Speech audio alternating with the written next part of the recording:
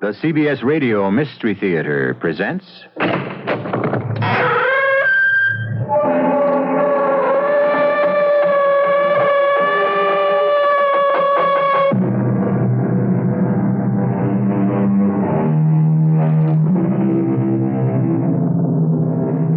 Come in.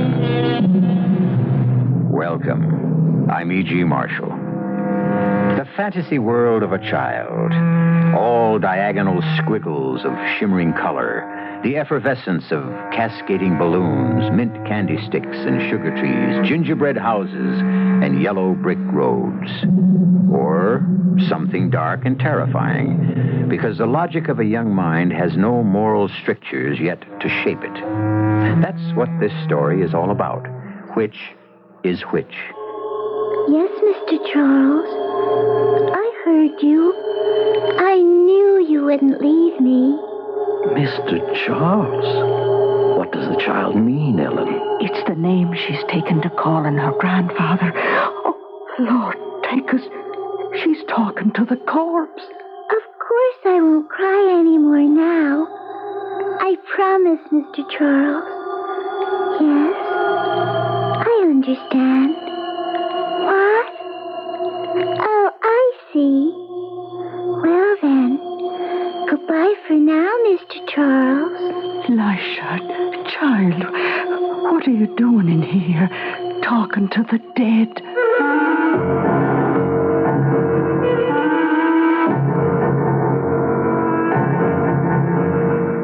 Our mystery drama, The Providential Ghost, was written especially for the Mystery Theater by Ian Martin and stars Beatrice Straight. It is sponsored in part by Contact, the 12-hour cold capsule, and True Value hardware stores. I'll be back shortly with Act One. Stirring up great controversy is the book, They've Killed the President, The Search for the Murderers of John F. Kennedy, written by top journalist Robert Sam Hansen. Here's what people are saying. If you read only one book about the assassination of President Kennedy, read this one. Frank Mankiewicz, Robert Kennedy's former press secretary. The book you shouldn't read. David Bellin, former Warren Commission counsel. Powerful journalistic scholarship that can only prove helpful to a confused public. The New York Times. Read They've Killed the President. You decide for yourself. A Bantam paperback. For a lot of people, a full-size car is a downright necessity. Buick understands that, which is why they build LeSabre, a car with lots of standard comfort and convenience, a big trunk, and honest-to-goodness elbow room for 6. Buick LeSabre, free spirit in the family size.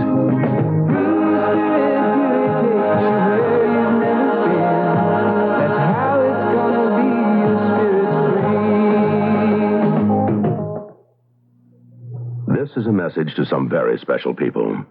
They're special people because even though they may feel fine, they're dying. They're people who have high blood pressure and aren't treating it seriously. If you're one of these people, take a few seconds to listen to some statistics. They may help you add years to your life. Insurance companies have found the higher your blood pressure is, the more years you can subtract from your life. For example, if your blood pressure is 140/95, subtract 9 years from your life. And if it's 150/100, you could die 16 years too early. Here are a few more numbers to think about.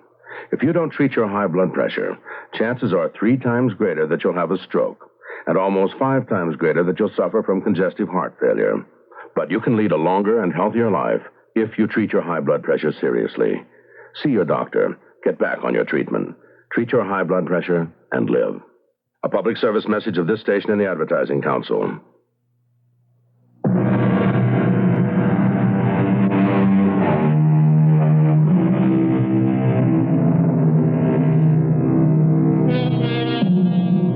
Silver Birch Hills is the kind of exclusive community you will find within a comfortable limousine ride of any large American city. Very private people who want to be hermetically sealed in a private world. Huge estates, accumulated wealth, frozen attitudes about life that go back generations. Great for the people who like to think they're the only people, but not so wonderful for little girls of 10, full of curiosity and excitement about life, like Felicity Depew Miller, who may never know how lucky she is that she has Ellen Gardner in her life, and, of course, that lovable old recalcitrant grandfather of hers, whom she calls Mr. Charles. What's he saying, Mr. Charles? I should think he's saying thank you for the peanuts. And isn't it a lovely day since you came along, Felicity? There you go again. Don't call me that. It's your name. And I hate it. It's a nice name. It means happiness, joy, good luck. Just the same, I hate it. The way you don't like me to call you Grandpa, or like that. Well, grandfather makes me sound old and creaky and falling apart. Which you're not. And Felicity makes me feel the same way, which I'm not. So you promised to call me Lisha. Yes. I'm your Mr. Charles. Right on. That's the thing they say now. Right on. Oh, what's it mean exactly? I don't know. But if you say it, it means you're not no pope, like Aunt Sissy or Aunt Jane. Well, I don't know how I ever fathered them, but there they are. All right, Lisha. That's better. See, even the elephant agrees. Well, animals are smarter and nicer than people, especially elephants. Right on, Mr. Charles. You made your point. But why Charles when my name is Henry? That's only one of your names. I saw all the others in the big family Bible. Oh, good Lord. Forget those. Still, why Charles? Because Mr. Charles is my panda. Oh, yes, of course. See? Mr. Charles is my very favorite person in all the world.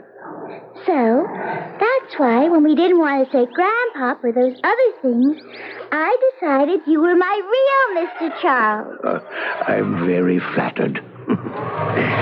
What should we do next? You want foam candy or ice cream? You know what I really want, Mr. Charles? No, what? I don't really want to go home because it isn't like a home now. It's a big, gloomy old barn. I've got to admit that, but still. I liked it enough when Mom and Pop... But after they went away, there was just you. Well, now there are your aunts. I hate my aunts. I hate them. Well, dear me. I don't know I altogether blame you, but you do have Ellen and me. I know. And I love you both. It's just, You what, dear? I just don't want to go back to Lakeview House. But that's your home. Not since Mom and Pop... Aunt Sissy and Aunt Jane say I have to say went away. That isn't how it was. They died. They were drowned. Come, Lisha. Let's not think about that. We're out for a nice day at the zoo. Mr. Charles, what's wrong? Nothing, little one. Not a thing. But you look all white and sort of papery. Oh, that won't do at all. I'll just take a magic pill. You'll see. I'll look all ruddy again. I'm scared, Mr. Charles. Oh, whatever for? If you ever went away like Mom and Pop, I don't know what I'd do to be safe. Safe? Just you and Ellen. That's all that keeps me safe. And if you weren't here, maybe Ellen wouldn't. Wouldn't what? Wouldn't be here. So you see, you just can't leave me.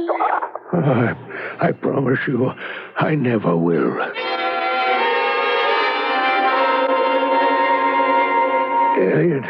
Keep quiet, Henry. No, I'm on your damn diet. No booze, no cigarettes, nothing but pap to eat. I can't dilate my arteries just to please you. And call me Charles. Charles? What for? It's the only name that means anything to me. It's what my granddaughter wants to call me, and I like it. Okay, Charles, if you want it. How long can I live? How the devil can I answer a silly question like that? I can't die, Elliot. It's Lisha. Lisha? My granddaughter. Oh, Libby's child, Felicity. It's a whole new deal. I'm Charles and she's Lisha. Huh? Whatever you say, Charles. Now, I'm going to ask that question again. How long? Okay. The general condition you're in right now, you ought to be in a hospital. You could have another heart attack any day. And the next one's pretty sure to be the last. Well? Well, I have to last long enough to make sure Lisha grows up safe. What are you so worried about Lisha for? She has your housekeeper and your other daughters to bring her up. Oh, Eleanor's fine. But Sissy and Jane are something else again. Well, what's the matter with them? They're fine church-going women who have forgotten, if they ever knew, how to be a child. They're sour as buttermilk. You're too hard on them. Maybe, but in turn I find them too hard on Lisha. If she were left alone with them, well, as I say, I'll just have to make sure she isn't. Oh, it really is too bad, Sissy. Missing lunch, and now the tea is getting cold. Well, why don't we just pour, Jane? I think we will. Where do you suppose he is? I don't know. But didn't he have an appointment with Dr. Farnsworth? Well, that was before lunch. Oh, you don't suppose... Oh, nonsense. If anything had happened, of course, we would have been notified by now. Well, just the same, he isn't well. Well, it isn't his physical health I'm beginning to be concerned about. I think he's held out surprisingly well after the last attack. It certainly has surprised me. I thought he'd be gone within a month after Libby. Oh, don't remind me about her. That's all over and done with, Sissy. But she was my sister. And mine. Now, let's put Libby out of our mind. She's gone forever. Our concern now is with Father. What worries me is that he's slipping in his mind. Papa? Yes. All those silly things like changing Felicity's name and allowing her to call him by the name of one of her animals, Mr. Charles, indeed. Well, you know how he is about her. Yes, indeed.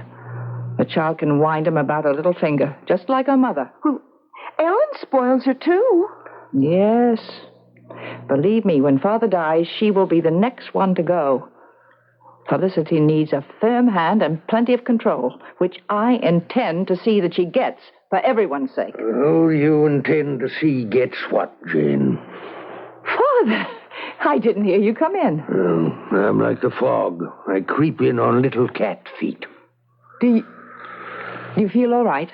Oh, don't look at me as though I'd flip my wig. The modern expression which means gone out of my mind. Oh, maybe you'd like a little tea, Papa. Good Lord, no. Maybe I'll have a drink instead. Now, you know you're not supposed to drink. Or have any fun at all, eh, Jane?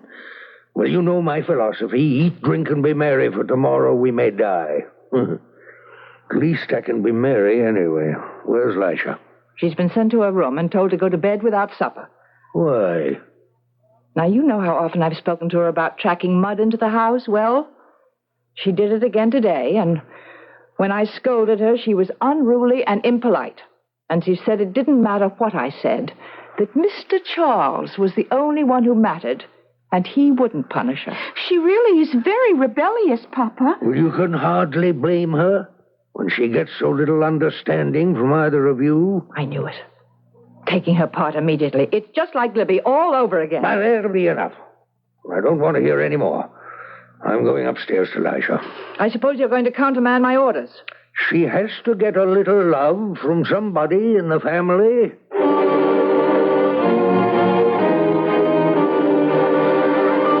I didn't mean to dirty up the old carpet. Oh, dear, baby. I was just hurrying home to see you, Mr. Charles. Why does she have to be so mean? Well, now, Lisha, you don't want to be too hard on Auntie Jane. Yes, I do, because I hate her. Just the way she hates me and she used to hate Mommy. She's the one who should be just like Mommy and Daddy. I wish she was dead. Dead. Honey, that's no way to talk. I have to, because don't you see, Mr. Charles, if you ever went away like Mommy, then she'd want to get rid of me. And Aunt Sissy, too, because because she does whatever Aunt Jane says. And then if I was all alone, I don't know what I'd have to do. Oh, don't you worry, Elisha. Don't you worry. Even if I had to go away, you trust me to make sure that somehow Mr. Charles would be around to protect you.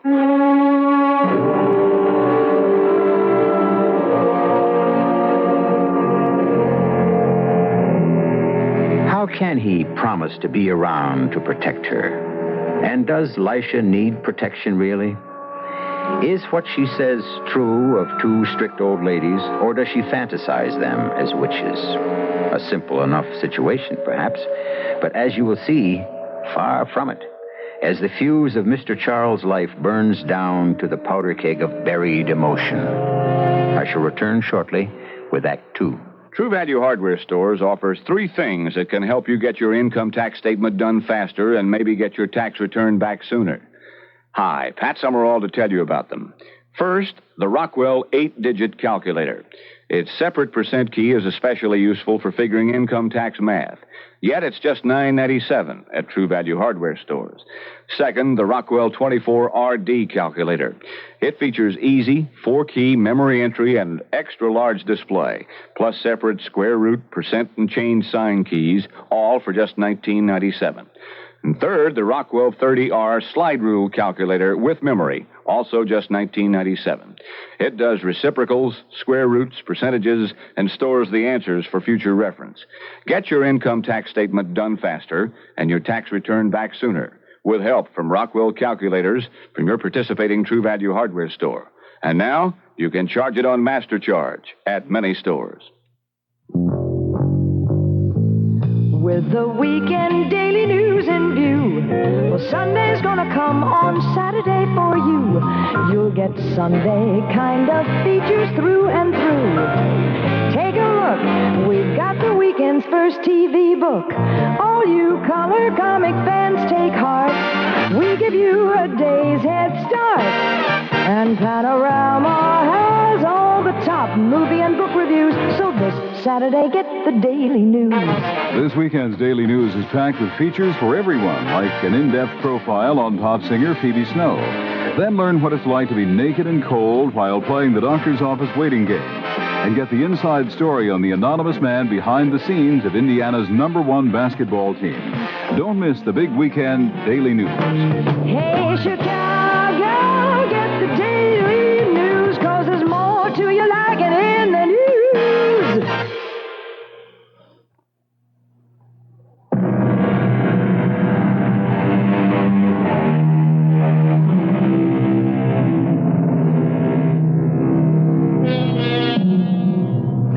Lisha has been left temporarily to the comforting arms of Ellen, the housekeeper. Mr. Charles sits momentarily exhausted in his great armchair while the pain of the angina recedes from his left arm to a still dull ache in his chest. Another nitroglycerin tablet eases it enough for him to make a phone call for Dr. Farnsworth, and now a second call to his lawyer, Mr. Courtley. Arthur, Henry Poindexter. I'm sorry if I'm interrupting your dinner, but this is an emergency. Well, don't ask, just listen. Did you prepare that codicil for my will? Good. Well, I want you to get it over here to me as fast as you can. I said just listen, damn it. Bring someone, Cora or your secretary, I don't care, as a witness. No. Dr. Farnsworth will be here, and he can be the other. For obvious reasons, not my daughters or Ellen. Yes, I'm waiting to make sure of that right now. Please come. It's an emergency. Just a minute. Who is it? It's Ellen, Mr. Poindexter. Oh, that's Ellen now, Arthur. I'll see you in a hurry. Come in, Ellen. Close the door and come in and sit beside me. Oh, Mr. Poindexter, are you all right? No, Ellen, I'm afraid I'm not. Oh. No. The doctor's on his way. Let him see what he can do for this heart of mine. I need you to set my mind at rest. Anything I can do, sir, you know that. First, How's Lisha? She's asleep, or I wouldn't have left her. I got her calmed down some. Mostly it was sheer emotional exhaustion. She's high-strung, like her mother. Well, it's that mind of hers. You know, it gives me a start sometimes how grown up she is for 10 years old. Ellen, I want you to do something for me. If it's in my power. I want you to be Lisha's legal guardian. She's my sole heir. Oh, but what would I have to do?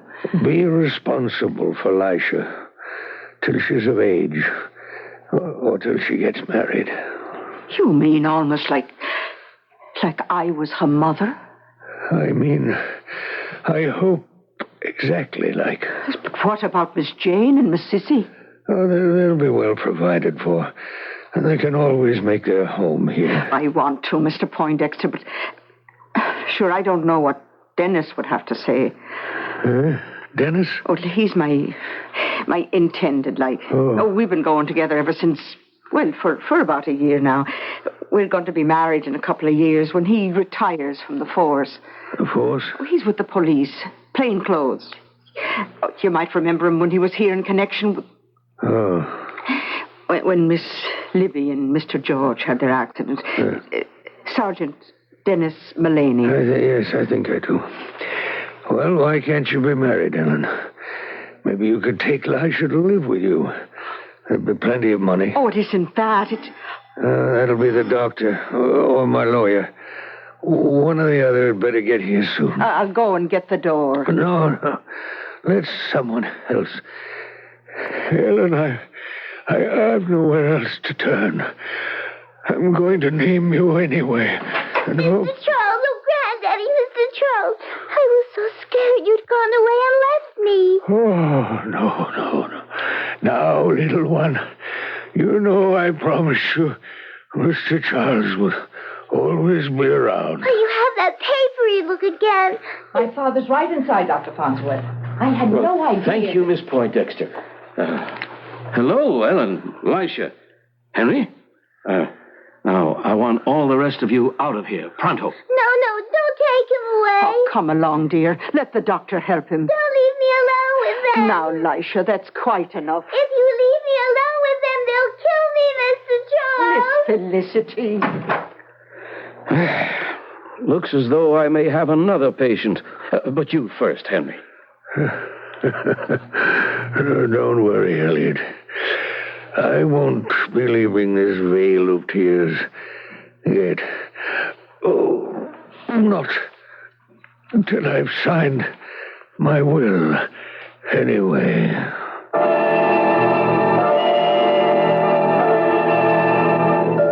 Good night. Thank you all for coming to pay your respects. Thank you. The funeral will be tomorrow morning, 11 o'clock, at St. Andrew's Cathedral.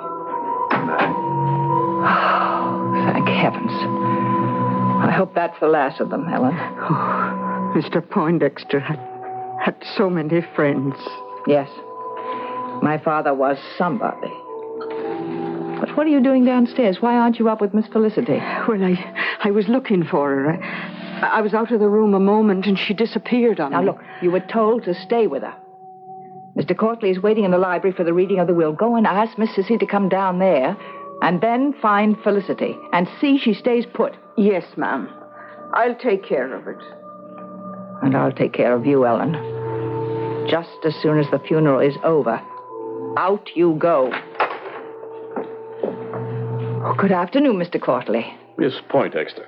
My sister will be right down, and we can get this ridiculous formality over with. I think, under the circumstances, that Miss Gardner and Lisha should be here, too.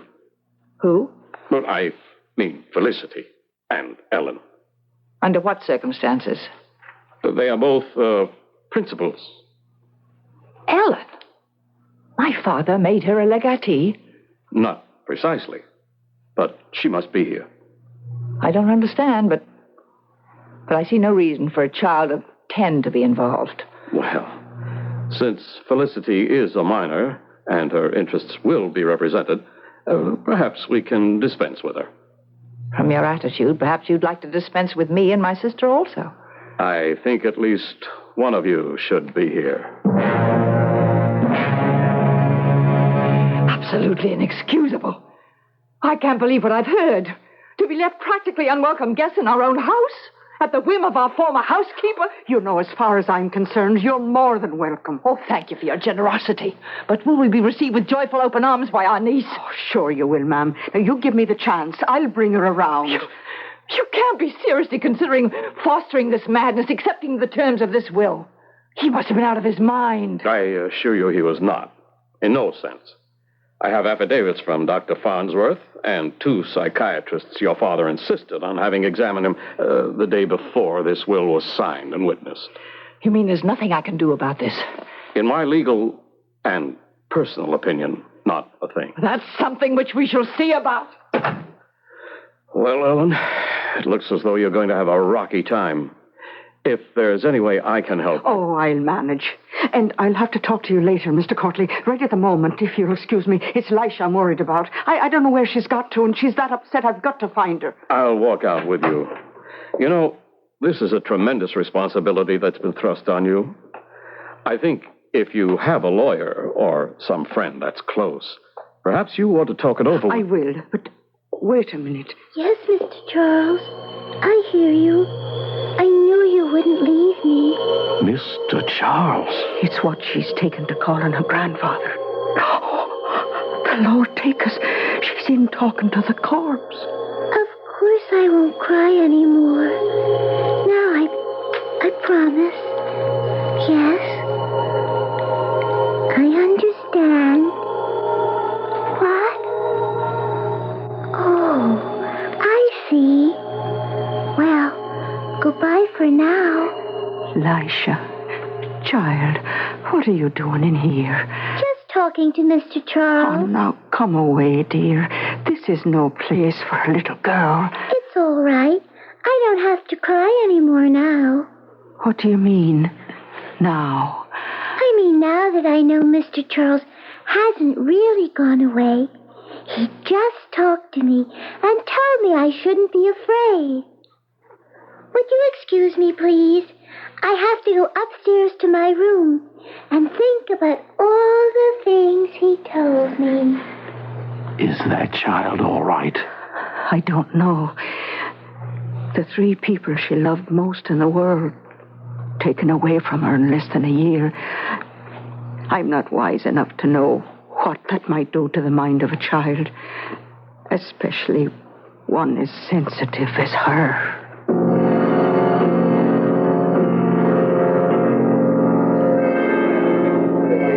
Ellen. What is it, Dennis? You're not eating your dinner. Oh, I'm sorry. It's just, there's so much on my mind. Well, I thought we were after settling that. I mean, you being guardian and all. I told you it's all right with me. I know, Denny. It's sweet you were about it, too. It isn't that worrying me for the moment. Well, what then, sweetie? Well, I don't even know if I should be away from her tonight. Well, sure, it's your regular day off, isn't it? Oh, yes, but I don't know if I should have left Lisha alone.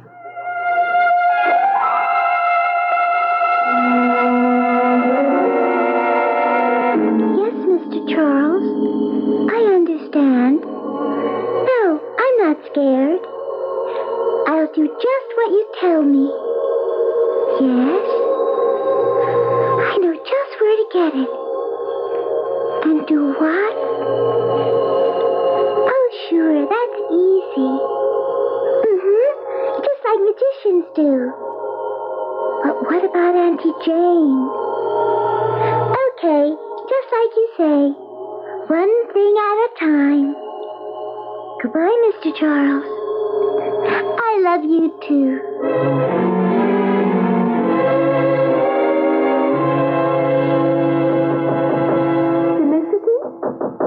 Felicity, dear.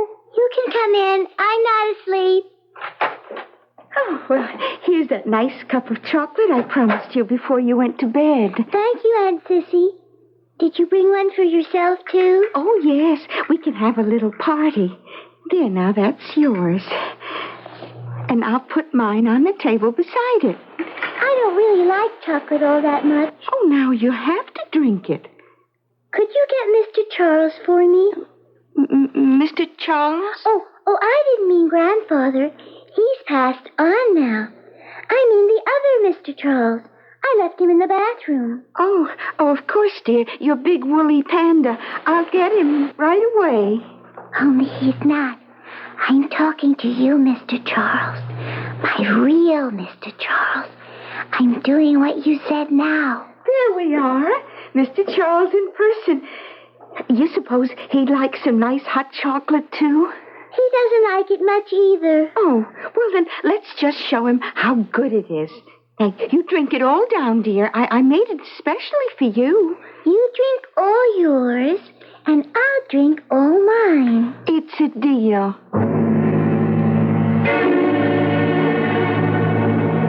Well, Sissy, did you have your chocolate with Felicity? Yes. How did it go? Well, I can't believe it. No problem at all. I'm so relieved. Oh, yes. I'm glad Ellen's night out gave us the chance. Maybe we're getting somewhere with Felicity after all. Wouldn't that be nice? It would solve everything. Ellen! Ellen, for God's sake, Ellen! Yes, what is it, Miss Jane? It's Sissy, it's my sister. Call Dr. Farnsworth. At 6 in the morning. I don't care if it's the middle of the night. Get him here, get the hospital, get someone. I think she's dead.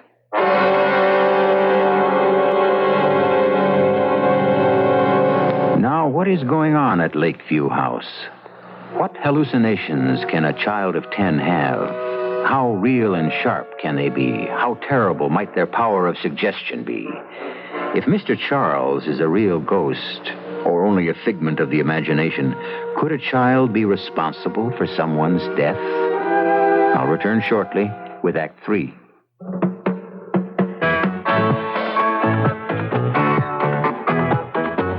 Give your hand to a friend. Give your heart to your love. But give your cold to contact. The sooner the better. The most successful selling cold medicine in the world is a little capsule. It's Contact. It contains no ingredients for aches and fever, no cough medicine. It gives you longer relief per dose than any pill, any liquid. Full-time 24-hour relief of your sneezing, drips, and congestion. Contact. Its tiny time pills contain ingredients to work up to 12 hours. That's longer relief per dose from those symptoms than any pill, any liquid. So, give your cold to Contact. All day, all night. Full time. Give your cold to Contact. Give your cold to Contact. Give your cold. Use only as directed. Take the advice of True Value hardware stores, and you'll only need to use half as many light bulbs as you did last year. Get GE Soft White Plus bulbs. These 75 or 100-watt bulbs offer softer, more flattering light and last twice as long as standard bulbs. You actually save money when you buy Soft White Plus bulbs because they don't need to be replaced as often as regular bulbs. The secret? Their exclusive power coil filament that's much stronger than regular filaments. True Value hardware stores offer a complete selection of General Electric bulbs, too, like three-way bulbs, fluorescent tubes, and appliance bulbs, or incandescent plant lights, yellow bug lights, night lights, high-intensity bulbs, and more.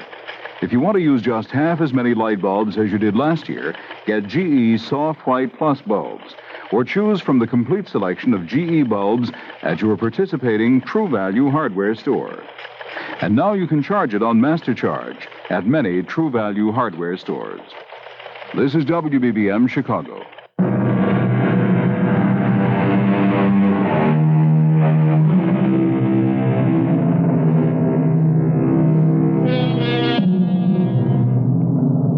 In her bedroom, Sissy Poindexter lies dead.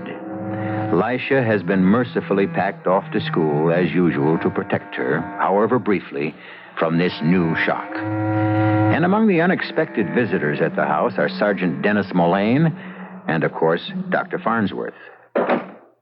Well, Doctor? No question, Miss Jane, as to the cause of death. Cardiac failure.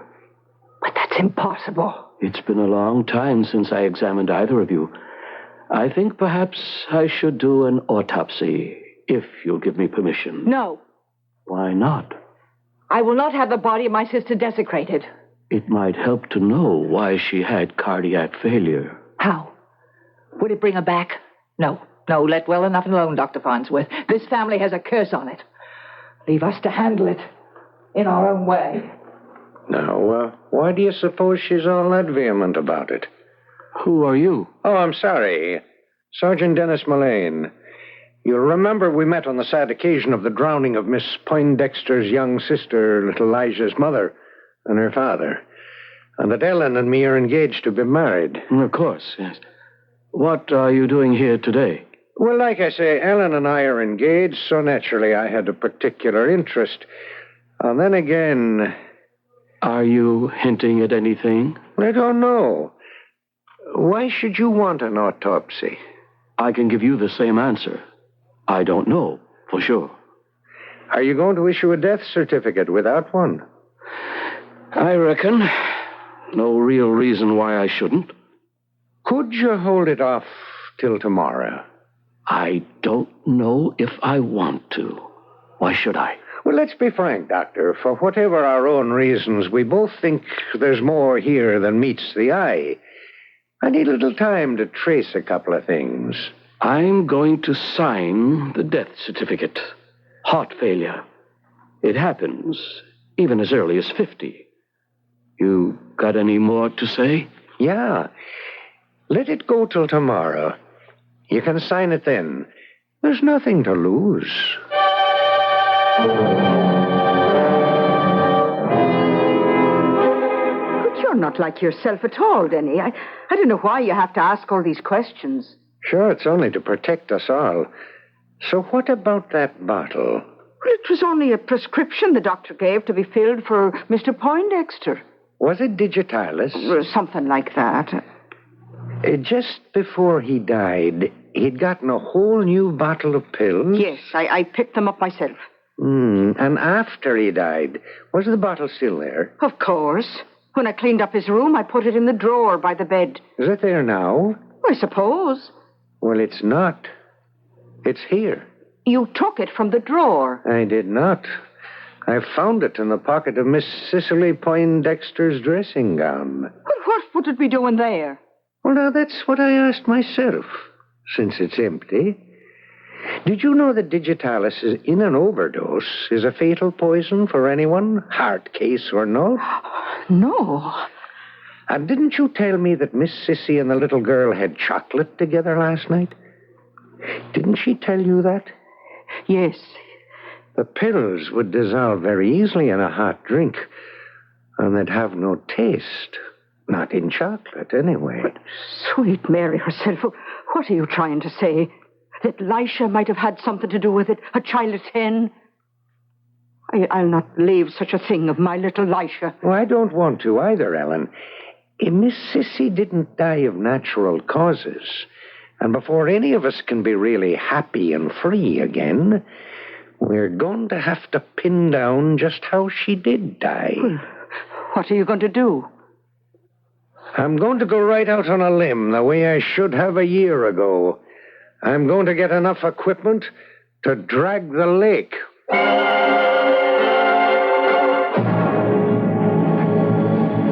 Yes, Mr. Charles. I understand. No, I'm not worried. I guess if it hadn't been Aunt Sissy, it might have been me. But who should I tell? Okie Smoky, I'll just hang tight till you get back to me.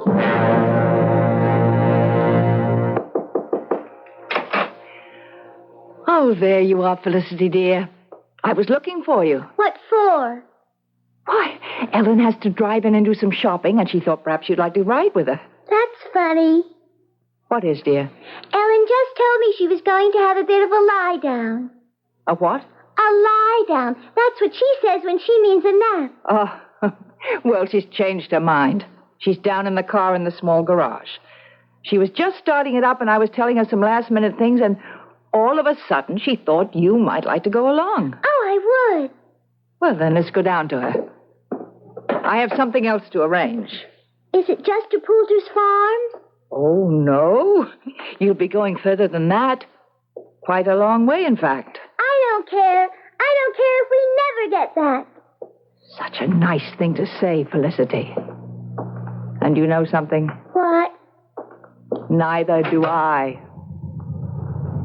She shouldn't let the car run with the garage door closed.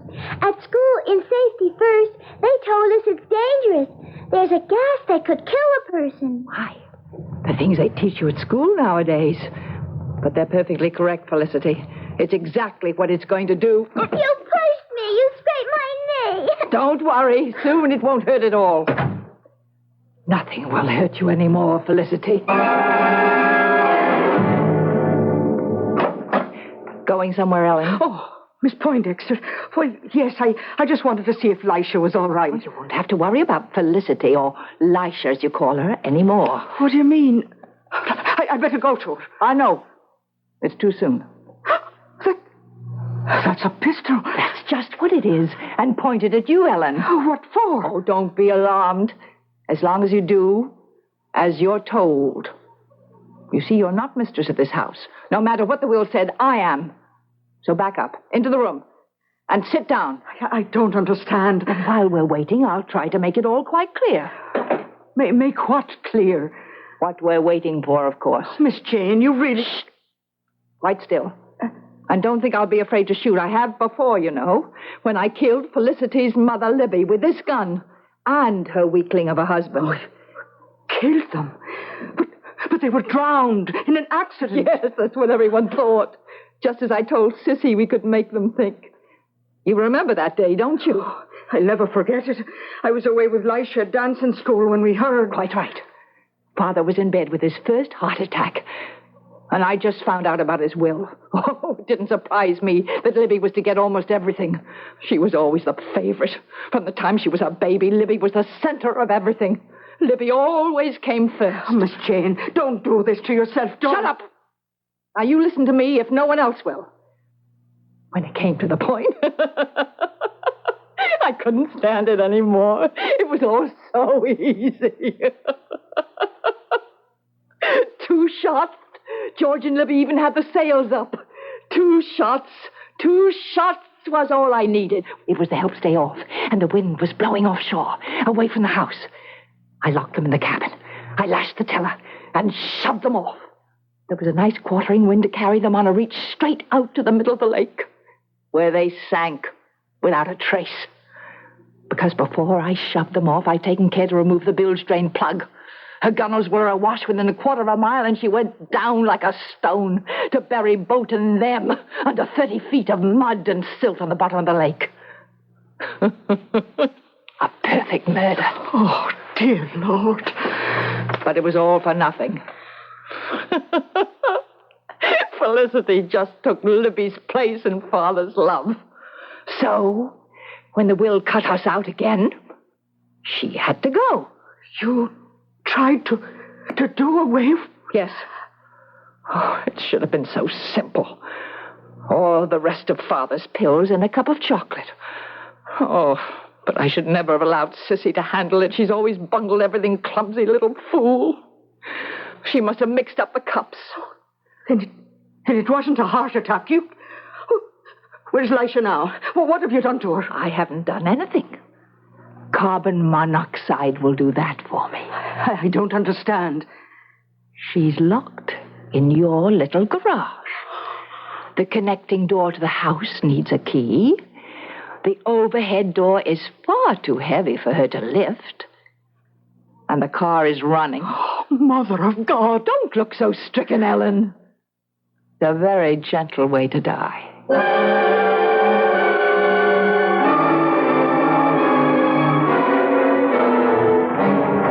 Come on, you old door. I can't open it. Oh, Mr. Charles, where are you when I need you? Now, don't get panicky, Elijah. You know I'm always around. It's getting awfully hard to breathe, and I feel so sleepy. We'll soon fix that. The way we did before. You mean when I switched the chocolate cups? Something like that. Now, think. You remember the day we came back from the zoo, and I forgot my house keys, so we couldn't get through the garage door to the house. Yes. Oh, yes. The extra key under the doormat. That's right. Take that and open the door, and then be sure to close it tight behind you. I will, Mr. Charles. You're going to hide till Aunt Jane comes down here.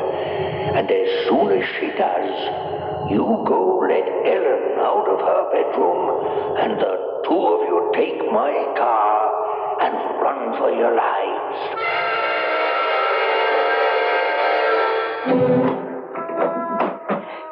Elisha?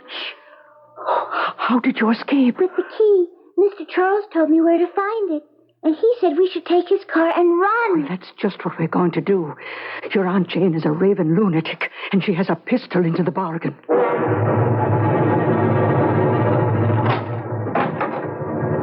Felicity. Felicity. As if she could hear me. But where is she? Not in this corner? Under the car? No. She couldn't have escaped. What's that? Who shut the door? Got to get the key. Open the door. No! It isn't there.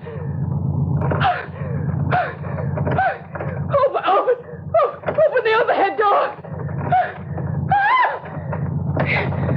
It won't budge. What's the matter? Someone's holding it outside. Through the glass. I can't see. No! It's Father! Father, don't! Help me! Help me! No one to help you now, Jane. You brought it on yourself.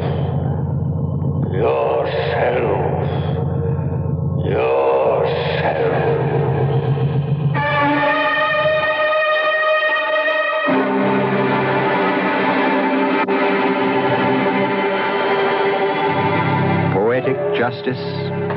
Certainly. Probably there was no other way Jane Poindexter could have been brought to book. There was small chance of Libby and the boat ever being found, and what proof was there that the digitalis had ever been in the cocoa cup, since Sissy was careful to wash them both out. As for the rest, it would only have been Ellen's word against Jane, which leaves only a couple of questions that I'll try to answer when I return. You've worked hard to get where you are, and now would be a very good time to give yourself a little pat on the back in the form of Buick Electra, a car filled with room, luxury, comfort, the perfect place for you and your free spirit to get together. Buick Electra. Think of it as recognition for a job well done.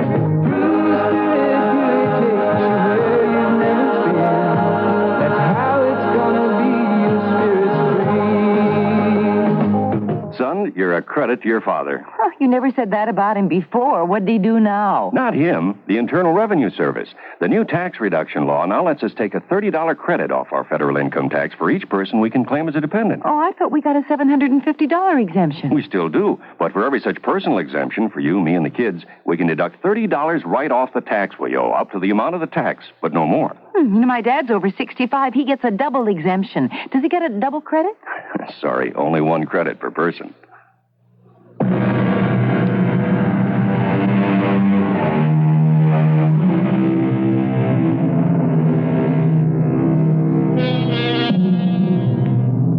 What happens to you at 10 can color your life. But a child also has amazing recuperative powers and the capacity to forget. Growing up as Dennis and Ellen's child, for they adopted her as soon as they were married, there were too many sunny days in Lisha's life for any dark corners to remain. One thing she never did forget, and that was her beloved Mr. Charles. As for Mr. Charles, Was he only an echo of the common sense he had taught his granddaughter? Or was he a real and most providential ghost?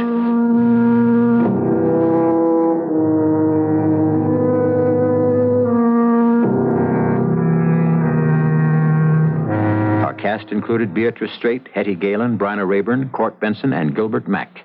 The entire production was under the direction of Hangman Brown. And now, a preview of our next tale. I would have to make an investment. Would it be a wise investment? Yes, I think so. Why don't you do it? I can't. I don't have the money. Paul, is it a lot of money? Well, it is to me. I don't have it. Darling, we will have lunch together tomorrow. How much money?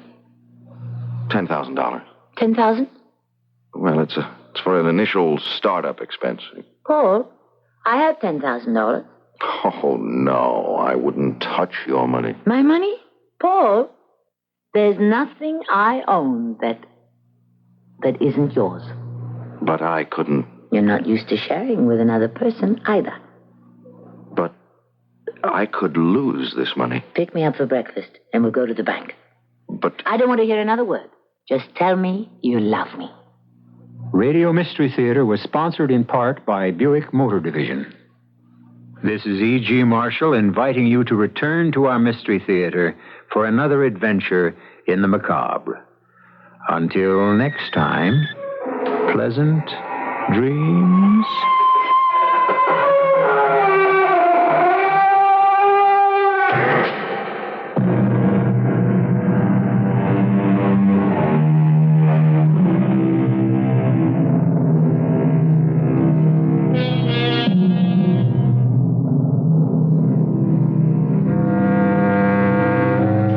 CBS News follows on WBBM Chicago.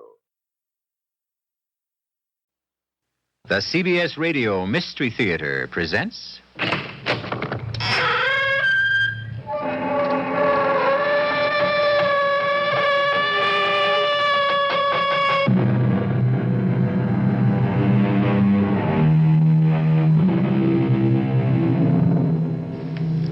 Come in. Welcome. I'm E.G. Marshall, referee in this game of the arcane and the outre. For some, it's all so easy. Love, money, health. Their good fortune seems to be an enchanted affair. Every dream comes true. Every venture is crowned with success. For them, life is not some toilsome pilgrimage, but a glorious journey filled with sunshine and delight. And then there are the rest of us. Well, is there a secret to success? Something one may learn? Or do you just have to be born lucky? Hopefully, we shall be the wiser some 52 minutes from now. Winnie. What are you doing here, Paul? Please, Winnie, you've got to help me. Why? My life depends on it. I'm sorry. Don't turn me down, Winnie. They'll kill me. I can't help that, Paul. But you love me. That has nothing to do with it. How can you love me and stand by and do nothing? It's because I love you, Paul, that I can't help you.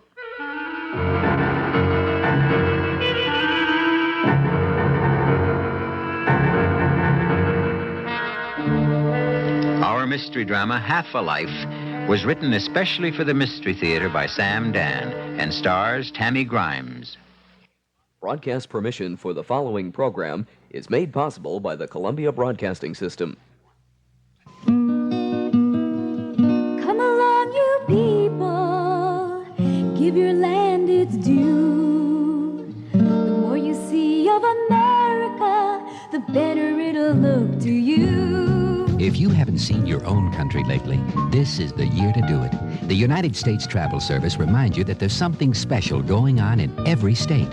Once-in-a-lifetime bicentennial events, whole towns turning out to make pancakes or rhubarb pies, rodeos, log rolling contests, jamborees, festivals. Your travel agent has a long list of what's happening. Only in America could so much originality, variety, and sheer joy of living come together. Don't miss it. Come along, you people. Here's a land that's free. See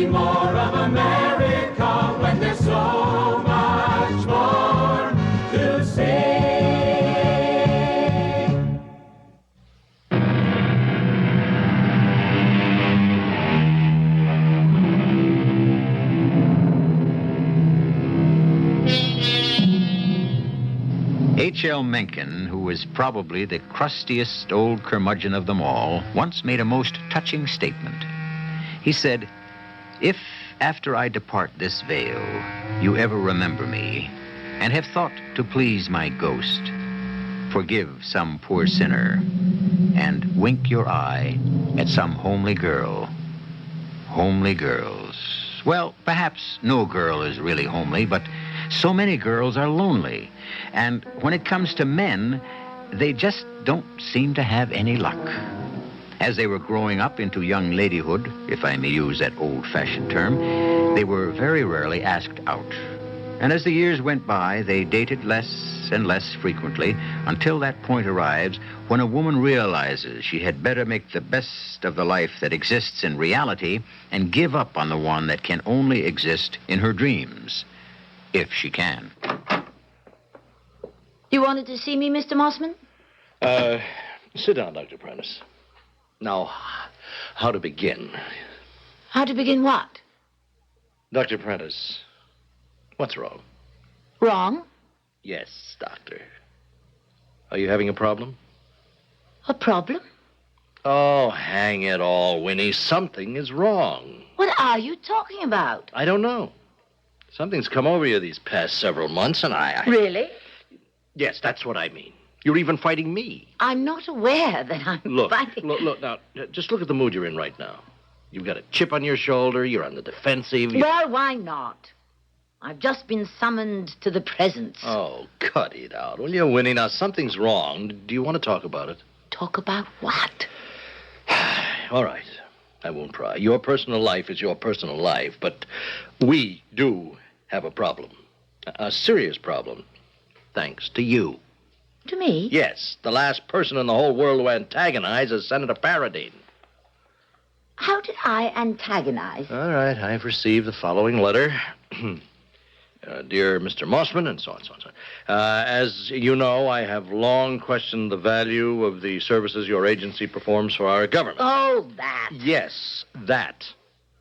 And he goes on to say that in order to evaluate us, he had his assistant request certain sociological data. I remember. And the senator now says, quote, "My assistant spoke with a certain Dr. Winifred Prentice, who was very officious, uncooperative." That assistant of his is an idiot. Who flatly refused... I didn't flatly refuse anything. To make any effort at all to furnish the required... All I told him was to clarify in his own mind exactly what it was he needed. Did you use the word harebrained? No. I said pea-brained. Oh, Winnie! All right. Maybe I lost my temper. Why? Why? Yes. Because it was my birthday. Your birthday? I don't understand. I'm sorry. I shouldn't have. No. Well, what would your birthday have to do with it? I suddenly realized I was 40 years old. 40 years old. 40? You're upset because you're 40? I wish I was 40 again. I'd be happy as a lark. I'll write a letter of apology. No. You let me handle it. I'll get us off the hook. And, Winnie, I almost forgot. Do you know the forecast project you're working on? Well, that's suddenly become secret. Secret? Top secret. But why? That's the word that's come down from the powers that be. So you're not to discuss it outside the office. Are you serious? With whom would I possibly discuss the economic forecast? Well, I am only handing down the order, Doctor. Of all the stupid... You see, that is what I mean. Lately, you seem to let every little thing irritate you. Now, why? You wouldn't understand. Oh, try me. It's because I'm 40. You can't be serious. Why, I remember when I was 40. I was the most even-tempered person in the world. Good night, Mr. Mossman.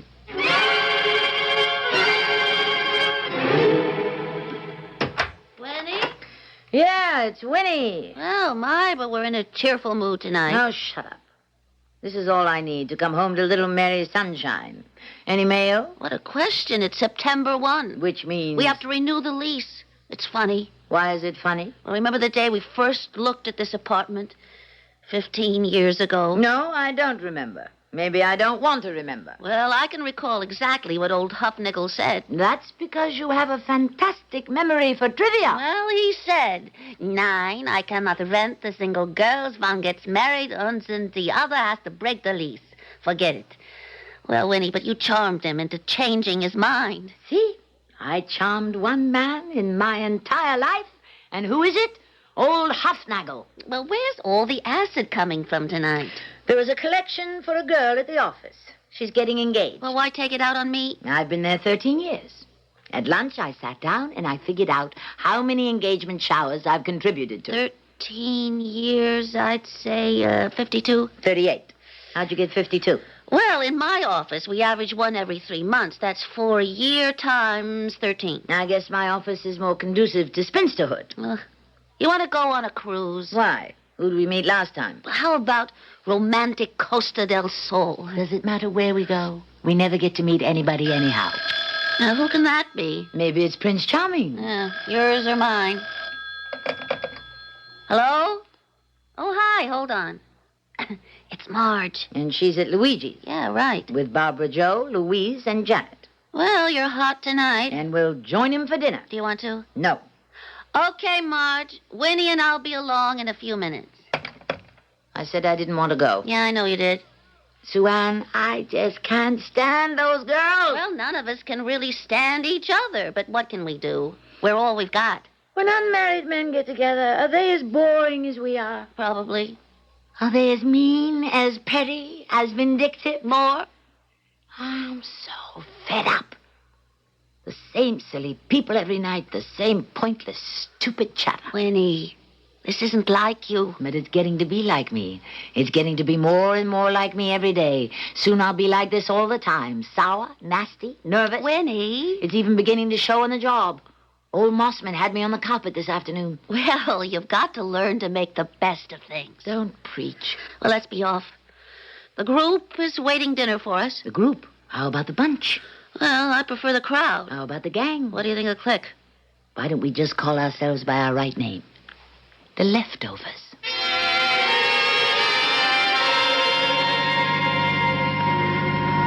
Well, Winnie, that wasn't such a bad dinner, was it? Oh, if I have to listen to Barbara Jo's problems with her mother one more time. Well, you have to learn how to tune her out. Or Louise's allergies. Or Janet's ungrateful niece. Now, why don't you just become resigned to it? Resigned to what? To it. The fact that nothing is going to happen. You're a great morale builder. Well, I'm an even greater realist. Who needed you? You want to take in a movie? Yeah. Or do we go home and watch TV? Winnie, I want to talk with you. I tell you what. Now, you see, you're going through a very bad time. I've got an idea. But you see... Now, just listen. You simply have to accept What do you it. say? We go to Halloran's. You see, you simply try to do the best you can with... Did you say Halloran's? Why not? Why not? It's a singles bar. Well, aren't we single? Oh, but Winnie, we don't belong in a... What do you mean we don't belong? Well, we're not airline stewardesses or fashion models. That means we can't go? It's a place to meet men. Oh, Winnie, it's a place to be picked up by men. I'll settle for that. Oh, what are you saying? I'm saying I want some excitement. I'm sick of dinner with the girls and vacations with the girls and movies and bridge and shopping with the girls. I'm fed up with TV every night at home and sitting through a third-rate movie because it's the only place I can go to get away from the house. Oh, Winnie, listen. Yes? You were going to say? Oh, I guess I really just don't know what to tell you. Tell me you'll come to Halloran's with me. Oh, I can't. Why not? Because I just can't sit there on display like merchandise on a shelf hoping someone will pick me out or pick me up. Well, I can. But Halloran's, what, Winnie, you're a Ph.D. I'm also a woman.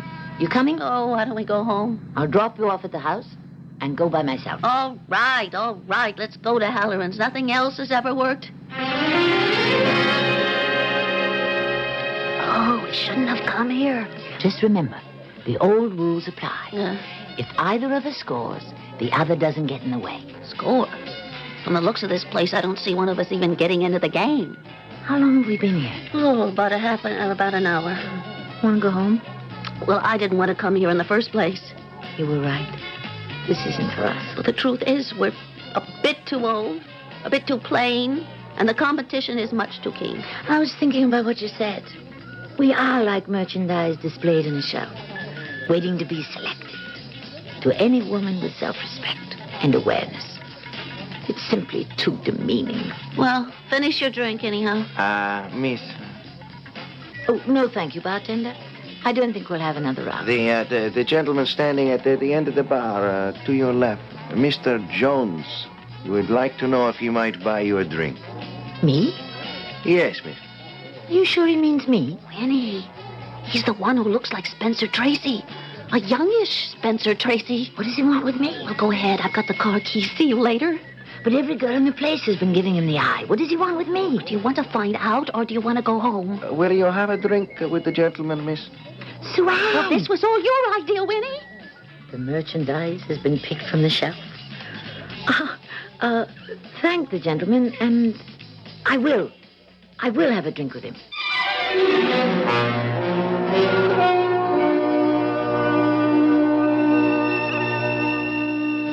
Very well. In these days of X-rated movies, R-rated movies, even PG-rated movies, in these days of freedom, frankness, and license, it might be considered that a pickup in a bar is hardly an eyebrow-raising event. But forget the eyebrow. You should know by now that there's always more to our stories than meets the eye. Therefore, you are already assuming that this will be no ordinary encounter, and I shall bring proof of it in Act 2 in just a few moments. The U.S. Department of Transportation, the Advertising Council, and this station remind you to double up and share a ride with a friend. And today we're talking to the world's friendliest person. May I shake your hand? Yes, how do you do? Thank you. Can I shake the other hand?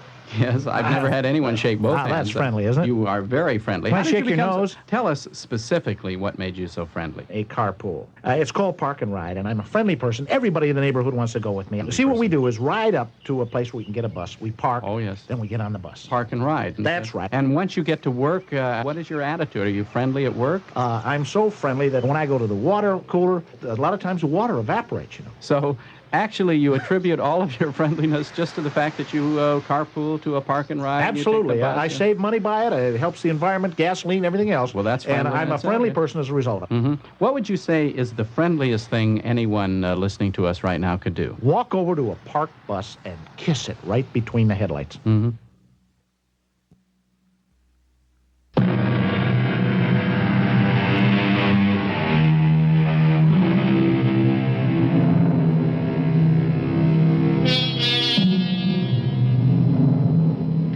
Wasn't it Henry Thoreau who remarked that so many of us live lives of quiet desperation? And here we have Winifred Prentice, Dr. Winifred Prentice, if you please, a Ph.D. in sociology and 40 years old. And where do we find her tonight? In a library? At a lecture? Oh, no. At Paddy Halloran's, a notorious singles bar. And why? Well, didn't Thoreau just say something about quiet desperation? Hello. Thanks for the drink. That's the least I could do. The least? Well, when you fall in love with a girl, Love. head over heels. Is that the standard line in a place like this? I wouldn't know. Somehow I would assume you come here often. Oh, how can you tell? You must be a regular.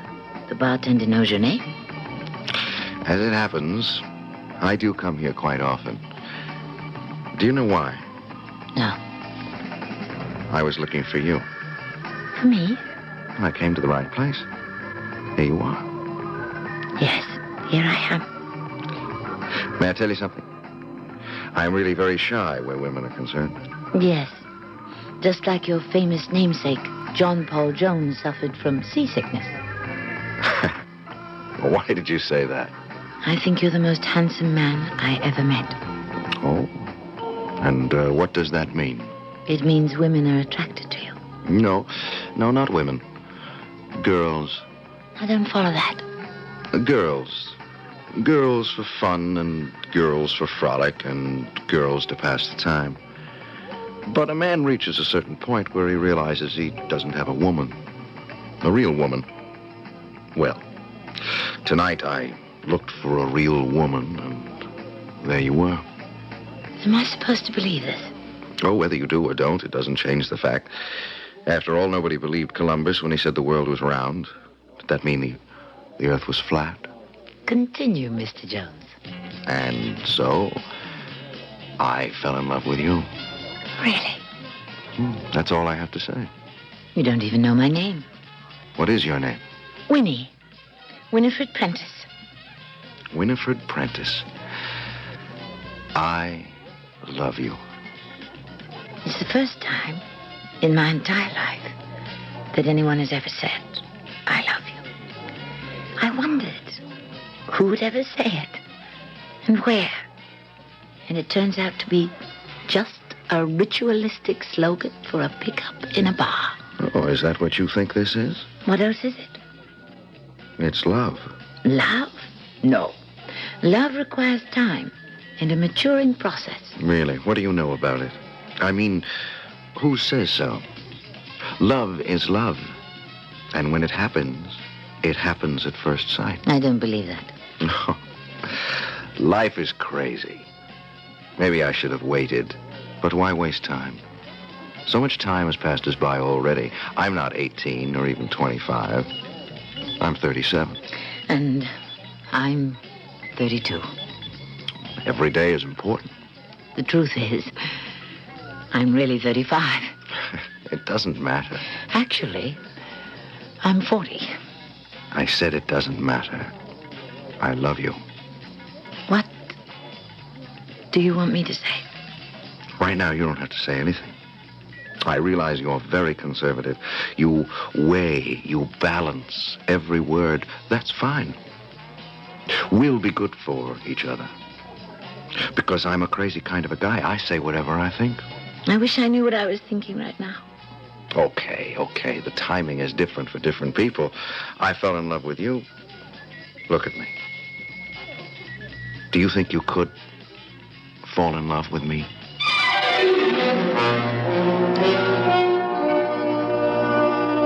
Oh, tell me. I just told you. He's in love with you. That's what he said. He's in love with you. I can't believe it. Well, why can't you believe it?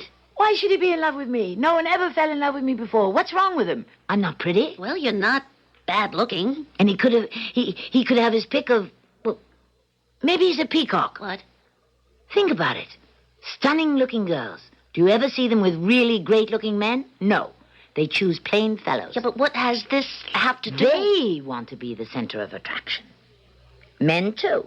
Maybe he's attracted to me because I'm plain, and therefore no threat to his ego. Winnie, please, don't destroy this thing with your 10-cent psychiatry. Even my name, Winifred Prentice. It sounds as if you're swallowing vinegar. Well, change it to Mrs. Paul Jones. That sounds as if you're gargling with honey. It can't be happening. Well, it is happening. It's a dream. I'll wake up. So, will you be any the worse for it?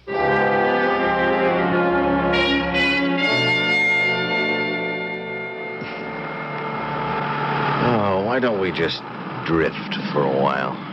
Where'd you go to school? State. We have so many questions to ask each other. Where did you go? Northeast Tech. You're kidding. Why do you say that? It's an engineering school. Well, among other things, I'm an engineer. An engineer? Is that grounds for breaking our engagement? That is, assuming we're really engaged. Oh, but we are really engaged. Why did you become an engineer? Because I wanted to become a sociologist. Wait a minute, you just lost me. Sociology is the study of society. And since ours is a highly technological society, I wanted to understand the machinery that makes it go. Then I went on to take my PhD. Now, where did you find the time to do all that studying? Oh, I had plenty of time. The truth is, I had nothing else to do. I wasn't exactly besieged by boys who wanted to date me. Oh, they must have been crazy to let you go by. You're very good for my morale. Winnie, I love you. What do you do, Paul? And I'm in sales. I'll bet you're good at it. Yes, I'm great. Who do you sell for? Right now, nobody. I've got a few things lined up. Who were you with? I was a salesman for national distributors. And you left them? I had to. What do you mean? No future. The VP in charge of marketing was my age. Do you think you'll be able to find... No problem at all. Listen, I need something from you. You do? What? Well, we've known each other for a month. We've seen each other every day. And every day I tell you I love you. Do you have anything to say to me? Yes. Say it. Paul, I love you. Well, when did you know? The minute I saw you at Halloran's.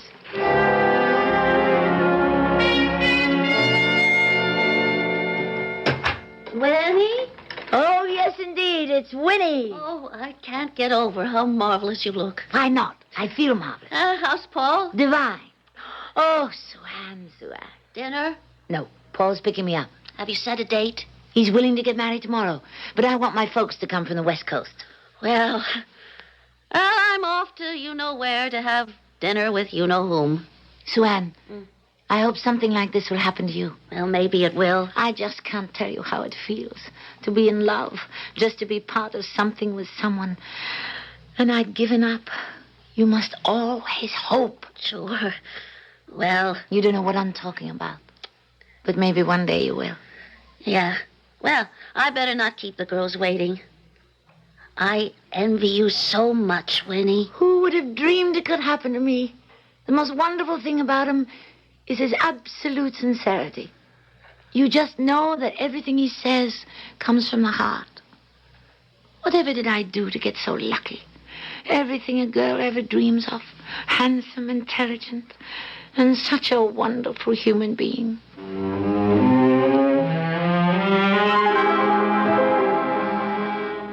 You're good for me, Winnie. So good. And you were worth waiting for. Will I see you tomorrow? You will see me every day for the rest of your life. Now, I'd better be getting along. It's still early. Well, I have an appointment the first thing in the morning. With whom? Oh, I shouldn't have asked. What do you mean you shouldn't have asked? Well, it isn't any of my business. Your what? Business? Winnie, I have no secrets from you. And you should have no secrets from me. Well, it's just that, well, I'm not used to... You are not used to sharing with another person. Give me time. I'll learn. I've come to love a little bit late in life. It's never too late. With whom do you have an appointment tomorrow morning? As a matter of fact, I think I'll cancel it. Why? Well, it's a long story. I have nothing else to do but listen. Well, these fellas want to open a buying office. Is it a good idea? Yes, it's a great idea. But it doesn't look as if I could be a part of it. Why not? Well, I would have to make an investment. Would it be a wise investment? Yes, I think so. Why don't you do it? I can't. I don't have the money. Paul, is it a lot of money? Well, it is to me. I don't have it. Darling, we will have lunch together tomorrow. How much money? $10,000. 10,000? Well, it's for an initial startup expense. Paul, I have $10,000. Oh, no, I wouldn't touch your money. My money? Paul, there's nothing I own that isn't yours. But I couldn't... You're not used to sharing with another person either. But I could lose this money. Pick me up for breakfast, and we'll go to the bank. But... I don't want to hear another word. Just tell me you love me.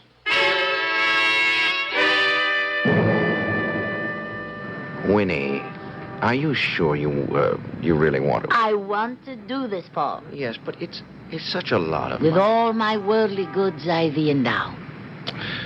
Look, that's something I should say to you. No. Today, it's something men and women should say to each other. Yes, but we're not married yet. We are, in the sight of each other. But Winnie... Now, darling, not another word. Wait for me. I'll only be a minute.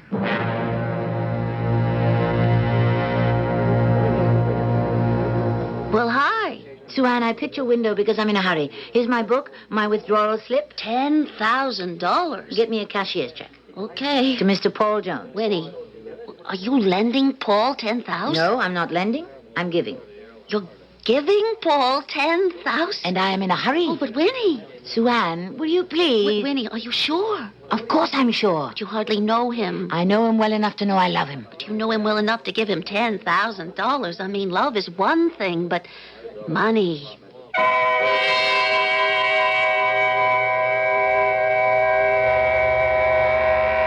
There you have it. You can fall in love with anyone, anywhere, anytime. But when it comes to lending money, that calls for prudence. There are those of you out there who have just been waiting for something like this so you can say, aha, that's what he was after all along, while others take a more charitable view. Well, the third act is where all the linen gets hung on the line, and I'll be back with that in a moment. The first stirrings of America's freedom began under the Liberty Tree. The pine tree shilling was our first coin. And George Washington's cherry tree, our first tall tale. Names like Old Hickory and Abe the Rail Splitter just naturally seemed to fit our country's giants. Our legends, Johnny Appleseed, Paul Bunyan, Davy Crockett, come from the forest. We built our churches, our homes, our tools, our rifles, our toys, our books, all from trees. And we traveled west on wooden wagons and canoes and blazed a path to the ocean on wooden ties. America and America's forests have grown up together.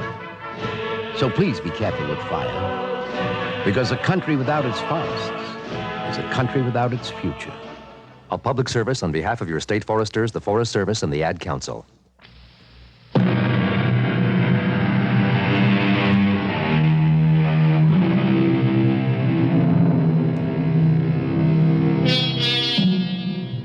Some girls are left over. As we all know, the very mathematics of the human population makes it certain that there won't be enough men to go around. And why do some girls get their share, and some more than their share, and some no share at all? Well, this is one of the great mysteries of life, which is why we pose it to you. But Winnie, think about what you're doing. Sue-Ann, make the withdrawal and write the check, or I'll go to another window. Okay, but don't say I didn't warn you. Warn me about what? Nothing. I'll complete your transaction in just a few minutes. And that check is to be made out to Mr. Paul Jones.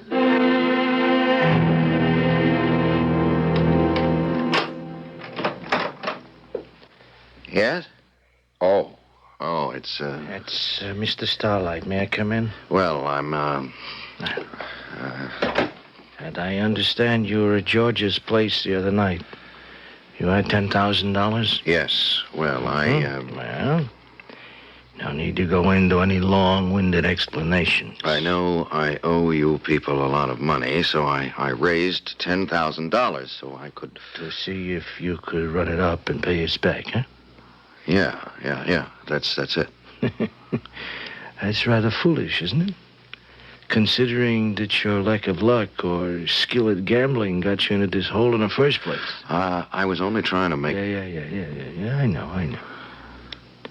You're a rather nice, harmless enough young man. And your strongest point is your attraction to women, huh? Look, I can get a hold of some more money. Not enough. She doesn't have it. She? We know all about Dr. Winfred Prentice. You do? Sure. When a man borrows our money, we make it a practice to turn his life inside out. What are your plans concerning Dr. Prentice, huh? I got some money out of her, but, look, it'll have to be a little while before... We are not interested in money from Dr. Prentice. She does, on the other hand, have something we think we can sell. What do you mean? I understand Dr. Prentice is involved in a top-secret project for the government. Well, I don't know anything about that. Naturally. But such information always has value in certain markets, eh? Get it for us. Get what for you? Our notes on the Developing Technology Forecast Project. Yes, but how How could I ask her for something like that? Men like you have a way with women. You can ask for anything. Yes, but look, this is a government secret. I'd be a traitor to my country. If you prefer to be a dead patriot, take a few days. Talk yourself into it. I'll be calling on you again before too long.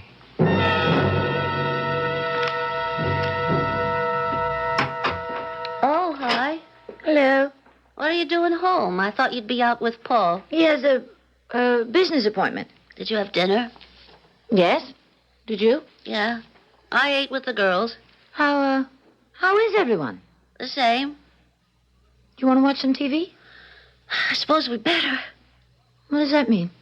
That means if we don't, we'll have to talk. All right. Let's talk. No. Our friendship is strained enough as it is.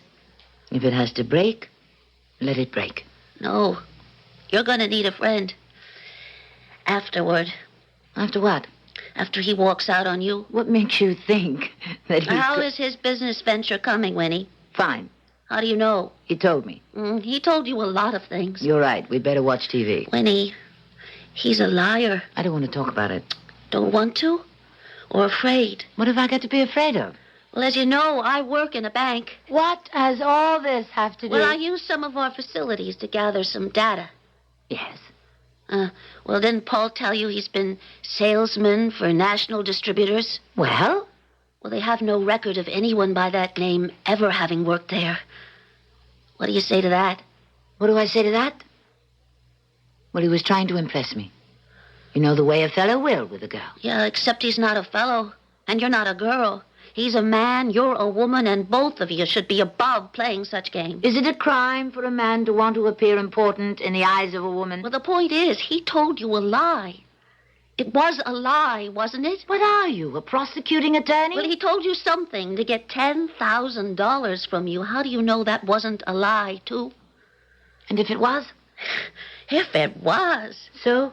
He's a man who has to tell lies. Oh, Winnie, you'd marry a man like that? He's better than no man at all. I wouldn't say so. Oh, you're better off, aren't you?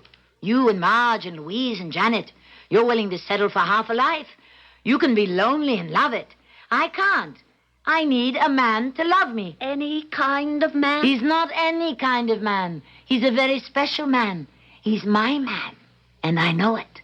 I feel it. Winnie. Misery loves company. What does that mean? It means that the longer you remain an old maid, the more bitter, the more sour you become. Believe me, I know. I was one of you just a few weeks ago. If any of you had suddenly found a man, I would have died of jealousy. And that's where you are now, Sue-Ann. You can't tolerate my happiness. None of you can.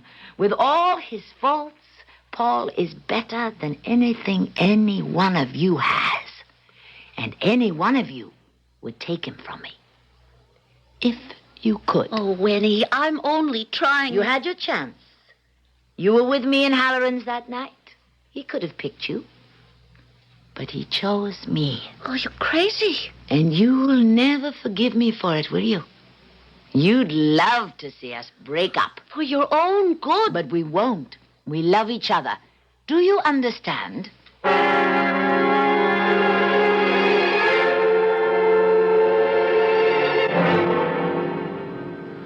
I always love to have lunch in the park. I hate to go back to my office. Winnie, I have something to tell you. You sound grim. I want you to listen, Winnie, and don't interrupt. Now, when I'm through, I know you're going to get up, you're going to walk away from me, and you'll never talk to me again. How could I? I want you to know that I love you. Let's begin with that. Let's begin and end with that. The night we met. In Halloran's. Could I ever forget? You gotta let me finish, Winnie, without interrupting. Well, look, you were right. I was a regular. I haunted the place. I was looking for a woman, a certain kind of woman. One who was no longer young, one who was vulnerable. One who would be willing to settle for almost anybody. A guy like me. Now, look, I know I've got the looks. I could knock her off her feet. I wanted a woman who had a good job because, let's face it, Winnie, I hate to work. And she would have to support me. Now, you look just like that kind of a woman, so I made a play for you. I also made a sucker out of you. I needed $10,000 to cover a gambling debt, and I gave you a song and dance about needing it for a business venture. Wait a minute, Winnie. Wait, there's more. Anyhow, look, something went wrong somewhere because I just found out the joke is on me, Winnie. I have just discovered it isn't a game anymore. I am in love with you. And there it is. That's all I have to say. Winnie? Winnie, wait a minute. Don't go. I saw it all. I heard it all. I was even touched by it all. What are you doing here, Mr. Starlight? Protecting my investment. You know, I must say, you handle that rather awkwardly. Really? What makes you say that? Obviously, it's the last you'll ever see of her. Oh, you think so, do you? Mm-hmm. That shows you what you know about women, Mr. Starlight. I'll bet I'll have her knocking on my door with tears in her eyes by tomorrow morning. I hope you win the wager, Mr. Jones. After all, you just bet your life.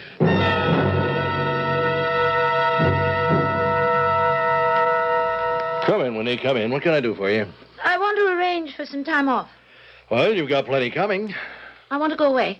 Take a nice, long honeymoon. Honeymoon? Me and Mike Migbow. I forgot. We're not supposed to know. Know what? Well, a couple of weeks ago, your friend Sue Ann called and said you were getting engaged. She what? Well, you didn't say anything. She thought it was time the office chipped in and threw an engagement party for you. Oh, well, that's... Now, let me tell you. Let me tell you. We took up a collection that will knock your eye out. But, listen, Mr. Mossman. You know there were people in this place who said, who, Winnie the Iceberg? You're kidding. Who'd marry her? Oh. Are they eating their words? But Winnie... I decided not to. Winnie, this is the greatest news I ever had. You don't know how happy we are for you.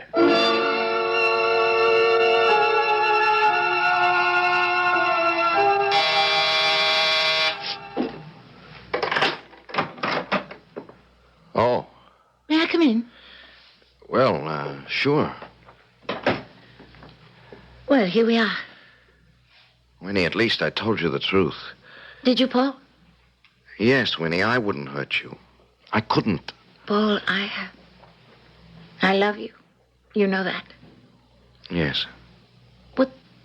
What's to become of us, Paul? We'll get married. What about you? I'll change. Can you? By myself, I wouldn't have a chance. But with you to help me, guide me, it could happen. Just hold me. Darling, I'll never let go of you. Never. We'll be happy. I know we'll be happy.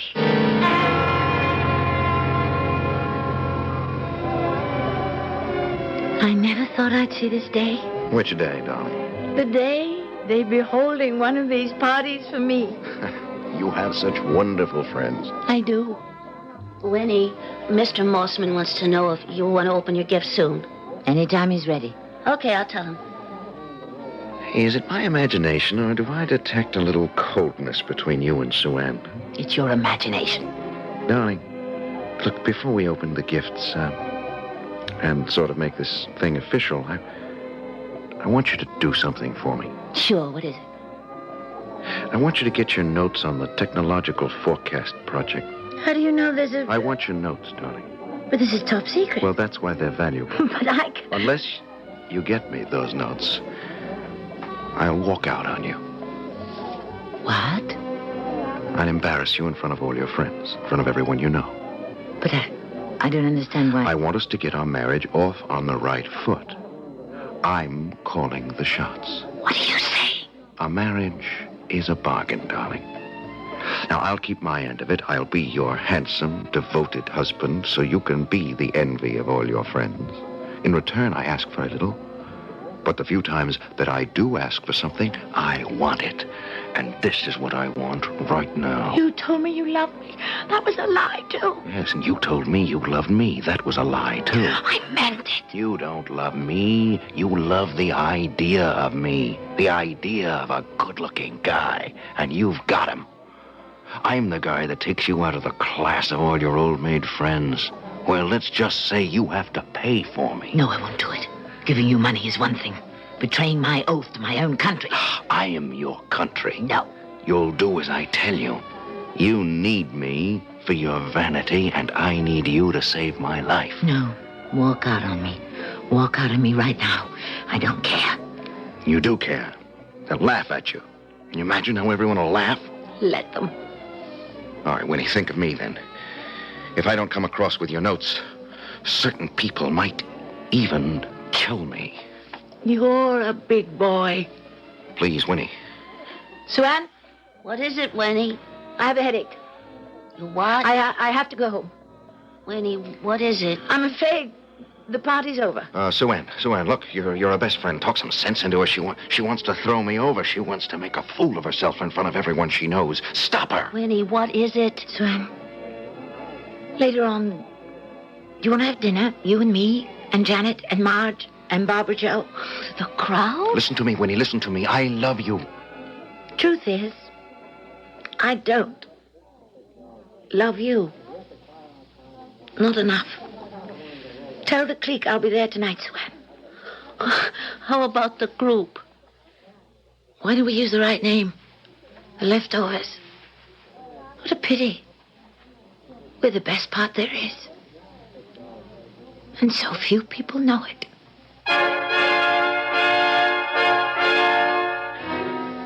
Half a life. So many are willing to settle for it. So many do. And either way, it was to be half a life for Winnie Prentice. But at least she decided which half she intended to live. But we never do things by halves on this show, which is something I plan to discuss with you all in just a few moments. A good job these days is hard to find. But if you're a high school senior, you can reserve that good job right now. One that gives you almost $350 a month in spending money to start, takes care of all your basic expenses, and teaches you a valuable technical skill. In addition, you'll be helping to save lives and preserve natural resources. It's a job in the Coast Guard, and it's yours now if you reserve it under the Delayed Enlistment Program for high school seniors. Sign up today and wait up to 12 months to begin active duty. You'll know that a good job is waiting for you, and you're actually accumulating seniority that counts toward your pay and promotion even while still in school. For all the facts, see your Coast Guard recruiter or call this number toll-free. 800-424-8883. That's 800-424-8883. Don't be left on the beach. Reserve a good job now with the U.S. Coast Guard.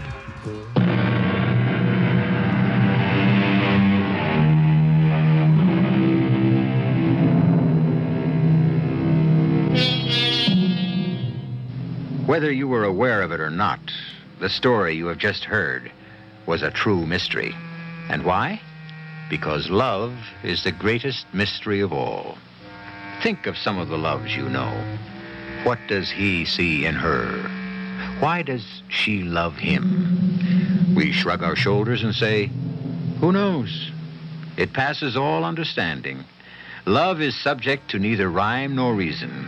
But we have both rhyme and reason for your attendance here 7 times each week.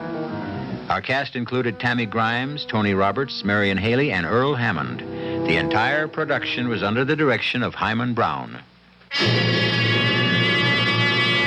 And now, a preview of our next tale. I'm in the projection booth of a movie drive-in, and I've patched into their sound system. Hurry up. Checking. They're showing something I think is called a Western. It's all about characters who gallop around on horses shooting people. Coordinates filed. Criticism filed. The Antiquarian Bank suggests your interpretation of the film is faulty. And good luck to them. This will be my headquarters. Make all data transmission to me here. First, I need a map of precise location where Time Control deposited the almanac for 2,976. Transmitting. And don't waste time. The moment anybody here in 1976 gets hold of the data and acts on it, we'll all turn into might-have-been ghosts. Radio Mystery Theater was sponsored. The preceding program was broadcast with the permission of the Columbia Broadcasting System. Marshall inviting you to return to our Mystery Theater for another adventure in the macabre. Until next time, pleasant dreams.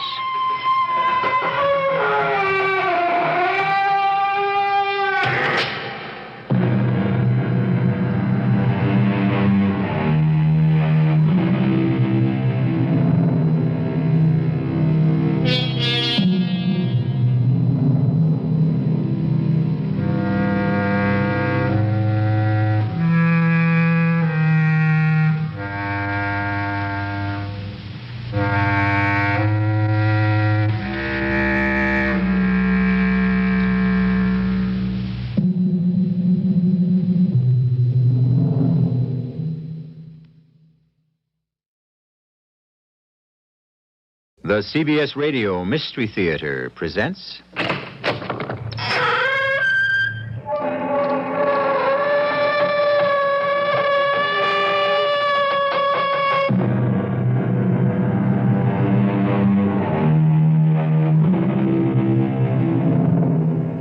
Come in. Welcome. I'm E.G. Marshall. You know, a lot of you have been nice enough to write me letters, and a surprising number of them have asked for more Western stories. So, here is another. Back in the frontier life of the 1860s, west of the Mississippi, the horse was still man's means of locomotion, a noble animal, and particularly in those days, a good deal more noble than many a man who rode him. I brought you some breakfast, Wayne. I figure you and Daddy would be hungry. Hold it right there, ma'am. Don't even move enough to jiggle them dishes. Don't go for your gun, Sheriff. The big one has us covered. That's right. Just don't let anyone try anything foolish or the lady gets it first. Okay, Sheriff, just loosen your gun belt nice and easy and drop it to the floor.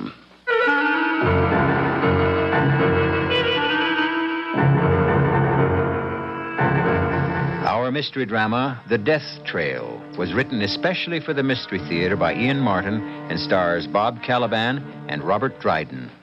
Broadcast permission for the following program is made possible by the Columbia Broadcasting System.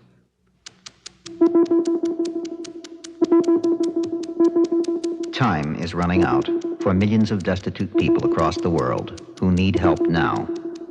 They are continually hungry and in need of medical attention. With each passing day, their hope of survival grows dimmer. You can help CARE's worldwide efforts to bring this grim cycle of suffering to a stop.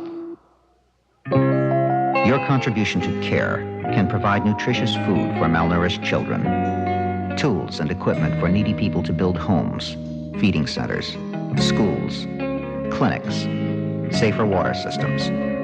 You can help make it possible for these families to grow their own food. CARE is the means for them to stand on their own without outside aid.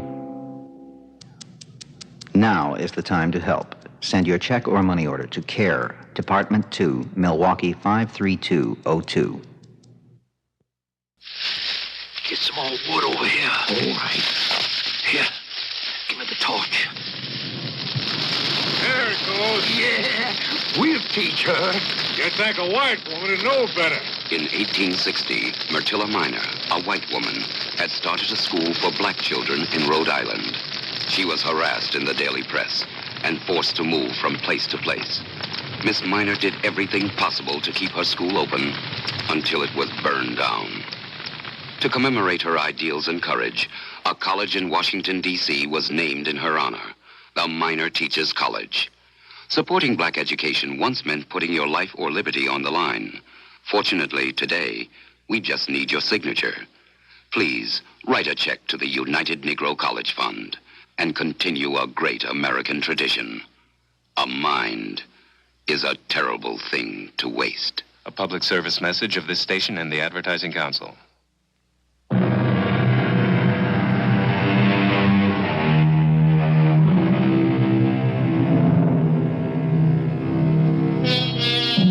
The transportation of large sums of money in any era is hazardous. At no time more so than through the Wild West, especially in the years after the Civil War. In the late 1860s, $200,000 was an enormous amount of money. So huge, in fact, that the logistics of moving it required planning, secrecy, protection, and at the end, a good deal of misdirection. This story of the Old West begins, appropriately enough, in the sheriff's office in a small Texas town, Crystal City, some 70 miles north of the Mexican border. So long, Clancy. See you coming back through. What you got, Hank? A mail pouch. Kind of light this week, Sheriff. You can't make me mad that way. Mail brings nothing but trouble these days. We're just one special here for the bank. Oh, get it on over. Oh, Sheriff, it's addressed personal to Wayne Prescott. I reckon it would be, since with the exception of Pearlie Dimscut, there ain't nobody else connected with this here branch. I sure would hate if I had to bring it over. What kind of deputy are you if you... Oh, on account of Abby. Well, didn't mean to drag your daughter into this, Sheriff. It's just that any time I can avoid Wayne Prescott, I sure figure to do so. Well, I'm right sorry, Hank. You're a good boy. Or Wayne blew into Crystal City, I guess maybe Abby felt the same way. But it ain't anything I can rightly handle. Wayne's a good man, too, and Abby's got to make her own choice. No, I know that, Sheriff. I ain't making no complaint. Only want what's best for Abby, but don't make it easier for me to face up to Wayne Prescott anytime, anywhere. Yeah. I can't say I blame you, Hank. Now, come on, give me that letter, and I'll get on over to Wayne myself.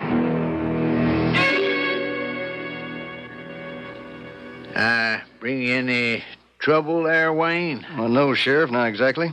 A little puzzlement, maybe. Anything I can help with? I just don't know. Anyways, looks like you may be sort of party to it if you and Abby ain't changed your minds about going up on the next coach to San Antonio. Oh, not so's you'd know it. I got to get a new hammer on my Winchester, and Abby looks to buy herself some linens and cotton and dresses and stuff for... against time. Now, I reckon between the two of you, you have set some sort of date. More or less, Ab, but... well, I'm the one who's been holding off. Oh, how come? Well, ever since I was sent down to open this branch of the Texas and Frontier Unity Bank, I've had a notion Colonel Chalmers, the president, had something big in mind, and from what this letter says, whatever it is, it's about to bust wide open. I shouldn't even be telling you this much. Oh, heck, son, I didn't mean to pry. Well, I'm not trying to hide nothing. I don't know what's cooking, but I do know I'm going to be heading for San Antonio on the next stage with you and Abby. The way this letter reads, something big is brewing. Something just big enough could turn my whole life around.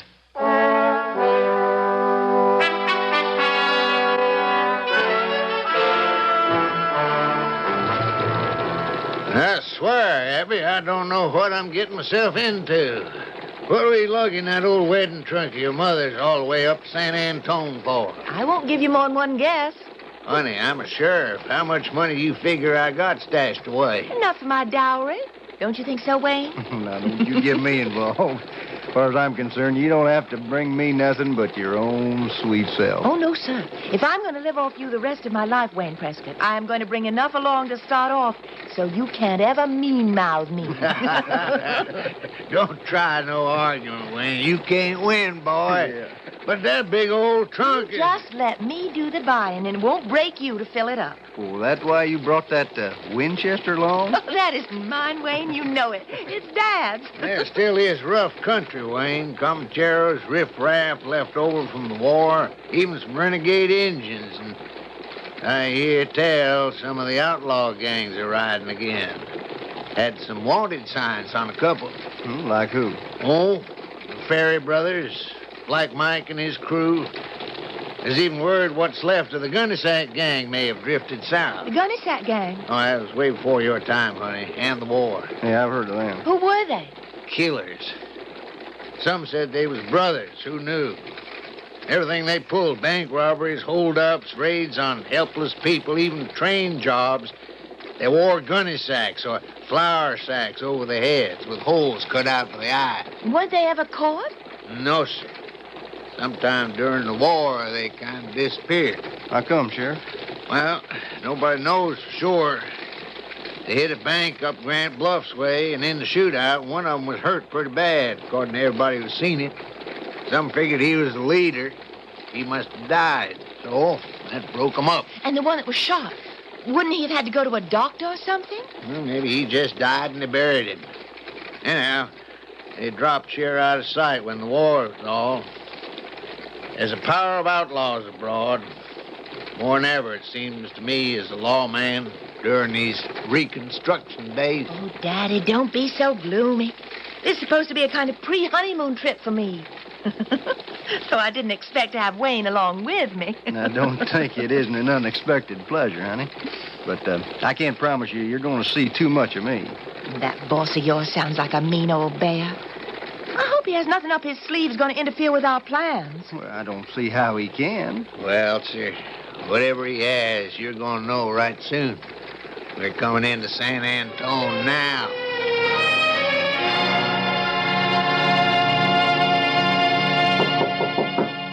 Come. Wayne boy. Glad to see you. Hello, Colonel. I'm sorry to find you in bed, sir. It's only temporary. My old wound acting up. Don't you ever get any twinges from yours? Well, I guess I got out lucky, sir. I owe you my life. You know I'll never forget that. Well, I owe you the one I'm living, sir. I ain't likely to overlook that. You a good banker, Wayne? I don't know, sir. All I know is what you taught me. If I taught you right, that you do. You ever wonder why I dealt you off into this godforsaken spot you've been sitting in the last 6 months? Oh, maybe. But I learned to take orders in the Army. Yeah, you're made for better than that, Wayne. You went because I asked you to. Yes, sir, you could say that. To learn this country like the back of your hands. Yes, sir. But why? Well, because I saw something big coming, son. It's here now. You ever hear tell of a man named McCoy? He got a first name? Joseph. I don't recall him. Yeah, well, he just bought a town in Texas named Abilene. Know where it is? Yeah, about the middle of the state, 200-300 miles north of here. Right. Maybe 600-700 miles south of a stockyard he's setting up in Kansas, right next to the railroad. He plans to slaughter beef there, ship it east. Well, yes, Colonel, but I don't see where I fit in this, or you. Now, what does beef on the hoof sell for here in South Texas? Depending on demand, $2.50, $3.50 a steer. McCoy plans to plaster the state of Texas with circulars offering $40 a steer delivered to his stockyard. The cattle be assembled at Abilene, driven north on the hoof. Well, you're still ahead of me. Now, Wayne, I've taken every cent I have in cash, borrowed, mortgaged. Came down here to comb this state, buy up every head of cattle I can afford, and the men to drive them north. Son, there is a fortune to be made if we can get in there before McCoy's circulars. Buy them at bottom price here. It's a long drive, sir. If weather, drought, Indians, rustlers, well, who knows what attack your drives, a fortune could be lost. It's a gamble worth taking. I'm flat on my back. I can't take it. Wayne, will you take it for me? Well, Colonel, it's a large responsibility. I'll pay you 10% of all we clear. If it all goes well. Son, it can't fail. Just takes a little time is all. Just think of what your percentage would be. Even buying at $4 a head. How much, sir? Exactly what I got in that strong box over there. In notes, silver dollars, gold pieces. $200,000. Double whiskey. Neat. Am I crowding you, mister? What makes you think so, dude? I'd like a little room to step up to the bar. I'll give you room, boy. Outside, we ain't breathing down the back of my head. Ho, ho, ho! Damn me! Wayne, boy! I can't believe it. Why, little brother, I thought you was Hold it, Slim. What are you doing way down here south in San Antonio? When I tell you, you're purely gonna know why you are one sight for sore eyes. Watch it. I can't talk here. Where's Bubba? Over to the fancy house. You know him, pleasure before business. I don't want to know what you two are up to. But something tells me I got to. We've been trailing some old dude carrying himself a strong box. We got a notion's filled with cash money. You gonna leave him in that box alone? Well, what's the matter, baby brother? You got religion or something all of a sudden? I've been through a whole lot since I last seen you and Bubba. But I can't take a chance talking to you here. Where you hold up?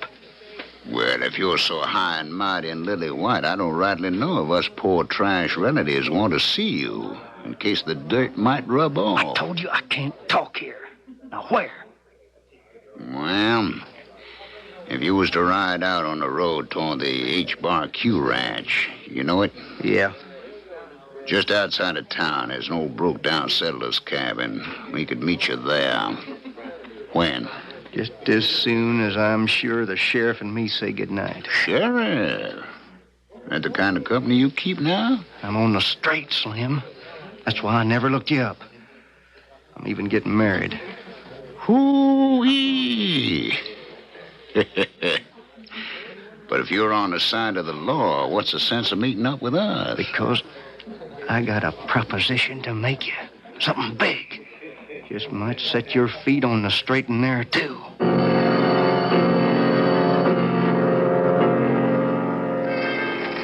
Well, I just don't see why I had to leave behind my whole trousseau. Just to fill up my trunk with all that money. I'm right sorry, Abby, but... Well, that was my fault, honey. When the colonel called on Sheriff Thomas for an escort for the stage, Chip had nobody to spare. That's how come I got called in. But I thought you said, Wayne, the colonel had an army escort with him. Well, he did till he took sick, and they had to report back. I wanted you to stay on back in San Antonio, but you were so doggone stubborn. Yeah, I told Wade he might just well give in.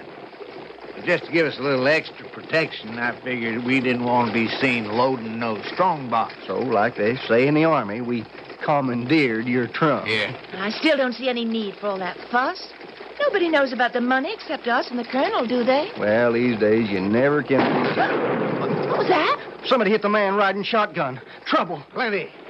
Look ahead at the draw there. Seems like we run right smack into a holdup.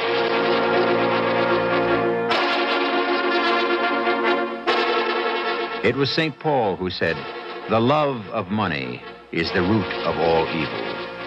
And the evil in this case spreads slowly and inevitably, like some noisome growth from a swamp that smothers and chokes everything it touches. I shall return shortly with Act Two. Miss Judy Collins. Oh, beautiful for spacious skies, for amber waves of grain, for purple mountains' majesty above the fruited plain. America, America, God shed his grace on thee, and crown thy good with brotherhood from sea to shining sea. The flick of a cigarette, or one hot coal from a campfire, and America the beautiful is America the ugly. A public service on behalf of your state foresters, the Forest Service, and the Ad Council. Are you giving your children all the attention they deserve? Naturally, we all wish we had more time for our families. This is Susan Strasberg for the National Society for the Prevention of Blindness. And as a mother, I think the health and safety of our children's eyesight is one thing we can't afford to neglect. Potentially dangerous toys shouldn't find their way into children's unsupervised playtime, and hazardous household items should be kept well out of reach. 90% of all eye accidents that occur to children are preventable. 2/3 of these accidents occur during play or sport, and most of these children are unsupervised. If that happens, then parents are obviously not doing their job. We must teach our children how to play safely and safeguard their vision. For free information on children's eye safety, write Prevent Blindness, Box 426, New York, New York, 10019. The address again, Box 426, New York, New York, 10019.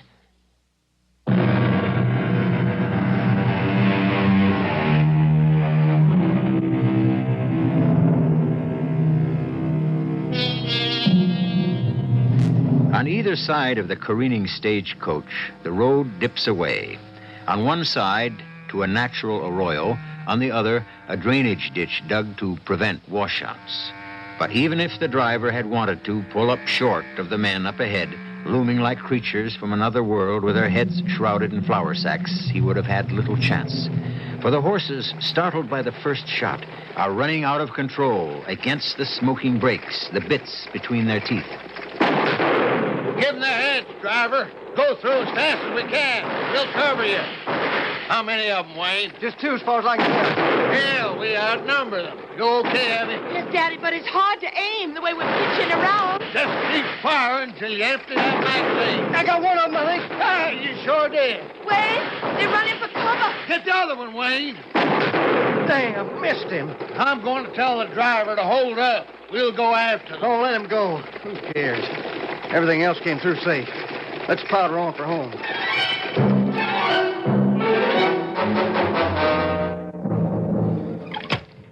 Well, there's the Colonel's $200,000 safe and sound. What's he sending all that money down to Crystal City for, anyhow?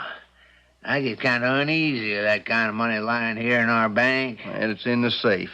Only one person's got the combination. Don't you trust me, Sheriff? Altogether too much money around for a small city like ours. No one's gonna lift that safe out of here. Took a flat wagon and a crane to bring it in. It ain't gonna be blown open either. Not without dynamite and the money inside, so it won't be no use to nobody. So forget it. What about those men who tried to stop us today? That was before the cash and gold was locked up tight. You figure we ought to ride out and look for them? Don't make no sense. Either that one you hit is picked clean by the buzzards right now, or they just sloped off. Do you think they really might have been, what do you call them, the gunny sack gang? If they were, then one of them is dead. I only saw 2 men. And didn't sound like more was firing, huh, Wayne? Yeah, way it looked to me, sir. Well, so I guess we can write them off. Just in case, I'm gonna bunk down here in the bank for the night. Maybe I'll just set it out with you. Oh, it's been a long day. You better get some rest, sir. Wayne's right, Daddy. I can take care of myself. Nobody gets in here I don't let in. And within the next few days, as the plan goes, if I get busy buying, I ain't gonna have no money left to worry about. Just some 50,000 head of steer. Well, just the same, I think I will bunk down with you. I want to get Hank to see you safe home, Abby. No use trying to stop him, Wayne. He's just as stubborn as I am. I never found you that way. Well, that's because you never asked me a thing I didn't want to do. With all my heart. Abby. Oh. Now, you going home. And you stay there till I come for you again. Don't you keep me waiting too long. You better hope I do. I ain't nothing but bad medicine for you now.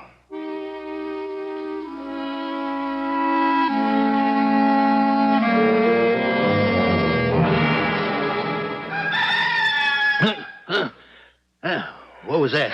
My Gaines old rooster. Morning. Oh, still dark out. Yeah. You get some sleep? Oh, I'd still be pounding my ear if it wasn't for Ma Gaines' old feisty rooster. Yeah, I guess you was out just as deep as me. You never put out the lamp. Well, how about that? Yeah, wouldn't think one kerosene lamp burned that long, would you? I'll tell you what, I'll go fetch us some coffee. Now, you keep this tight shut, you hear? Don't you worry. How about that back door? You couldn't get through that with a battering ram. less than anyone wanted to take down the bar. Okay, I guess you're all buttoned up. Be sunup time when I get back.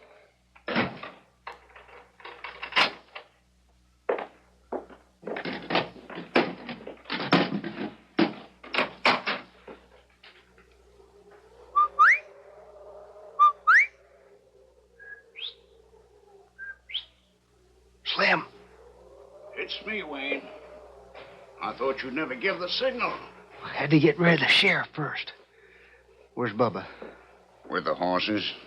Step inside. Starting to get daylight out. How many horses? 4. One for each of us, one to pack the money.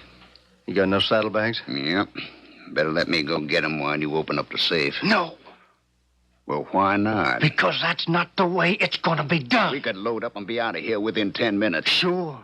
With a posse at our heels, we can't outrun carrying the weight we gotta be. Well, who's going to find out till the bank opens? That's enough head start. The sheriff will be back with some coffee in a minute. Oh, damn all. No, that suits me fine. How come? Because when he does, you and Bubba are going to be waiting here. So he's a witness that you forced me at gunpoint to open up that safe. You get the flour sacks? The way we always worked? Yeah, for me and Bubba, yeah. It won't help you none. That's the whole point. You're going to take me with you as a hostage so nobody can follow up on us. It's only 35 miles of foothills. Once we get into them, we get lost. But what happens when you don't come back? How many hostages do? They'll figure you dry gulch me somewhere. So once we get away clean, nobody'll be looking for any of us. It's a long way from the old days. Little old brother was simple then, just grab and run. The difference is, Slim, I've had a taste of being a solid citizen. And it suits me fine if I got enough money to enjoy it. That's why I had you make that phony attack on the stagecoach. Set myself up to look like a real hero, defending the money and the lady. What I want out of this is to be dead, with nobody trying to trace that, that I ain't dead, you see? Only I'll still be alive and kicking and rich. Now, go on now. Go get Bubba and the saddlebags. Morning, Sheriff. Morning, Hank. Everything all right over to the bank? Oh, yeah. I figured to bring Wayne some coffee. Got any boiling? Yeah, just started. It'd take a few minutes. Why don't you go back to the ranch, get yourself some breakfast? I promised Wayne I'd bring him some coffee. Oh. All right, I'll take it over. I wouldn't make you eat crow knowing how you feel. Hey, somebody's coming into town. See who it is. Yes, sir. It's a buckboard. Oh, it's Miss Abby. Come to fetch you, I reckon. That don't make no sense. I got my horse. Open the door, see what's up. Yes, sir. Oh, morning, Miss Abby. Where you headed? Oh, morning, Hank. I got some hot breakfast here. I hope it's kept warm enough under the cozy. Oh, for me and the sheriff? I was taking it to the bank for Dad and Wayne. I didn't think of you. Oh, yeah, that figures. Oh, come on, Hank. I didn't know you'd be up yet. Or care. Please, Hank. Don't be childish. I ain't childish. I just don't cotton to your Mr. Prescott. I don't trust him. Because you're jealous. Could be. It's only because I want everything right for you.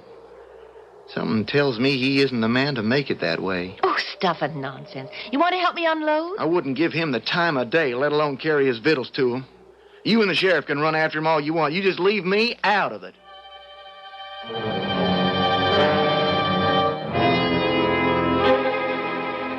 Keep away from that window, Bubba. I just like to see his sun come up, little brother. You can see it tomorrow. And don't call me that. What? Little brother. Oh. Looks like he grown too big for his boots and his family, Bubba. Don't be a fool, Slim. But you got to realize we don't know each other, so no names. Okay. You get that, Bubba? Yeah. It's just the way it used to be. Damn. What is it? Sheriff coming. Well, that's what we want. Yeah, but he's got Abby with him. Oh, pretty little gal. Get away from that window, Bubba. Now, what do? Well, maybe it's better this way. We take her with us. The sheriff wouldn't dare go after us. He wouldn't risk her life. She can ride the pack horse. We'll divide up the saddlebags. Okay, Slim, get behind the door. Bubba, the other side. Flatten out against the wall. Yeah. Let the girl in, Slim, and cover her. Bubba, pull the sheriff in fast and get the door closed. And keep the sheriff and me covered. Okay, hold it. Shh. It's me and Abby, Wayne. Okay to open up.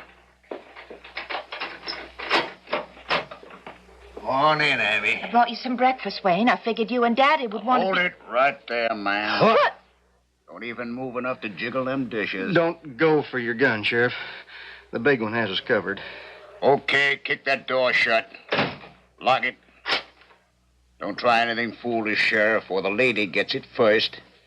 Just loosen your gun belt nice and easy and drop it to the floor. What's going on here, Wayne? Hold up, Sheriff. They want me to open up the safe. You going to? You sure better, Sheriff. I'm going to blow him all to hell. Now, you going to open that safe? Oh, sure. Just don't do anything to harm them. Then get busy. How'd they get in here? I knocked on the door. I thought it was you with the coffee.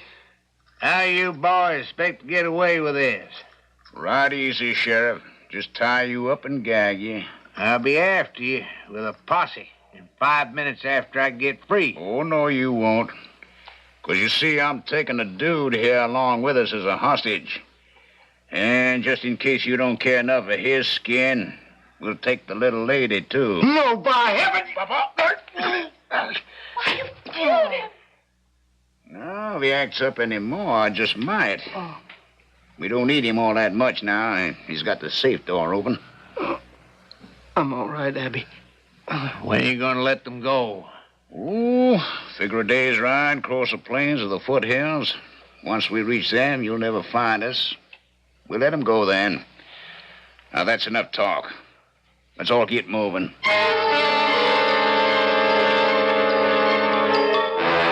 Sheriff? Sheriff Benson, you in there? Yeah. Sheriff, that you? Yeah. Sheriff? Oh, it's darn difficult to see anything through the window. Wait a minute. Good Lord. Yeah, I'll be right there, Sheriff, as soon as I can get through this glass. Hold it. I'll get the gag off. Who gagged and hogtied you, Wayne Prescott? What makes you say that? Well, I just seen him and Miss Abby riding out of town with two fellas who had flour sacks over their heads. I'll come a-running to get my horse and you and take out after them. I knew something had gone wrong.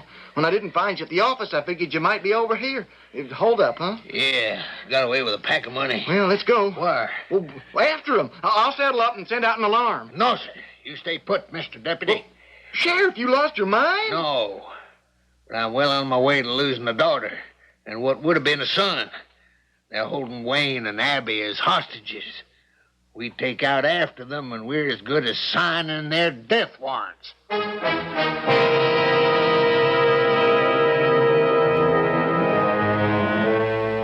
In gaunt futility, the two men stare at each other. The woman they both love is in danger, and for the moment, they appear helpless to save her from it. Perhaps it's just as well they don't know the real truth about Wayne Prescott and the deadly choice that Abby will eventually have to make. I'll return shortly with Act 3. You are in Brazil, northeastern Brazil, far from tropical Amazon jungles and far from the bright lights of big cities. This area is often stricken by drought. Life is hard, and childhood diseases such as measles are sometimes fatal. A child suffering from malnutrition or dehydration cannot fight disease. But hope lives in Brazil. Project Hope, introducing new ideas in healthcare, such as well baby clinics. In a pilot program operated jointly by Project Hope and Brazilian doctors and nurses, a group of 40 babies has undergone monthly checkups for a year. Their mothers were instructed on good hygiene, nutrition, and immunization. All of these babies lived, while typically 5 of the 40 would have died during the first year. Hope lives because you help. Keep it up. Write Project Hope, Room A, Washington, D.C. It's the same old earth, it'll always be, with a newfound worth and dignity, living with the joy of being free. You and me, the joy of people working together, people determined to win, building for tomorrows, starting to dream again.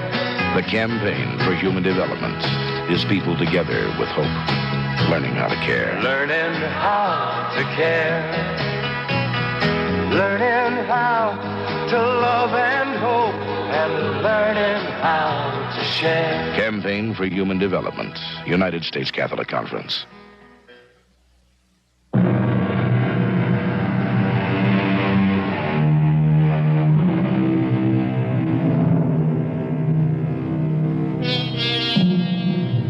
If the sheriff and Hank are not totally aware of how deep the threat to Abby is, Wayne Prescott is totally unaware of a threat to him he had failed to foresee.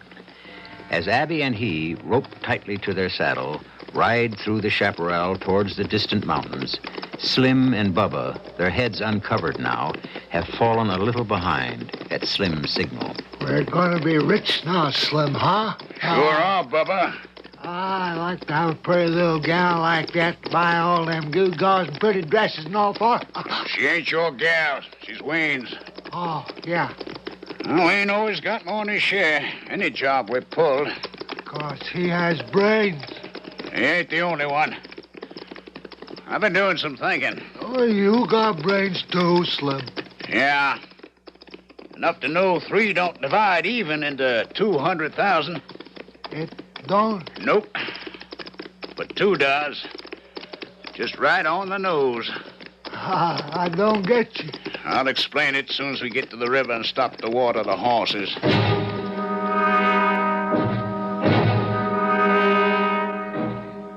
They're heading for Mexico, or to get lost in the hills. From here to there ain't nothing higher than sagebrush, mesquite, and cactus. We follow, we couldn't get within 5 miles of them without being seen. But if they get to the mountains, we'll lose them for sure. There's 100 draws, passes, gulches they could take. You can't track on rock. Yeah, I know. Sheriff, we just can't sit here and do nothing. I know that, too. Well, let me round up a posse while you study on how to go about it. Hank, we don't need a posse. There's only 2 of them and 2 of us. We keep 'em busy enough, Abby and Wayne could get away. Well, how do we catch up to them without being seen? We're going to take Snake Arroyo. Well, Snake Arroyo, that runs northwest. To the river. Then we cross at Bates Ford, and the cottonwoods will provide a screen all the way to the hill. Oh, yeah, that's right. They got to stop to water before they take to the hills. And even though we're going all around Hell's Acre, we can easily double their time. They must have Abby and Wayne roped to the horses, and there's a weight of gold and silver as well as paper money. That's got to hold them back. Yeah, with luck, we can beat them to the hills. Yeah, well, we sure better. Or else we ain't liable to see either one again.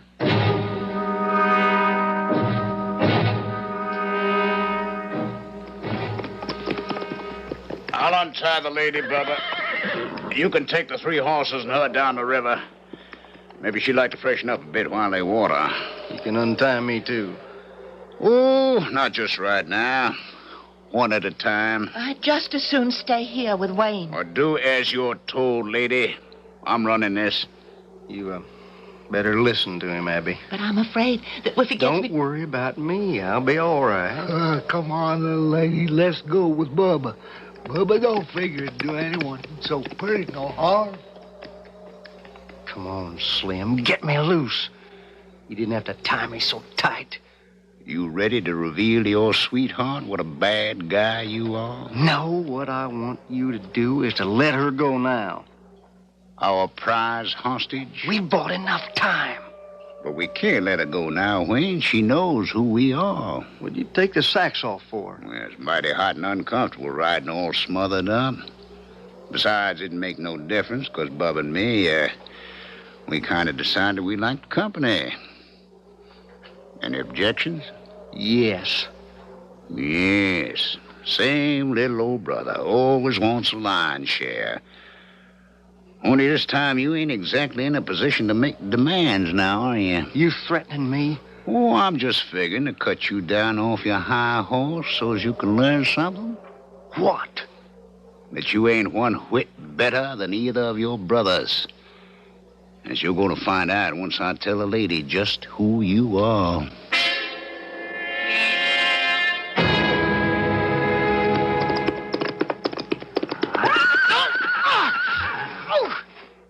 God darn fool critter gone and throwed me. You all right, Sheriff? What happened? Must have hit a gopher hole. Turned my ankle. I can't let it slow us up. Now, come on, help me mount. When we get to the river, I can soak it some. Come on, Hank. Time's a wasting.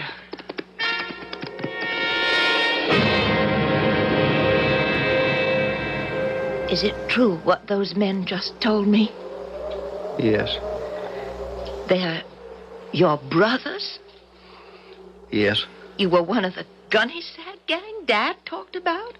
You robbed and killed? It was a long time ago, Abby. I was a wild, crazy kid. We grew up like weeds. No parents, no home. Living like desert rats. We stole first to eat, then to outfit ourselves with horses, saddles, gear. Before I was out of my teens, we were guns for hire. And now you're tied up, just like me.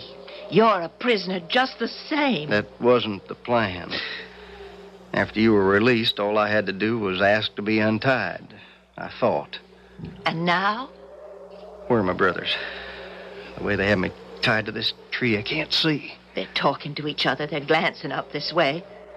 Looks like they're coming back. Okay. Now, quick, Abby. In my boot. The right one. There's a knife. Can you get it out without them seeing? Yes, the tree hides me. But with my hands tied together the way they are. Pull the damn boot off. There. Now, shake the knife out and cut me free. I have it. Oh, I don't want to cut you. Don't worry about that. Now, hurry. There. Give me the knife, quick. Well, cut me free. No time for that. Here, stop them on the blind side of the tree so they don't see I'm loose. But what am I supposed to do? As I say. Well, ma'am, did our little brother fess up to all his sins? Yes. Please, the rope, it's hurting my hands. The circulation, it's so tight. Couldn't you just loosen it a bit? Why, now, we sure don't want to hurt a little bird like you now. Bubba, watch yourself. You... Drop your gun, Slim. You can't hit me with Bubba between us. He took the shot you meant for me. I got Bubba's gun. Now drop yours. I'll see you in hell first. Then here's your ticket. Why? You shot him in cold blood. In self-defense. Watch out for him. Don't get too near. Oh, Lord, how terrible. Let me get that gun. Okay, Slim. Let's have a look at you. It's too late. I might have known. For once, old Bubba and me, we thought we had you. But you was too smart. Like always. You were gonna kill me, weren't you? It's too much money to share. Trouble with all of us. We was always too hungry. Is he dead? Yeah. You heard him. Him or me. Were you really brothers? Yeah. I don't know what to say. Can you... Will you cut me loose now? That depends. Well, what do you mean? We're going back, aren't we? Nope. Will you let me go? I can't. Why not? Please. We'll talk about it later. There's too much to do now. We got to get going. And leave them? You can take Bubba's horse. I'll move her saddlebags from the pack horses to him. Mine to Slim's. They're the best animals. Then I'll tie Bubba and Slim to the saddles. Sink them in the river. It's as good a grave as any. The horses we can set free.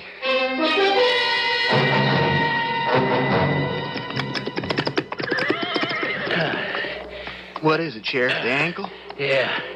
It's killing me. Yeah, we can't stop now. Only a couple of miles to the hills. It's too late. No, sir. We got plenty of daylight left yet. We could still beat them. I didn't mean that. Hey, look. Across the river there. Oh, horses. Wild ones? One of them's a pinto. Wasn't that what they had Abby up on? And Wayne on the chestnut with the blaze? By the Lord, if they've killed them. I ain't gonna believe that till I see it. You ride on, son. Don't hold up for me. I'll follow on as best as I can.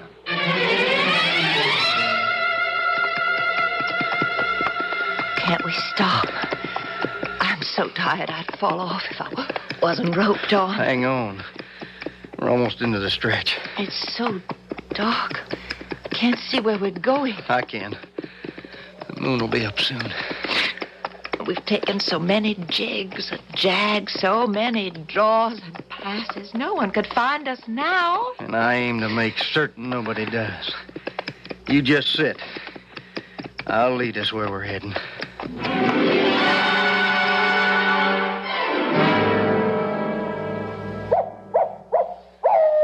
You feel better resting now? In my body, yes. Well, we made it. That's the Rio Grande. On the other side, Mexico. You're going with it? We're going ahead with it. Not me. Abby, honey, we're not going to stay in Mexico. We'll work west and cross the border again to Arizona where nobody knows us. We can start a whole new life and live like a king and queen with all that money.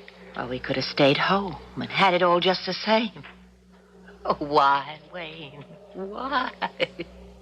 Because I was tired of waiting. Would have taken years till the cattle thing started to bring back the money, and I wanted it now. Now! You have to understand what drives me, what money says to me, what power it means to me. Ever since the colonel made me over into a banker, and I've had to handle it, I've been sick inside for the want of it, for it to be mine. Now, you coming with me? I've already answered that. No. You know what it means if you don't. I can't leave you alive to set the law on my heels. I know that. Well, then, let's get it over with fast. Turn around. I'm giving you one last chance. No. You're giving me no choice. You all right, Abby? Yes. Hank? I'll be right down.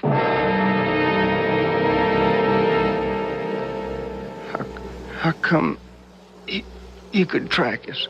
You can thank Abby for that. Even a tenderfoot could have followed your trail. How? Oh, it wasn't thanks to me. It was thanks to the money. When we started through the gap, just as it was getting dark, and all your attention was on finding your way. Yeah? I dug into the saddlebags hanging before the pommel on Bubba's horse. And it was all paper money. Every time we took a turn or branch, I just dropped some out.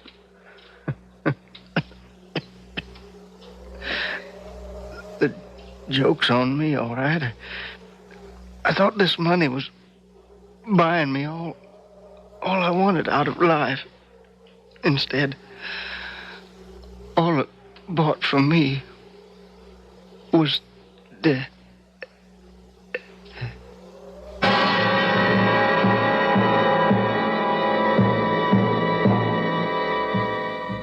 Not a nice story, but a just one. Poetic justice, wouldn't you say? That a man's greed for money paved the way to his own well-deserved death. I'll be back shortly. All right. America, 200 years at the same location. You can't build a house without a foundation. You can't put money down unless you save money up. Join the payroll savings plan where you work and buy United States savings bonds. They provide a good foundation for you and your country. This is Angie Dickinson with a reminder for you women from your American Cancer Society. I'm sure you know about the Pap test and how it can save your life from cervical cancer. If you haven't made arrangements to have your Pap test this year, make your appointment now. You owe it to yourself. You owe it to the people who care about you. If you'd like more information about this quick, simple, painless procedure, call your American Cancer Society. They'll be glad to help you.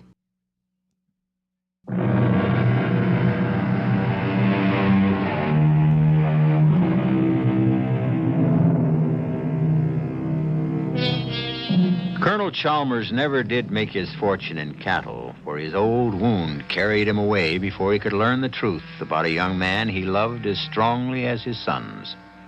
The money was returned to them in the East. Abigail Benson returned to Crystal City.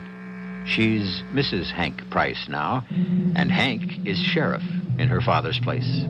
Money can't buy happiness, of course, but in this case, it pointed the way to the deserving. You can't ask for a better ending than that. Our cast included Bob Caliban, Robert Dryden, Russell Horton, Marion Seldes, and Ralph Bell. The entire production was under the direction of Hyman Brown. And now, a preview of our next tale. She disposed of an unwanted child and kept it a secret. Oh? Some years later, after she was happily married and had a little girl of her own, she was out strolling through these gardens one day when she met an absolutely enchanting young girl, just about her daughter's age. They all hit it off very well, and soon the three became friends. The only thing was that they couldn't ever figure out where this enchanting child lived or who were her parents. And this began to worry the young mistress of Ling, until one day her daughter disappeared and was never found or seen again. Well, I don't understand. Don't you? The mother did. She had seen the ghost of Ling, her daughter's little friend. The ghost was the illegitimate child she'd killed. Only she didn't know till afterward. This is E.G. Marshall inviting you to return to our Mystery Theater for another adventure in the macabre. Until next time, pleasant dreams.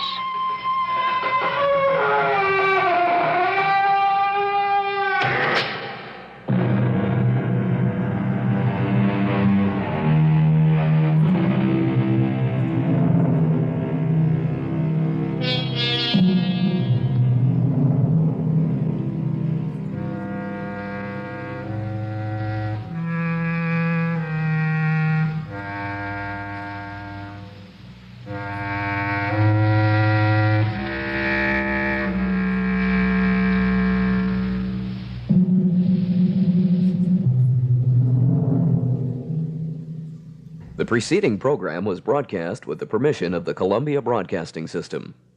Public radio for a growing community. WUWM, Milwaukee. The CBS Radio Mystery Theater presents...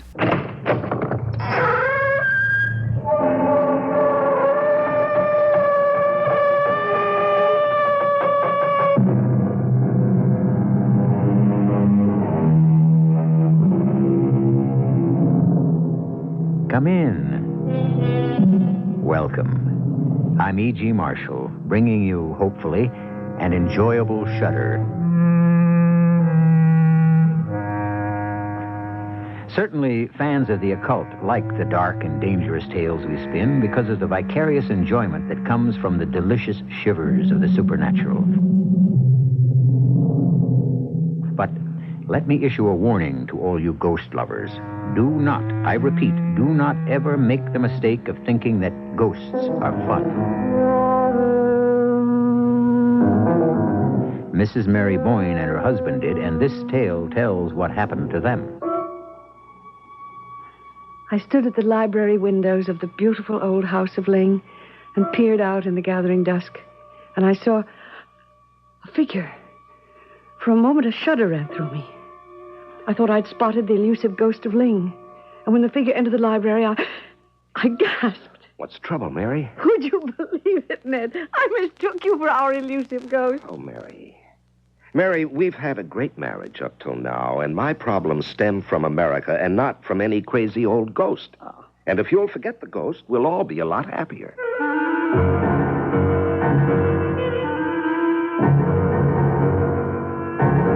Our mystery drama, Afterward, was adapted from the Edith Wharton classic especially for the Mystery Theater by Murray Burnett and stars Celeste Holm. It is sponsored in part by Sign-Off, the sinus medicines, and True Value hardware stores. I'll be back shortly with Act One. I'm Mike Balzano, the director of Action, the federal volunteer agency. Action is probably best known for its Peace Corps and VISTA programs. But Action has other exciting programs in which 185,000 older Americans aged 60 and over are active. They serve in the Foster Grandparent Program, the Senior Companion Program, the Retired Senior Volunteer Program. They serve the young, the old, the sick, the troubled, the lonely. They respond to thousands of needs every year. As President Ford said, "You are demonstrating and have demonstrated that you, our older Americans, are a great, great natural resource." Action salutes its older American volunteers, our nation's greatest natural resource. For more information, write Older Americans in Action, Washington, D.C., 20525.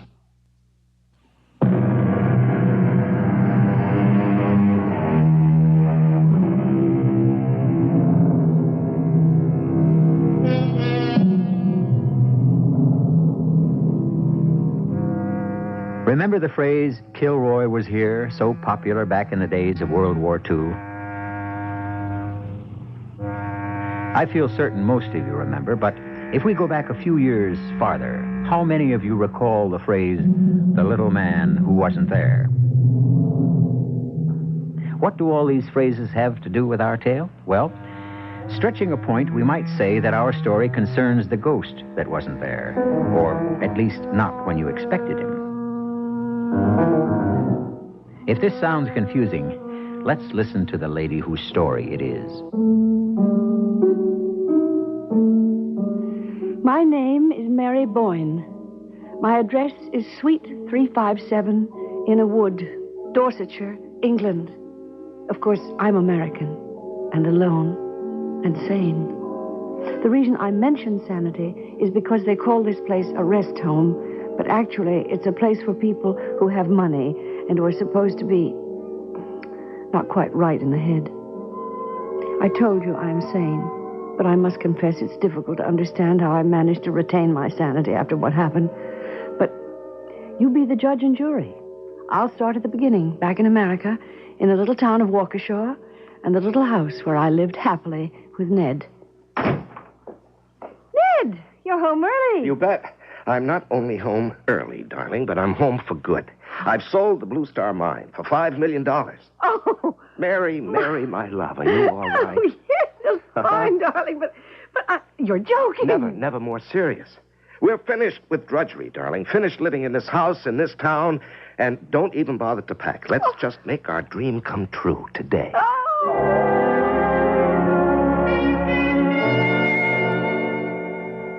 I know that Americans are often impulsive, generous, and even, forgive me, sometimes a trifle foolish. But I must say, Mr. and Mrs. Boyne, you are something new in my experience as a realtor. Well, is that a nice English way of saying you don't have a suitable house for us? Not at all, Mr. Boyne. Oh, please forgive my husband, Mrs. Stair, but our search for a house in England is the answer to what both he and I have always considered an impossible dream.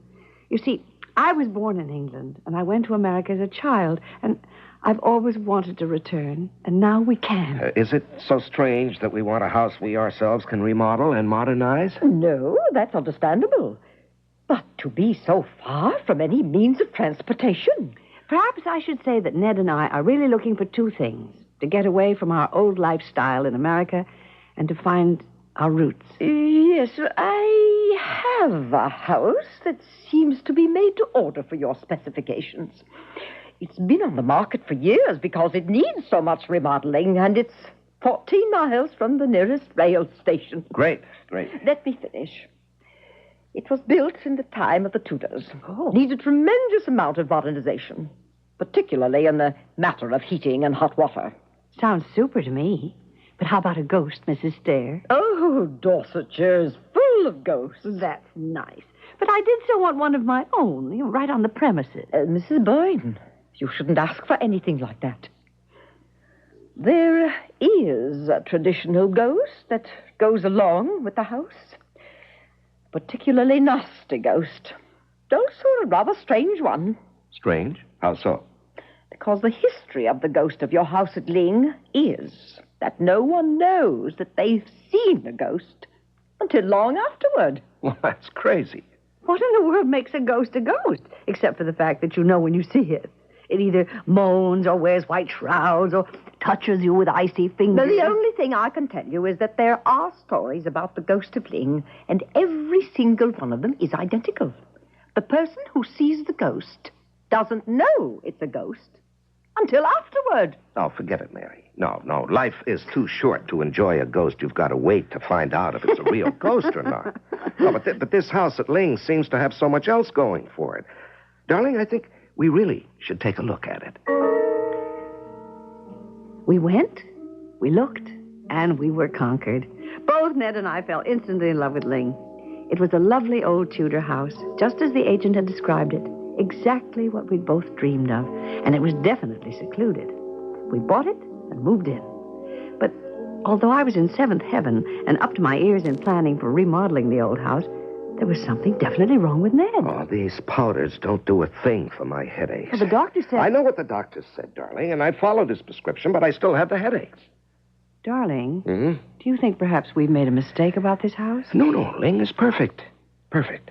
We both knew it the moment we saw it. The gardens are a delight, and under your tender, loving care, grow more beautiful every day. Oh, with Hilton's great help. Nonsense. Oh, Hilton is a good gardener, darling, but he hasn't your green thumb. No, my love. The house is perfect, and there's absolutely nothing wrong. These headaches will go away in time. So you're not going to tell me? Dear heart, there is nothing to tell. But I knew better. Something was very wrong, and I intended to find out what it was. Lydia Westlake was the village librarian and had been ever since the oldest inhabitant could remember. Well, Mrs. Boyne, what a pleasure. Is there anything I can do for you? Miss Westlake, I really must apologize for not coming to see you and this lovely old library before. Oh, my dear, no apologies necessary. Everyone in town knows how busy you've been patching up Ling. Well, that's one reason I'm here. To ask if you have any books about the history of Ling. Ah, you mean about the architecture? Not exactly. Everything. Maybe even something about the ghost. Well, I really shouldn't say this, but it's best for everyone to try to forget about the Ling ghost. Oh, believe me. Oh, I believe you, Miss Westlake, but I'm still interested in everything about Ling. Very well. You'll find some books on the history of Ling under G226. There were 3 books. I took them all and went back to Ling and started to read. 2 incidents mentioned the Ling ghost, and they were absolutely horrifying. What I hadn't told the librarian was that I wanted to find out more about the ghost because of the way Ned was acting. Who the devil is it? Well, it's me, darling. I'm sorry, Mary. It's just that I'm sorry. Have the servants been interrupting you? No. Oh, gosh, we've never kept secrets from each other. It's my consultation work with the Blue Star Mine back in the States. But why in the world should that be so disturbing? Well, there were some problems I hadn't expected. But I've never seen you like this. Is there any chance we'll have to go back to America? No. It's nothing like that. It's just that there's a troublemaker who's after me. Darling, tell me how you're coming with the house and your research on the ghost. I don't want to hear anything more about that ghost. Well, why this sudden about-face? I just don't, that's all. Let's make a pact. You stop worrying, and I'll stop talking about the ghost.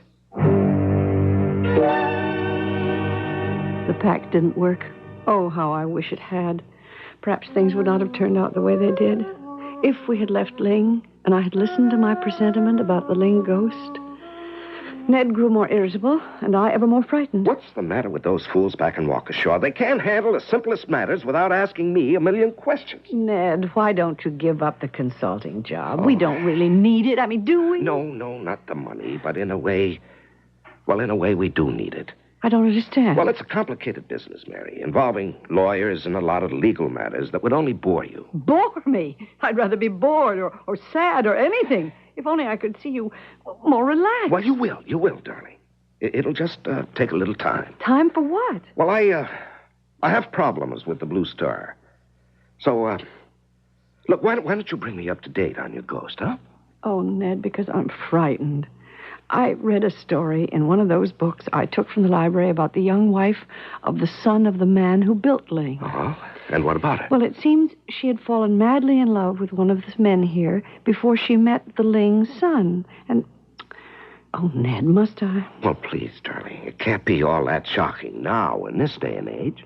Well, she disposed of an unwanted child and kept it a secret. Oh? Some years later, after she was happily married and had a little girl of her own, she was out strolling through these gardens one day when she met an absolutely enchanting young girl, just about her daughter's age. They all hit it off very well, and soon the three became friends. The only thing was that they couldn't ever figure out where this enchanting child lived or who were her parents. And this began to worry the young mistress of Ling, until one day her daughter disappeared and was never found or seen again. Well, I don't understand. Don't you? The mother did. She had seen the ghost of Ling, her daughter's little friend.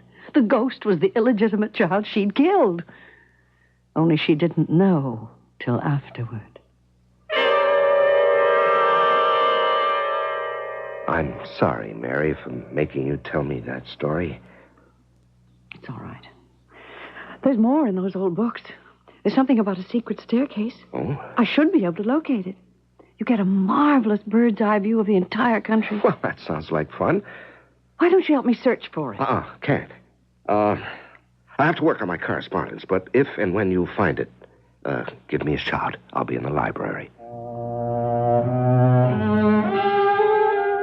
I set off on another exploration of Ling, but this time with a purpose. And finally, just like a heroine in some Gothic novel, I pressed a panel of the old wainscoting in one of the rooms, and it slid back, revealing a small circular flight of stairs leading upward.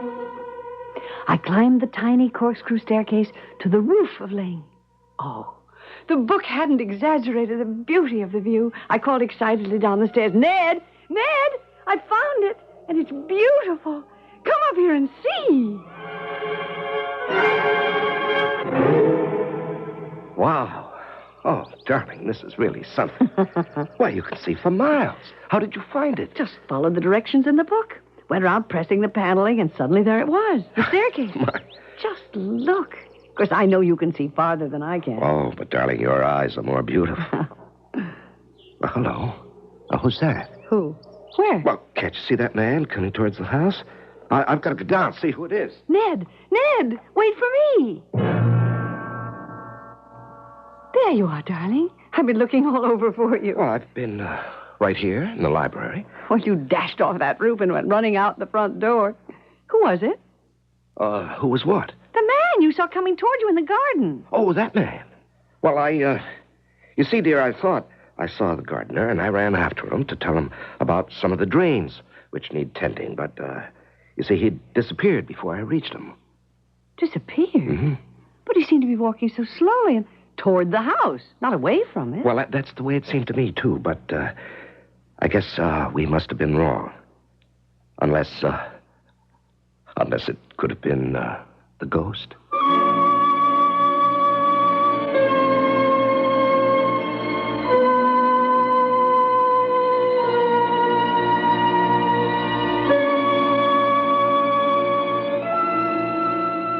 Now, we all know there are no such things as ghosts, or at least some of us know.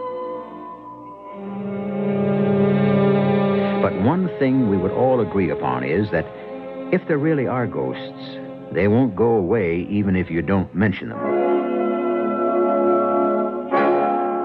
I'll be back shortly with more mention and more answers to the mysterious ghost of Ling. Hi, I'm Woodsy Owl, and I want to thank you for doing a great job in trying to stop pollution, but we need more help. We can't do it all. So, help Woodsy spread the word. Never be a dirty bird. No matter where you go, come on, you can let some people know. Give a hoot, don't pollute. Never be a dirty bird. In the snow or on the sand, help keep America looking grand. Oh, help Woodsy spread the word. Never be a dirty bird. No matter where you go, you can let some people know. Give a hoot, don't pollute. Never be a dirty bird. In the city or in the woods, help keep America looking good. A public service message on behalf of the U.S. Forest Service and this station.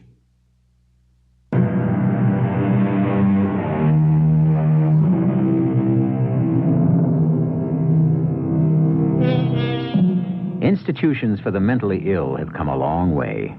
They are quite beautiful and often look like an ideal retirement home, even on the inside where everyone wears a smile. It takes an expert to be able to see some of the anguish that lies behind the smile, like the pain that continually racks Mary Boyne. None of the staff nor the guests at Innerwood Rest Home can understand why I hate to hear the sound of the postman's whistle when he comes with the mail. They think it's because I have no one who cares enough to write to me. Well, it's true that I have no one, but the reason I dread the postman's whistle is because if it weren't for the postman and the mail and... There I am, confusing you again. But it all relates to one arrival of the mail at Ling. Oh, this is from old Joe Sitwell asking how we are, and this one's for you. I'm so glad there are no letters to disturb you. What's this? Let me see. It's a newspaper clipping. Front page article from the Waukesha Sentinel. Oh? It says that a man named Elwell has brought a lawsuit against you. That there was something wrong about the Blue Star mine. I haven't read it all, but... Darling, you wouldn't understand more than half of it, even if you finished. Well, maybe not. But now I understand what it is that's been bothering you. No, it's really nothing, darling. Nothing? On the front page of the Sentinel? Ned, what's this all about? Oh, now why don't we have some tea first? This lawsuit isn't new to you. No, of course not. I've known about it for some time. Of course you have, and you've been having sleepless nights and headaches for some time. What does this man accuse you of? Oh, pretty nearly everything he could dream up. Why? Why would a man do that? Oh, because he figures he can make some money. Surely he must have some reason. There must be something he thinks you've done. All right, darling, I'll tell you the whole story. Mary, dear, you must know that whenever a fortune is made overnight, there are always some envious people who believe they deserve a share of the windfall, and that's exactly what Elwell thinks. Who is Elwell? I don't know that name. Well, he's a man I put into the Blue Star. He made some money, and now he wants more. How did you put him into it? Well, he brought me the samples to be assayed, and, well, I told you about it at the time, but I didn't make a big deal out of it in case they proved to be worthless. I think But if everything is the way you say, and you paid him... Well, of course I paid him. Well, then why does he sue you now? Oh, well, probably because some lawyer got hold of him and talked him into it, hoping for a fat fee. Or maybe he thought I'd get scared. Now, Bob Elwell ought to have known me better than that. I certainly agreed with that.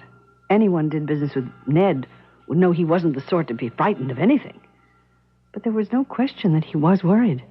And I was hardly surprised when he turned to me one night and said... Darling, have you any idea how long it's supposed to be before you know whether or not you've seen the Ling ghost? Why, no. None. Have you? No, of course not. It's rather an odd question to ask me, darling, unless you think you have seen the ghost. Well, I really don't know why I asked the question. It just popped into my head, and so I asked it. I know your engineer's mind, Ned. And I know how it worries and worries about a problem until you've solved it. Now, I want you to tell me something on your solemn word of honor. Promise? Okay, my word of honor. That you believe you have seen the Ling ghost and that you're trying to keep it from me, and that's what's worrying you? Cross my heart, darling. I don't think I've seen the Ling ghost. At least, not to my knowledge, because according to the ancient tradition, one really doesn't know when he's seen the ghost.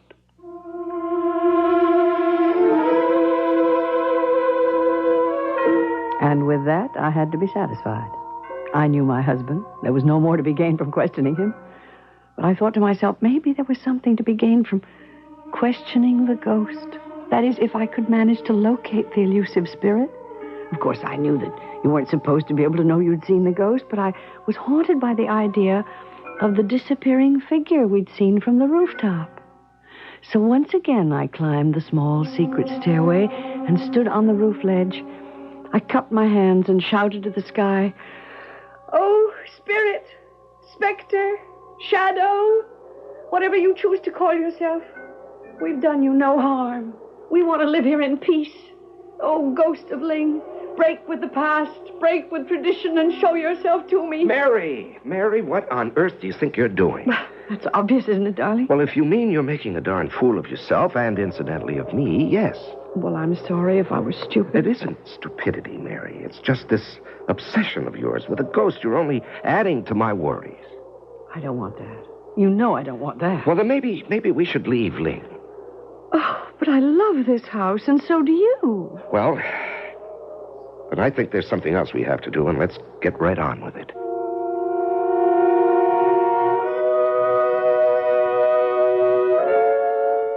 Ned was just trying to help me, like the staff here at Innerwood. And he thought maybe by arranging a seance with a reputable and respected medium might put my mind at rest. Ned thought that perhaps the medium might be able to get through and reach the ghost. Now, you both understand that as a man of integrity, I can promise you nothing. Yes, Mr. Woods, you've already made that very clear. It is difficult to overemphasize the possibility of failure. Can we start, please? Please be patient, Mrs. Boyne. All the research I have done on the ghost of Ling seems to bear out the tradition. He or she appears, and only afterwards do the people realize they have made contact with the ghost. Yes, we know all that, but isn't it also true that there's never been an attempt to reach this ghost through a reputable medium? That is so. Well, that's why we came to you. I want to find out if there is a ghost of Ling, and if there is, you should be able to reach him. I should, but as I said... Please, let's not go through all that again. Let's hope you will succeed. Right. Now, this is our first seance. Well, I'm afraid it is very much like what you have read in books and heard about. We will keep this room dimly candlelit, just as it is now. And so, I ask you to join hands with me. That is it. Now, close your eyes and concentrate. On what? On the ghost. But I want... Just think of the ghost, Mrs. Boyne. If there is any communication, it must come through me.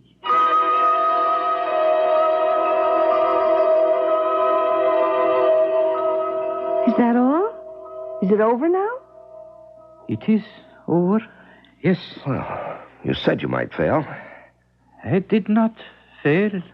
But we didn't see or hear a thing. Did you, Ned? Nothing. I pierced the veil. I reached my control. Well, then what... You said you thought I was an expert. And I believe I convinced you that I am not a fake. Well, okay, but if you reach... Let me assure you that there is no spirit, no ghost, happy or unhappy, inhabiting these premises at Ling.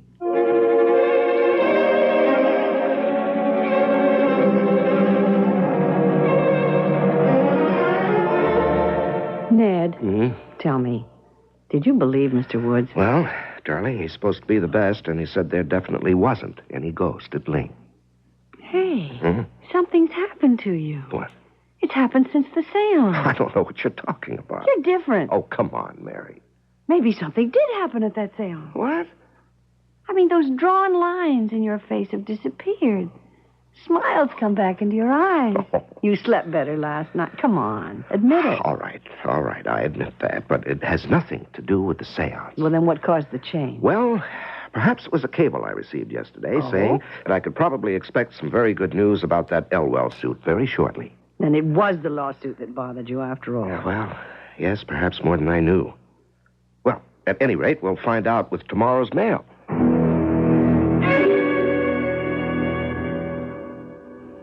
Has the mail come yet? No, not yet, darling. Anyway, I thought you were going to be all taken up with that engineer from Dorsetshire who's going to show us how to install a hot water system. Well, I'm looking forward to his visit, but I remember what you said about the mail. Oh, there's the postman now, dear. Here, let me beat you to it, Mary. We'll go together. All right. Ah, here we are. Oh, airmail special from Waukesha. What does it say? Open it. All right. Ah, good news, darling. You mean you've won? You've won the lawsuit? Oh, the suit's been withdrawn, so there's nothing to worry about. Then everything's all right. Oh, couldn't be righter. Now, how about giving me a kiss, and you go wait for that engineer?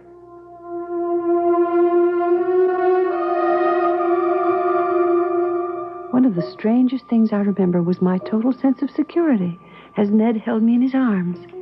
I left Ned and walked out into the gardens. Oh, the day was beautiful, but seemed even brighter than it actually was because of the change in Ned. As I walked along the flagstones, I heard footsteps behind me. I stopped and turned. I came to see Mr. Boyne. I'm Mrs. Boyne. Do you have an appointment with my husband? I think he expects me. Well, he's working on a book, so he never sees anyone in the morning. Oh. Wait. You seem tired. Have you come a long way? Yes, I have come a long way. Well, then I suppose if you'll go to the house, my husband will see you. You'll find him in the library. It's that way. I watched the stranger enter the house, and then I went to find the gardener, and soon the engineer arrived. And the morning just sped by.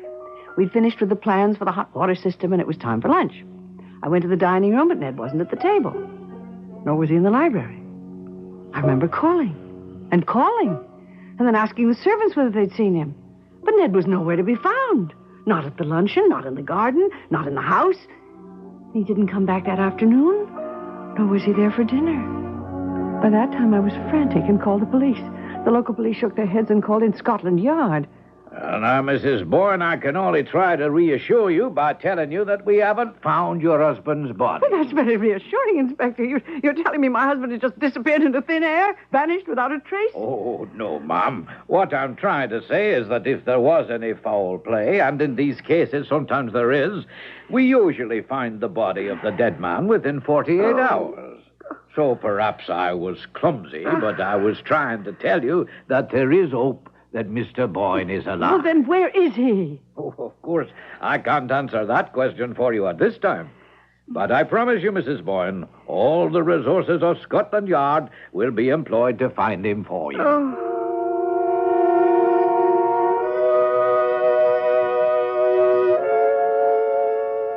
I must admit the inspector kept his word and also kept my hopes alive. The yard kept me up to date on every development. But alas, they were so pitifully few. They did nothing to nourish my hope that my darling Ned would soon come back to me.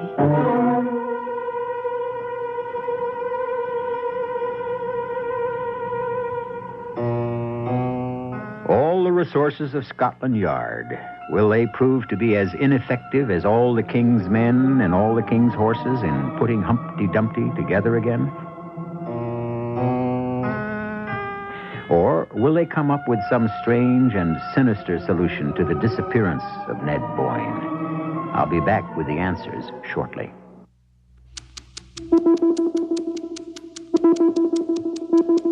Time is running out for millions of destitute people across the world who need help now.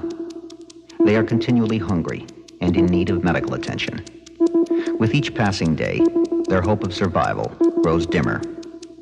You can help CARE's worldwide efforts to bring this grim cycle of suffering to a stop. Your contribution to CARE can provide nutritious food for malnourished children, tools and equipment for needy people to build homes, feeding centers, schools, clinics, safer water systems. You can help make it possible for these families to grow their own food. CARE is the means for them to stand on their own without outside aid. Now is the time to help. Send your check or money order to CARE, Department 2, Milwaukee 53202.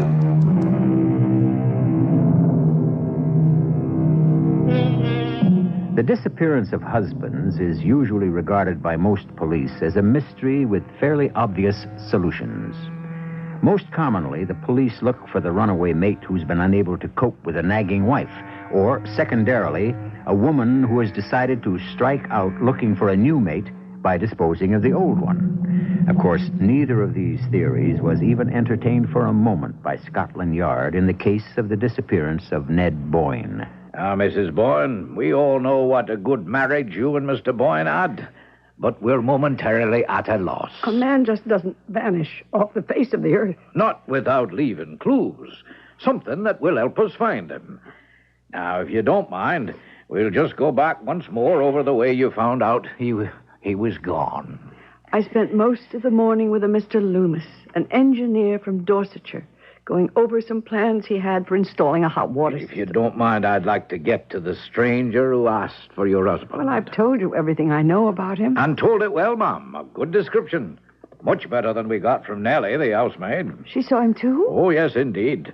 We even found out that he wrote his name on a card he gave her. Well, then you should know. If I may, Ma'am, let me just condense the maid's testimony from my notes here. Now, she said that the gentleman was a stranger and perhaps a foreigner. He asked for Mr. Boyne, and she asked who was calling, and then he wrote his name on a piece of paper and asked her to carry it into your husband. Well, didn't you ask her what Ned, my husband, said when she brought him the paper? Well, Nellie told us your husband didn't have time to say anything, because just as she handed the paper to Mr. Boyne, she realized that the stranger had followed her into the library. She left them together.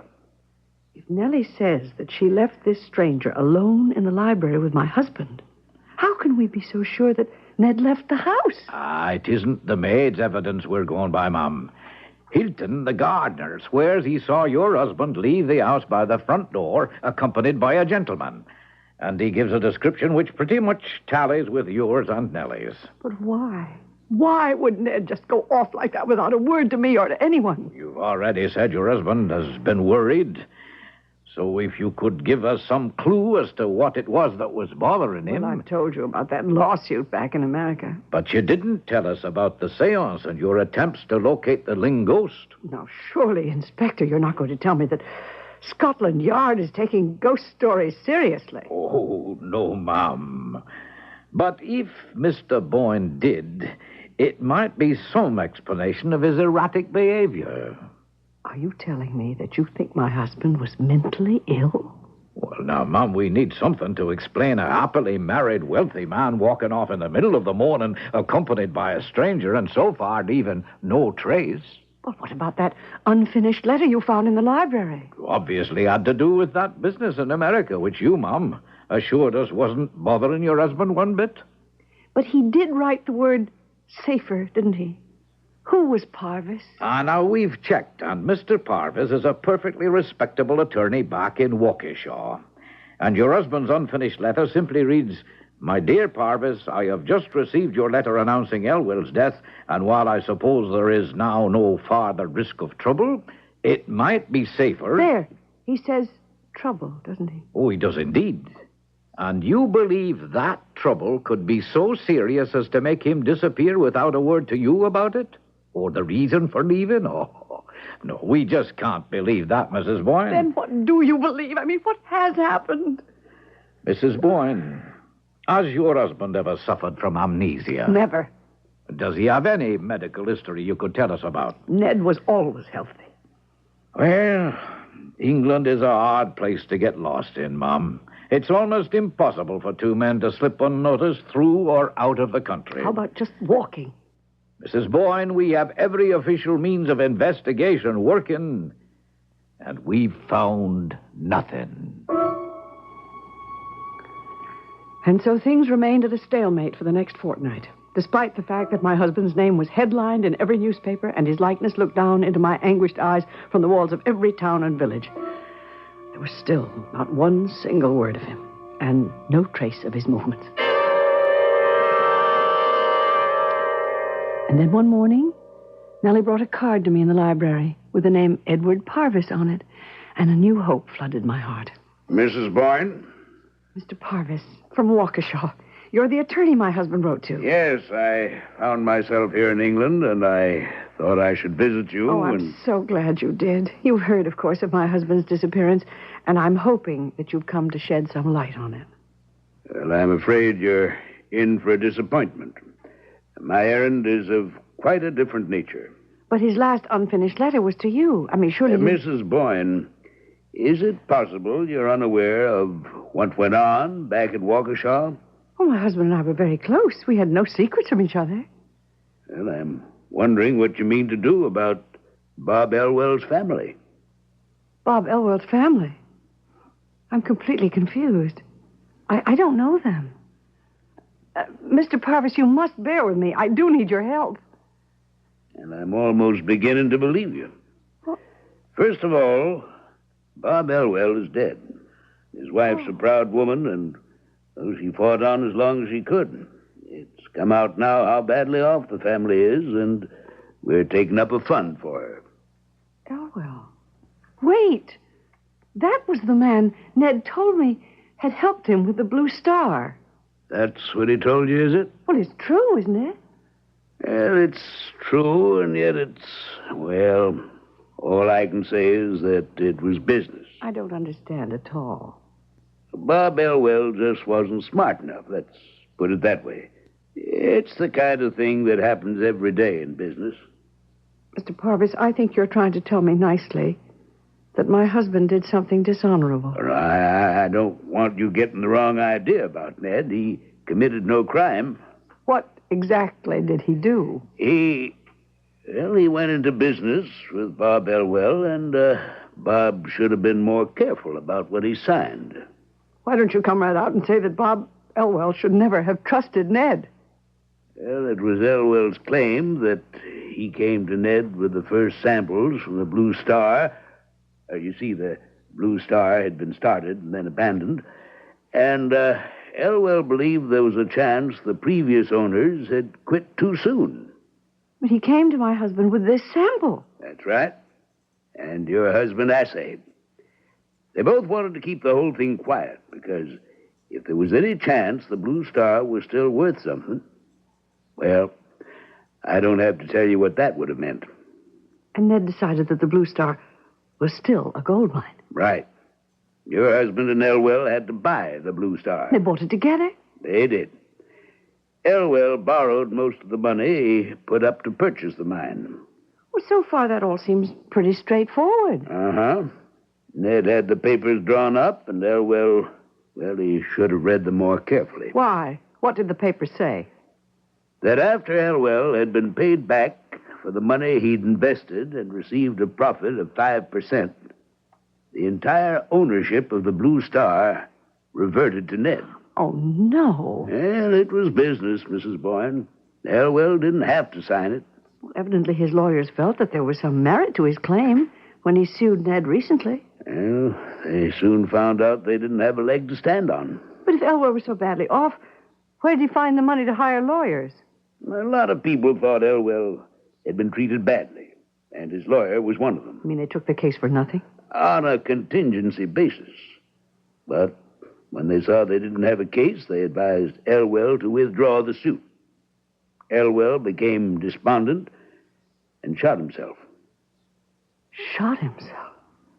He killed himself because of that? Well, he didn't kill himself exactly. He dragged on 2 months before he died. And he tried to kill himself and failed?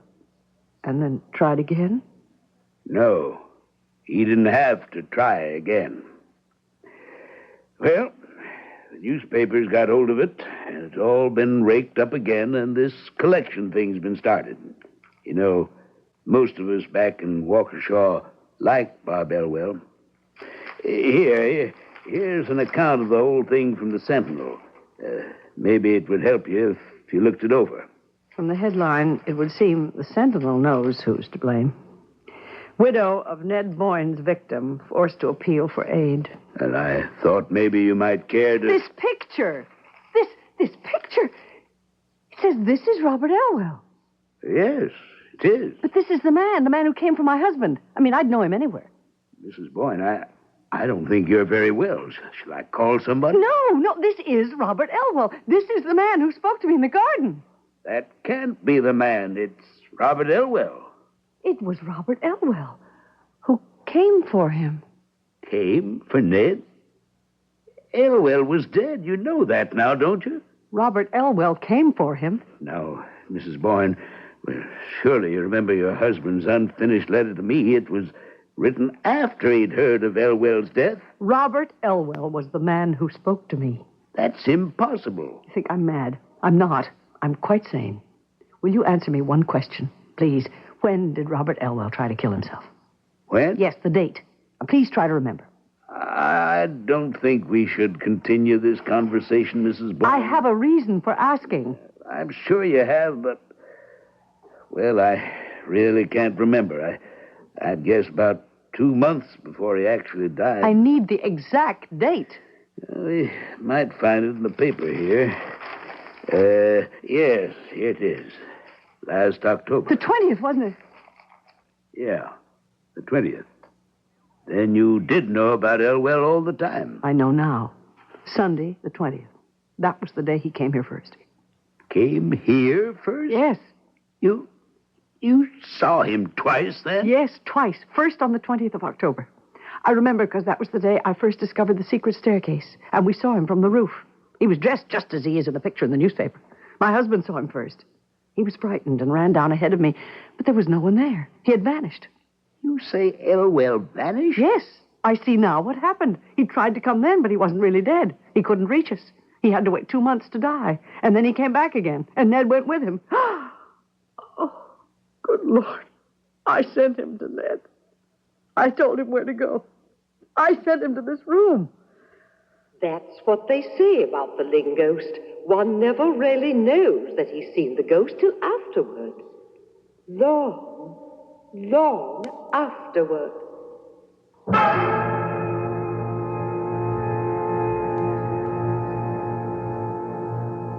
All the doctors at the rest home where they're treating Mrs. Mary Boyne are convinced that she's suffering from an almost historic sense of loss and bereavement because of the inexplicable disappearance of her husband. They're also all convinced that if only they could furnish her with a satisfactory explanation of that disappearance, she would be cured. But of course, we know better. At least, we who believe know that it's the explanation rather than the disappearance that's the root of her trouble. I'll be back in a moment. A good job these days is hard to find. But if you're a high school senior, you can reserve that good job right now. One that gives you almost $350 a month in spending money to start, takes care of all your basic expenses, and teaches you a valuable technical skill. In addition, you'll be helping to save lives and preserve natural resources. It's a job in the Coast Guard, and it's yours now if you reserve it under the Delayed Enlistment Program for high school seniors. Sign up today and wait up to 12 months to begin active duty. You'll know that a good job is waiting for you, and you're actually accumulating seniority that counts toward your pay and promotion even while still in school. For all the facts, see your Coast Guard recruiter or call this number toll-free, 800-424-8883. That's 800-424-8883. Don't be left on the beach. Reserve a good job now with the U.S. Coast Guard.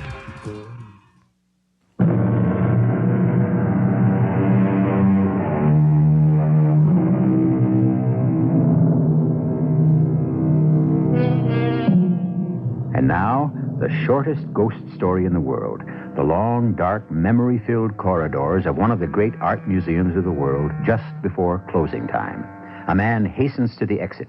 He's joined by another art lover. The first man says, "Hey, it's pretty spooky around here at this hour." "Yes," says the second man. "Do you believe in ghosts?" No, says the first man. Do you? Yes, replies the second, and vanishes. Our cast included Celeste Holm, Larry Haynes, Joan Shea, Guy Sorrell, and Ian Martin. The entire production was under the direction of Hyman Brown. Radio Mystery Theater was sponsored in part by Buick Motor Division.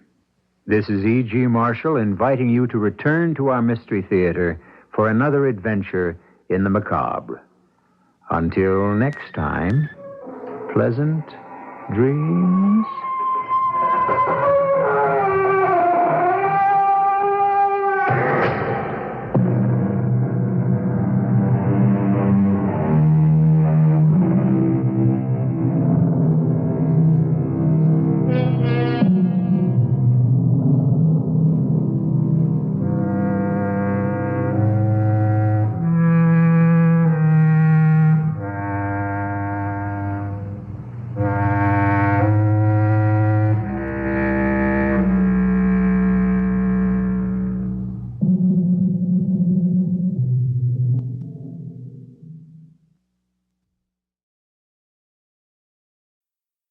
The CBS Radio Mystery Theater presents...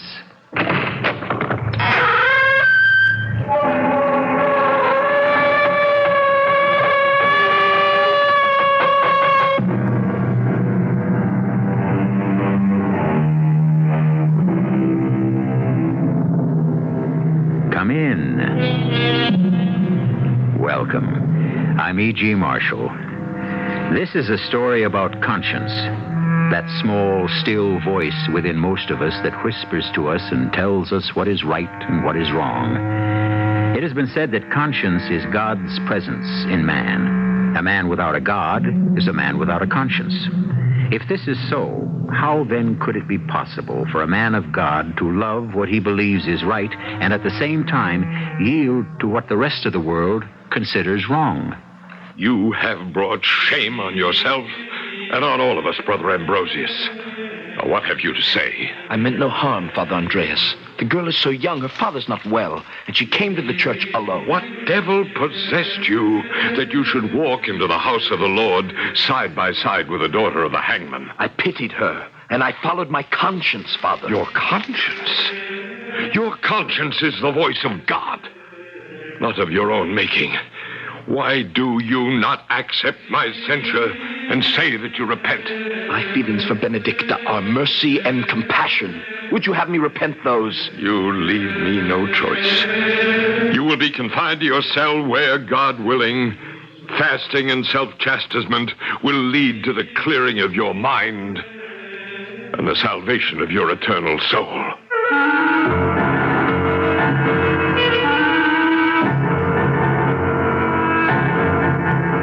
Our mystery drama, The Monk and the Hangman's Daughter, was especially adapted from the Ambrose Bierce classic for the Mystery Theater by Arnold and Stella Moss. It stars Christopher Tabori. It is sponsored in part by Luden's Medicated Cough Drops and Buick Motor Division. I'll be back shortly with Act One.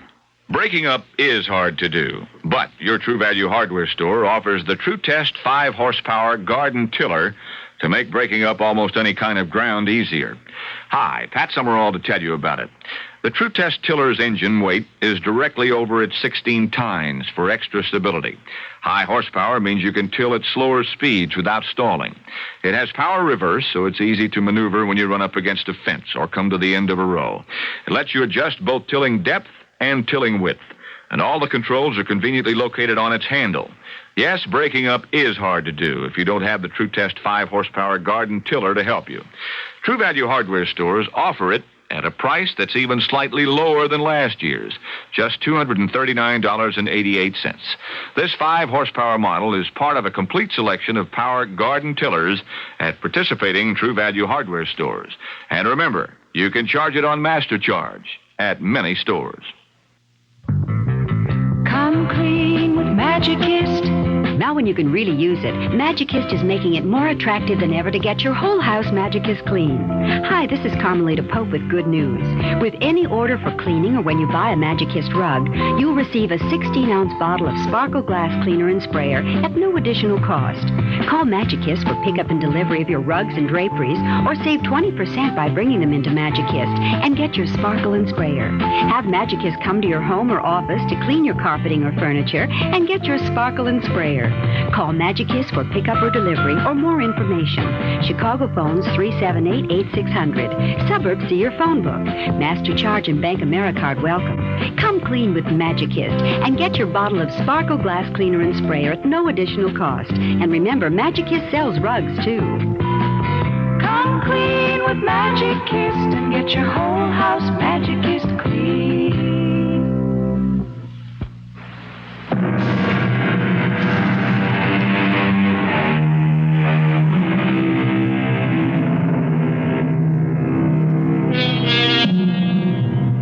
The Bavarian town of Passau in the southwest corner of Germany still retains the charm and the enchantment of medieval days. Its streets are narrow and winding. Quaint archways join one house to another as the beautiful Danube washes its riverbanks. 300 years ago, Passau was ruled by the firm hand of a prince of the church and was the busy center of religious activity. On the first day of May in the year 1680, two monks in their early 20s, Friar Ambrosius and Friar Romanus, members of the Order of St. Francis, were summoned to an audience with their superior. You may enter. Who is that? I cannot see your faces very well. It is Brother Romanus and I, Brother Ambrosius. You sent for us, Reverend Father. I am pleased with the good reports I have received. Your humility, your dedication to prayer, your help to the poor have prepared you for further test of your vocation. Yes, Father? You and Brother Romanus have been assigned to the monastery at Berchtesgaden, high in our beloved Bavarian Alps. The monastery at Berchtesgaden? A place of bare and dismal mountains. The forests are said to be haunted by evil spirits. Tales are told of demons who dwell in a bottomless black lake. It is unbecoming of you to fear old wives' tales about demons and malevolent spirits. We understand, Father. If we wish to become priests in the service of God, we must do as we are bidden. Forgive us, Reverend Father. We will obey. The way is long, the road is hard. The snow from the towering ice-covered mountains will be melting at this time of the year, and you must place yourselves in the hands of God and have faith. We will do as you say, Father. We will pray for strength and courage. You should be safe in the hands of Father Andreas in Berchtesgaden in less than a week. When do we leave? After morning prayers. One last thing. Yes, Father. Whatever happens on the way, I remind you that faith is the beginning and the end of everything. The strength of youth, the support of age, the pillar of life itself. May we have your blessings. You are the children of God, and He will protect you.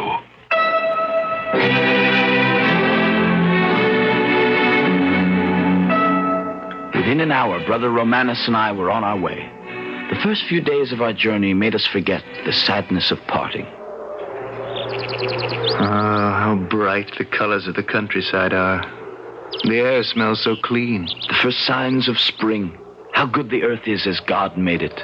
Every blade of grass, every flower, each living thing, a hymn of praise to His glory. But on the fifth day, all was changed. We found ourselves high in the mountains in a freezing alpine wilderness, untouched as yet by spring. We were struggling against a blinding snowstorm. Stay as close to me as you can, Brother Romanus. Be careful where you place your feet. I can just barely see you ahead of me. The pass over the mountains cannot be much farther. We must go forward or we shall freeze to death. What's that? It sounds like falling ice and snow. Like sliding rocks. An avalanche. St. Francis, protect us. Let us pray, Romanus. Dear Lord in heaven, thou art our refuge.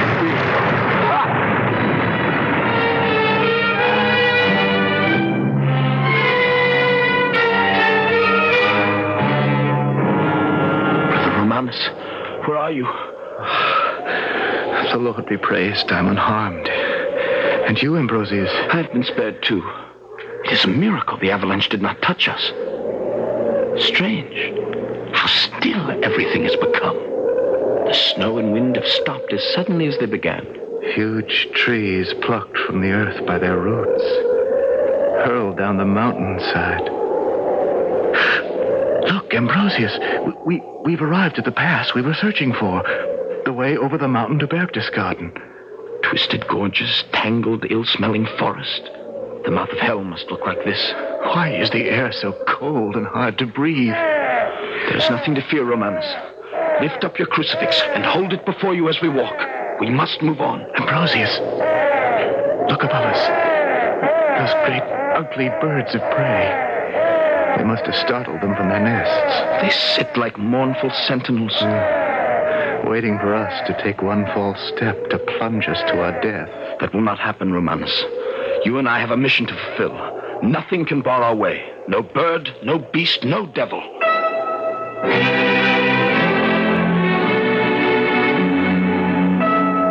The next morning, we moved safely down the treacherous mountain path. As the darkness disappeared, we saw before us a gently flowing stream spanned by a small bridge. On the opposite bank was a meadow covered with beautiful flowers.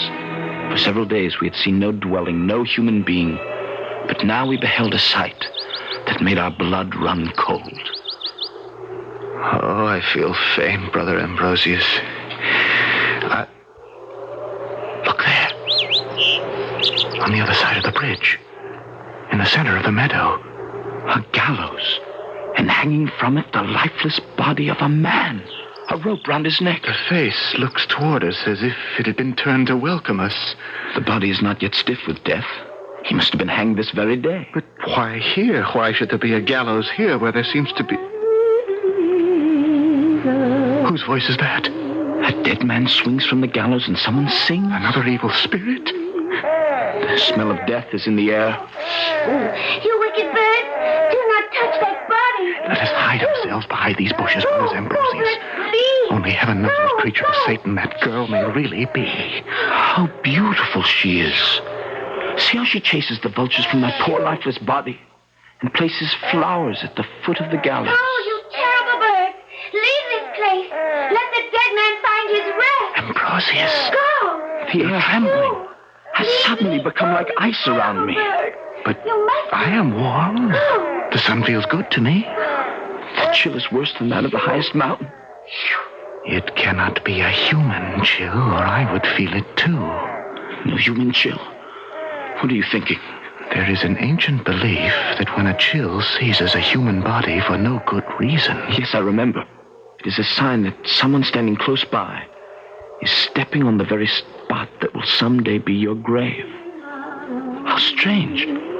The chill is gone as suddenly as it came. The girl is crossing the bridge, Ambrosius. She's coming this way. She is the most beautiful creature I've ever seen. Good morning, holy brothers. Why do you laugh? You can come out from your hiding places. I have known you were there from the very start. Why were you hiding? Well, we did not wish to frighten you. Oh, I am not easily frightened. The man who was hanging from the gallows... Yes? Do you know why he was hanged? He killed a man. That is why. A murderer? They quarreled over the love of a woman, so they say. And he plunged a knife into the heart of the other man. Did you know him? Are you related to him? Oh, no. Well, then why do you bring flowers for him? No one else will. I always do when someone has been hanged. I bring the flowers and frighten away the ravens and the vultures. Who are you? Benedicta. Oh, that's a beautiful name. I am Brother Ambrosius. This is Brother Romanus. You chase the vultures who wish to feed on the bodies of those who've been hanged. Why does your mother allow this? My mother is dead. You have a father? Yes. Then let us take you to him. You should not be wandering about alone. There may be dangers here for you. Oh, I could not be safer. You see that clearing through the trees? If you look closely, you will see a hut. It looks more fit for animals than for humans. That is where I live, with my father. That is your home? Yes. You have no neighbors? None. Are you and your father so poor that you must live so close to the gallows? In such a miserable hovel? He is not well paid for the work he does. As you see from our robes, we are in the service of St. Francis. God has placed us here in Berchtesgaden to help others. Perhaps we can help you. Who are you, Benedicta? And who is your father? My father is the hangman. The hangman? And I am the hangman's daughter.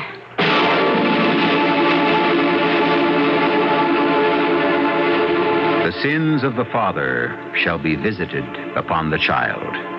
But what if a child is punished and humiliated, not for a father's sins, but because his livelihood is considered loathsome and even unholy by the rest of the community, like a hangman?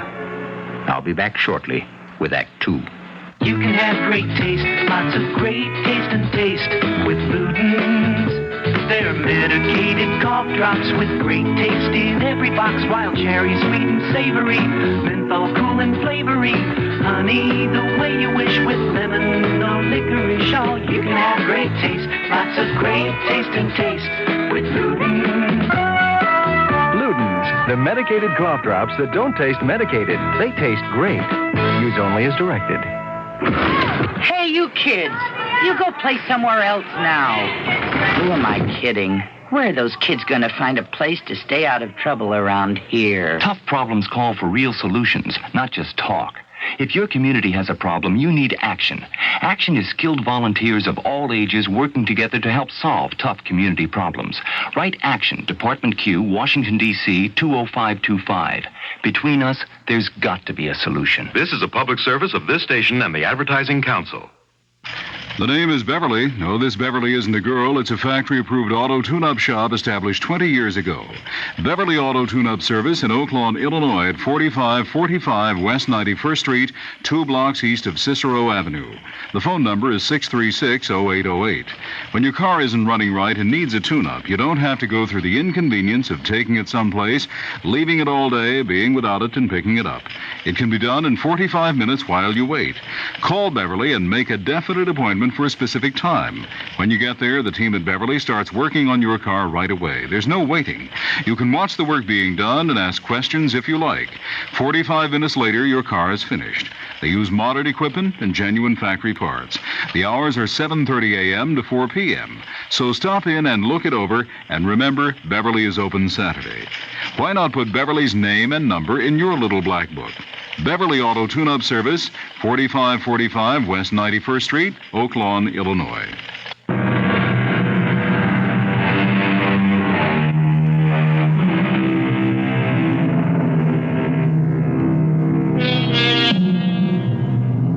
We return to the year 1680. The 2 young monks, Ambrosius and Romanus, have been exposed to many strange happenings since they left the security of the Passau monastery. Not least among these, for Friar Ambrosius, has been his first encounter with a beautiful young girl. But remembering his holy mission, he tightens the hempen cord that encircles his slim waist and proceeds with Friar Romanus toward their destination, the monastery of Berchtesgaden, high in the Bavarian Alps. Ambrosius, why did you offer that girl your friendship? Why not? Was the daughter of the hangman. You know as well as I that she's considered impure and unchristian. But she is so young, Romanus, innocent and beautiful. In the eyes of the church, the hangman and all his family are an abomination. Why else are they made to sit apart from all the others in the darkest corner of the church?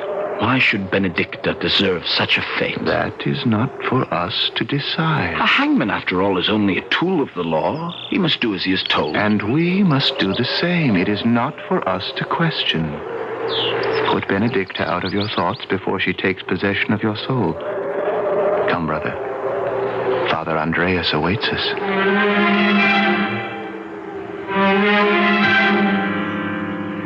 Welcome to our monastery of Berchtesgaden. I'm pleased to be here, Father Andreas. And I, Reverend Father. It will be a change from the life you've been accustomed to. Our village people here are mostly salt miners, a proud and stubborn group. We will do our best, Reverend Father. You have only to instruct us. The salt master rules the village. He's a man of power and authority. Keep out of his way if you can. You're not listening, Brother Ambrosius. Your mind seems to be elsewhere. Oh, forgive me, Father. The long journey has worried me. I was saying, the salt master is not easy to deal with. Nor is his son, Rocius. A young man not much older than you. Handsome, willful, undisciplined. He, too, exercises much power. He also creates problems. What kind of problems? With her young, pretty maidens, he's quick to pick a quarrel. We shall avoid him. Have we your permission to leave? You may go, Romanus. I shall be here whenever you need me. Thank you. Thank you, Reverend Father. If I may, I will go too. Not yet, Brother Ambrosius. Something seems to be disturbing you. Perhaps I can be of help. Father Andreas, there is a serious matter that I... Yes? I believe I may be in deep trouble. What have you done? It's nothing that I have done. It is my thoughts that trouble me. With God's help, we can take care of that. I am full of fear. So much so, I cannot reveal to you what I should. Cannot? You need have no fear of me. I'm frightened of myself, Father. Let me go to my cell to meditate and pray. Evening prayers. You may go to your cell. Thank you, Father. And remember, Brother Ambrosius, there are no secrets in this monastery.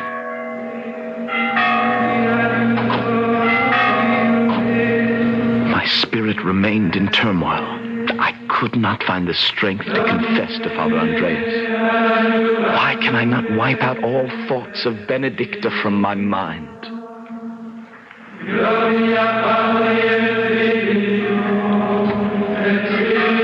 On my way to morning prayers, I saw her standing outside the church, alone. The square was filled with people, but they avoided her as if she were a leper. Compassion filled my heart and compelled me to approach her. God's greeting, Benedicta. Are you afraid to speak to me? We are being watched, Brother Ambrosius. I fear for you, not for myself. Do good, obey the Lord, and fear no one. I thank you, my lord. I am no lord, Benedicta.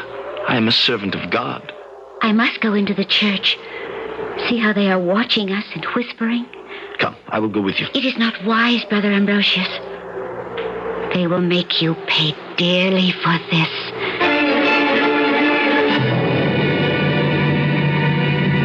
You have brought shame on yourself, Brother Ambrosius, and on all of us.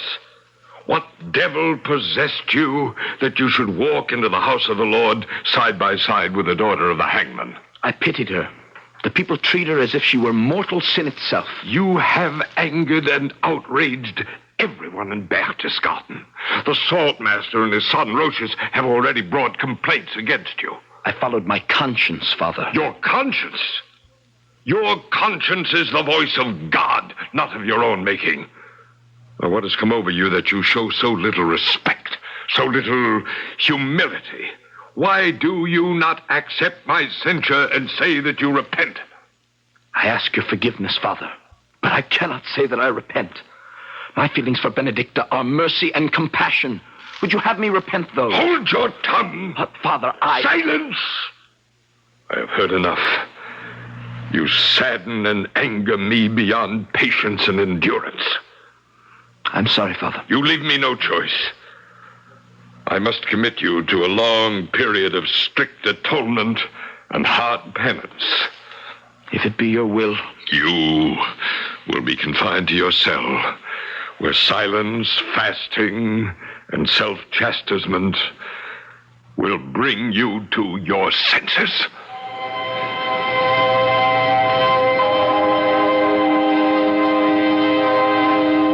Locked away from the beautiful outdoors which I loved, Denying myself food and drink, I knelt day and night in endless prayer until a high fever and delirium came upon me.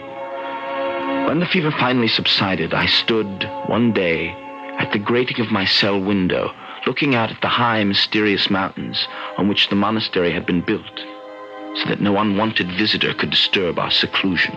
Brother Ambrosius, can you hear me?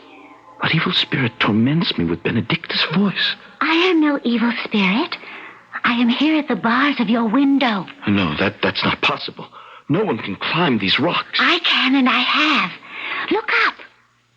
You see, I am standing on a narrow ledge outside the window. How did you get here? Why have you come? I heard you were ill. I brought you a gift for your goodness to me. A gift? I will toss it through the bars of your window.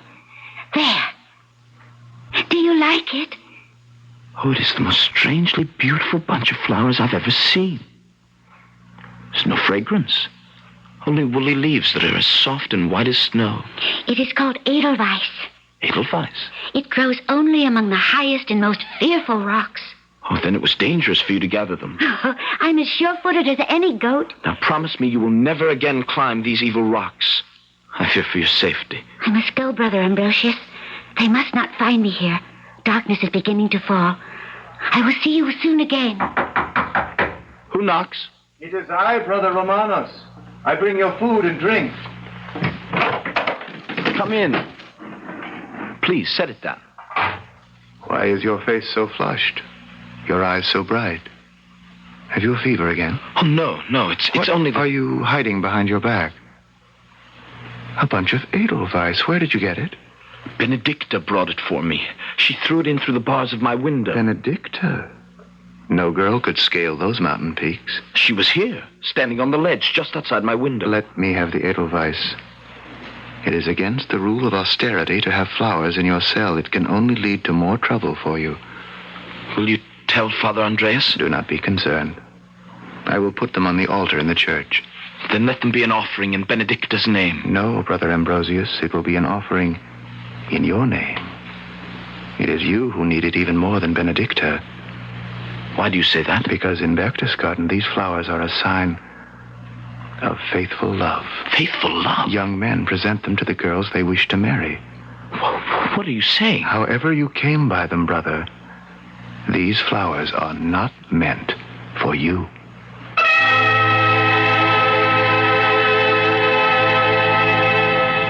Weeks later, I was released from my solitary cell in order to help at a great festival that the monastery was celebrating. The entire village gathered in the square to watch the holy procession. At the feast, I served platters piled high with steaming food and poured endless goblets of the brown and bitter drink that they all loved. As I did so, a handsome young man approached me. A wild-looking girl clung to his arm. Are you the monk, Ambrosius?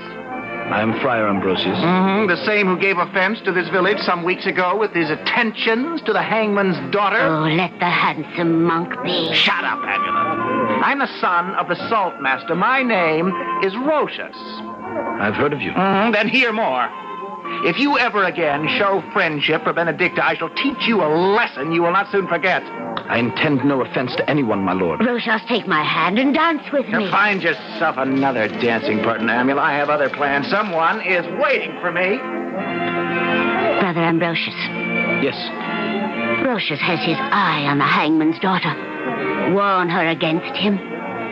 Why do you tell me this? I love Rochus, and she will listen to you. Look in the clearing. The full moon shining down on them. They are dancing together. Rochus and Benedicta. He ordered her to. No one refuses him. And besides, look at her. She does not seem unwilling. Her eyes are looking straight into his. There's a smile on her face. No one resists the saltmaster's son. See how closely he holds her. Stop them, Brother Ambrosius, stop them. He shall not have her. I shall see her pretty face mocked with blood before he takes her. Musicians, stop playing. Stop the playing in the name of God. Stop. Benedicta. Benedicta. Where is everyone? have they gone? Why is it so silent? Why am I so alone? Amula! Amula, where are you? Father Andreas, I beg of you not to believe the words of Amula. She has borne false witness against Benedicta. Amula would not lie, even against the hangman's daughter. But Benedicta did not act in a shameless manner with all the men. She only danced with Rochus. Can you not understand that it is unbecoming of you to defend her? Are you possessed of demons? But who will protect her against Amula's hate? I speak the truth. And what would you have me do? I beg you, Reverend Father, be her protector. I cannot, and I will not. For your sake as well as her own, Benedicta must learn her lesson. Learn her lesson? Tomorrow they take her to the pillory and the whipping post. But the whipping post is intended for girls who behave in a shameless manner. The saltmaster has ordered it. She will be stoned. And what of her poor father? Her father will be with her. He will lead her through the streets by a rope around her waist. It is the duty of his hangman's office. What beasts we human beings can be sometimes. What misery and injustice there is in this world. Say no more, Brother Ambrosius. Perform the duties of your office, and let the world and the hangman perform theirs. But how can I do nothing to prevent Benedicta's public disgrace? You will do nothing. You will be locked in your cell. God and St. Francis forgive you, Brother Ambrosius. I cannot.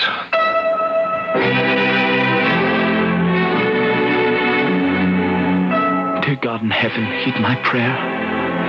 Bless Benedicta in her time of trouble. Give her strength that she may bear the trials that are put upon her. Give me light that I may walk the right path, for I am filled with a tumult of emotions and confusion. Can Father Andreas be right? Do I love Benedicta as a man loves a woman?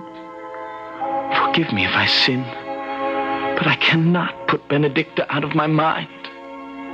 Try as I will, I cannot. James Montgomery once wrote, "Prayer is the soul's sincere desire, uttered or unexpressed, the motion of a hidden fire that trembles in the breast." So it was with young Friar Ambrosius long, long ago. He prayed and fasted and prayed until one day he believed he had an answer. I'll tell you more about it when I return shortly with Act 3. Isn't it nice to know you're free? To see the things you want to see. The touch the heights you dare to reach. To know you're all that you can be. Need a full-size car? Well, you came to the right place. Buick. Take LeSabre, a genuine family car with lots of nifty Buick touches and room for 6. Or the elegant Electra, the car that wrote the book on Buick luxury. Or Riviera, the luxury car that's also a great personal road car. The full-size Buicks. If you're looking for a place where you and your free spirit can really get together, this is it. Free spirit, Buick on the wings of the wind. How it's gonna be your spirit's free. This is WBBM Chicago. Northwest Federal Savings presents the brand new American tradition spoon rings in genuine sterling silver by Oneida. A gleaming example of this new folk art can be yours free when you save $1,000 or only $3 with a $250 savings deposit. See the beautiful heirloom collection at any one of our 4 savings centers in the great Northwest Territory. You'll find 4 distinctive designs to reflect your own personality or your thoughtfulness in a gift. The weight tells you it's quality. The sharp detail tells you it's Oneida. Remember, you get one free when you save $1,000 or $3 with a $250 deposit. So come to Northwest Federal. Start your own American tradition. 1 ring per family. Some designs limited. Irving Park west of Cicero, in Des Plaines, in Norridge, and Arlington Heights. It's Northwest Federal Savings Time, 63 hours a week.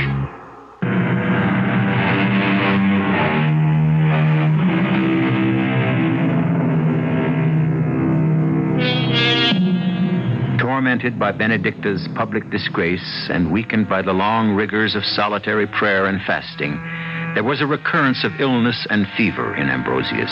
On the one hand, he yearned to protect Benedicta. On the other, he was relentlessly pursued by his religious conscience. Torn both in mind and body, the young monk appeared before his superior. May I speak with you, Father Andreas? I am here to be of help whenever I can. Since I have recovered from my illness and delirium, the other friars look at me strangely, as if they no longer regard me as one of them. They avoid me whenever they can. I am aware of that, and I have given it much thought. You are to leave us for a season. Leave the monastery? To dwell in greatest solitude among the highest mountains. There, God will restore both your physical and spiritual strength. I submit to your will, your reverence. Do you wish to discuss the tales that are told of the evil spirits that inhabit those high peaks? If it is God's will, I will escape their spells and enchantments and come back to the monastery as you would have me.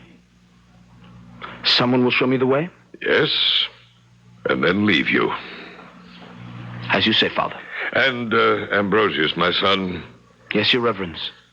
Whatever demons or devils men may encounter in high mountains, remember, there are none so evil as those we find within ourselves.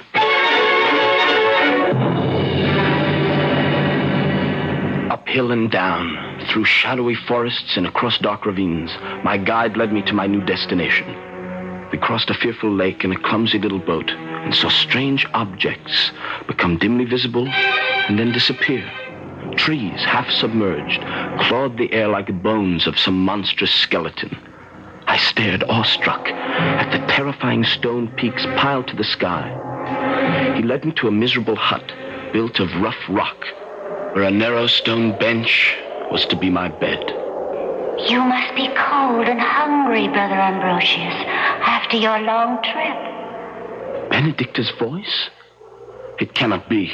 You will not be alone, my good friend. I will be here whenever you need me. How can such things be? Where are you, Benedicta? Warm yourself by the fire. Look, I have built one for you. Let me see your face. If only for a moment, You will find warm food in those pots hanging over the fire. And on the stone table, there is a pan of fresh milk and a piece of yellow butter. But they were not there when I came in. How did they come here? I brought them. And some fresh-baked black bread and a fine white cheese. Thank you, Benedicta. Eat, Brother Ambrosius. The Black Lake journey is a hard one. Did you know it is said that the lake reaches straight down to hell? I do not fear such things. These mountains are filled with dangers, even for holy men. Show yourself, Benedicta. I will not eat the food or drink the milk until I have seen you. No, don't leave, Benedicta. There is something you must tell me. Goodbye, Brother Ambrosius. There are things that I must do.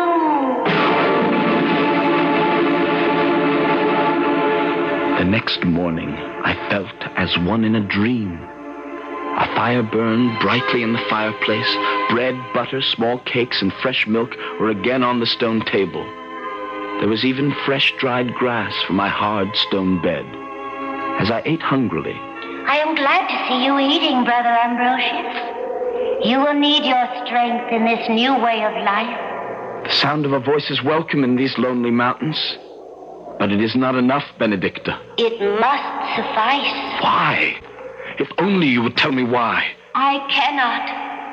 It is not for you to question. Look, I have brought you a short-pointed spade and a hempen bag. When you have finished eating, I will show you where the roots grow that you must dig for Father Andreas. I am grateful for your help. Meanwhile, here are some roots I gathered for you to taste. You should know the flavor as well as how they look. Bite into them, Brother Ambrosius.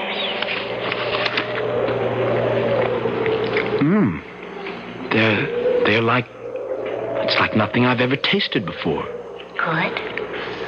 Are they not good? Oh, indeed, Benedicta. Strange. But good. Very, very good.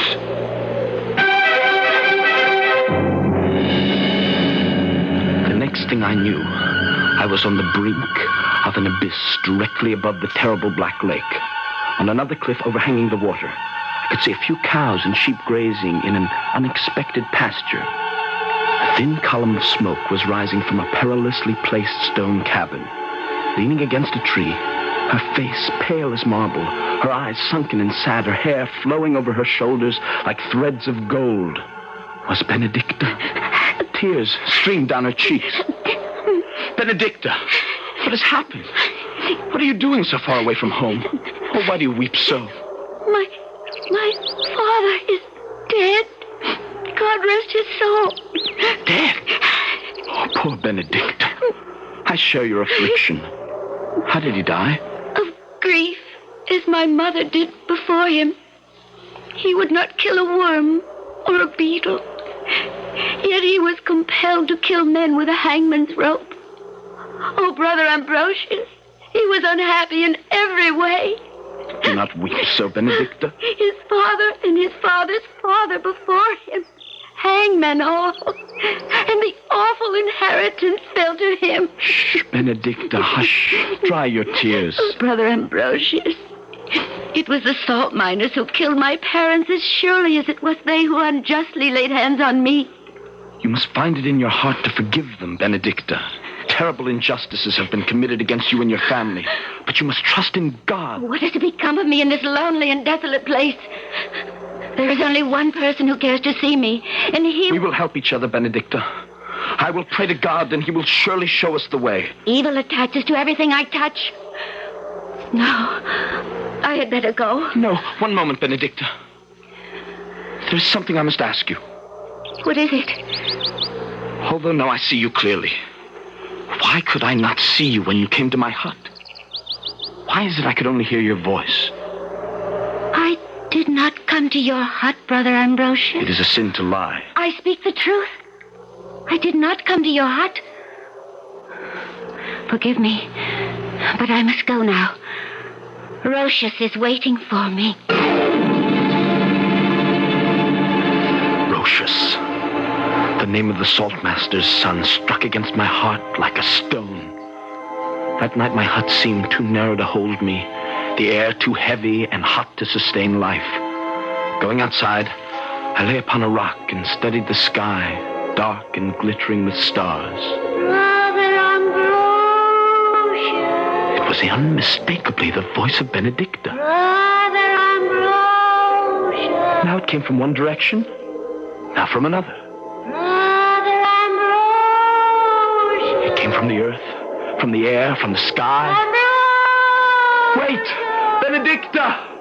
I'm coming to you. You've only to show me the way. I fled into the coolness of the forest along the Black Lake, stumbling and falling over rocks and tree stumps. My limbs were bruised, my robe torn. Suddenly, against the starry sky, I saw the outline of a hunting lodge. A well-worn path led to Benedicta's cabin. Before it, in the bright moonlight, stood Rocius. What brings you here, Friar Ambrosius? When last I saw you, you were safely cloistered in the monastery at Berchtesgaden, where you belong. Where is Benedicta? Answer me, Rocius. Must you meddle always in other people's lives, you and what you call by the name of virtue? You may despise me if you wish, but you will not harm Benedicta. I do not wish to hurt a man of the cloth, but I am not known for my patience. I carry a knife, and on occasion I do not hesitate to use it. You will not go to Benedicta's cabin. I will not fight with knives, Rocius, but unarmed and equal.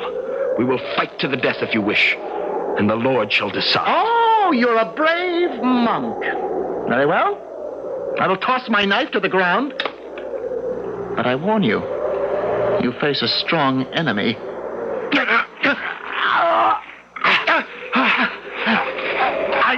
I know the edges of these precipices far better than you. I shall make you a grave in the hell that is at the bottom of the Black Lake. I cannot breathe. Your knees are pressing on my chest. We are not playing games, good friar. My hands are longing for your throat. I will free myself. See how close you are to the edge of the precipice? I can hurl you down like a small stone if I choose. But I will not. I do not really care to take your life. For the truth is, you cannot stand in my way.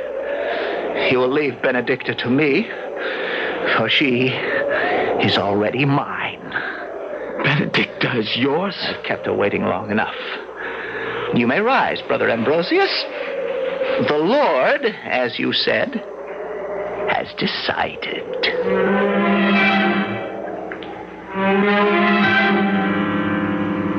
Why did the Lord allow Rochus to overcome me? Why move him to spare my life? Some power impelled me to look down at my feet. There lay the answer. The knife that Rochus had flung to the ground. I saw plainly as in a vision the act which I had been preserved to do. Later that night, I went to Benedicta's cabin. I could hear her singing, as when I first saw her standing beneath the gallows. Open the door, Benedicta. It is I, Brother Ambrosius. Why have you come at such a late hour? Let me in, Benedicta. My errand is brief. You look distressed, Brother Ambrosius. Can I bring you food or drink? Your face is full of happiness.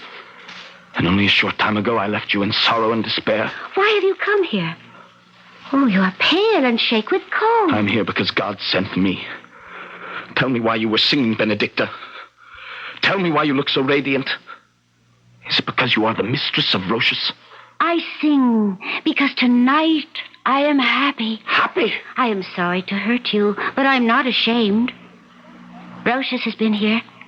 He's gone to Berchtesgaden to persuade his father to remove the curse of the hangman from my life. Oh, foolish Benedicta. There's not much time left. Kneel before me, that I may forgive your sins. You frighten me. I've never seen you like this. You need not be afraid. I here and now give you absolution without repentance. Huh? I free your soul from the taint of sin, because, Benedicta, you will atone with your blood and your life. You have drawn a knife. Do you recognize it? It belongs to Rochus. What do you mean to do? Rochus! Rochus, help me! Help me! My blood is on your hand, Brother Ambrosius. I love you, Benedicta. On your hand.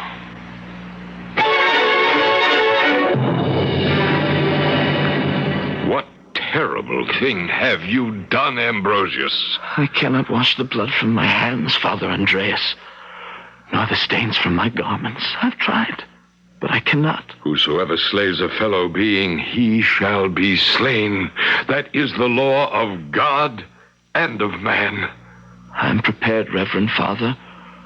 You will first be taken to the tower, and then tomorrow at sunrise, you will be led to the gallows and hanged by the neck until dead. The ways of the Lord are mysterious. When I saw Benedicta for the first time, an icy chill shook me from head to toe. Ice filled my veins. She was standing beneath the gallows, and Brother Romanos said that she was standing on my grave. Do you have a last request, my son? Yes, Father. What is it? The vultures. After I am hanged, perhaps someone could chase them away from my poor dead body.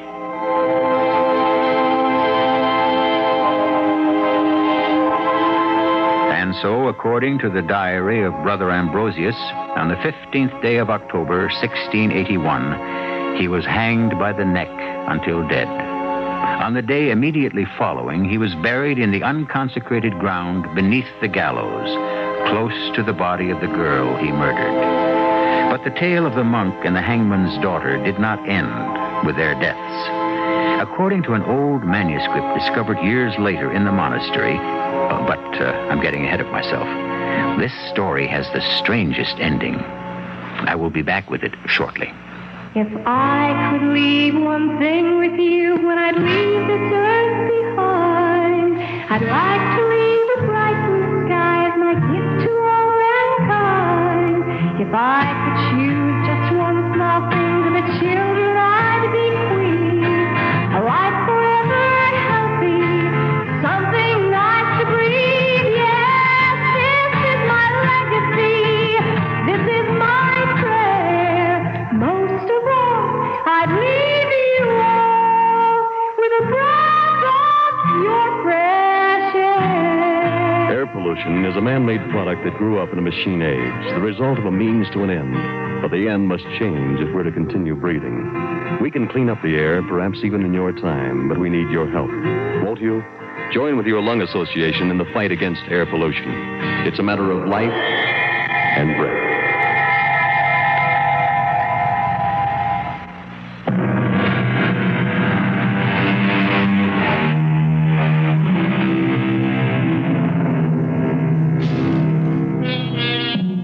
The manuscript discovered in an old forgotten crypt related how Ambrosius was buried next to Benedicta. Then it went on with these words. This Benedicta, though called the hangman's daughter, was, as is now known through declarations of the youth Rochus, the illegitimate child of the saltmaster by the hangman's wife. Pray for the hangman and all his family. Pray for the soul of Brother Ambrosius, who might have been a faithful servant of the Lord. Pray for them. Pray for them. Our cast included Christopher Tabori, Arnold Moss, Evie Juster, and Russell Horton. The entire production was under the direction of Hyman Brown. And now, a preview of our next tale. Everything was spinning round as I lay down, and I must have fallen asleep so deep that it might have been me that was dead. I remember waking up once and being questioned by someone. Lieutenant of Police, I must warn you, whatever you say can be used against you. I haven't said anything, have I? No, but you will. We have our own methods. You say the radio was playing. I didn't say the radio was playing. Ah, but you know about the radio. What radio? The radio that was playing. I didn't say there was a radio or that it was playing. What did you say? I don't remember. Your sister was in the bathtub. The radio was playing. You threw it in the water and you killed her. No! Why would I do that? Because you hated her. You've always hated her, haven't you? Radio Mystery Theater was sponsored in part by True Value Hardware Stores. This is E.G. Marshall inviting you to return to our Mystery Theater for another adventure in the macabre. Until next time, pleasant dreams.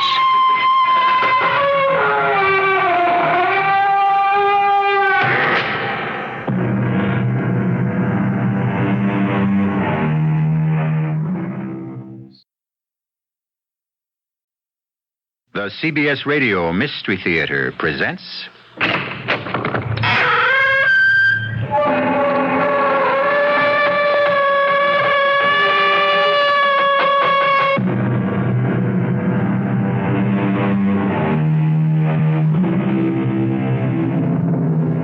Come in. Welcome. I'm E.G. Marshall.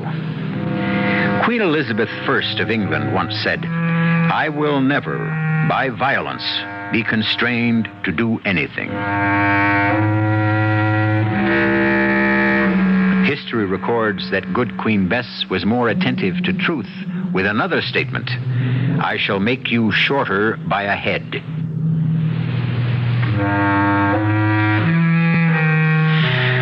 The lady had more violence in her than she dreamed or admitted. just as all of us do, if we face the truth.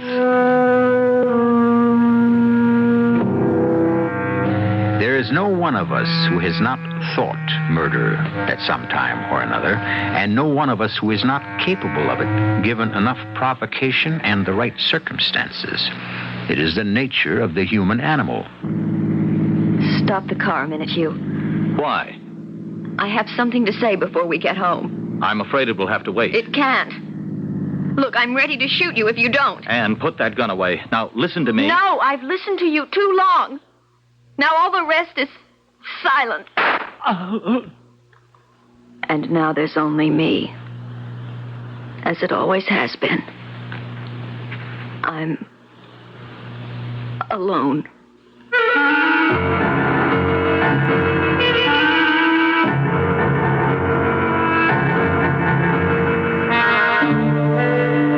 Our mystery drama, The Infernal Triangle, was written especially for the Mystery Theater by Ian Martin and stars Morgan Fairchild.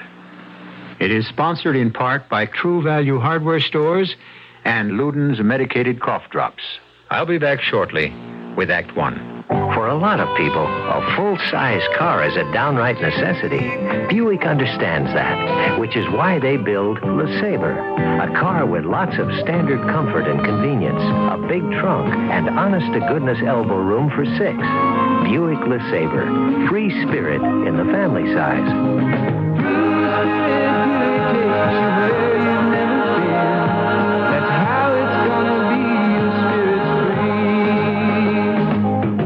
Imagine living without electricity, or indoor plumbing, or food when you're hungry, or clothing when you're cold, or a job when you need money, or a school to get an education.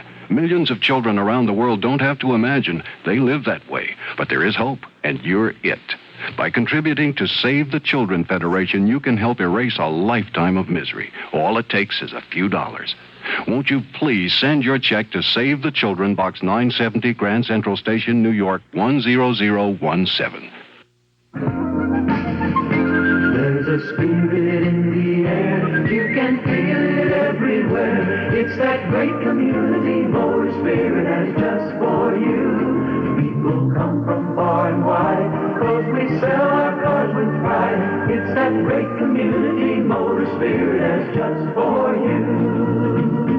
The best part of our spirit is that great community price on Pontiacs, GMC trucks, and Hondas too. Looking for a good selection of late model used cars? Come out to Community Motors in Oak Forest this week at 5900 West 159th Street. Get in on the fun. Catch that great Community Motors spirit. There's a spirit going round, so why don't you come on down? It's that great community motor spirit, and just for you. It's that great community motor spirit, and just for you.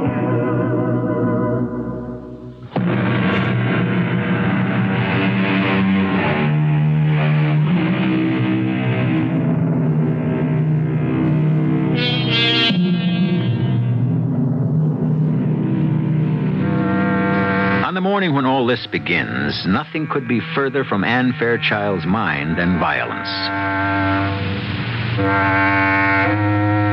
To be in love, to be loved in return, and to have just set the wedding date produces such a state of euphoria in any young woman, even by today's standards, that the darker side of life disappears in a puff of gold-spangled smoke.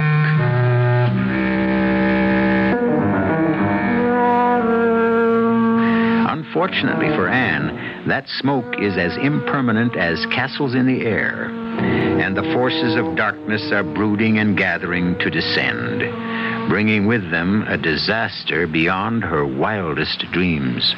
Good morning, Anne, sweetie. How are you? Morning, Daddy. Good heavens, that's enough love to last for a month. Forgive my enthusiasm, but this is just the best day that ever happened. Have I got news for you? Well, that makes it nice because I have for you, too. But you first, before you explode. Now, is it Hugh? It is indeed. Hugh Denning, the most gorgeous man who ever existed in this whole wide, wonderful world. He wants me to marry him. Well, I take it you accepted. I did, indeed. Oh, Anne, I'm so happy. I think it's great. Well, when's the big day? How soon do you think you can get someone to take my place? Never. As a person. I meant as a housekeeper. Oh, by tomorrow. Maybe even by tonight. That fast? Mm-hmm. I told you I had some news, too. While you and Hugh were out last night, I had a call from Eve. She's coming home. With Roger? No, alone. Oh, they went through with the divorce? Mm-hmm. Yes. Well, don't look so concerned, honey. It isn't her marriage that concerns me. It's Eve. Well, I think Sister is strong enough to weather it. I know darn well she is. I know just how strong Eve is. I ought to. Oh, now, come on, Anne. You're not going to rake up ancient history, are you? You're far too young for Roger, and as things have turned out, well, you got the breaks. I'm not worried about the past. That was kid stuff. But I am worried about the present.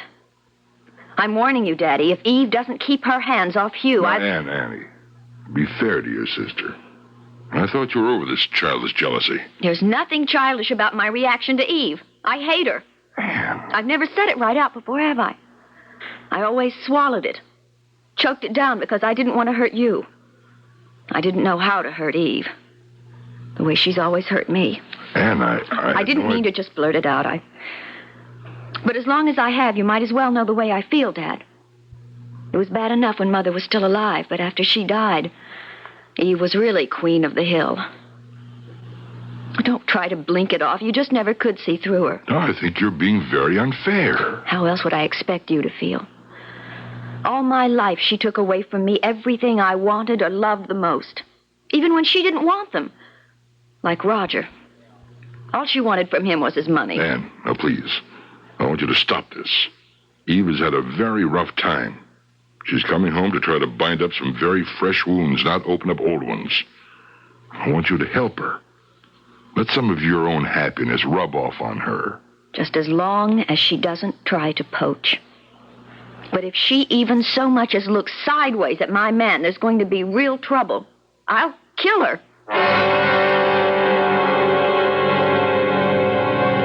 Of course, I don't really mean what I just said. I don't want to hurt anyone. I just don't like being hurt myself. And Eve is a past master at that. Oh, it goes back so long I can't even remember where it started, or maybe it just always was. Partly because I wasn't pretty as a child. Mom tried to make it up to me. But the main thing I got out of it was hating the story of the ugly duckling, because I never could believe it was true. Till I grew up. And I was beautiful. Even Eve finally had to admit it, although the way she said it, I never knew if she was telling the truth or not. Like now, when Dad and I met her at the airplane. And, darling, you look simply ravishing. How do you do it? Oh, I guess the ugly duckling just finally grew up, Eve. Oh, you weren't ever ugly. You're the only one that ever thought so, right, Dad? Right, Eve. Anyway, you're still just as beautiful as ever. Me? I look ghastly. You don't realize, little sister, how lucky you are I took him away from you. I'd still rather have made up my own mind. Oh, what's the matter, darling? Still carrying a torch for Roger the Roamer? No. You successfully snuffed that one out for me. But you don't have to worry anymore, Eve. Anne here has someone to carry the torch for her for a change. How marvelous. A new lover. A man who's in love with me. And better than that, from a father's point of view, wants to marry her. But that's wonderful. When? We haven't set a date. Oh, I can't wait to meet him. His name is Hugh. Hugh Denning. And I wish you didn't have to. Didn't have to what? Meet him. Ever. I want to warn you, Eve. This is one I'm not going to let you steal.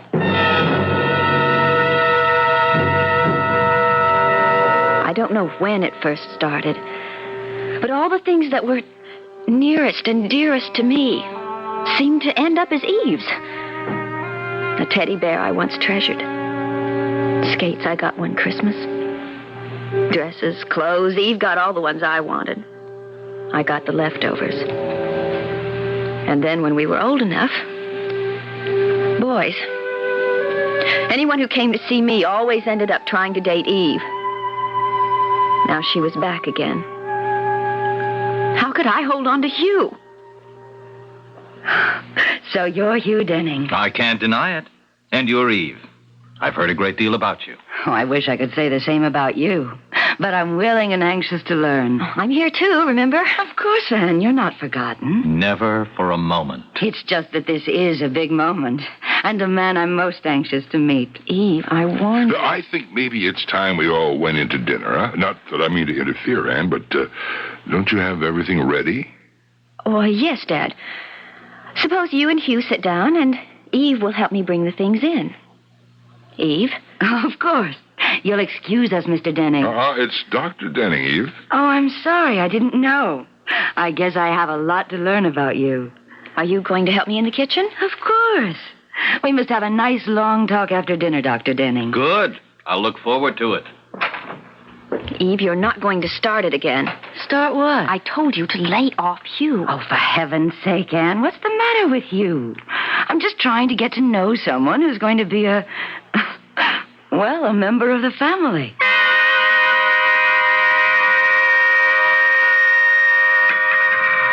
Oh, I'm sorry to hear about your divorce, Mrs. Grant. You shouldn't be. And by now, don't you think you should call me Eve? All right. Eve. I'm going to keep it Dr. Denning for one moment longer. Huh. I made the mistake of marrying a man who couldn't even keep his word, let alone his wife. He even cheated on his mistresses. So I'm well rid of him. Don't you think, Anne? You arranged it so I never had the chance to make up my mind. Oh, surely you no longer care. Well, surely what we can do is drop Roger out of this conversation, huh? He doesn't mean anything to us anymore. That's gospel. So now with that subject out of the way, I can and will call you Hugh. It's my pleasure, Eve. And mine. You could be a very valuable member of the family. There's a fire in the living room. Why don't we have coffee and maybe some brandy in there? The table has to be cleared. Oh, the dishes can wait. The ice cream will melt, and we need more coffee. Why don't you help me straighten up? Why don't I do that, huh? Hugh and Eve are guests for tonight. Besides, they should have a moment or two to get acquainted under the circumstances. But I don't want her to be alone with... Anne, dear. I think you can trust me, can't you? Yes, but If you want, we can all do the dishes. No. Eve is tired. It's a long trip. It's her first night home. Do me a favor, Hugh. Huh? You keep her company while Anne and I clear away, all right? I think that's a good idea. I've been looking forward to meeting Anne's sister. Anne? I guess so. You do remember we discussed this? Yes. Then come on, Eve. We'll see you in a little while. Anne? Yes? Are you all right? Yes, Dad, yes. Okay. Now, where do we start? Oh, anyway, Dad, it doesn't matter. She started. Already.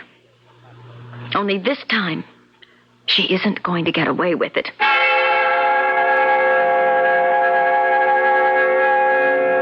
how was I going to stop her? I never had been able to. And in the days that followed, I saw them more and more together, whispering in corners, breaking off quickly when I came in the room.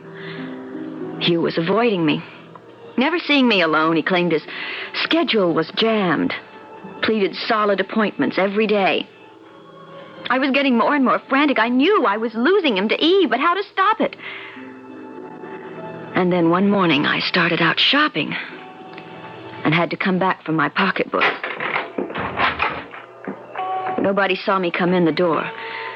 Upstairs, I could hear a radio playing. And as I climbed the stairs, I realized it was coming from the bathroom Eve and I used. I glanced at my watch.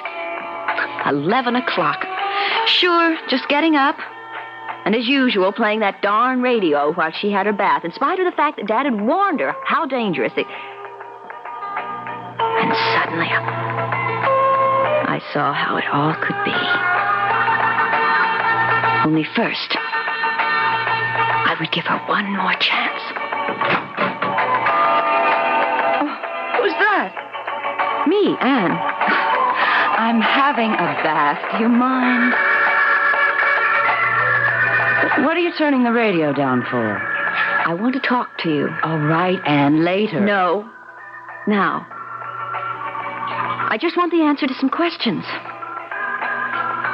Are you going to leave Hugh alone? I don't know what you're talking about. Don't lie. You're just trying to steal him from me. You must be crazy. Just as you have everything else I ever wanted. So this is your last chance. My last chance for what? To promise to stay away from you. If you don't, I'll kill you. Oh, don't be ridiculous. I don't care about Hugh. You're lying. Oh, what is the use of talking about it? It wouldn't change anything. There's only one thing to do. Anne, what is it? You didn't want me to turn the radio down? All right. How's this? Listen to it. Listen to your swan song. I'm getting you out of my life forever. Anne! No!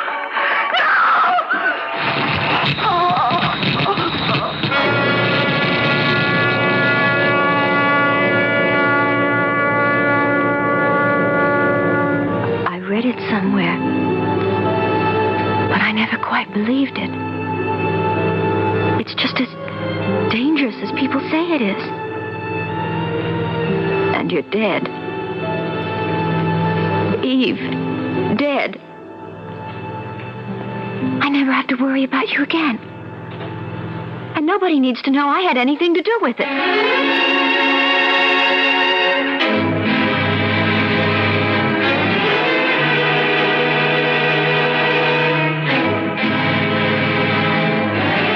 In spite of our knowledge about the danger of certain electrical appliances, too many people die from accidental electrocution every year. The most common villains are radios and electric heaters. Statistics are not available, certainly not in a case where death was deliberately caused, as in Eve's case. I shall return shortly with Act 2. You can have great taste, lots of great taste and taste with Ludens. They're medicated cough drops with great taste in every box. Wild cherry, sweet and savory, menthol cool and flavory. Honey, the way you wish with lemon or licorice. Oh, you can have great taste, lots of great taste and taste with Ludens. Ludens, the medicated cough drops that don't taste medicated. They taste great. Use only as directed. You've worked hard to get where you are, and now would be a very good time to give yourself a little pat on the back in the form of Buick Electra, a car filled with room, luxury, comfort, the perfect place for you and your free spirit to get together. Buick Electra. Think of it as recognition for a job well done.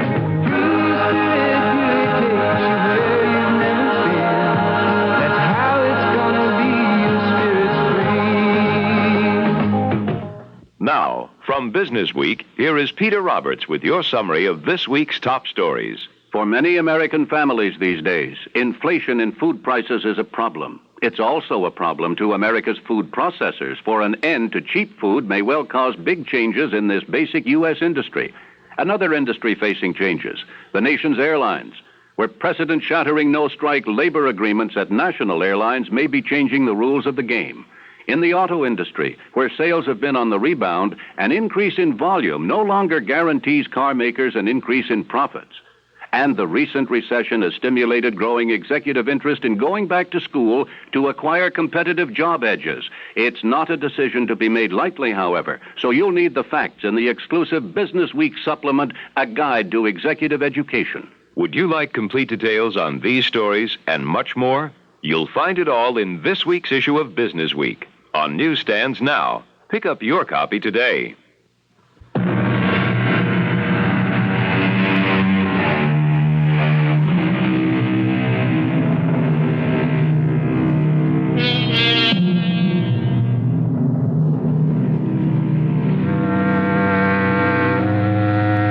The shocking crime that Anne Fairchild has effected is not the end of her problems, but only the beginning of a new set.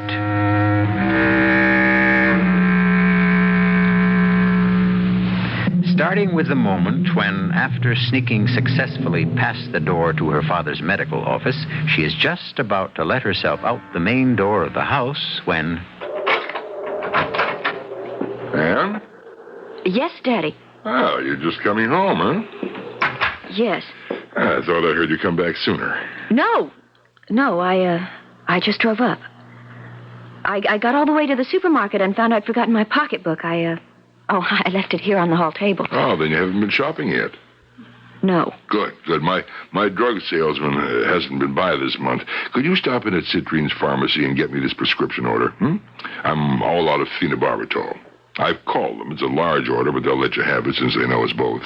Oh, I'll get it, Daddy. Fine. I've got to get back to a patient. By the way, that's capsules, not tablets. Where's Eve? I guess she's in her usual morning state. Ah, dead to the world, huh? She doesn't like getting up in the morning much. Well, I don't blame her. I've been giving her some sedatives. Maybe we ought to wake her now, though. And as soon as I dismiss this patient, we could all have some brunch if you'd make it. No. No, I'm going shopping and get your pills, and then I'm coming home for a nap. If you want Eve, you'll just have to wake her for yourself. I didn't mean that literally, of course. Because nobody could wake Eve. She was dead. Electrocuted, drowned. Dead as dead. But then everything became sort of blurry. I guess I was just reacting to all the horror, the terrible thing that had happened, and my own terror. I remember I did the shopping and I picked up the pills for Dad. I came home and just left everything in the kitchen and went upstairs. Well, everything was spinning round as I lay down, and I must have fallen asleep so deep that it might have been me that was dead. I remember waking up once and being questioned by someone. Lieutenant of Police, I must warn you, whatever you say can be used against you. I haven't said anything, have I? No, but you will. We have our own methods.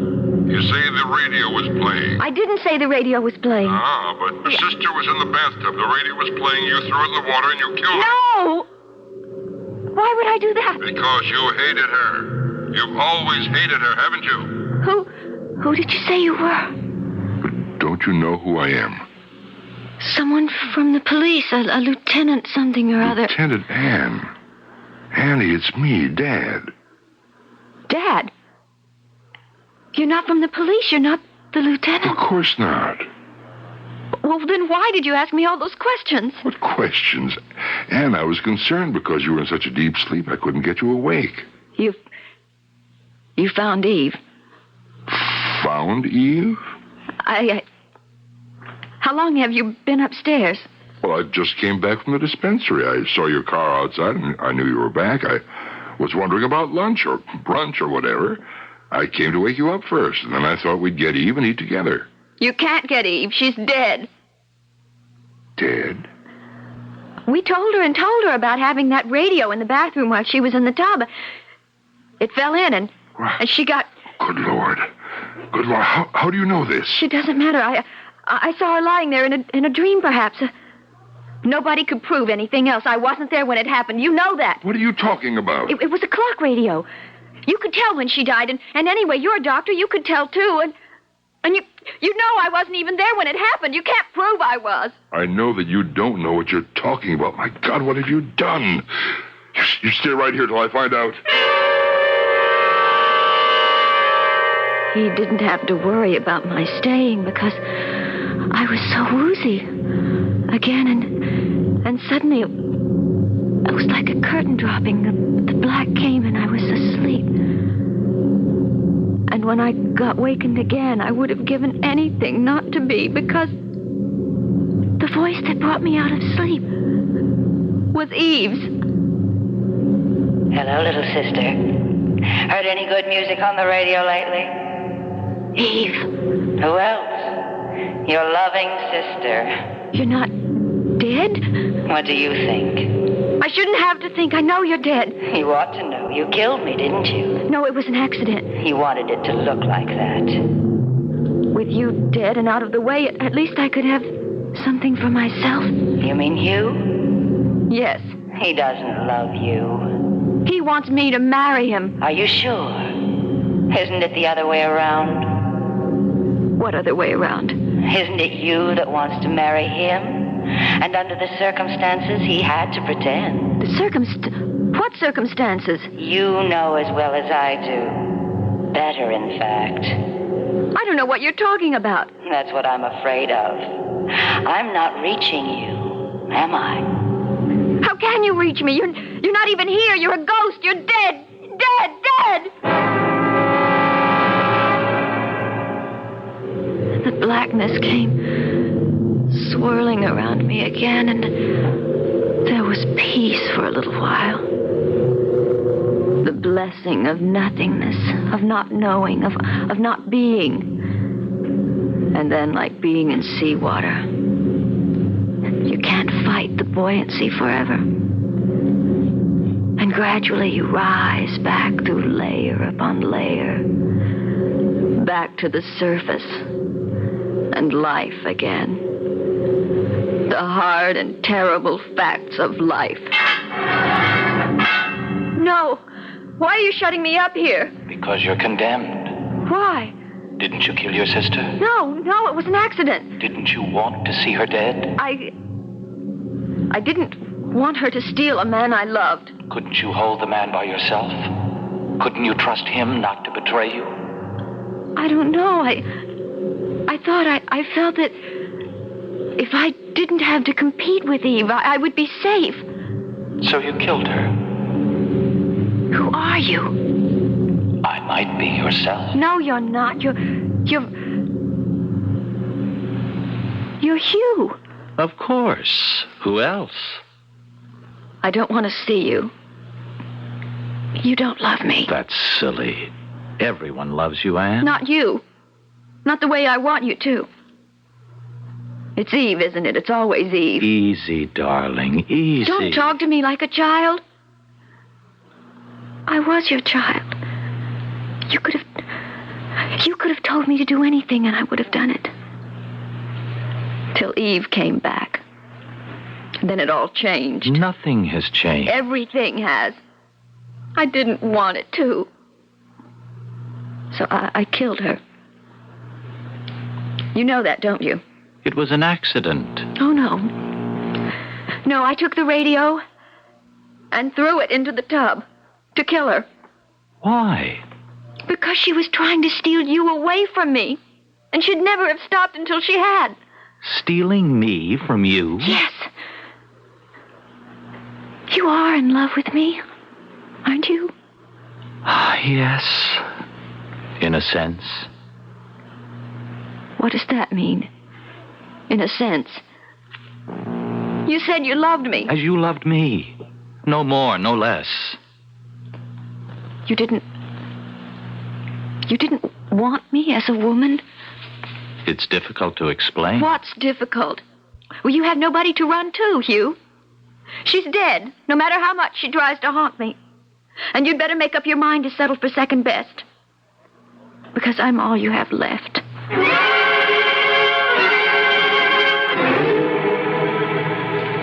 He doesn't want me. He never wanted me. I killed my sister to keep his love, but that wasn't enough. He doesn't love me. He never will. It was all a lie. So now I know I have to kill him, too. That's why I brought the gun. Daddy's gun. The one he keeps in his office. I want to go home, Hugh. I don't know about that. Am I arrested? Locked up? Am I accused of anything? No, not yet. Then can't I please go home? Would you promise to behave yourself? Yes. And how do I know you'd keep that promise? I don't know. Wouldn't you see that I did? I can't control it, Anne. You have to be the one. Please, I'd be safe with you, wouldn't I? But is anyone safe with you? Oh, damn it, I'm going to take the chance.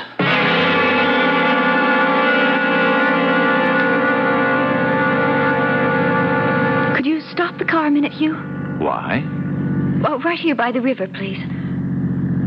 I've got something to say, and I have to say it before we get home. I'm afraid it will have to wait. It can't. Look, I'm ready to shoot you if you don't. Anne, put that gun away. No, now stop the car. All right. Just don't do anything foolish. Now, what is it you want, Anne? Something so simple. Just one thing that was all mine, just mine. A doll, my skates, my father's love, Roger as a lover, and then you most of all. To be my husband, my lover, my man. Eve took them all from me, so I thought that if I killed her, then I'd be safe. Now I see it was all for nothing. Because even though she's gone, you don't love me. I still can't have you. So no one will. Anne, listen. You've got to listen to me. No. I listened to you too long. Now all the rest is silence. Oh. And now there's only me, as it always has been. I'm alone.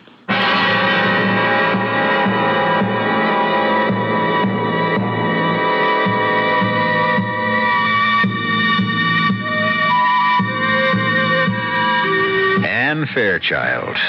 Not the picture of your all-American girl, is she?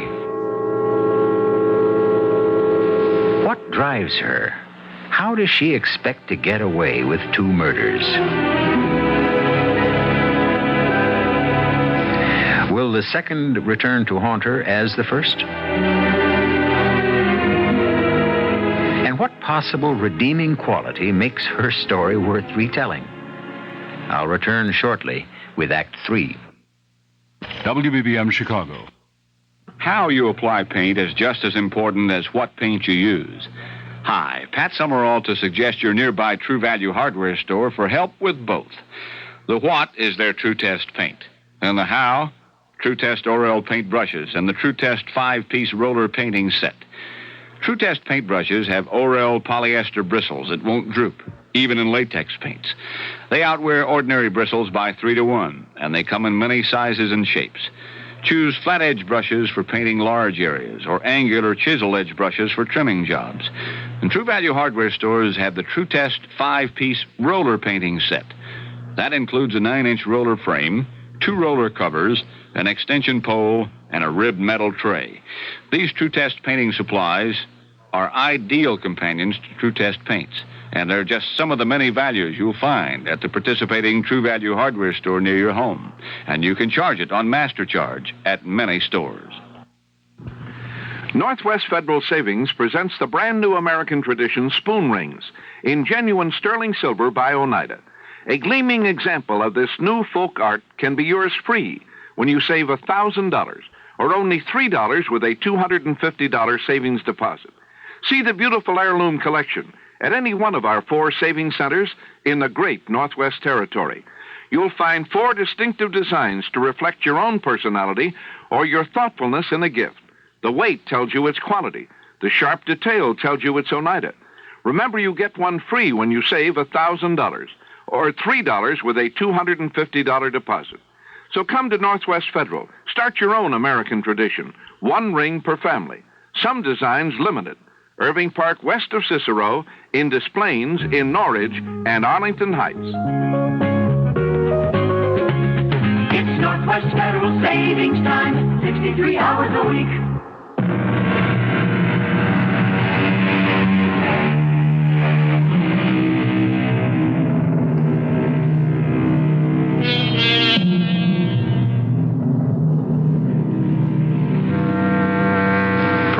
Time, Anne Fairchild sits looking at the man she has ruthlessly killed.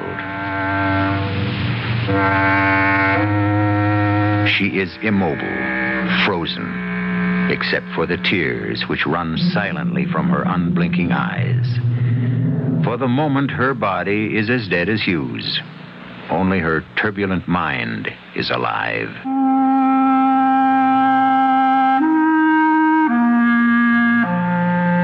Now I've killed the last thing I loved. my father. Because I did love you, too, Eve, in spite of everything. I was just so jealous. Jealous of all the love you stole from me, and most of all, my father's. Dad. Does that mean I have to kill him, too? No, I've destroyed enough. Except one last thing. Me. But how? I can't. I haven't the courage to shoot myself. How? I know the pills I got for Dad. But I need time for that. I can't cover up Hugh's death. I have to bury him first. I'm sorry, Hugh. I have to bury you. Goodbye, my darling.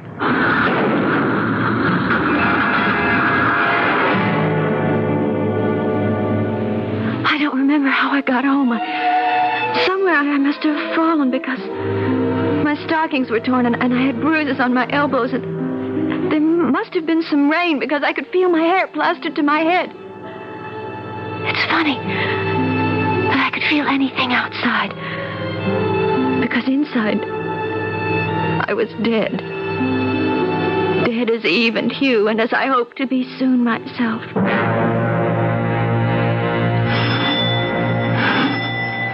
When I got home at last, mud-spattered and bone-weary, I started to grow more and more frantic as no one answered the bell. Help me, someone! Help me! Help me! Anne, what in God's name?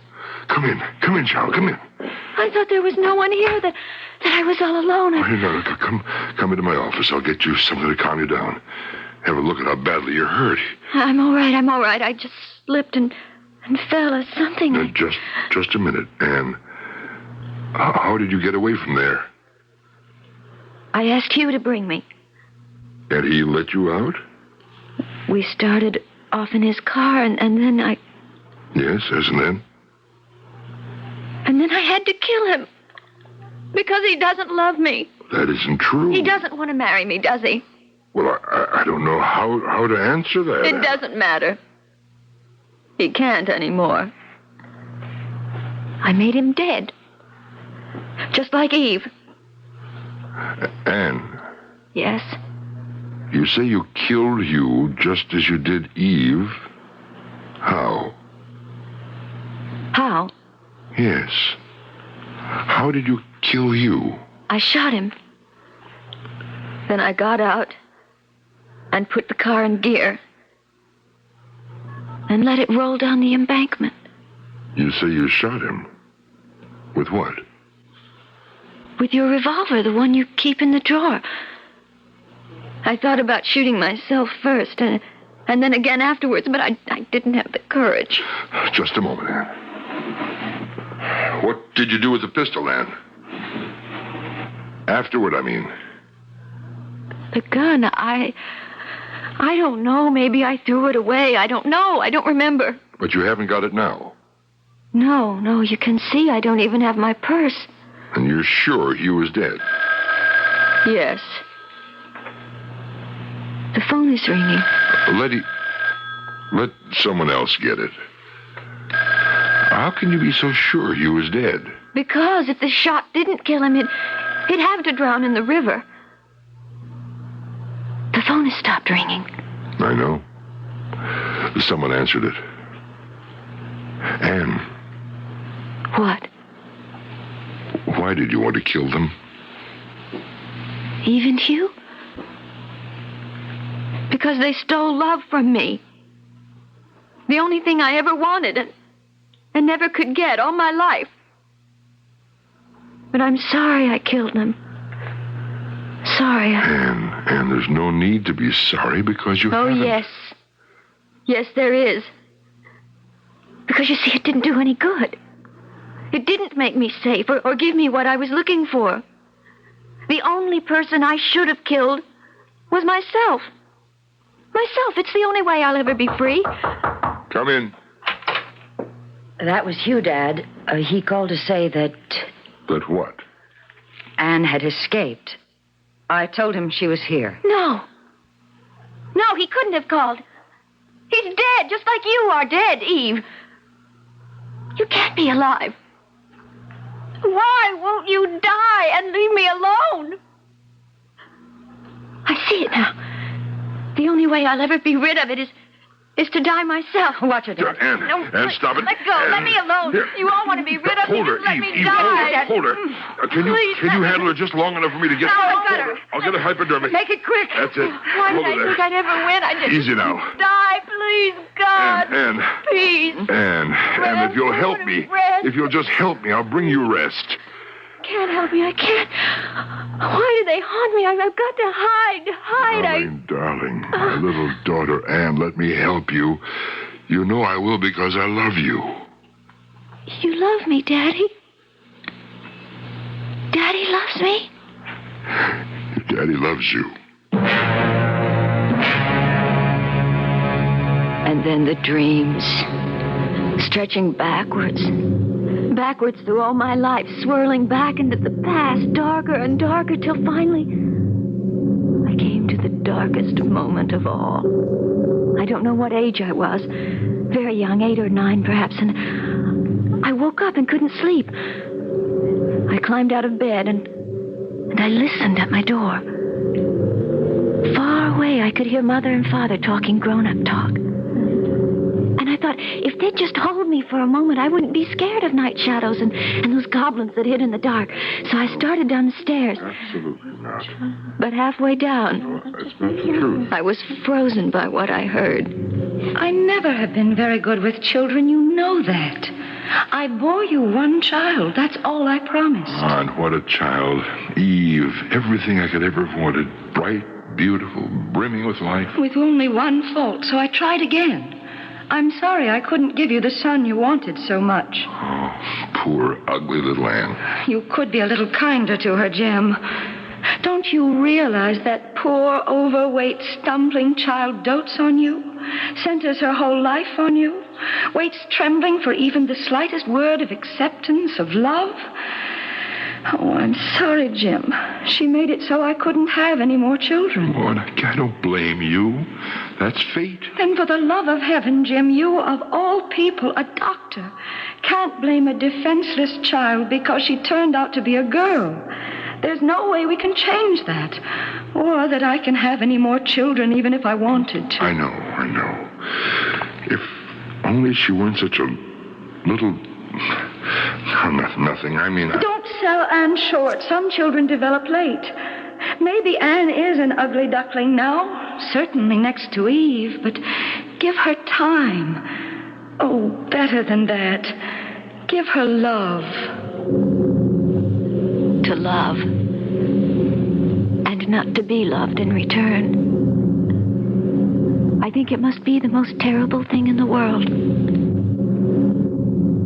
And then I start the long climb up, winding around and around like a spiral staircase, until suddenly my head breaks water, and I'm back in the world again. I slip out of bed, a little unsteady, and steal downstairs into Daddy's office. The phenobarbital is in his cabinet.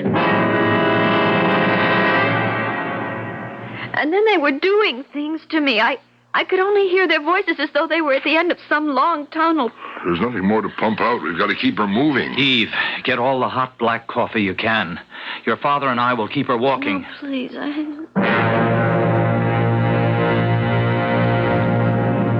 I don't remember ever being so tired. I couldn't even flick my eyelids to save myself. But I know I don't have to. Not anymore. I'm not awake, but I'm not asleep. Just lying here, I can hear every word that follows with marvelous clarity. I can't react, but I can hear. I can hear. You mean Anne actually thought she had killed me? And you, Dr. Denning? Well, Anne's been hallucinating for a long time. Ever since Roger chose you instead of her. Oh, I still can't believe that Anne would go to pieces over that. It's been coming for a long time. You thought he had it under control till the accident of your coming home. You mean Anne's right? I caused it all. No, I'm the one to blame. Nobody is to blame.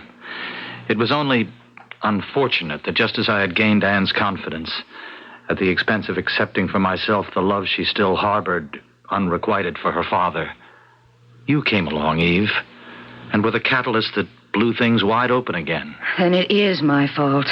Oh, look, if anyone was at fault, we were all at fault. But Hugh, are you trying to say that we've exploded my poor little sister into fragments? That she can never be pieced together again? I don't know how to answer that. I only know that as long as I live, I'll be trying. Because when Anne gave me her love and I returned it, it was no pretense. I know the real girl that lies buried under all the emotional misunderstandings. And I love her. I'll never stop believing I can't clear away all the shadows and let the sunlight back in.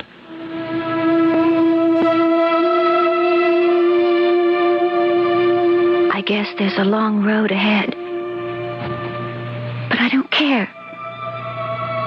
I know I can see my way because there's hope.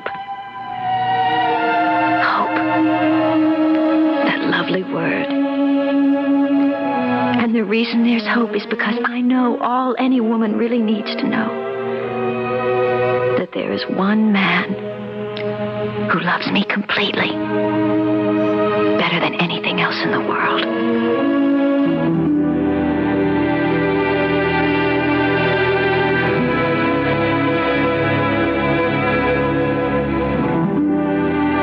In a way, this hasn't been a story at all, because most of it was never told. We only heard Anne's point of view, which was mostly illusion.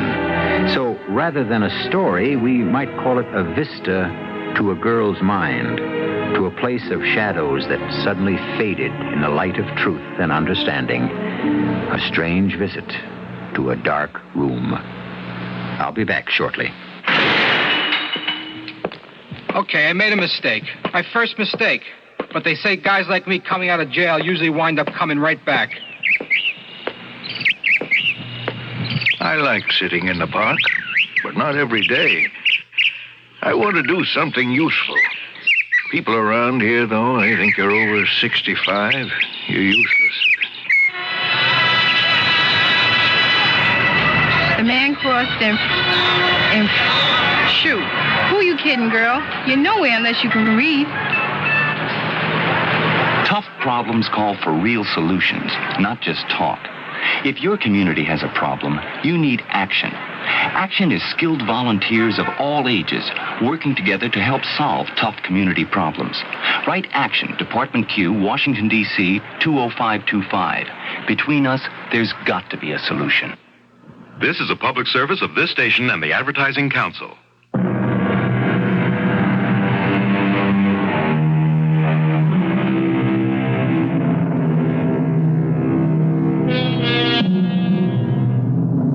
At one time, it was considered absolute heresy for an analyst to have any personal contact with a patient. But we're a more permissive society now, and Hugh Denning is not the first psychiatrist who has married one of his patients. Of course, Anne is no longer a patient. Analysis had brought her freedom to understand and control her life and be a whole woman. And there is no question that the whole experience has made Dr. Hugh Denning a better analyst. So everyone gained, and Anne's hope became reality. Our cast included Morgan Fairchild, Joe Silver, Catherine Byers, and William Redfield. The entire production was under the direction of Hangman Brown. And now, a preview of our next tale. We shall be back for the next No, there's something else. I must speak. Madam Darazum will be back later. No, I must speak now. There is a woman at the table behind you. Madam Darazum, you are tired, weary from your telepathic feats, and That woman is wearing an opal brooch. Yes, yes. Would you hand the brooch to Mr. Murchison, please? Very well. I'm holding it in my hands. The donor of that brooch is dead. Am I correct? The lady nods her head in the affirmative. You are correct. Wait. The brooch was not given. What are you saying? Reconsider what you were saying. The brooch was taken. The owner of the brooch did not die a natural death. She was murdered. Radio Mystery Theater was sponsored in part by Buick Motor Division. This is E.G. Marshall inviting you to return to our Mystery Theater for another adventure in the macabre. Until next time, pleasant dreams.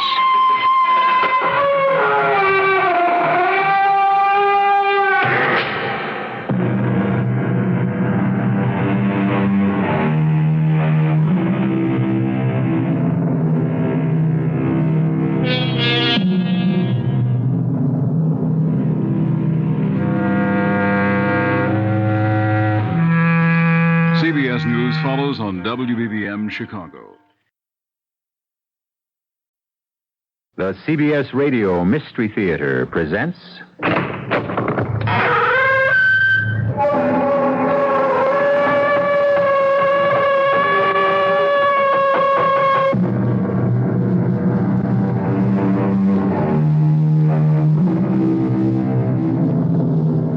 Come in. Welcome.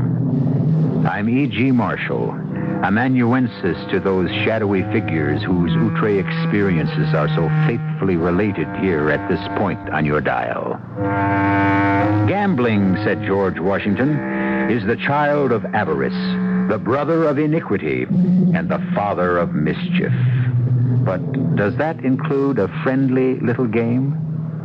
What happens to most friendly little games? Friends become enemies. Little becomes big. And suddenly it isn't a game anymore. But enough of this moralizing. Deal the cards. Who are you? You know who I am. I am the Countess Anna Fedotovna. But you're dead. Yes, I am dead. Then how can you be standing there? Look at me. Can you doubt I am the Countess? But you were buried this afternoon. What does that have to do with it? What does that have to do with it? Enough. Enough of this meaningless chatter. Let us get down to business. What? What business?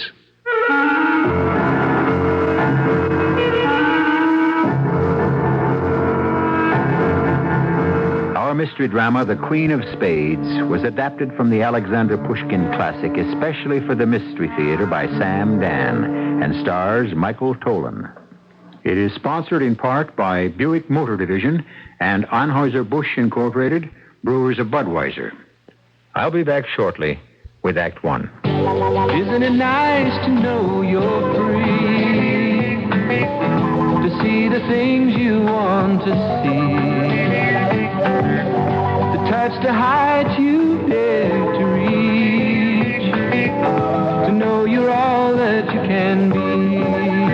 You seem to be in a hurry, sir. Yes, I am. You are in a hurry? Oh, yes. Well, no doubt you're rushing down to buy a Buick Electra because you know that Electra has the kind of ride and comfort Buick's famous for. That's right. And because you know it's America's second largest selling full-size luxury car. You got it. So you're hurrying because you want to get there before the Electras are all gone. That's very good. How did you know I was going to buy a Buick Electra? Well, it was on the shopping list you dropped back there, you see. Dozen eggs, quart of milk, Buick Electra. Son of a gun, I forgot the pistachio nuts. That's not on the list. Well, I forgot them anyhow. Free spirit Buick on the wings of the wind. How it's gonna be your spirit's free. If you feel pain, you should feel the difference. Yes, something so different it holds 3 patents. A research development that's unique. a product that has been tested and used for the past 3 years in the professional community by doctors, hospitals, clinics, physical therapists, athletic players, and trainers. An electro-instrument that has been proved effective for helping in the relief of minor aches and pains, of stiffness, swelling, and soreness from muscle fatigue and overexertion. It's now available for in-home use. Diasyne, Diasyne, from Cynodyne Corporation, a safe, easy-to-use, lightweight, flexible apparatus that produces a general analgesic effect through a scientifically refined application of low-frequency, ultra-long-wave energy. It provides a combination of gentle micro-vibration and soothing warmth to pain-affected areas. Use only as directed. To find out how different Diasyne is and how it can help you, call 372-3390 or write Post Office Box 11900, Chicago.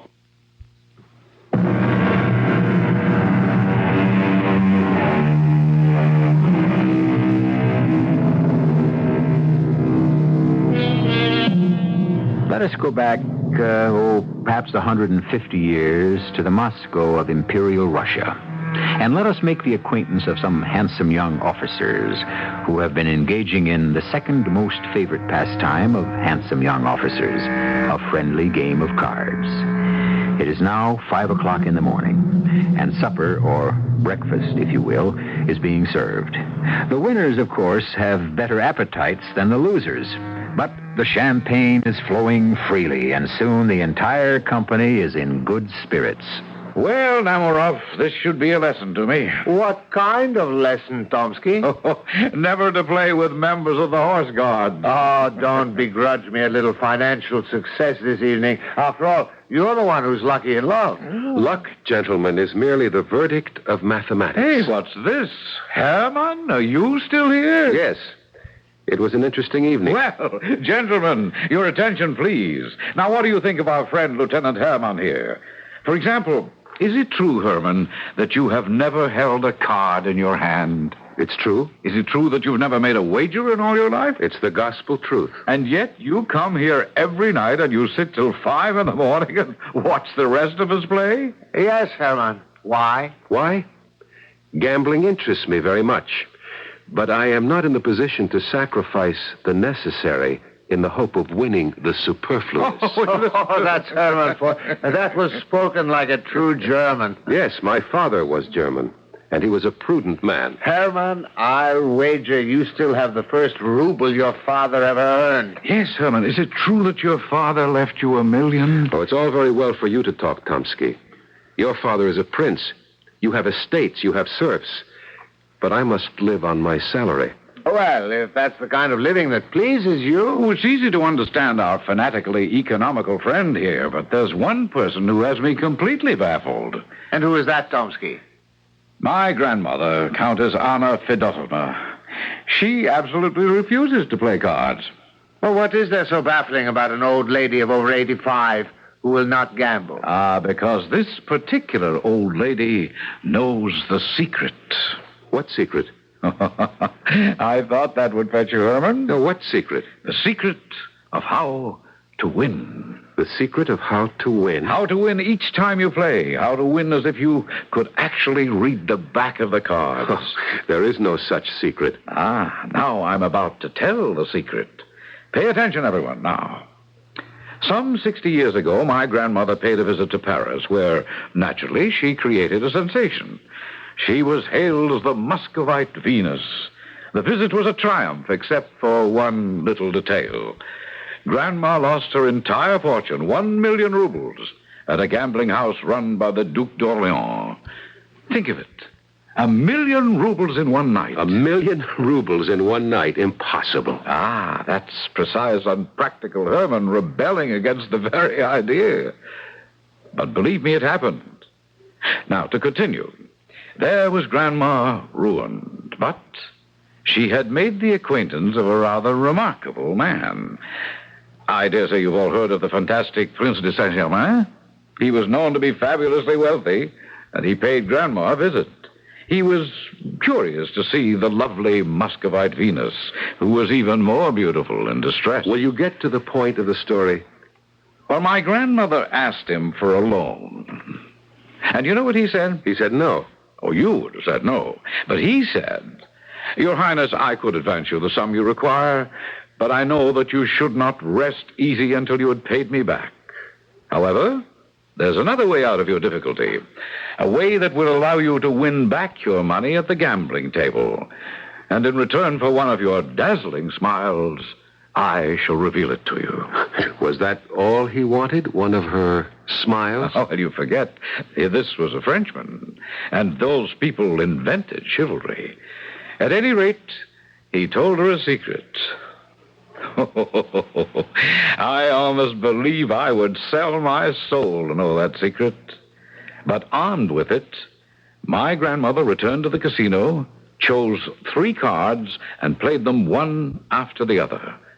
All 3 won. And my grandmother recovered every ruble she had lost. Well? Well, what? What were the 3 cards? That's the secret. You have a grandmother who knows how to choose 3 winning cards at Faro, and she refuses to play? That's correct. But why? That's also a secret. Well, haven't you ever asked her to tell you the secret? Oh, I ask her every day. And what does she say? She says, no. I realize that I am somewhat of a comedic figure to my brother officers. I am tolerated rather than accepted. That is because I am different. They call me Herman the German, and it's quite a joke. But I do not mind their laughter because the things they laugh at in me are precisely the things they lack in themselves. Seriousness, thrift, practicality, and character. Oh, yes, character. For I also have a weakness.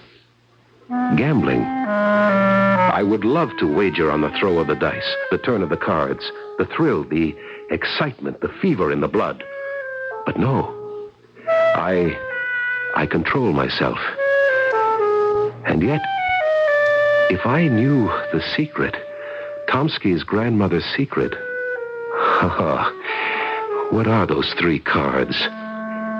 Suppose I could get her to tell me the secret. But why should she tell me? She won't even tell it to her own grandson. But is it true? Can there be such a secret? No, I shall not think about it any longer. I shall dismiss it from my mind.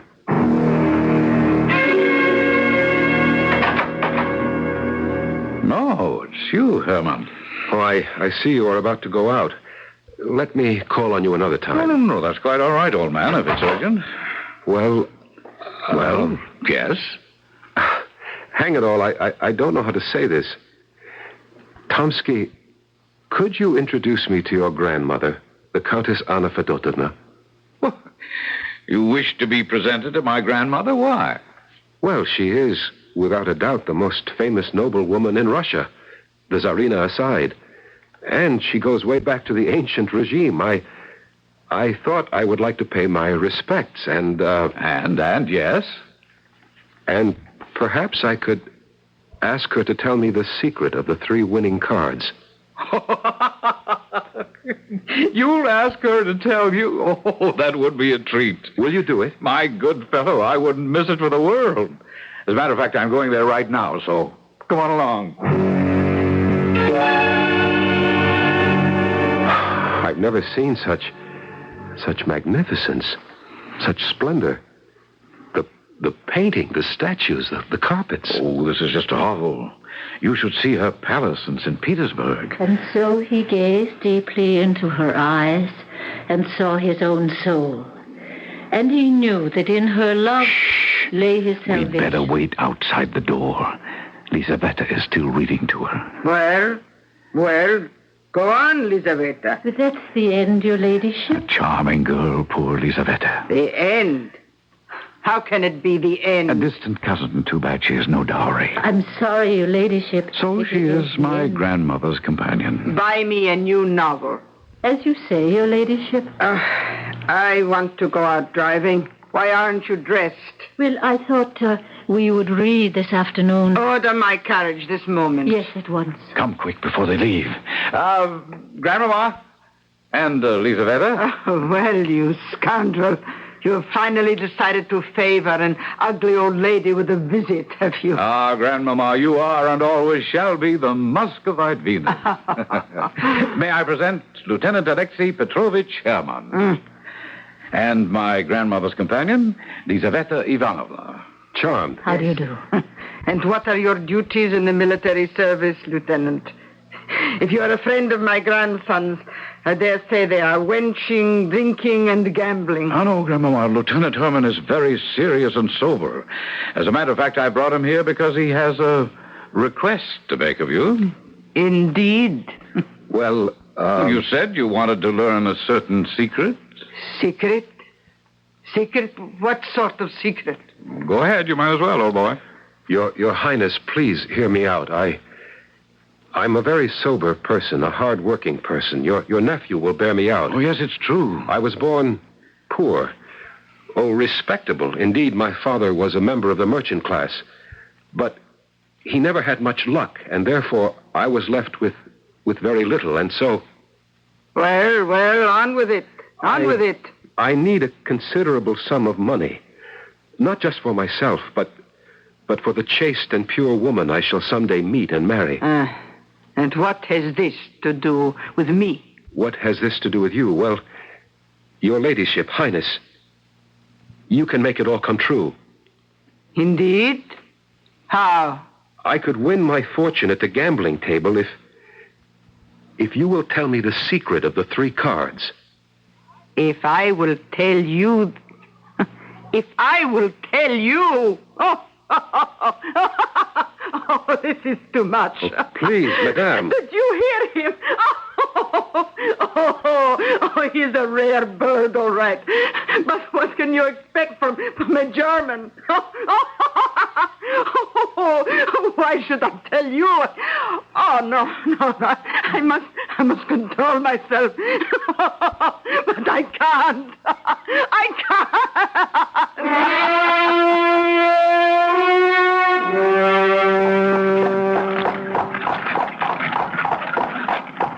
Well, Herman, I'm sorry. I thought it was a perfectly reasonable request. And I don't like to be laughed at. Well, perhaps if you'd worked up to it gradually. I thought I had built up a case. What? I mean, if you'd waited until you'd gotten to know her a bit better. There's no time. She's an incredibly old woman. Why, she could be dead in a few days. Poor Herman. And stop saying poor Herman.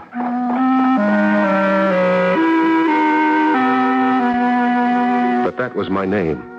I had become poor Herman.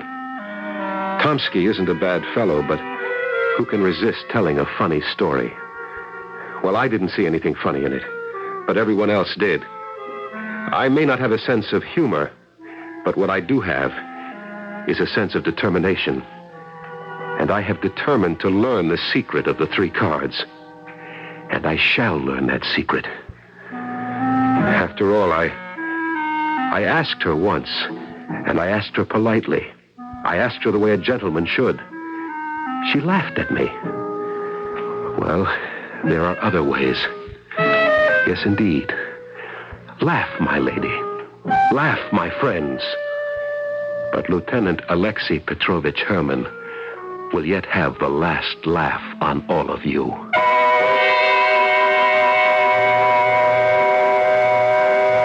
And once or twice to throw the dice is a gentlemanly game. But he does not win who plays with sin in the secret house of shame.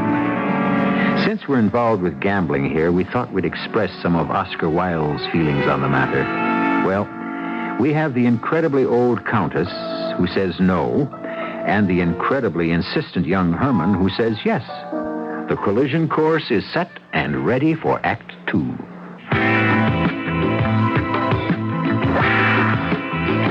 When you say bye, you say a lot of things nobody else can say.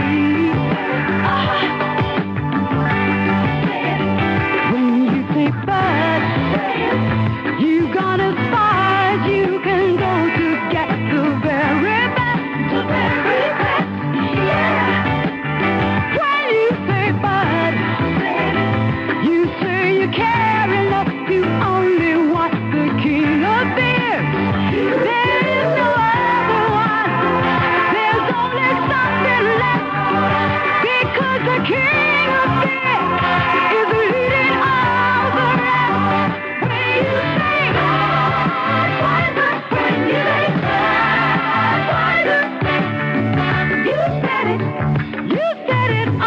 Anheuser-Busch, headquarters, St. Louis, Missouri.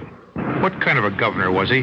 Well, he was the kind of a governor who, when he saw a problem that everyone else had given up on and said it couldn't be done, he faced it head on. When he was governor of California, Ronald Reagan reduced welfare rolls. And in 3 years, there were 400,000 fewer people on welfare, but we were able to raise the grants for those who truly had to have our help 43%. In spite of a growing population, he kept the size of state government virtually the same. He enlisted the aid of private citizens to help him find solutions to California's problems. He obtained substantial tax relief for property owners, renters, and senior citizens. During his administration, state support of education increased dramatically, making possible cuts in local tax rates. As governor of our most populous state, he proved that problems can be solved below the federal level at substantial savings to the taxpayers. He was that kind of governor. He'll be that kind of president. Reagan. He'll provide the strong new leadership America needs. Paid for by Citizens for Reagan.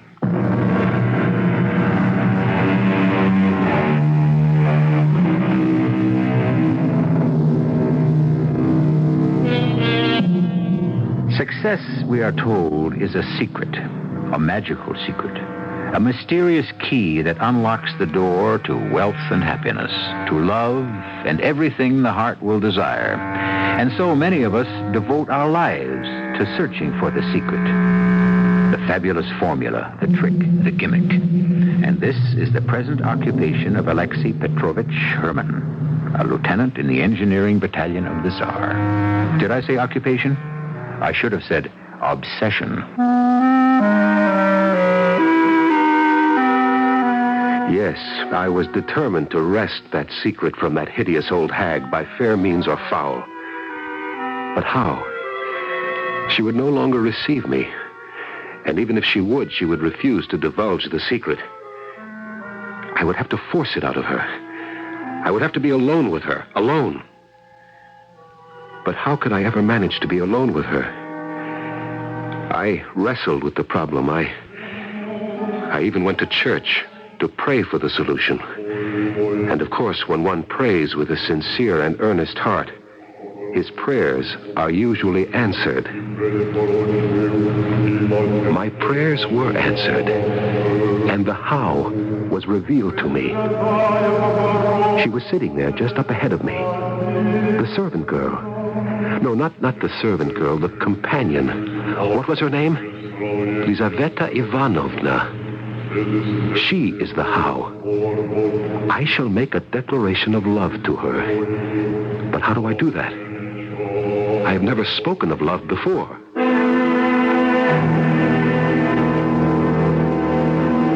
You in love? Is it possible?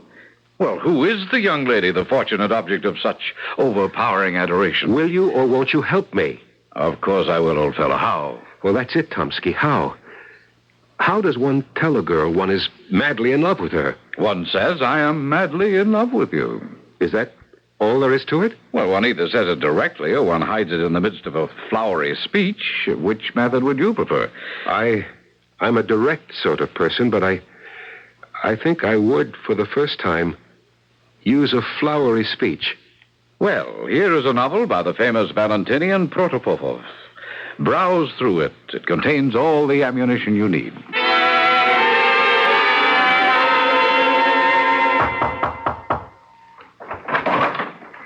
The butler sent me up to see you, mademoiselle.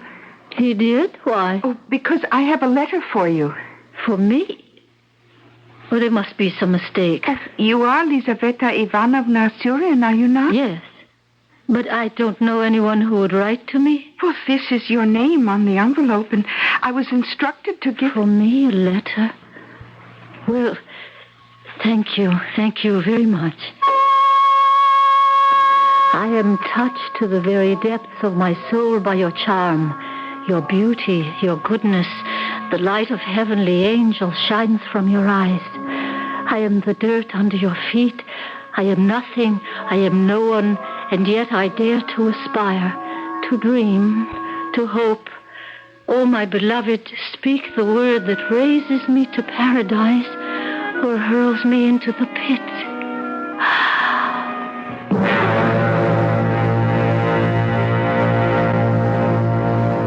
Lizaveta Ivanovna. Please, Lizaveta Ivanovna, have pity on me. Pity? You're the one who should have pity on me. I'm a poor girl. Poor? Your condition of life is even higher than mine. My father was merely a merchant. Your father was a state councilor. He died penniless. It doesn't matter. It matters. I have no dowry. It doesn't matter. I love you. And soon you would hate me. Oh, I swear by my soul. You would be in debt. There would be no money. I swear by my hope of salvation. Your creditors would haunt you. I must have you, Lizaveta Ivanovna. And you would think I, a handsome young officer, I could have made a wealthy match. Lizaveta Ivanovna. Please, Lieutenant. I am sorry. It cannot be. My beloved, your coldness, your indifference shall not chill my heart. A poor flower worships the sun. And if the sun is unaware of its adorer, does that lessen the adoration?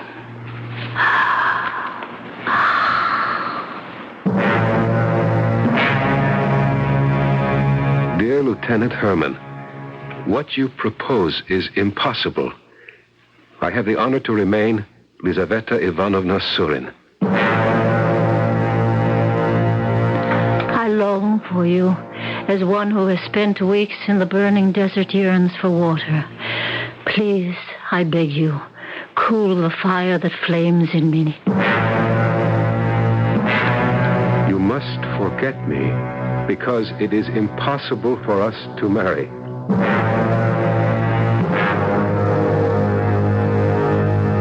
Well, Herman, how goes your secret love? She refuses to see me, Tomsky. That's to be expected. But she is unmovable. That's a good sign. How? A woman is always at her most yielding when she's at her most stubborn. None of my letters seem to have swayed her in the slightest. Ah, but she answers them, doesn't she? Well, as long as you receive an answer, there is hope. But the answer is always no. Be determined. Keep writing. Something will happen. But what? Oh, I don't know. Something, anything. She'll be stung by a bee, or she'll smell a beautiful rose, or someone will say a kind word to her, or a cross word, and suddenly she'll burst into tears and... And what? And she'll fall into your arms.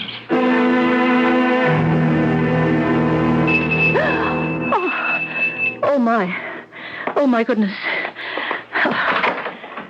Well, there you are. Thank you for deciding to waste some of your precious time on me. I'm sorry, sir. Your ladyship, I didn't hear you ring at first. What's wrong with you these days? Forever sighing and mooning about. Are you ill? No, your ladyship. Order the carriage. What sort of weather is it? Calm and sunny and warm. Oh, you never know what you're talking about. I feel cold. It must be snowing and freezing. Yes, your ladyship. Now, where are you going? Well, to order the carriage. To order the carriage? Whatever for? But your ladyship just told me what to order has happened to your senses? Would I want to go driving about in a snowstorm? No, the sun is shining. Don't you dare contradict me. No, madam. Shall I read to you? Read to me? Yes. Really, my girl? Didn't I tell you to order the carriage? Oh, Lizaveta Ivanovna! You come back! Lizaveta! Oh, now what's gotten into that fool of a girl?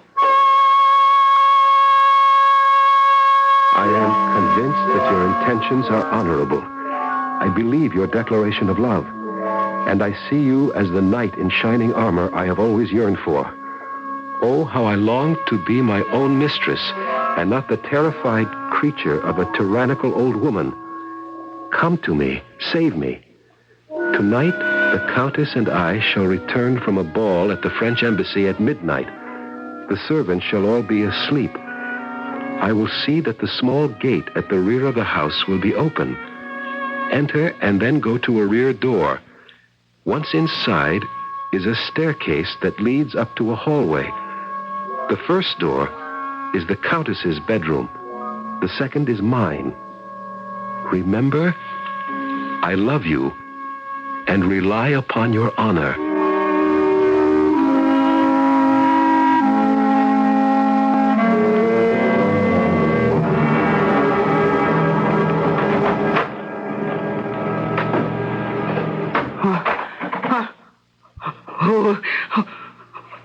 Who is in this room? Do not be alarmed.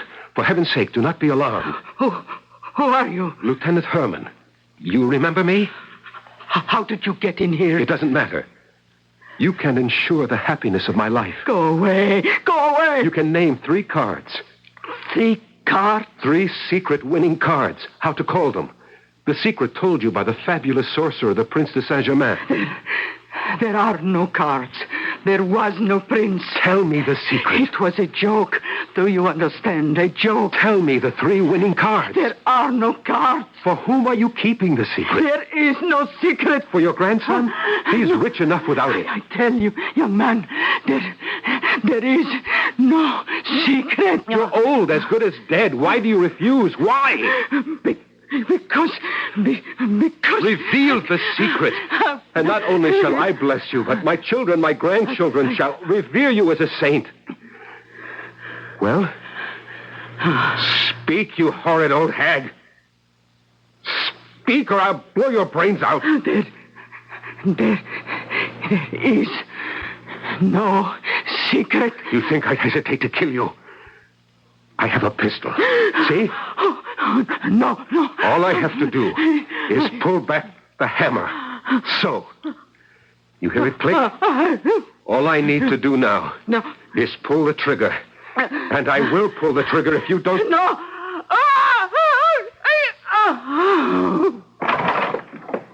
Lieutenant Hangman, what are you doing? What are you doing with that pistol? I didn't kill her. You can see that. She just died. Dead? The Countess is dead? Yes, and I am the cause. You? Yes. She knew about 3 secret cards which would always win at Faro. I came here tonight to make her tell me. You came here tonight? But I thought you had come here to see me. I had intended to see you afterward. Then you don't love me. No, I do love you. All you wanted was to gain admission to her bedroom. No, only to gain the financial foundation and security for our marriage. You're a monster. No, I had no intention of killing. Look, my pistol isn't even loaded. Now I look at your face. I see the devil himself. Please, leave. Go. No, I hope to have the honor of calling on you in the future, dear Elizabeth. I never want to see you again. I'm sorry it all turned out the way it did. But one must accept the good with the bad. I decided that I had better attend the funeral services. My friend, Lieutenant Tomsky, was touched. Sincerely touched. Herman, old man, it's kind of you to take the time. Oh, she was a great lady. I've come to pay my respects. May I approach the coffin with you? Of course, I'm very grateful to you. Well, there she is. Looks just the same as she did in life. Huh? Herman, what is it? No. Oh, no. No, Herman, look at her. He's fainted.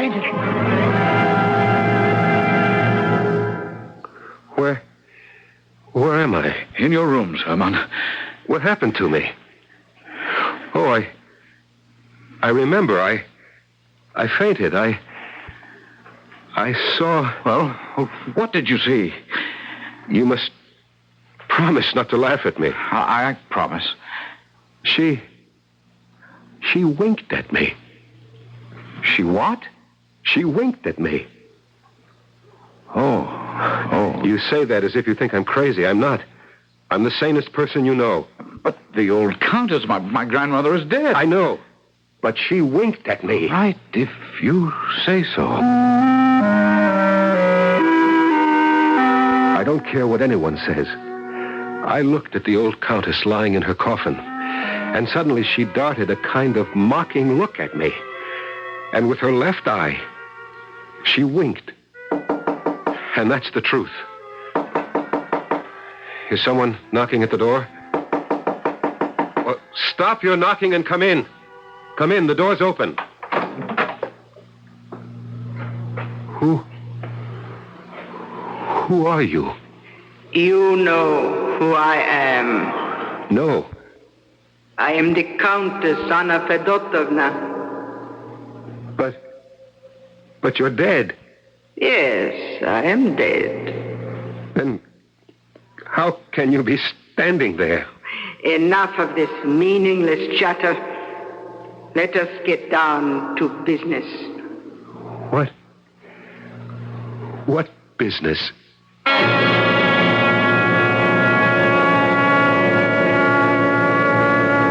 Business. Isn't it remarkable how much business of all kinds we can have with each other, and how suddenly it all ceases when one is dead? For the dead have no business. Isn't that true? And yet, here is a lady, freshly deceased, who has suddenly introduced a matter of business to our hero. The nature of the business? Well, you know you'll have to wait for Act 3. WBBM Chicago. Come see, there's good news round the corner. Goodyear, wherever you are. Goodyear, good and close to home for more good years in your car. This week, let your Goodyear service store align the front end of your U.S.-made car for just $11.88. Goodyear's precision equipment assures an alignment that can really help increase tire mileage. Come in for this $11.88 value now. Parts extra, front-wheel drives excluded. Goodyear tires and Goodyear service car. More good years in your car. The old gray area ain't what it used to be. Ain't what it used to be. Ain't what it used to be. The old gray area ain't what it used to be.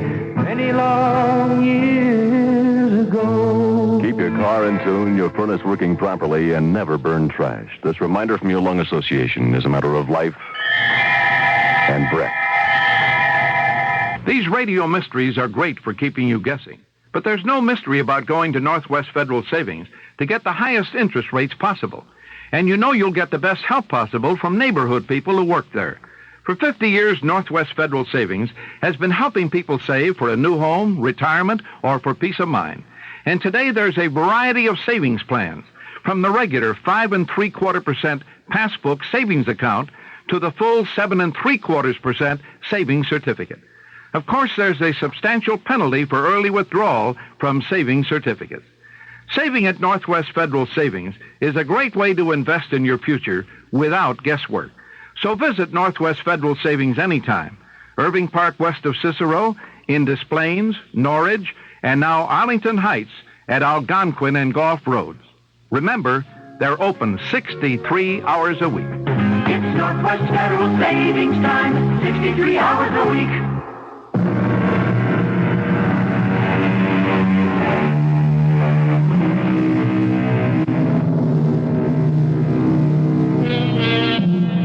Accidents happen. And accidentally, Lieutenant Herman has caused the death of Countess Anna Fedotovna. But seemingly, the elderly countess, or should we say the late countess, harbors no grudge, because here she is, visiting him in his rooms the day after her funeral. Is such a thing possible? Well, don't take my word for it. Listen for yourself. But you're dead. We have already established that. Dead people simply cannot leave the grave. Have you ever been a dead person? Have you? Well, no. I have been ordered to grant your request. My request? The 3 secret cards. Yes? Your 3 secret cards shall be, listen, 3, 7, ace. They shall be dealt to you. They shall win for you. Do you understand? 3, 7, ace. These are the conditions. You must play 1 card and 1 card only on each of 3 successive nights. Understand? 1 card only on 3 nights in succession. How much money do you have? My father's inheritance. 50,000 rubles. Very well. Cash it in. Bring the 50,000 to the casino. Bet on the 3. You will then have 100,000. The following night, bet the 100,000 On the 7, you will then have 200,000. On the final night, bet the 200,000 on the ace. You will walk away with 400,000 rubles. 400,000? And when I say walk away, I mean walk away from cards forever. You must never gamble again as long as you live. Oh, yes, yes. And one more thing. I shall forgive you my death if you marry my companion, Lizaveta Ivanovna. Well, of course. Of course. Remember your 3 magic cards, your 3 secret cards are 3, 7, ace. Goodbye.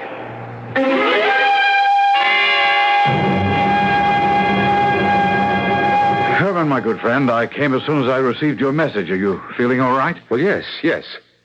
Are you playing cards this evening? Oh, yes, of course. Where? At the usual place. Captain Namarov's? Yes, he attracts a crowd of good fellows, and he sets an excellent table. Yes, but I noticed the stakes are rather low. Low? A 25-ruble limit? You call that low? Well, I compliment you, my wealthy friend. Where can one go to find a game with a higher limit? Well, I do have a millionaire friend. Let's not beat about the bush, so why not? Let's go to the top. Let's visit Count Chekalinsky. Count Chekalinsky? Oh, he spent his entire life at the table. He's won millions. This is where the true gamblers go. Royalty, nobility. Could we go? Oh, everyone is welcome. But everyone is expected to play. I intend to play.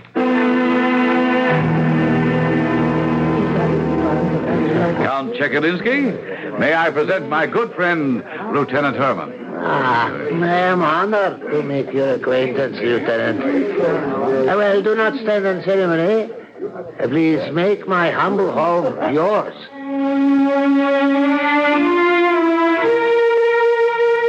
That morning, I had gone to the banker who administered the principal sum of my inheritance, and against his strenuous objections, cashed in the entire amount. I was so sure of myself, so full of confidence that my fortune was made. But here, once again, I wasn't sure. Was it a dream? Did the old lady come back from the dead, or was it my imagination? And then I heard her voice. 3, 7, ace. And all my doubts were conquered. Very well, gentlemen. Who will join us for this bank? You, General? You, Monsieur? You, Admiral? Will you allow me to take a card, Count Chekalinsky? Oh, with pleasure, Lieutenant Herman. And now, gentlemen, your stakes. Lieutenant? I stake 50,000 rubles on one card. Oh, my. Gentlemen, please. Allow me to inform you, Lieutenant, you are playing very high. Am I? If you will forgive me. What now, Count? While I am quite convinced your word is sufficient, but for the sake of the order of the game, I must ask you to put your money on the card. I have a note of exchange from the banking house of Rostov. Is that acceptable? Completely. Let me look at your card. You have been dealt a 3. A 3, Herman. Do you realize you've wasted 50,000 rubles on a 3? Quiet. The Count is about to deal himself a card. The dealer has a deuce. It's incredible. I believe my 3 beats your Highness's 2. Yes, Lieutenant, your 3 has beaten me. Shall we continue? Or do you desire a settlement? If you please.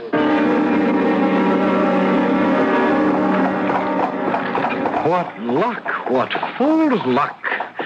Now, look, Herman, promise me one thing. You'll never gamble again. No, I intend to go back tomorrow. But why? You've won 50,000 rubles. Do you realize that? And tomorrow I shall win 100,000 more. You mean you intend to double your bet? Of course. Herman, you don't know what you're doing. I slept the deep sleep of the just.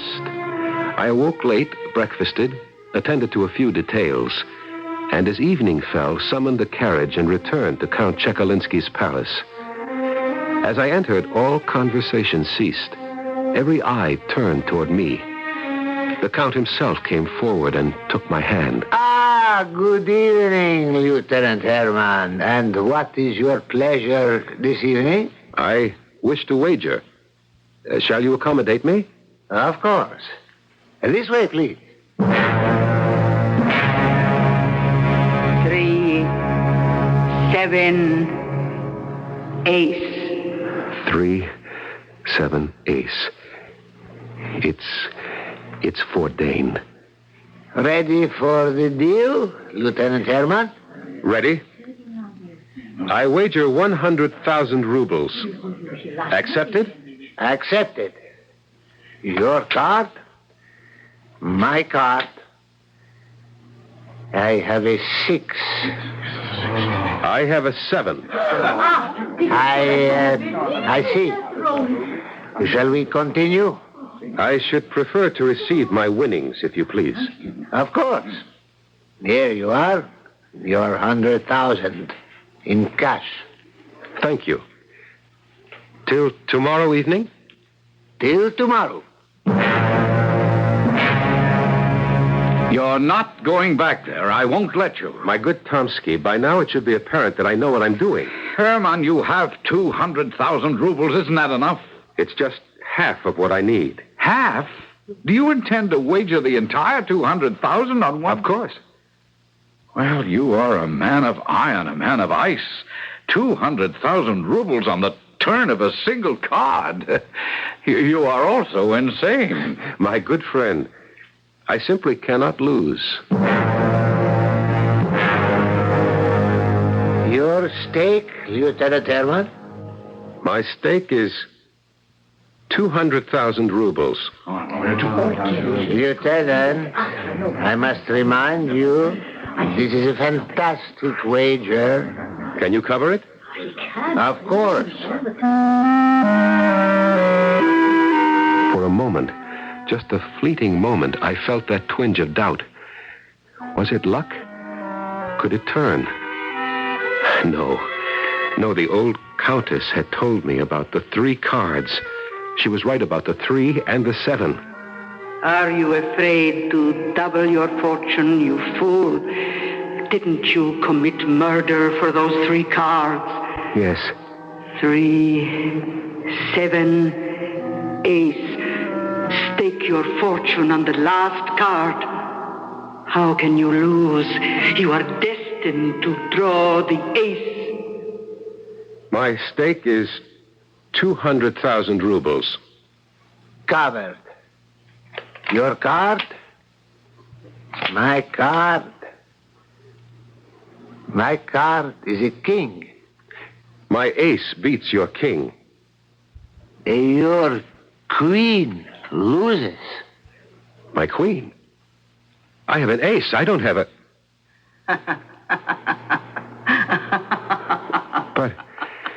But you said I would have an ace. I beg your pardon? Did I say that? An ace? An ace? I was supposed to have an ace. You have a queen, Lieutenant. You see? The Queen of Spades. Oh, it's not the Queen of Spades. It's the Countess. The Countess. The old Countess. Look at her. Look at her. Listen. She's laughing at me. They know how to win, these young fellows, but not how to lose. It's not the Queen of Spades. It's the Countess.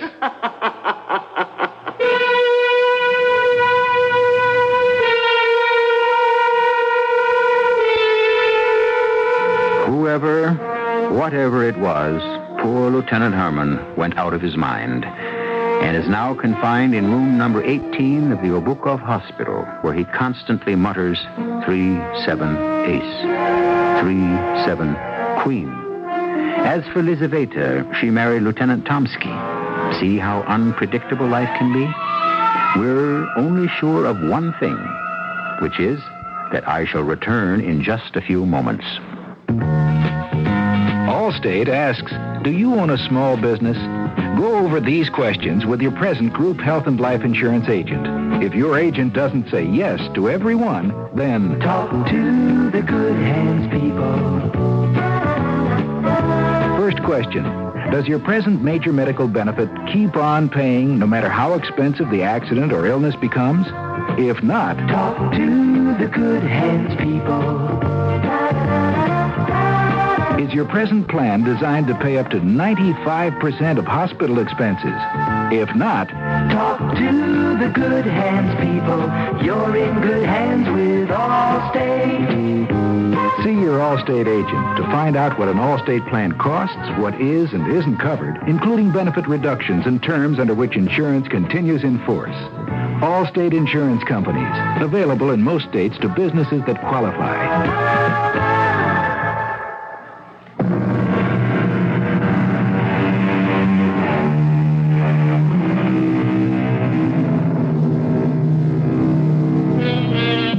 The secret of the three cards.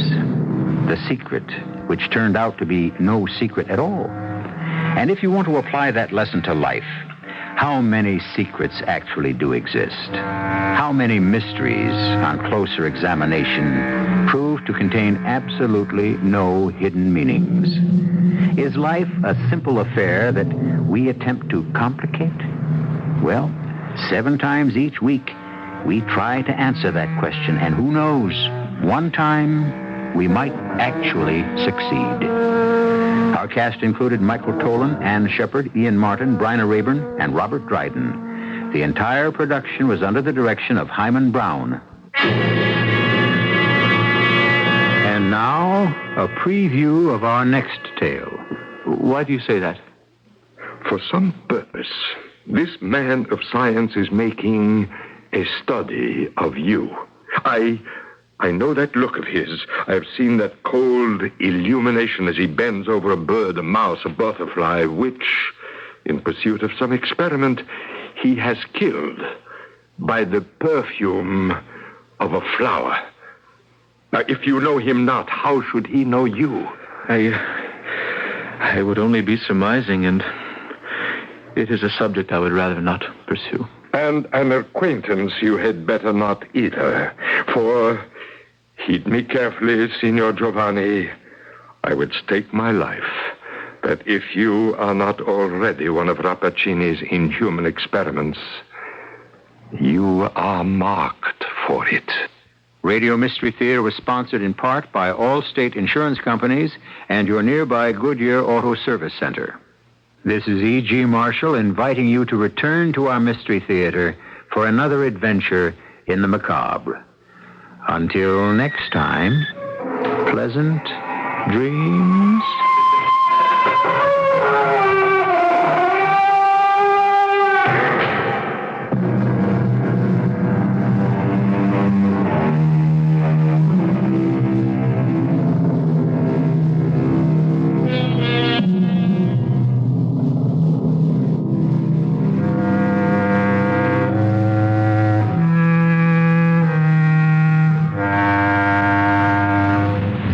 CBS News follows on WBBM Chicago.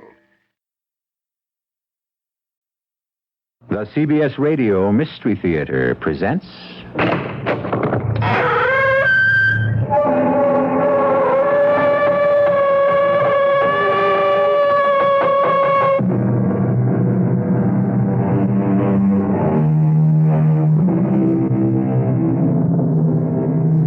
Come in.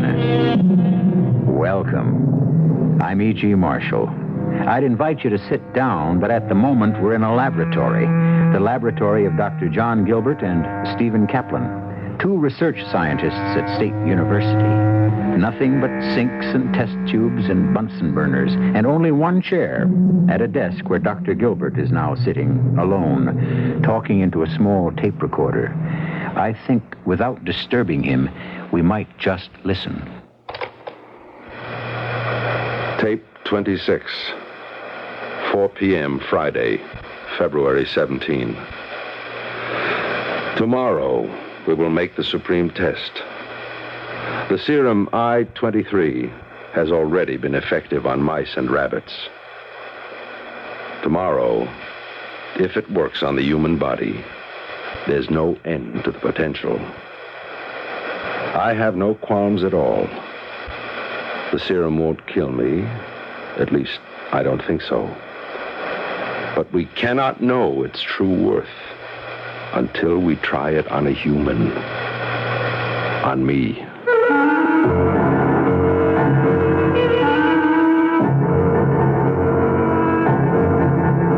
Our mystery drama, I Thought I Saw a Shadow, was written especially for the Mystery Theater by Bob Jurin and stars Nat Polan. It is sponsored in part by True Value Hardware Stores and Contact, the 12-hour cold capsule. I'll be back shortly with Act 1. If 2 bits equal 1/4, how much are 12 bits worth? Well, at your True Value Hardware store, they're worth $3.97. Hi, Pat Summerall to explain. The 12 bits are part of a Century 13-piece drill bit set that you can get right now at your True Value Hardware store. These 12 high-speed bits will drill holes from 1/16 of an inch to 1/4 inch in wood, metals, and other materials. Use them to make clearance holes for bolts and screws and holes for tapping. This set also gives you something a lot of drill bit sets don't include, a center punch, the accurate way to start any hole. That's 13 pieces in all in a folding pocket case. Each bit fits in a slot marked with its size, so you never have to guess which bit is the size you want. 2 bits may equal 1/4, but at your True Value Hardware store, 12 bits are worth $3.97. Get the Century 13-piece drill bit set at your participating True Value Hardware store. For the one nearest your home, look under Hardware in the Yellow Pages. Dreams. We all seek to understand the many ways in which God reveals His Word. Throughout time, God has spoken to man in dreams. Jehovah said in the Old Testament, "Listen to my words. If a man be a prophet, I make myself known to him in visions. I speak to him in dreams." So pay attention to your own dreams. They might well reveal flashes of the future, predictions and warnings of things to come. They may give you a glimpse of God's guidance to lead you back to the peace and security of His way. For your free booklet on dreams, write to the Foundation Church, 1147 First Avenue, New York, New York, 10021. That's the Foundation Church, 1147 First Avenue, New York, New York, 10021.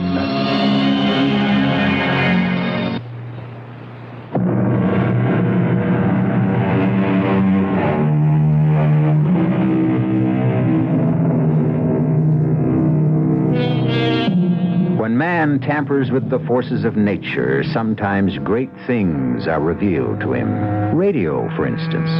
Had it not been for man's curiosity, his probing and questioning, the miracle of broadcasting might still be undiscovered. And then, where would we be? That's just one of the thousands of ways that humans have put the laws of nature to productive use. But there are other laws and forces that are better left untouched, unexplored. For these laws are immutable, fixed, unchanging, and some of them, when disturbed, produce frightening and devastating results. Let's go to the laboratory of Dr. John Gilbert and his assistant, Dr. Stephen Kaplan, as they prepare to tamper with just such a law. Lab 2, Kaplan here. Yes, sir, right here. John, Colonel Morgan. Oh, thanks. Hello, Colonel. I was expecting your call. Yes, on Saturday. But I know we've discussed it, Colonel, and I have to be firm. No witnesses. I realize the government is funding the project, but until Dr. Kaplan and I are sure it's ready, We have to conduct our experiments in absolute secrecy. Thank you, Colonel. Yes, certainly, as soon as we have the result. Goodbye. If this thing's supposed to be top secret, how does Colonel Morgan come off thinking he can bring in a party of bird watchers? Well, he has to act important. He wants to be sure he gets whatever credit is coming. And I should be used to that. You mean Dr. Ferguson? She could have shared that award with me for the work we did on blood plasma. It was mostly my work. She could have given me some recognition, even though I was only her student. Well, forget her. I'm still worried about going ahead. I don't think we've run enough tests on the animals. I think it's too soon to be squirting the stuff in your arm. I know, Steve. But how much further can we go with the animals? We can't get a subjective reaction. We know the primary function of the serum works, but we don't know how they feel, how they move under the influence. I know you're right. And I know we're going through with it on Saturday. And I know I'm supposed to be a level-headed scientist. And I know I'm damn scared. I'll get it. Lab 2, Gilbert. Hello, John. I'm not interrupting. Margot. Oh, I'm sorry to bother you at the lab, but I never get an answer to the apartment. I know. I'm not there much anymore. You were never there much any time. But that's past, John. I wonder if I could see you. Of course, Margot. This project's taking all your time. You name it. Well, I could meet you tonight. Do you want to come to the apartment? No, I'd rather you came here. Want to make a dinner? That'd be nice. How about 7? All right, I'll be there. Goodbye, John. See you later, Margot. No comment. She's still my wife, Steve. In name only. I hate to see your concentration broken by another meeting. Particularly now, 2 days before... I'm not a teenager, Steve. I can control my emotions. John, does Margot know about our work? No. I've kept it top secret even from her, which wasn't difficult since we see each other so seldom now. Are you going to tell her? Why should I? I don't know, really, but if something goes wrong... What would telling her in advance accomplish? I think, as your wife, she ought to know there's a chance she may never see you again.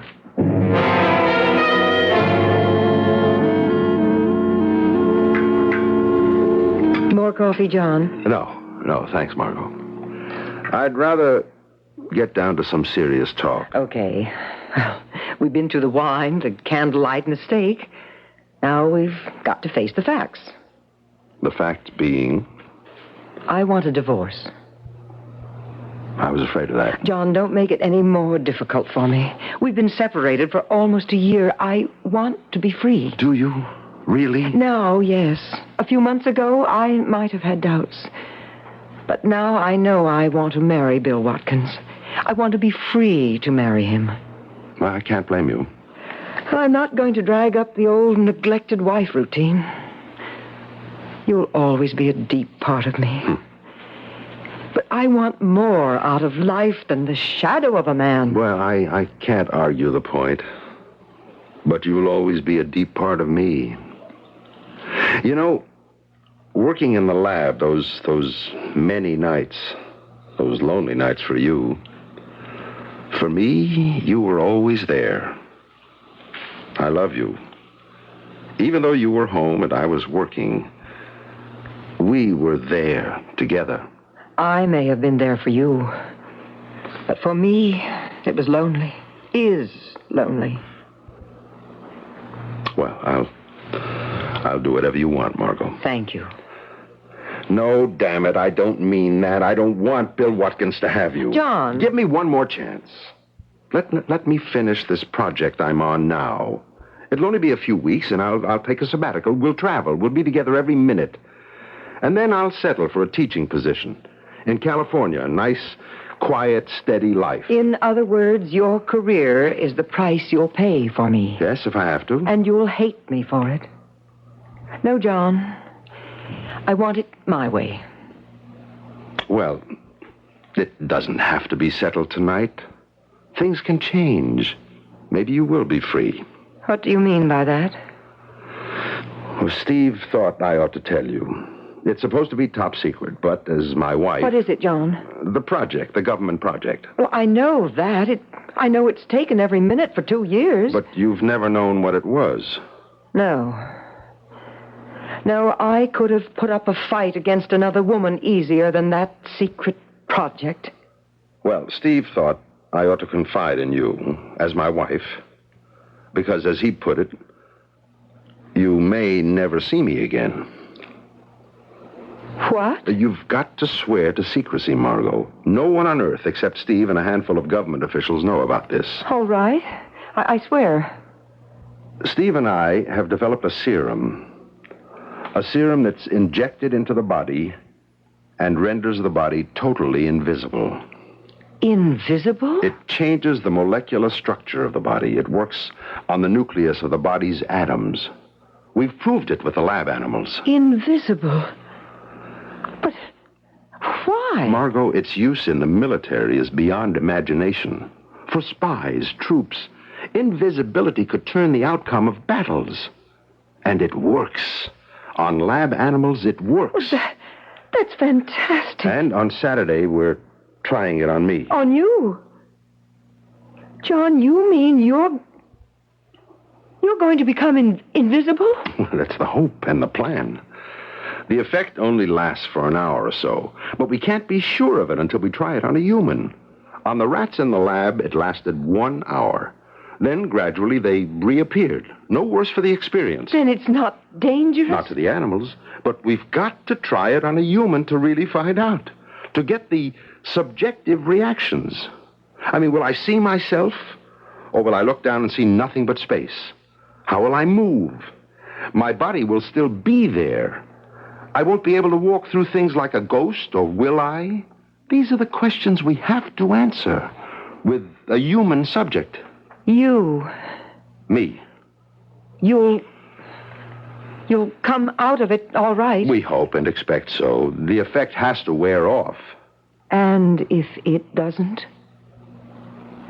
You'll never see me again. Oh, you seem to be making light of it. I have confidence in the serum. I admit I'm a trifle nervous about the sensations, the unknown. But to a scientist, the thrill of the unknown is the whole reason for being. Oh, how well I know. But it's not dangerous. If it were, those rats and rabbits would have been dead, or worse. But you'll have to take a much larger dose than you gave the animals, won't you? Well, naturally. You see, being a scientist's wife, something did rub off. And what that larger dose may do... is something we have to find out on Saturday.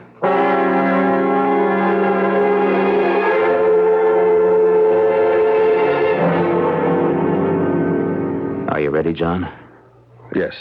Now, you're sure? I'm sure, Steve. We've worked for 2 years for this minute. All right. Oh, damn it. Let it ring. I can't. Lab 2. Steve, can I talk to John? It's Margot. All right. Margot? Oh, John, I had to call. Are you all right? We haven't started. You called at a very awkward time. Oh, I'm sorry, but I simply can't stop thinking. I understand. But you'll have to let me call you later. If you're able to. I will. Please, Margot. I can't talk now. Oh, all right. Call me later. Go ahead. Okay. It's a large dose. At least 30 seconds to empty the syringe. Feel anything? Not yet. I'm going to slow down on the pressure a second. Why? Let your body absorb what it's got already. I don't feel a thing. Maybe I'm not supposed to. You don't look any different either. It's too early to tell. Maybe the dose we planned isn't big enough. Stop the tape recorder. I have now absorbed 200 cc of the serum I-23. The 23rd formula, which Dr. Kaplan and I feel to be the effective limit for invisibility. I have no sensation. 20 seconds have passed since the beginning of the injection.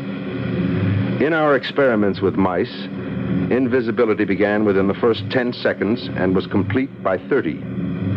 Taking into account the difference in size and body tissue, I should begin to disappear within 2 minutes And complete invisibility should be effected in 5. 40 seconds have passed. The syringe is empty. Feel any different? Our proportions couldn't have been that much off. It's not likely, but everything's still an X factor. The dosage must have been too small. We don't know that yet. All right. We'll wait 15 minutes.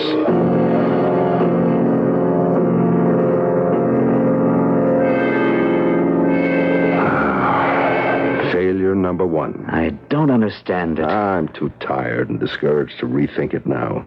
It just doesn't work on human tissue. Larger dosage won't work either. If it's going to be practical for military use, the dose has to be small. A capsule a guy can pop in his mouth. A spy can't wait around for 2 or 3 injections to work. I know. We'll go back to the formula Monday.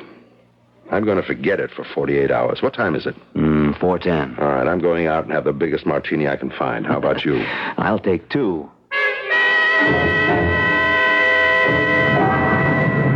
You know, the nitrogen element may be too low. I don't think so. The balance was 80-20, nitrogen over phosphate. More likely it... John. Stop a second.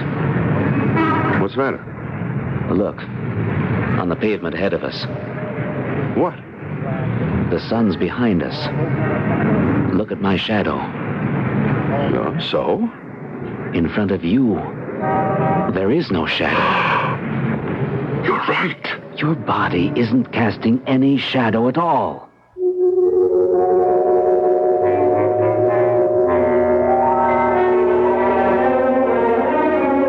No shadow. A curious condition for Dr. John Gilbert. For anyone, for that matter. After all, one's shadow is a very personal thing. It's yours alone. And to be without one, well, it's unnerving, to say the least. Thank goodness I still have mine. I can see it right here on the studio floor. So don't go away, please. Me and my shadow, if not Dr. Gilbert's, will be back shortly with Act 2. When you say Budweiser, I was getting off the super slab when this sweet thing says to me, If you got them ears on, beer man, go to channel 23. of course, my home twin is just about 2 miles up this old road. That base station sweet thing knows I'll haul the deadhead low, so she says, But I'll tell the world I know what makes it all the way. mercy sakes. Then she says, But you've gone as far as you can go to get the very best. she's got the king of beers for 100 years, 10-10 and on the side. And I'd love to hear that sweet thing say at the end of every ride, There is no other one. There's only something left. because the king of beer is leading all the rest. When you say Budweiser, just go 10-7. You said it all. Anheuser-Busch, headquarters, St. Louis, Missouri. If you've got time on your hands, you can afford to use hand tools for your home improvement projects. But if you've got better things to do, True Value Hardware stores suggest you use Black & Decker power tools to get the job done quickly. True Value Hardware stores offer a Black & Decker 3/8-inch variable speed reversing drill and screwdriver. It reverses to let you back out screws, and its trigger can be locked at the speed that suits the material.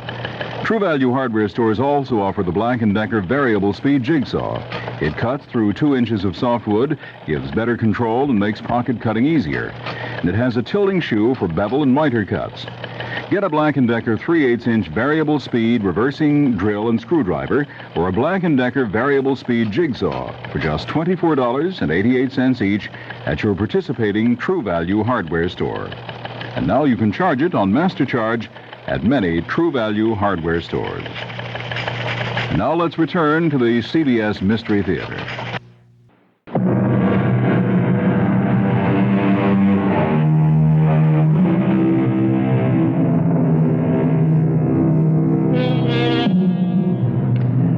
A man without a shadow.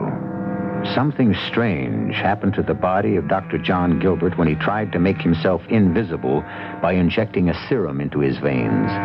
But something stranger still is in store for Dr. Gilbert. For Margot. In fact, for the entire city where Dr. Gilbert lives and works. Let's return to State University. No shadow. Something's happened, Steve. The serum had some effect. It's working. Maybe this is one of the first signs. Come on, back to the lab. I want to make some tests and go over our notes. Now, move the light closer. Closer. That's it. Now circle me. Move back. Raise the light a little. Still nothing. Not a sign of a shadow. It's been 55 minutes since the injection. This is as far as the serum will go, apparently. What do you mean by that? It's the only way I can figure it. My body has lost some of its density. It won't obstruct light. That's why there's no shadow. Yes. Yes, the molecular structure must have dispersed just so far. Uh-huh. It's obvious, then, that a massive dose is the only thing that will bring on complete invisibility. Oh, no more, John. Not now. No, I didn't mean that. I'm not ready for more. But I'm going over the formula till I find it. The one equation that will push us over the line. We're so close. Oh, boy. Well, why don't you take off? I have nothing on for the night. I'll work with you. I'd rather do it alone, Steve. John, do you think it's wise to be alone? We don't know what reaction might be next. The phone's right here. Now, if anything happens, you'll be the first to know.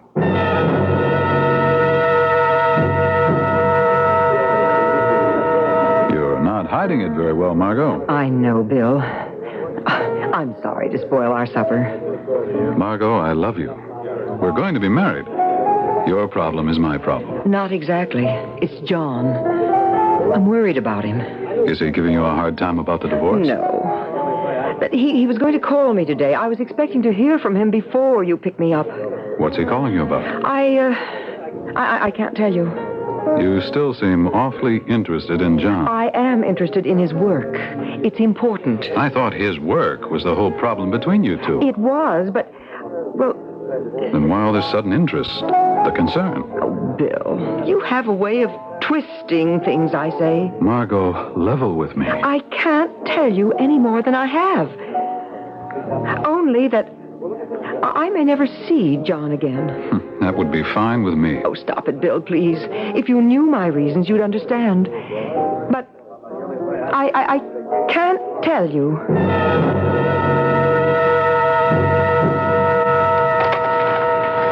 I feel no physical sensation at all. No dizziness, no apparent lessening of muscle tone or tissue structure, no loss of weight. Just loss of shadow. Oh. This will be the last entry for this date. Saturday, February 18. I will resume tomorrow when... Steve? Steve, is that you? Steve? Who's there? I could swear someone came into the lab. New item. It's 10:05 p.m. I have a distinct feeling someone has entered the lab. There was no sound, just this feeling. I will continue taping in case this may prove helpful if anything happens. I know I am not alone. Who's there? Answer me! I can see a shadow. I know someone's there. Shadow is moving from the outer hall. In a second, I'll know who it is. There's nothing but a shadow.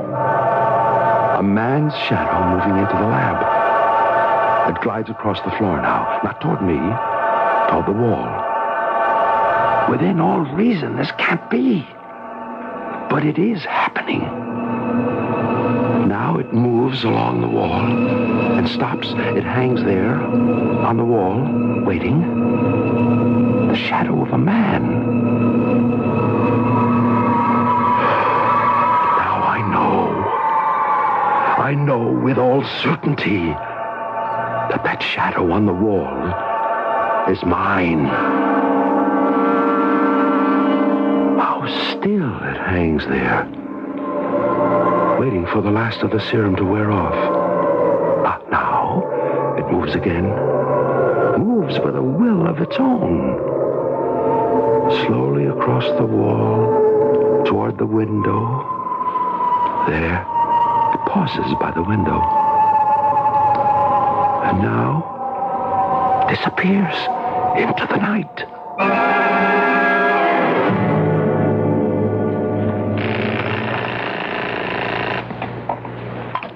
Archives. This is Dr. Ferguson, Judith Ferguson. Yes, doctor. I'd like to have the 1969 AMA report on cholesterol sent to my office right away. I'm sorry, Dr. Ferguson. The archives are closed. They're never closed to me, young man.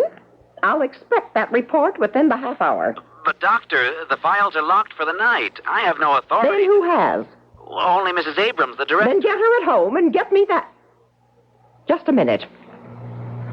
Who's out there?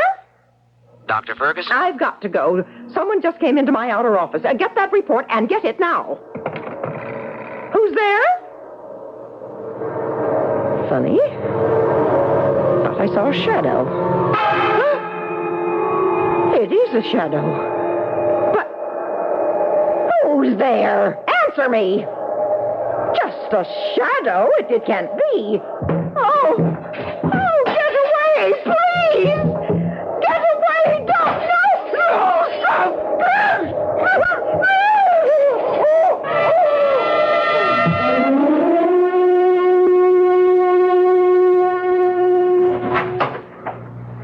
John? Huh? Oh, Steve. You've been here all night. What time is it? 9 a.m. Oh. John, are you all right? Yes, I think so. I can't seem to remember. Oh, yes. Yes. Steve, something's happened. It sure has. Dr. Judith Ferguson was found dead in her office last night. Dr. Ferguson? It's on all the newscasts. Some clerk from the archives took a report to her office. Said Ferguson insisted on having it last night. He found her. Murder? They don't say. How awful. We'll hear all the lurid details soon enough. I'm more concerned about you. Any side effects through the night? No, it's funny. I can't seem to remember anything after you left me. I think I started to dictate, and I just don't remember. My mind's a blank. Why can't I remember? Another effect of the serum, perhaps. Maybe. Well, maybe the tape will tell us. I'll rewind, and then we'll find out what happened to me. Huh. That's strange. There should have been more than that. We'll play it. There are no physical sensations at all. No dizziness. No apparent lessening of muscle tone or tissue structure. Just loss of shadow. This will be the last entry for this date, February 18. I will resume tomorrow when... Well? There's more. There's got to be more. Well, that's all there is. You fell asleep. No, there's something... An impression something more happened. But why isn't it on the tape? You fell asleep. Why can't I remember? Why? Oh. Lab 2. Kaplan here. May I speak to Dr. Gilbert, please? Who's calling? Lieutenant Healy, 4th Precinct. Oh. The police, John. Police? Why? Hello? Dr. Gilbert, I'm Lieutenant Healy, 4th Precinct. I wonder if I could talk with you this morning. What's wrong? Margot? It's about a Dr. Judith Ferguson. Dr. Ferguson, oh, yes. My associate just told me. We're asking everyone who knew her to help if they can. I understand you're acquainted with her. Yes. Some time ago, I was a student in one of her classes. In about an hour, all right? At your lab. Yes, I'll be here. Thank you, Dr. Gilbert. What's up? He wants to talk to me about Judith. They're asking everyone who knew her. Well, you haven't seen her in how long? Well, I see her in the hospital now and then, but our work together was over 2 years ago. Well, relax, John. You haven't got anything to worry about. You knew Dr. Ferguson how long? Well, Lieutenant, we were actually associated for only a year. I was a graduate student in one of her classes. That was 2 years ago. We wouldn't single you out like this, Dr. Gilbert, but we're told you and Dr. Ferguson were involved in a successful medical project, one that Dr. Ferguson received an award for. Yes, on blood plasma. Well, after working that closely with Dr. Ferguson, can you remember any incident, any friend of hers, anything that might give us a clue to who'd want to kill her? Well, then you do suspect murder. This was no accident. How was she killed, Lieutenant? Nothing's been said. Well, we're keeping that quiet. She was suffocated. Apparently, a clerk from the hospital archives department took a report to her office. She didn't answer his knock, so he got the custodian to open the door. They found her. The office was locked from the inside? Windows, too. Well, then if it was murder, how did the killer get out? That's just one of the problems we've got with this case. Oh? There were no marks on the body, but the room was a shambles. She fought with someone. But we figure whoever tore that room apart has some marks on him. That's why we're talking to anyone we can find who knew her. Something will give the killer away. Well, thanks for your time, Doctor. I'll be in touch if we need any more from you. Thank you. Thank you. Goodbye, Lieutenant. There was a time, I suppose, when I could easily have killed Judith Ferguson myself. My work, her acclaim. But I certainly wouldn't dream of it now. Come on, I'll buy you a drink. It's getting late. I'm so mixed up. These 2 days have been... Wait. What's the matter? Someone's come into the lab. I didn't hear anyone. No sound, no. But someone's here. Now I remember. Last night, I remember. I was alone. I thought it was you. What are you talking about, John? It's back. It's here in the lab, just like last night. John, stop this. There it is. Good Lord. What? Shh. It's my shadow. My shadow. Alive. And with a will of its own. You saw this last night? Yes. Now watch. It moves along the wall. So slowly. Silently. I can't believe I'm seeing this. I couldn't believe it either, Steve. There it goes. Look. Along the wall. The drapes. Now, out the window. Just like last night. It's gone. Just like last night. It vanished at the window. And then, Dr. Ferguson. Ferguson? You don't think it was responsible for... It seems to have a will of its own. Steve, where is it going now?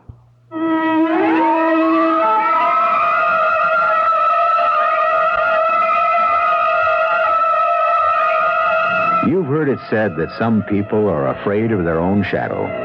Well, it seems that Dr. Gilbert's shadow is something to be afraid of. It has already disposed of one of Dr. Gilbert's dark, subconscious resentments. And there's not the shadow of a doubt there'll be more sinister happenings when I return shortly with Act 3. Give your hand to a friend. Give your heart to your love. But give your cold to Contact. The most successful selling cold medicine in the world is a little capsule. Contact. It gives you something you can't get from any tablet, any liquid. Continuous relief from sneezing, drips, congestion. Relief working in your system all day, all night, non-stop, clear to the end of your cold. The tiny time pills do it, up to 12 hours per capsule. Contact doesn't contain the analgesics and cough suppressant found in tablets and liquids. Remember, Contact is the only leading cold medicine that works in your system all day, all night, clear to the end of your cold. Use only as directed. Give your cold to Contact. Contact, #1 in the whole world. This is WBBM Chicago. If the thought of gasoline prices jumping to 65, 75, or even 80 cents a gallon has you worried, and with auto repair costs shooting out of sight, you should know about a remarkable discovery for your car called Motonew. Motonew, when added to your gas tank every 6 months, increases gas mileage and reduces oil consumption while helping your engine run smoother, longer. Many customers realize better than 20% increase in mileage. Over 100,000 car owners have let Motonew save them gas and repair bills. and they keep reordering. Now, so can you without any risk. Because if after using Modanew, you don't agree that you save many times the purchase price on gas and repair bills, just drop us a note and your full purchase price will be refunded. Modanew will work for you or your money back. Order Modanew today. Send just $7.95 in cash, check, or money order to Modanew. The WBBM News Time, 6 minutes after 11 o'clock.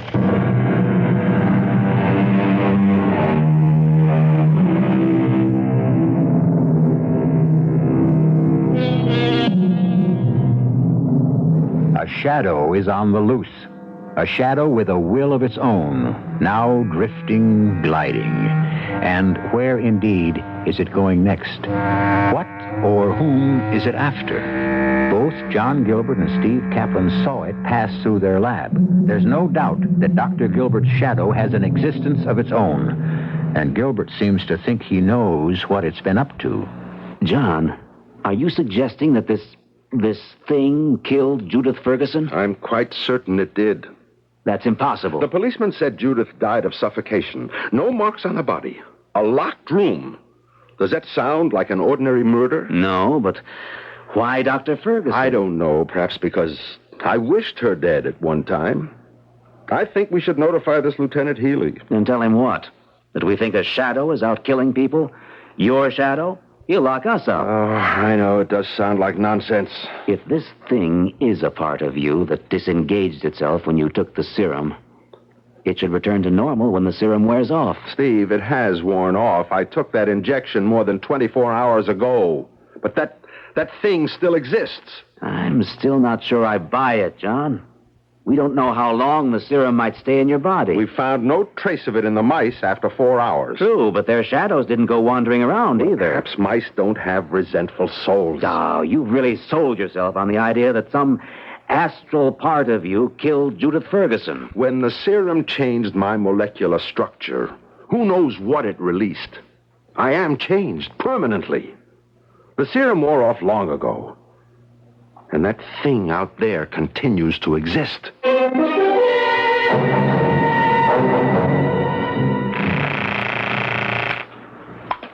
Lab 2, Dr. Kaplan. Oh, Steve, Margot. Is John there? No, he went home around 4 o'clock. Oh, I can reach John at the apartment then. Yes. How is he, Steve?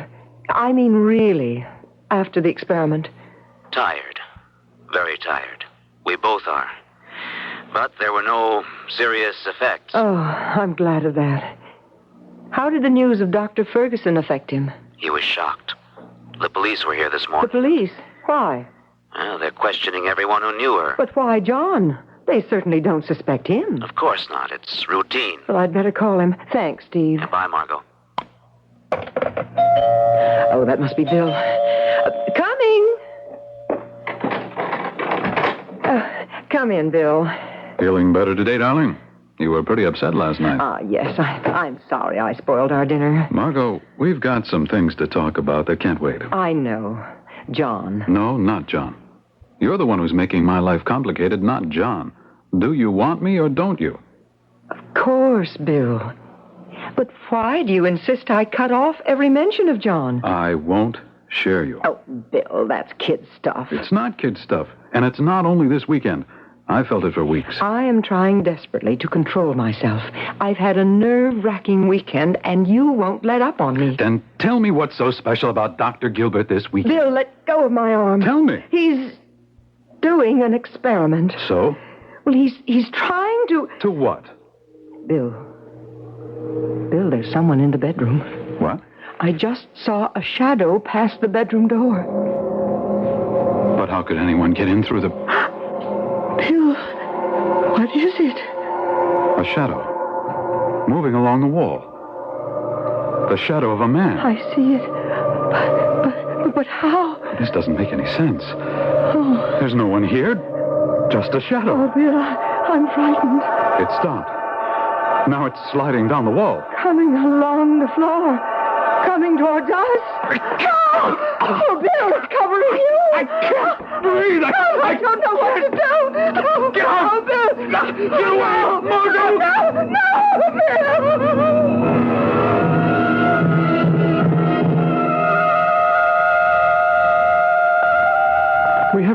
to get a word out of her, Dr. Gilbert. She's in deep shock.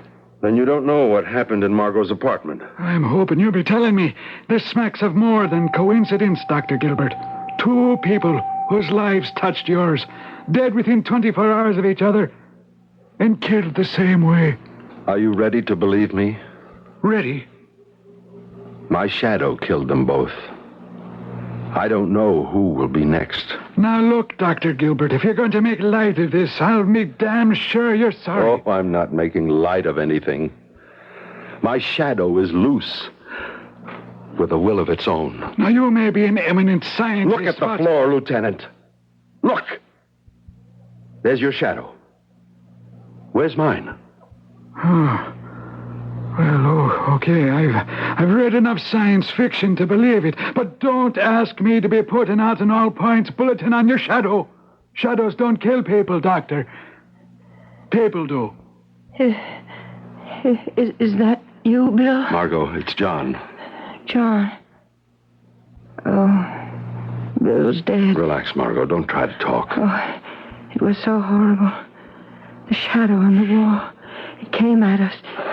It moved along the floor, and then Bill choked. Mrs. Gilbert, you saw this shadow, only a shadow. There wasn't anybody there. Nothing but a shadow. A shadow. Well, I'll be outside. I've got to make a phone call. John, how is Margot? She's out of shock. They have her sedated. This Bill Watkins was victim number 2. There's no doubt. She saw the shadow. It enveloped him and slowly suffocated him. What does Lieutenant Healy say? I told him the whole story. He had a hard time accepting it until Margot confirmed the shadow. Dr. Gilbert, Dr. Kaplan, we've got real trouble. What's the matter, Lieutenant? 2 more deaths. Exactly like Ferguson and Watkins. Who? A reporter from the Herald, Jim O'Hara.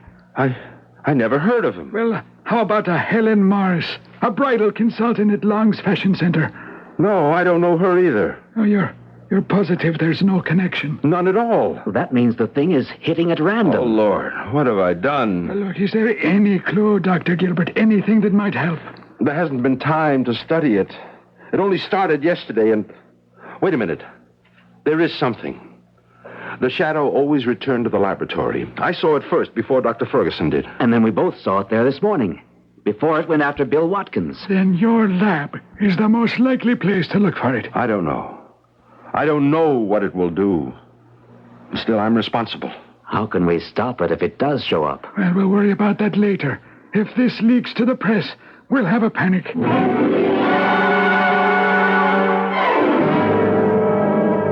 That's right, Captain. Dr. Gilbert thinks it will come back here to his lab. Well, I don't know. Wait a minute. The captain thinks he ought to send a cordon, surround the lab. You wanted to keep this quiet. No cordon's going to catch a shadow. Hello, Captain. The doctors think it'll attract too much attention. I agree. Oh, okay, we'll wait. And keep your line open.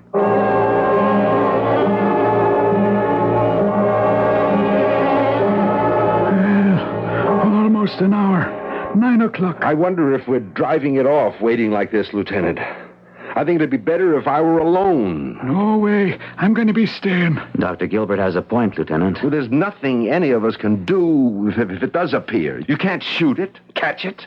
Why don't you leave me alone and see what happens? Well, maybe you know more about this then than I do. I'll go along. I'll be right downstairs, though. I'll wait with the lieutenant, John. Maybe this is between you and whatever it is. Your shadow. Yes. Yes, I think it is. I don't like leaving him alone. Neither do I, Lieutenant. But I don't know what else to do. If the shadow comes back, maybe he can deal with it. And it may not come back. It may keep on killing. Who knows what it's going to do?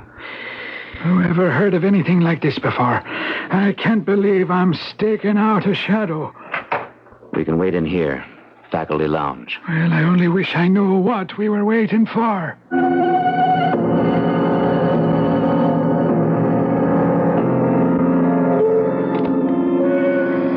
12. Sunday, February 19, 9:30 p.m. There have been no further effects on my body. Nothing more to indicate the cause of this strange transformation that's taken place with the loss of my shadow and the subsequent power of that being. Will it return to me? I know now what I have to do, what I must do. There it is, slipping in at the window. I knew you'd be back. There's only one way you can be stopped. When I die, you'll have to return to me, locked to me as you were all through my life. My shadow, no longer with a will of your own. It's my own life that gives life to you.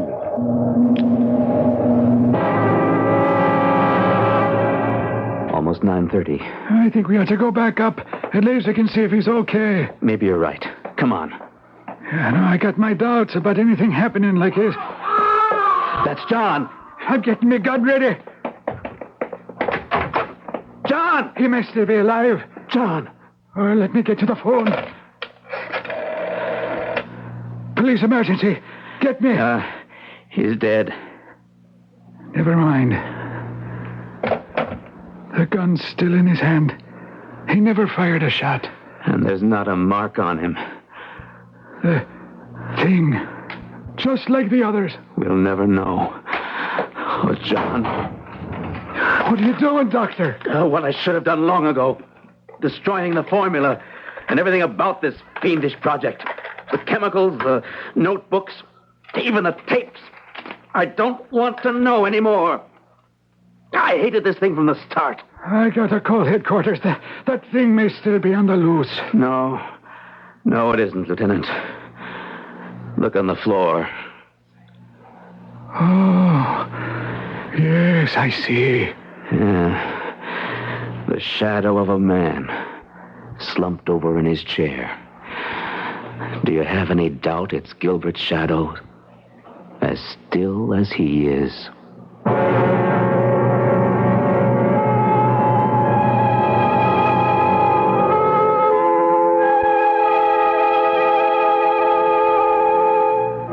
What did kill Dr. Gilbert? His shadow? His subconscious? Dr. Gilbert went too far over the border of man's understanding. He delved too deeply in secrets that should remain untouched. For in all of heaven, earth, and even hell, there are some things that are better left untampered with. And this was one of them. I'll be back shortly. To the man who bought the Skyhawk, to the girl in the Century, we're glad you like your Buicks, glad you set your spirit free. And to the family from Ohio, to the folks up in St. Paul, nice to see you join us, nice to see you all. If you went into a Buick dealer's between now and April 30th, do you know what would happen? Well, if you ordered one of 4 cars with a list of specially selected options, you'd get a vinyl top at no extra charge. Like that Skylark over in the corner? Order one with sport mirrors, a rally tilt steering wheel, body side stripes, and vinyl buckets, and Buick pops for the top. To find out about other cars, talk to your Buick dealer.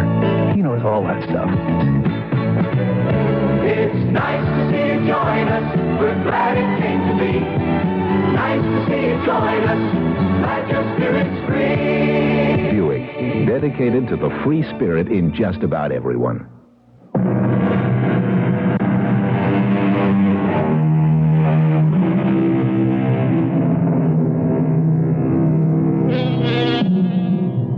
Stand up and take a good look at your shadow. Is it following your every move? Is it really the shadow you're casting? Or, look closely now, do you detect a little deviation, a little rebellion, a hint that perhaps your shadow might like to do its own thing?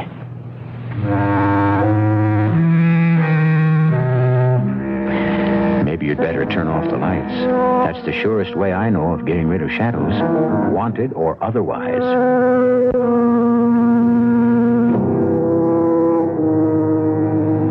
Our cast included Nat Polen, Joan Shea, Gordon Gould, and Lloyd Batista.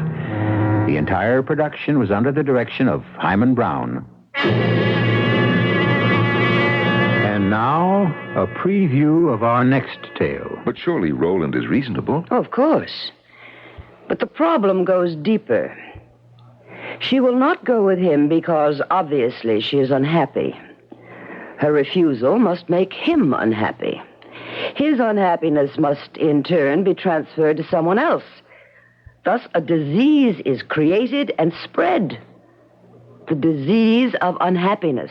The one disease for which there is neither remedy nor antidote. The only disease that can wipe out our society. It's a disease that must be nipped in the bud, choked off at the source. What are you going to do with her, Melisande? Well, surely you know the answer to that as well as I do. We shall have to cure her or kill her. Radio Mystery Theater was sponsored in part by Buick Motor Division and Anheuser-Busch Incorporated, brewers of Budweiser. This is E.G. Marshall inviting you to return to our Mystery Theater for another adventure in the macabre. Until next time, pleasant dreams.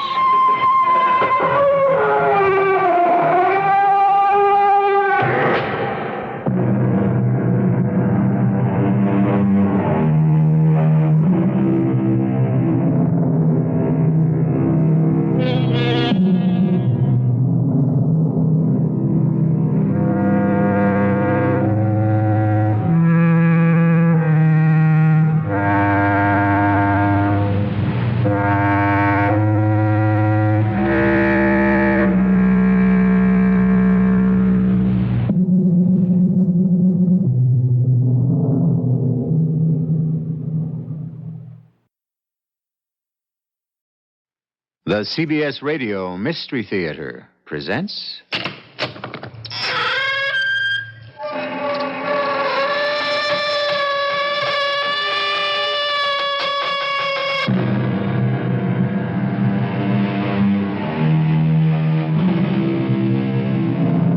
Come in. Welcome. I'm E.G. Marshall, procurator of this mystic province located in the Shadowland between reality and illusion. It has been said, nature can often be hidden, sometimes overcome, but never extinguished. And what is nature? Do not leave me to run to Mr. Webster for the answer. The dictionary will not help you. You will only be told that nature is the essence, the innate quality, the inborn tendency, the vital function, force, or disposition. Quite so. But what is it? We may have an insight. But what's wrong with her, Melisande? She has the most dread disease in the world. Surely it can't be that bad. It's worse. She has the one disease for which there is neither remedy nor antidote. The one disease that can wipe out our society. And so it must be nipped in the bud, choked off at the source. But what can we do, Melisande? Cure her or kill her? What is the name of this disease? You know it as well as I do, Willis. She's suffering from a severe case of unhappiness.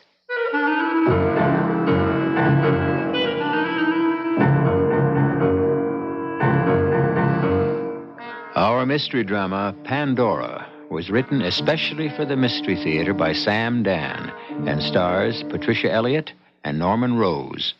It is sponsored in part by Anheuser-Busch Incorporated, brewers of Budweiser, and True Value hardware stores. I'll be back shortly with Act One.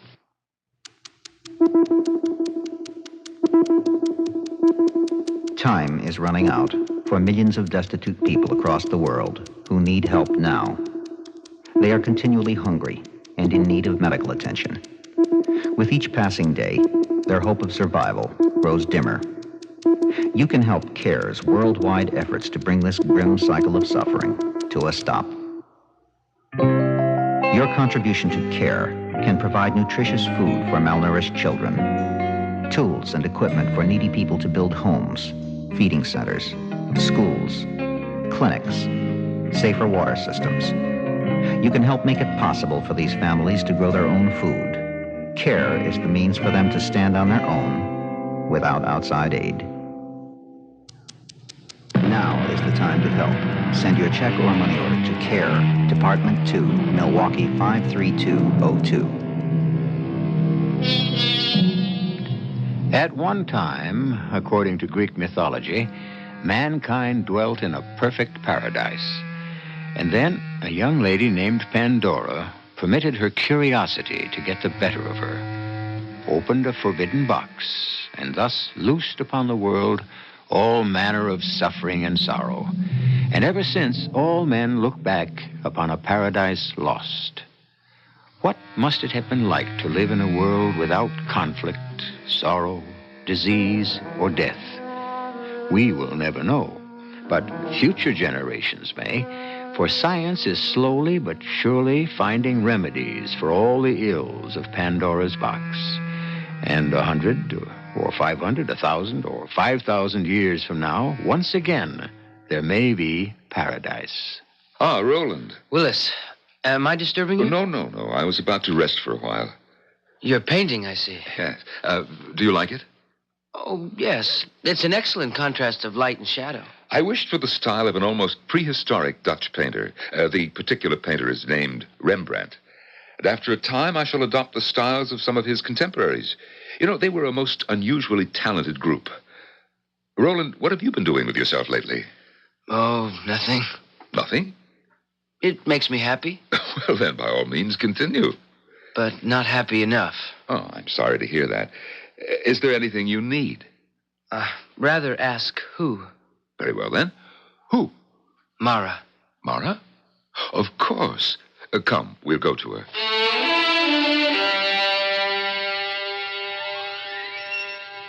What is she doing? She decided she wanted to play the violin. I never cared much for music, but she could make me change my mind. That sounds glorious. She wished to be able to play in the style of an ancient musician named Paganini. Or was it Heifetz? I'm not sure. I could listen to that all day.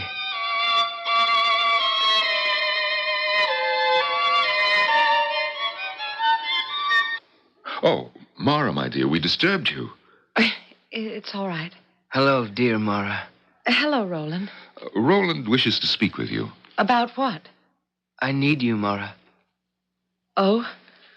So I want you to come with me. Stay with me. No. I thought I would like to travel. We might cruise for a year. Mara, what did you say? I said no. You said no? But how could you? Why should you say no to Roland? I said no. But when you are needed for someone's happiness, you don't say no. Mara, if you come to my house and you said, Roland, I need you, I wouldn't say no. Mara, are you all right? Please, will you both let me alone? Mara! Come back. Willis, did you hear what she said? Yes, I heard. She had no right to say that. Of course not. Something will have to be done. Certainly. Roland, why don't you go home? Go home? Just for a little while. You see, she may be ill. Well, then all she has to do is drink some elixir of... She will, Roland, she will. Then have her do it now. On the other hand, she may not be ill. She's unusually sensitive. I understand. That's why I need her. Because, as you very well know, I'm not sensitive at all. Well, then you'll have to adapt yourself to her moods. Now, why don't you come back for her later, and everything will be just fine. May I come in, Mara? You may do as you like, Willis. What was the meaning of that little scene a moment ago? I don't know the meaning of it. Something is disturbing you. Shouldn't something be disturbing you, Willis? Another man wants to take me away from you. Take you away from me? What a way to put it. My dear, you don't belong to me. No one belongs to anyone. But I don't want to go with Roland. Roland needs you for his happiness. It's not right. It's not right. Oh, my dear Mara, I was living with Joanna, and you came to our house and you said you needed me for your happiness. Well, that was different. Different? How? Well, maybe it wasn't different. Maybe that was wrong, too. Mara, would you like to go to a rest home? No. But, my dear Mara, if you don't go with Roland, you'll have to go to a rest home. Don't you love me? Of course I love you. Then how can you let Roland take me from you? Why do you keep using the word take? He isn't taking you from me. He's sharing you with me, just as you are sharing me with Joanna. What did you say? Did you say that I am sharing you with Joanna? My dear, whatever is the matter with you? Get away from me. Don't touch me. No, don't come near me. Mara, you're ill. I share you with that Joanna. What do you mean, that Joanna? She's a lovely person. I hate you. Oh, Mara. I hate Joanna. I hate Roland. Mara, you don't know what you're saying. Yes, I do. I hate everybody. I hate this place, everything. I even hate myself. Mara, you know the trouble with you. Willis, what's gotten into me? Why do I feel this way? Why do I say these things, these hateful things? Oh, you're tired. You've been practicing too hard. You know, that's really very difficult music. Difficult?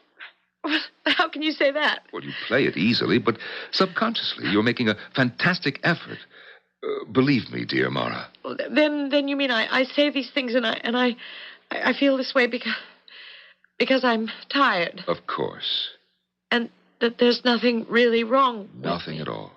And you'll go into a rest home for a few weeks. No. Or maybe only for a few days. Oh, but the last time I went into that rest home, Dear Mara. Look into my eyes and answer truthfully. Are you happy?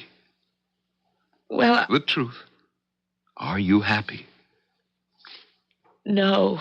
Therefore, you are unhappy. Well, Dearest Mara, you are unhappy, aren't you? Yes. And as you very well know, that is not permitted. Is it convenient for you to see me now, dear Mara? Who are you? My name is Melisande. Do I know you? Yes, I know you. When I was here before, when I was here at the rest house. Now, you're becoming excited. Please drink this. No. Dear Mara, you are here to be helped. Now, this feverish excitement is doing you damage. What is it that you want me to drink? Only something to calm you, that's all. There, now you see? I'm sure you're feeling better. More at ease. What do you want? I want us to have a little talk. About what? Everything. All of us. The entire rest home is dedicated to your welfare. I know you. I remember you now. You're the one who said I couldn't have the baby. That's true. Why did you say that? Dear Mara, surely you understand the necessity. I only understand that you said that I couldn't have my baby. Oh, let us stop for a moment so I can play back to you what you just said to me. Because that was the most unbelievable statement I have ever heard. Listen. You said I couldn't have my baby. Did you hear what you just said? My baby. Dear Mara, the baby does not belong to you. Well, I meant that it was mine in the sense that I... Yes? Mine in the sense that I... Oh, I don't know what I meant. A baby belongs to the world. Isn't that so? Yes. If people wish to create children, these children become part of the world. Isn't that true? Yes. And therefore the world must determine if the potential newcomers possess sufficient... Oh, please, I don't want to hear any more. You seem to have a great many archaic notions, dear Mara. Would you rather we did things in the archaic way? Please stop and permitted children to be born, hit or miss, diseased, deformed, lacking in... must we talk about it? When we have the science, the technology to determine far in advance whether or not... I don't want to talk about it. Oh, you're upset. Yes, I am upset. And we must determine what is upsetting you. Can't you tell me? I don't know. Try to think. Everything upsets me. But why? I don't know. Oh, please. Why can't everyone just let me alone?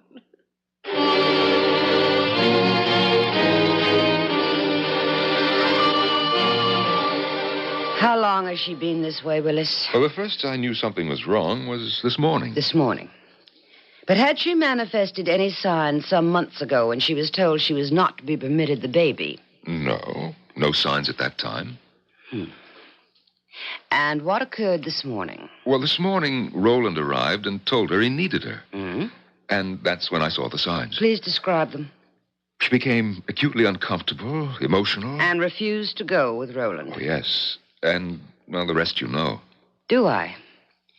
Or are you withholding anything, dear Willis? Why would I do that? What else should I know? Well, I can't think. Oh, a disturbing factor was when she became emotional over the fact that I still have a continuing relationship with Joanna. That disturbed her? Do you mean she doesn't know or pretends not to know about continuing relationships? Yes. Would it help her if we asked Roland to cancel his request that she go with him? No. But surely Roland is reasonable. Oh, of course. But the problem goes deeper. She will not go with him because, obviously, she is unhappy. Her refusal must make him unhappy. His unhappiness must, in turn, be transferred to someone else. Thus, a disease is created and spread. The disease of unhappiness. But The one disease for which there is neither remedy nor antidote. The only disease that can wipe out our society. It's a disease that must be nipped in the bud, choked off at the source. What are you going to do with her, Melisande? Well, surely you know the answer to that as well as I do. We shall have to cure her or kill her.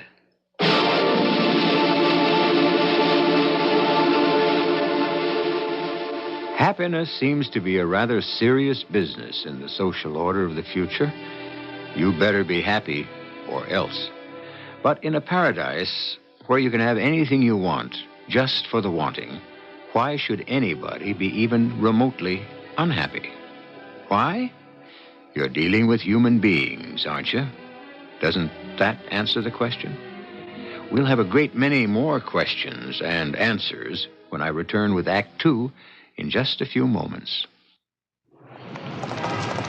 You are in El Paso, in the far western corner of Texas, just across the Rio Grande from Juarez, Mexico, where the sun is said to shine 360 days a year, and where the Franklin Mountains overlooking the city are dry and nearly barren. At El Paso Community College, Project Hope is helping to prepare people for jobs in allied health fields: nursing, medical laboratory technology, respiratory therapy, radiologic technology, and related sciences. Hope is helping to bring improvements in healthcare in the El Paso area as it has in other parts of the Southwest. And you are there, not in body, but in spirit. Your belief in hope means that hope lives, not only here in the United States, but on 4 other continents. Hope lives because you help. Keep it up. Write Project Hope, Room A, Washington, D.C.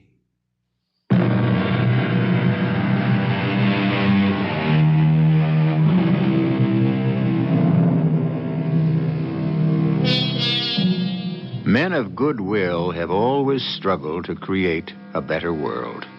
And the best of all worlds, of course, would be paradise. And what would paradise be? A place of unbroken happiness, where there would be no such things as sorrow, suffering, or disappointment.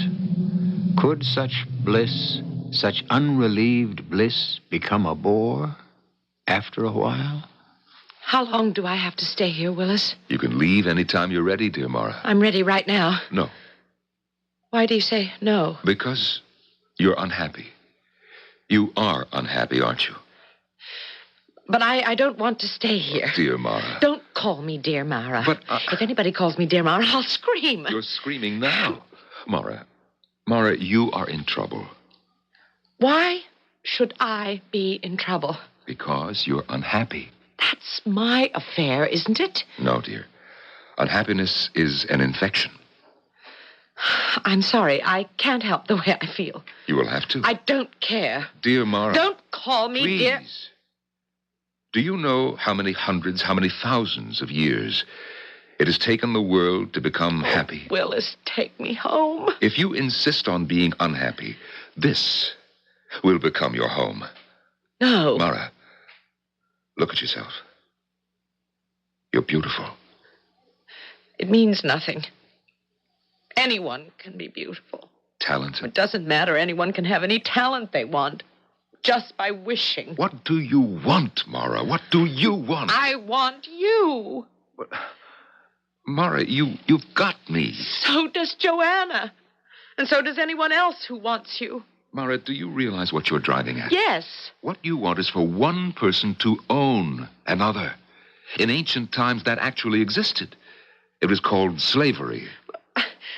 I didn't mean it that way exactly. I only meant that you and I shouldn't share each other with others. Why not?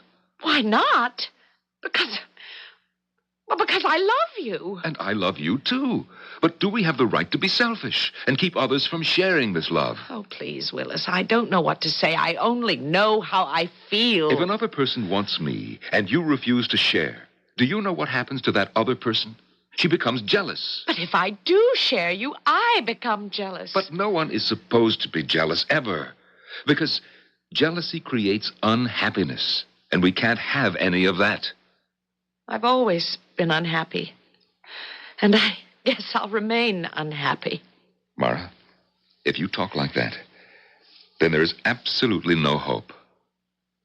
Shall I tell you why I've always been unhappy? Shall I tell you why there always seems to be an ache in my heart? Why nothing gladdens me, why no one can comfort me, and why there's no joy, no rest, no peace? Shall I tell you why? Something's missing. Something isn't here inside of me. Something is lacking, and it's something I need. Dear Mara. What do you want now? I just want to talk to you about yourself. You know everything there is to know about me. Oh, no, dear Mara. We know very little about you. You've taken hundreds of your tests. What else is there to know about me? Why are you unhappy? I don't know. You keep asking, I keep answering. Do you know how many people live in the city? No, and I don't... 100,000. And do you know you are the only unhappy person here? I'm sorry. I can't help it. Shouldn't it bother you that you're the only unhappy person? We must cure you. Why? Because we can't have you destroy the world. What? Look, Mara, look at the wall. You see? Those pictures. Pictures of a city. I've never seen such pictures, such a city. It's an ancient city. So many people. What's wrong with them? Nothing. That's the way they were. That's the way they were? Yes. You see how many are old and tired, ugly, dirty. See how few people are smiling? Listen to the noise. Please,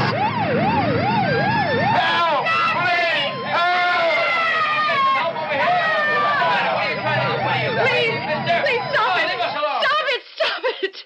Oh. All right, I stopped it. Now would you like the smells, the choking pollution? Oh, please, just let me alone. Is this the world you want us to have all over again? Brawling, filthy, murderous. I didn't say I wanted anything like that. That world, look at it again. Look at those children. No. It will do you no good to close your eyes. We can expose you to the picture electronically. Do you want us to do that? No. See the children? Condemned to a future of neglect, misery, despair. Is that the world you want us to go back to? Oh, please, I can't help it if I don't feel happy. Would you be happier with this? What's that? War. War? What's war? A madness, a special madness of mankind. Only man knows how to arrange it.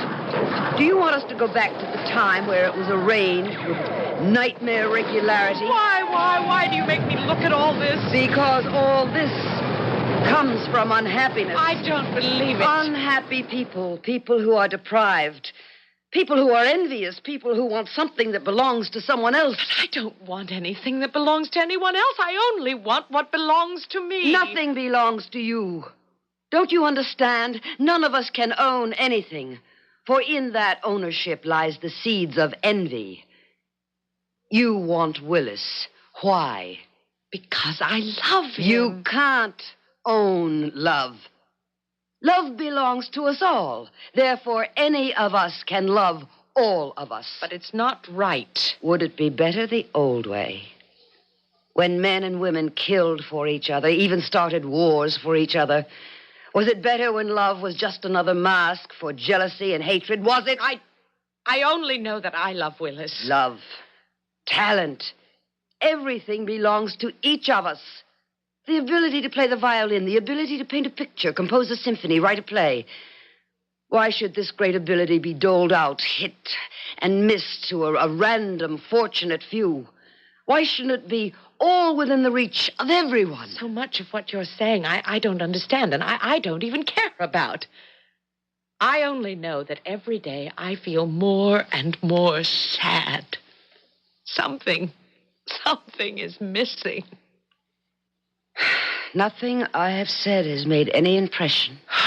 Nothing you have said has made me feel any differently.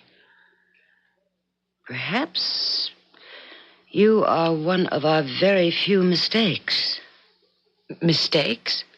Something inside you has not been able to develop. Or perhaps something was missing from the very beginning. Or perhaps it may have been warped. Yes, it's quite possible you are a mistake. What does that mean, a mistake? Occasionally, someone is born who had no right to be. Well, what are you going to do with me? That will be up to you. What is it that you want me to do? We only want you to be happy. But I keep telling you and telling you and telling you I don't know how to be happy. Well, in that case... Yes? We haven't arrived there yet.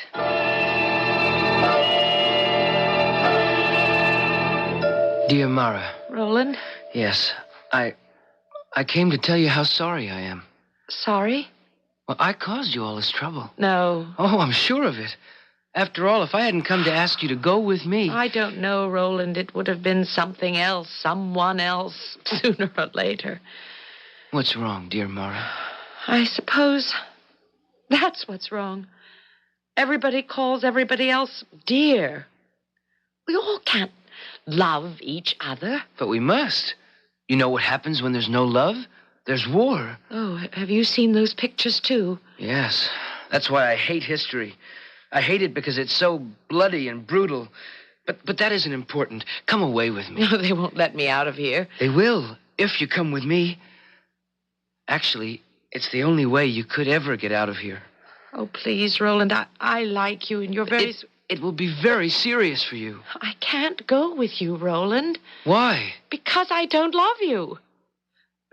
I'm sorry. I know we're all supposed to love each other, but I don't love you. I would like to love you, but I don't.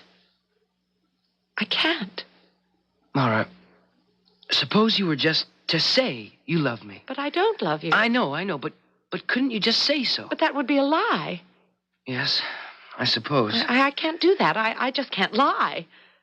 You're such an unlikely martyr. What do you mean? If you go back through history, everyone who died for a principle... Roland.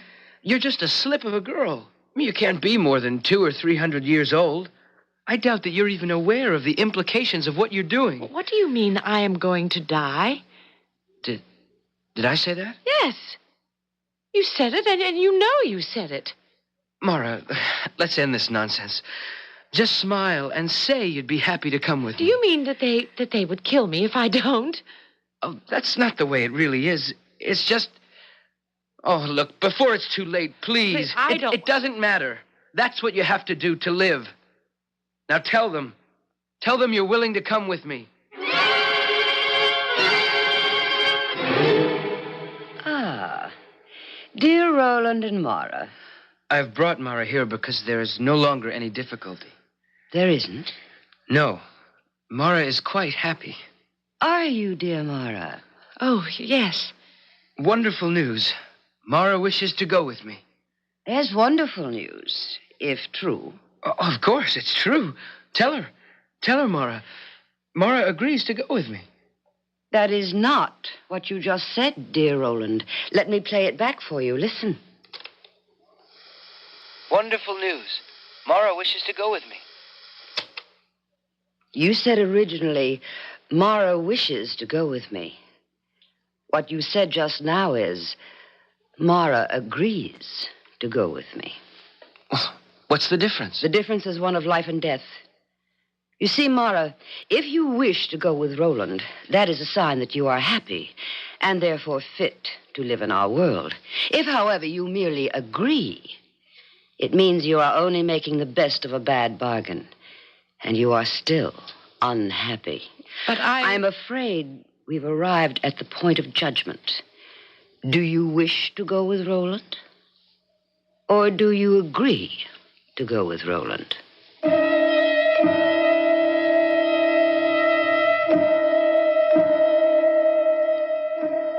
Which is it indeed? A life hangs on a single word.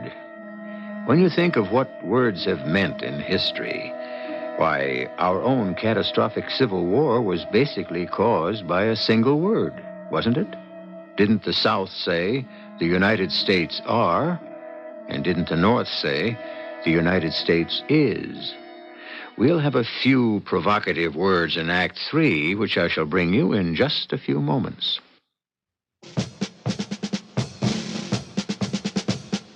America, 200 years at the same location. 200 years ago, America declared her independence. Today, you can declare financial independence when you buy United States savings bonds through the payroll savings plan where you work, or bond-a-month plan at your bank. You'll look a long time before you find an investment as sound as savings bonds, because they always pay off. So build a future for your family and yourself. Take stock in America. Buy United States savings bonds and declare your financial independence. Get a guaranteed good return on a loan to your 200-year-old uncle and help each other out. Buy bonds. America, 200 years at the same location. A public service of this station and the Advertising Council.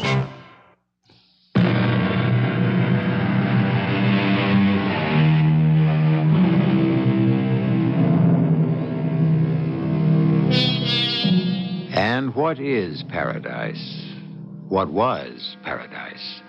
Obviously, a place where one was completely free to gratify every desire, to know joy, and to live forever.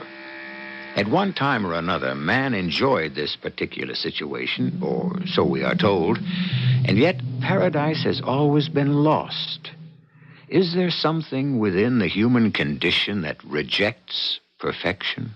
Willis, she loves you. Talk to her. Convince her. What can I say to her, Roland? There is nothing anyone can say to Mara any longer. From now on, Mara must speak for herself. Do I agree to go with Roland, or do I wish to go with Roland? No. No, I shall make it even more definite than that. I refuse to consider it. I will not go with Roland. Mara. I must ask all of you to be silent. But she's obviously ill. She needs the rest home. She has already been in a rest home. No. Mara can no longer live among us. And what are you going to do with me? The problem has never arisen before. Obviously, you cannot live here. But there is no other place. There is only here. We shall have to ask for a council to decide. My friends, dear people, you have heard dear Mara tell us how unhappy she is and how impossible it is for her to be happy among us. This being so, how can we possibly permit her to remain free, to contaminate our society? Why do you insist Mara will contaminate us? Must we review the entire history of the world? I must ask Mara to answer this question.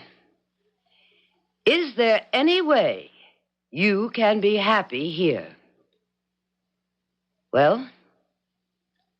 No. In that case, since we have failed to make you happy, we must regretfully terminate your life. You will therefore return to the rest home, where you shall be pleasantly and painlessly... No. Dear Willis, can you suggest an alternative?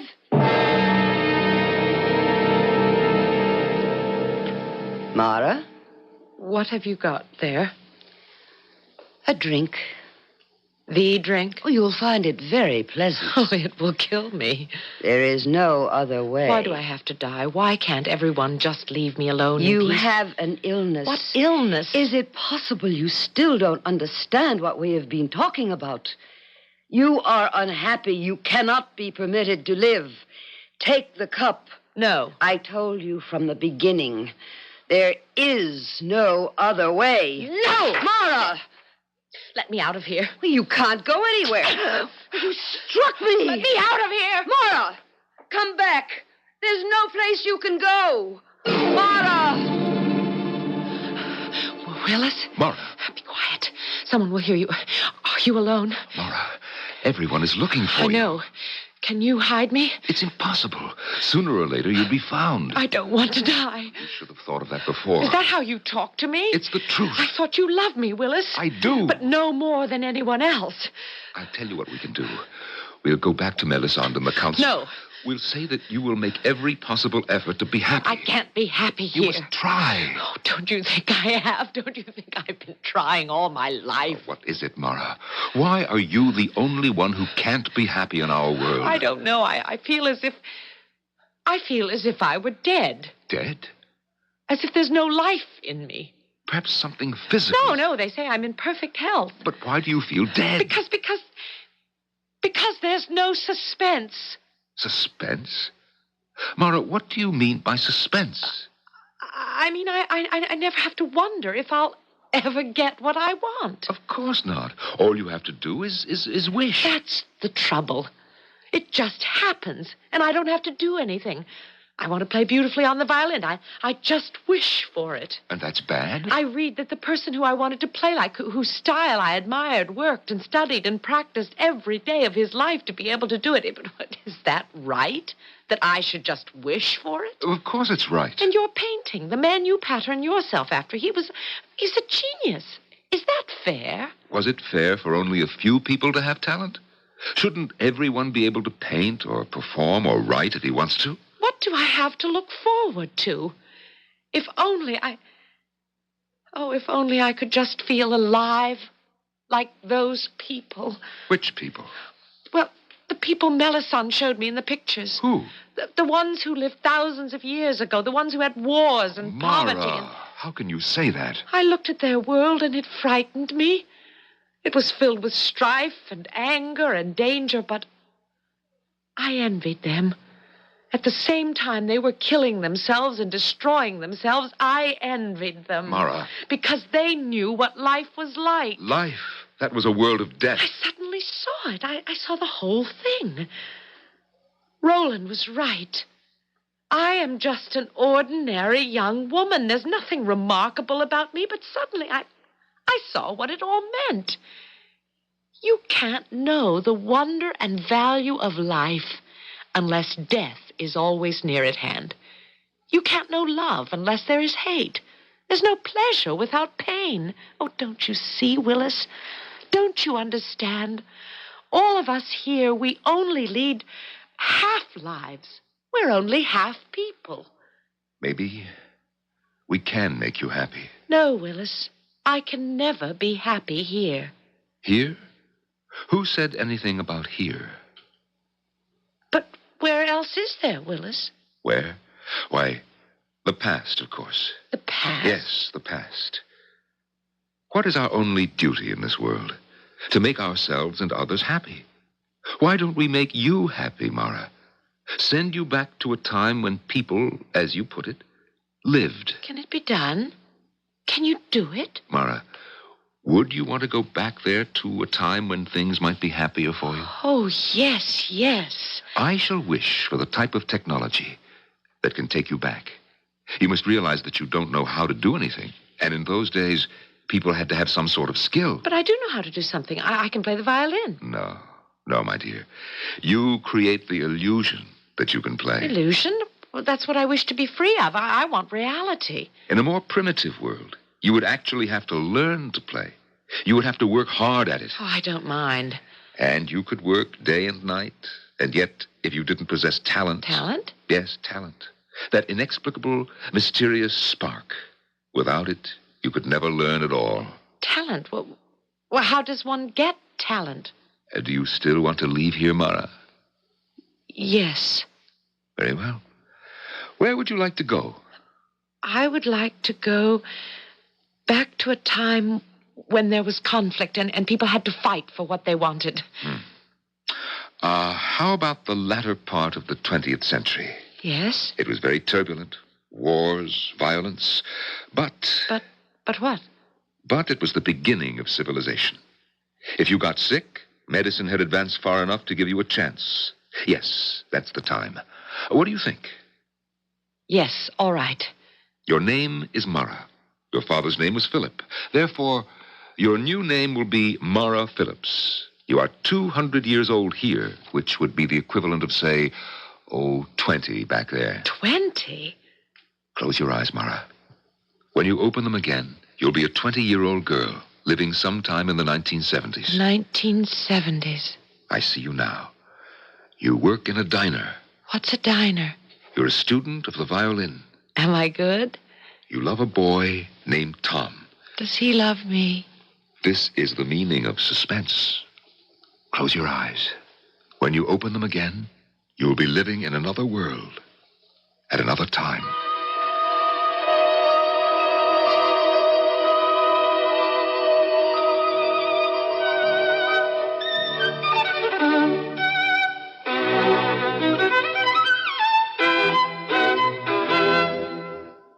Well, do I sound better, Tom? Honey, you sound like $1,000,000. Am I improving? Yeah, I think so. But what do I know about it? Oh, Tom, there are times when I think you're a barbarian. Come over here. I'll show you. Tom, I haven't finished practicing. When does the professor think you'll be ready for the concert? Oh, 5 years, maybe 6. 5 years? Well, it takes work.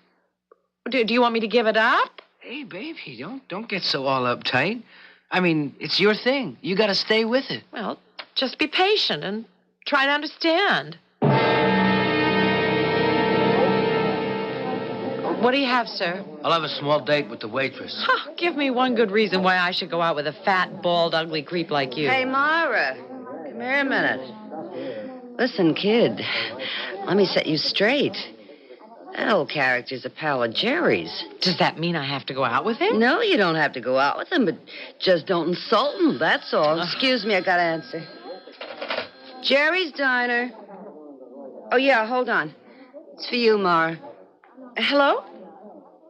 Yes, Mr. Allenby. Certainly, at once. I have to go.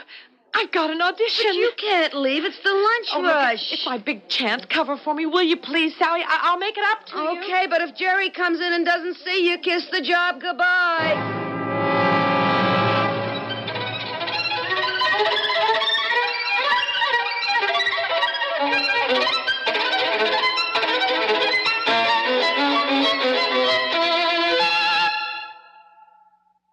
Okay. Now what do you do? What do I do? I mean, you're going to a dance? What's the act? The act? You mean all you do is just stand there and play the fiddle? Oh, Mr. Allenby, I'm training to be a concert violinist. You don't have a bad-looking figure at all. Yeah, I could find a spot for you. Mr. Allenby. It would be sensational. How about if you just stood and played the violin without any clothes on?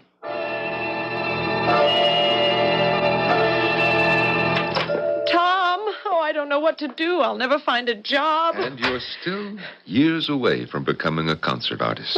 Willis, what are you doing here? I thought I'd visit you, dear Mara. Where's Tom? Tom. The man you're in love with? The man who loves you? Well, what happened to him? Where is he? I found this note. Read it.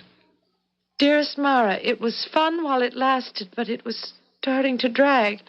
So the best breaks are the clean, quick ones. He's left me. I would imagine so. Oh, Willis, what am I going to do? Ah, yes, suspense, adventure, struggle. This is what you wanted. How could he leave me? He said he loved me. Back in our world, he'd be required to stay with you. See how it's all gone wrong? No success as a violinist. I'm still learning. I'm studying. The man you love has left you. And you don't even know if you still have your job in that miserable diner. Willis. Do you want to come back, Mara? Back? Back to what? Utopia. Paradise. Where you can have everything your heart desires. Willis, I can't. You can't what? Go back or stay? Answer me quickly before it's too late. Don't say the words that are forming on your lips. Don't say, come in. Answer me. Tell me if you want to come back. But it's Tom. It must be Tom. Tell me before it's too late if you want to come back to a life of ease, of success in whatever your heart desires. How can you even think about it? Answer me before it's too late. Come in. Hi, Mara. It's too late, Mara. Too late. Oh, so Sally. Sally, I'd like you to meet a friend of mine, Willis. Who? Willis. Hey, you okay? Who's Willis? Where is Willis? Well, Willis. He was... Oh, I knew it. I knew one day you'd finally flip. Listen, kid, I squared it with Jerry. I said you was sick. It must have been a dream. What? That I lived in a place where everyone could have his heart's desire. Hey, that must have been okay. No, it wasn't. Instead of staying there, I chose to live here. Oh, you're crazy. Why? Well, because I'm human, I guess. Oh, I wish I could have dreams like that. You ought to see some of the things I dream about. Willis, Melisande, Roland. Are they the dream? Or Sally, Jerry, Tom, this place? This struggle, this suspense. Is this the dream?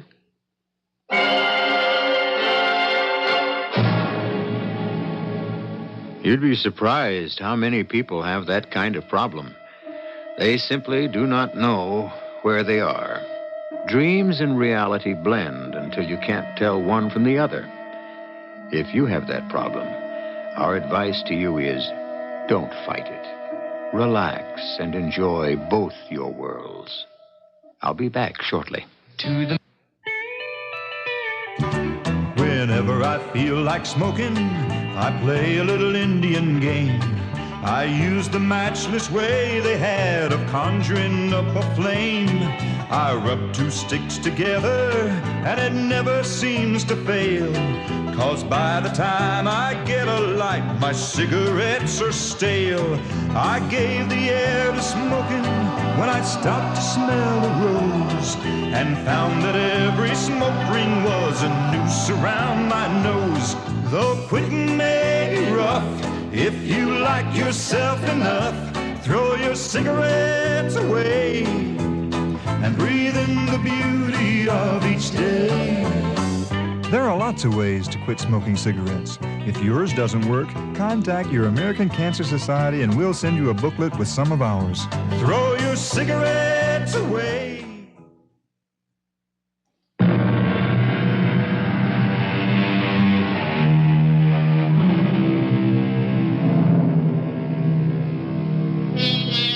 What is there about paradise that makes it impractical and impossible for humans to live there?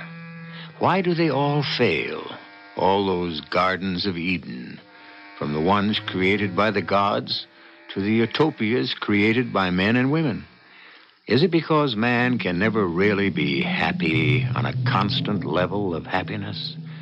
Do we always require a trial or two to give savor to life? Our cast included Patricia Elliott, Norman Rose, Joan Lovejoy, and Don Scardino. The entire production was under the direction of Hyman Brown. Radio Mystery Theater was sponsored in part by Buick Motor Division. This is E.G. Marshall inviting you to return to our Mystery Theater for another adventure in the macabre. Until next time, pleasant dreams.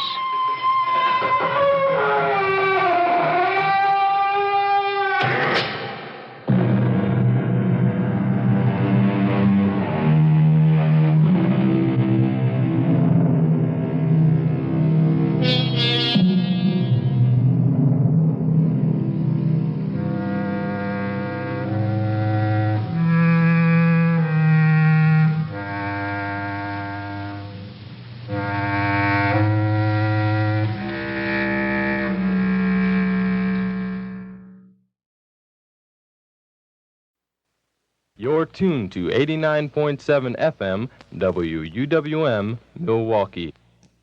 The CBS Radio Mystery Theater presents...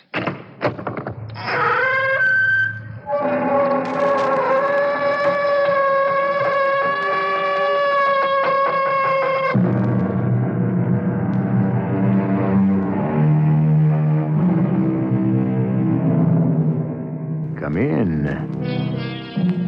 Welcome. I'm E.G. Marshall. Welcome to another tale of the macabre. By definition, macabre pertains to a dance in which death leads skeletons to the grave. But on a broader basis, consider this.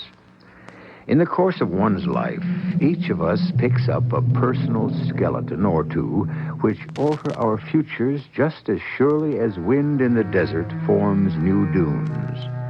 Mrs. Randall, a wealthy widow, has such a skeleton in her closet, and his name, so he claims, is Robert Lewis. Not that he goes now by that name. Not Robert Lewis. Anne? It is Anne, isn't it? I didn't quite catch your full name when we were introduced. Anne Hiller. And you're Nelson Potter. I had you pointed out to me. You didn't. I'm flattered, Mrs. Hiller. Oh, no, you're not, Mr. Potter. Not really. You're new here in our sleepy little Hanover, and you're handsome and very striking. But why in the world you've singled me out? I don't know. It seemed obvious to me, and I was right. You have a look of intelligence in your eyes, and you're very attractive. Well, thank you. Any woman likes to hear that, especially a middle-aged widow. But really, why?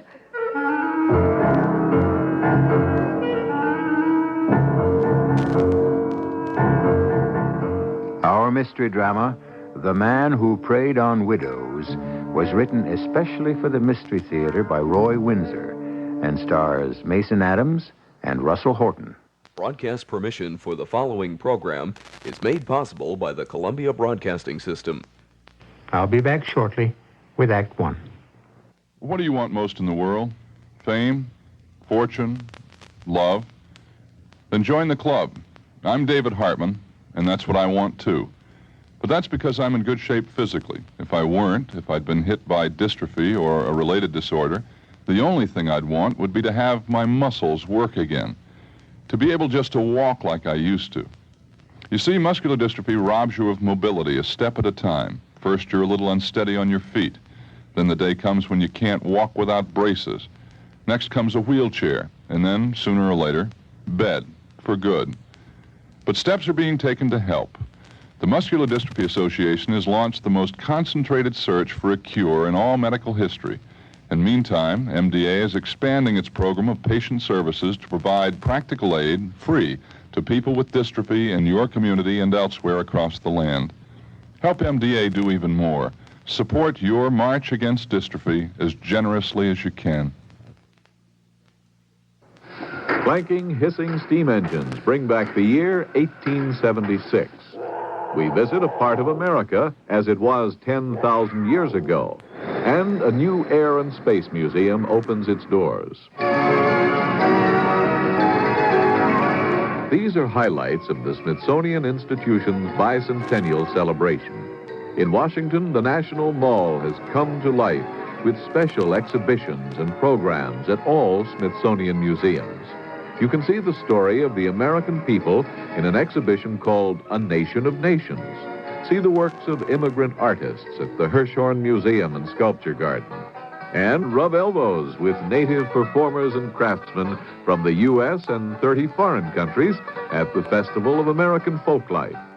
We call it the American Experience. It's all here at the Smithsonian Institution in Washington.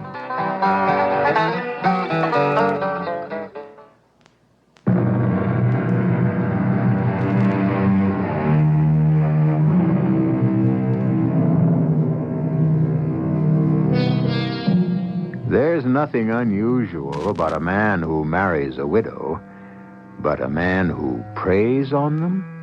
And widows in their 50s and even older and with money have often been victimized. Their loneliness is a void which flattery and self-deception can fill. They are grateful for attention and confident that they are truly loved, which often simply isn't true. Sit down, Mr. Randall. Thank you, Lieutenant. We've located Robert Lewis. Oh, good work. Hard work. I'm grateful to you. And my mother will be, too, when she comes to her senses. I don't get it. She still feels the same way? I haven't seen her for 2 weeks, but I'll see her after I leave you. Last time I talked with her, there was no change. Mother may even think he'll still return. A professional bigamist? Yeah, I know, Lieutenant, I know. Sometimes I think she's become senile. That's not true. Mrs. Randall is anything but. Mrs. Lewis. Mrs. Robert Lewis. It's probably a phony name, too. No, you're right. She's not senile. Just the opposite. Mother's intelligent and alert. But when I talk to her about Lewis, she just smiles vaguely, tells me not to worry about him. It's infuriating. She said, "It's only money, Lawrence. I have plenty of that." Yeah, but that's not the point. I know your mother's one of the richest women in Philadelphia, and prominent. But this guy comes along and makes a fool of her. Of all of us. I'm embarrassed. My wife's tired of answering questions about Mother and Lewis. You should hear my grandmother on the topic. Before Mother married Lewis, Grandmother urged her to see a psychiatrist. Oh, you're kidding. No, I'm not. Grandmother was, of course. She tried her best to ridicule Mother out of the marriage. Well, it didn't work. Nothing worked. She married him. He stayed around for over a year. And now he's been gone for 2 months. He's gone forever. You know that, and so do I. And I want him. We'll get him on a charge of bigamy. He makes a career of marrying rich women, rips them off and skips, and they're embarrassed about pressing charges against him. He disappears, finds another victim, marries her, and the cycle goes on. Well, this time we'll get Mr. Lewis, and I agree with you. That's probably a phony name, too. Where is he, Lieutenant? You ready for this? Nothing would surprise me. He's up in Hanover. Oh? Where Dartmouth College is? That's the place. He calls himself Nelson Potter, and he's got an eye on a widow named Ann Hiller. Have you warned her? We will. Don't worry about her. Well, why not? I don't want to see another foolish widow taken advantage of. She won't be. I can promise you that. Well, are you going to let her marry the man just to get him on a charge of bigamy? Ann Hiller won't be hurt. I guarantee that. There's something you're not telling me, Lieutenant. The police have to work this out their own way, Mr. Randall. You want Robert Lewis arrested and exposed. I want him convicted and jailed. For bigamy? That's right. We know a lot about Lewis. He's been recognized through a photograph in Palm Beach and in Denver. Different names, of course, but the same guy. We could convict him on past charges, but the problem is to get the women he married to come forward and testify against him. They won't. Too embarrassed. We won't have that problem with Ann Hiller. Well, how can you be certain? We are. To your mother, he's Robert Lewis, and she's still married to him. To Ann Hiller, he's Nelson Potter. She'll marry him, and we'll pick him up. But what if my mother won't cooperate? No problem. We'll prove that the man deliberately married 2 women, and that will land him in the jug. Yeah, but what about the other women you say he married? The ones who are too embarrassed to come forward? If they married They him, would deny it. Well, what about marriage licenses and ministers? We can't harass a woman into testifying against this guy when she doesn't want to.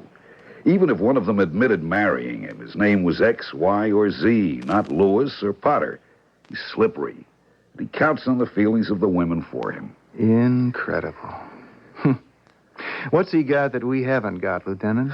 Oh, I wish I knew, Mr. Randall. I really wish I knew.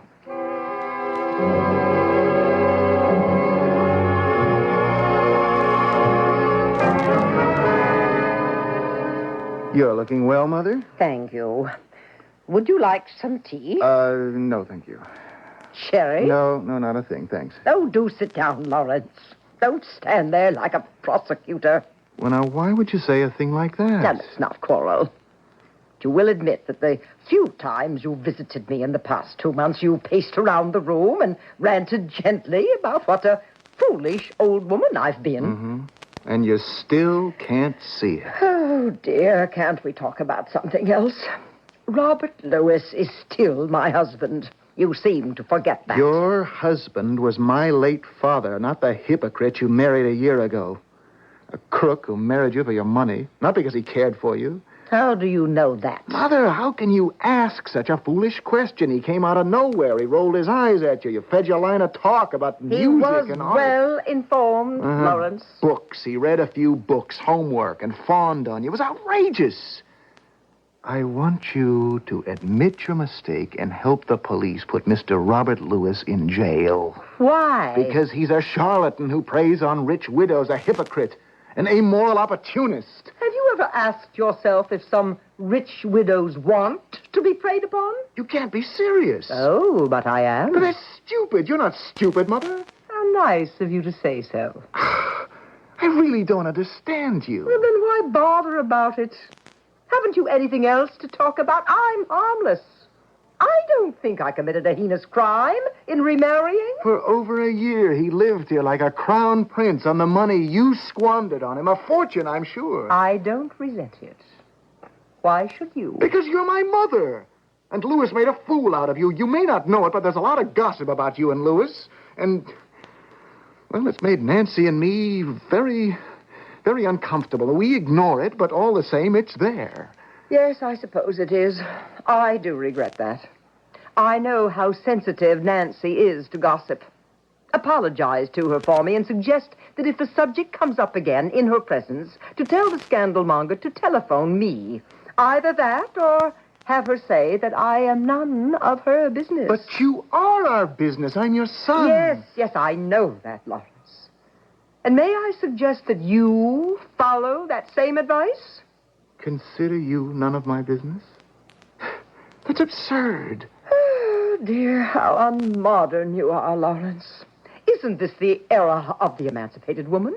Can't I do as I please? Must I consult my son and daughter-in-law about every decision? But if you'd only listen to us and to your friends... I did listen.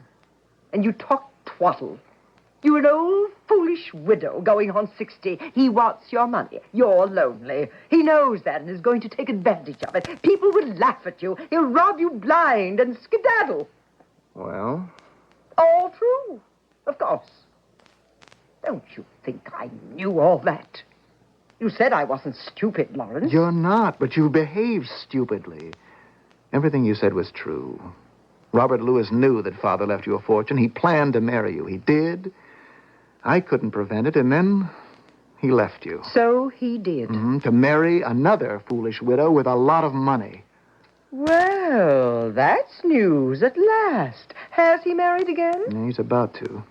Robert Lewis now calls himself Nelson Potter. He's after a woman named Ann Hiller. Bigamy. He's a bigamist, Mother. And I am going to see that he's arrested and sentenced to jail. He wouldn't like that, Lawrence.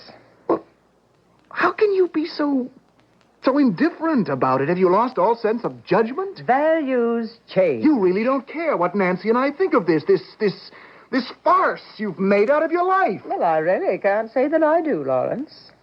If you were as wise as I am old, and if you had even the tiniest sense of humor, you'd smile with your mother about her rascal. Her rascal. Her scoundrel is more like it. No. A scoundrel is a villain. And Robert Lewis never was a villain to me.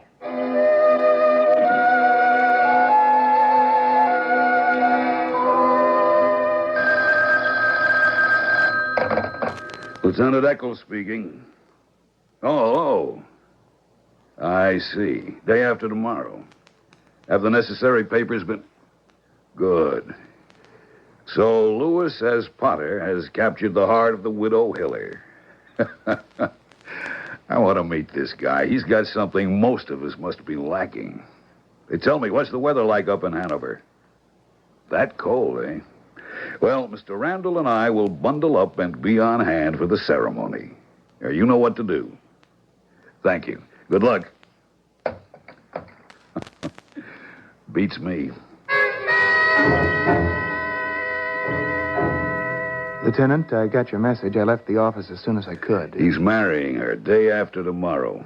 Can you make a trip with me to Hanover? Of course. Fine.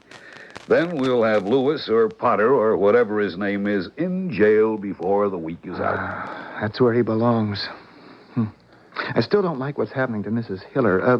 Why can't we just interrupt the ceremony? No, I want him to marry her. Then we've got him. Well, it seems unfair to her. A dirty trick. I really don't like it, Lieutenant. Don't worry about it. Believe me, Mrs. Hiller won't be hurt.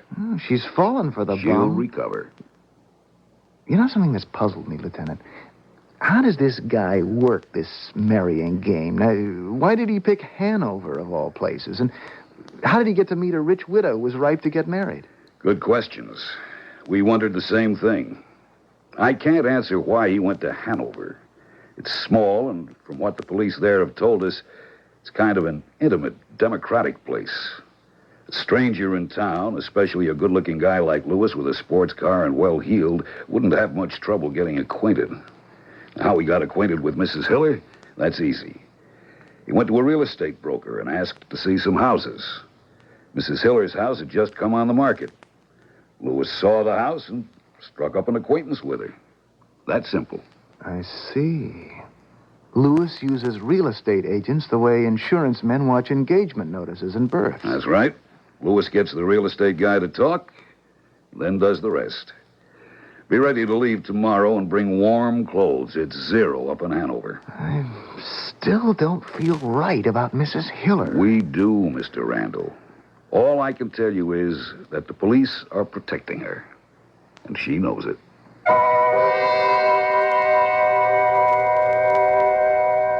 And there you have it.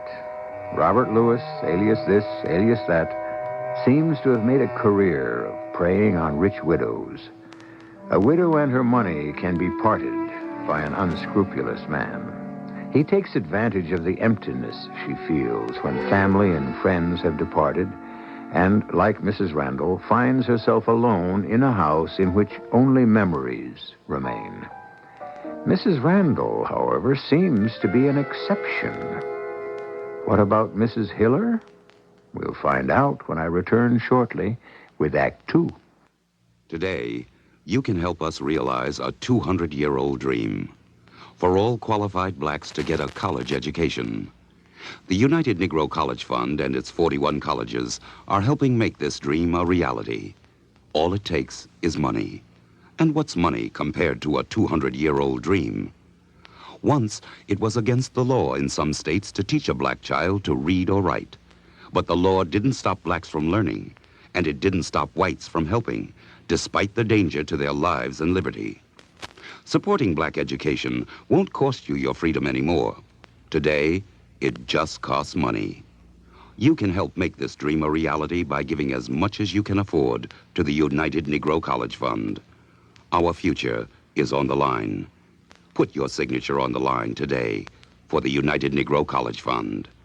A mind is a terrible thing to waste. A public service message of this station and the Advertising Council. The most terrible thing that can happen to any handicapped child is nothing. Nothing to do. Nothing to learn. No place to go. No one to play with. Nothing but long, empty days. Millions of handicapped children are still left out, deprived of the special education they need to live fuller, richer lives. Every child, no matter what his handicap, has the right to the kind of education that will help him develop his full potential. If you have a handicapped child, we can help. Write Closer Look, Box 1492, Washington, D.C., 20013. Closer Look is a free service of the United States Office of Education. Write Closer Look, Box 1492, Washington, D.C., 20013. A public service message from this station and the United States Office of Education.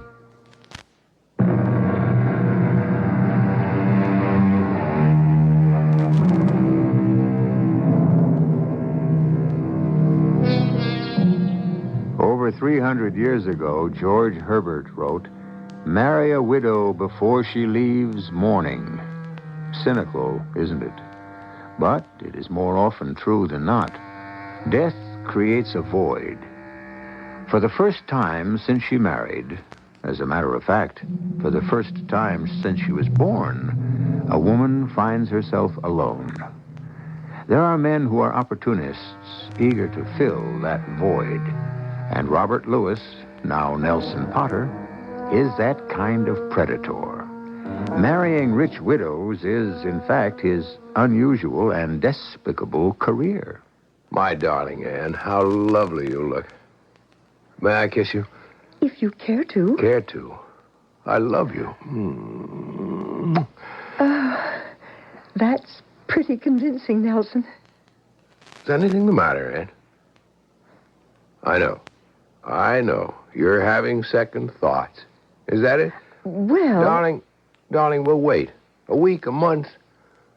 I've been thoughtless, as usual. Oh, you've never been that, Nelson. Thoughtless. Oh, yes, I have.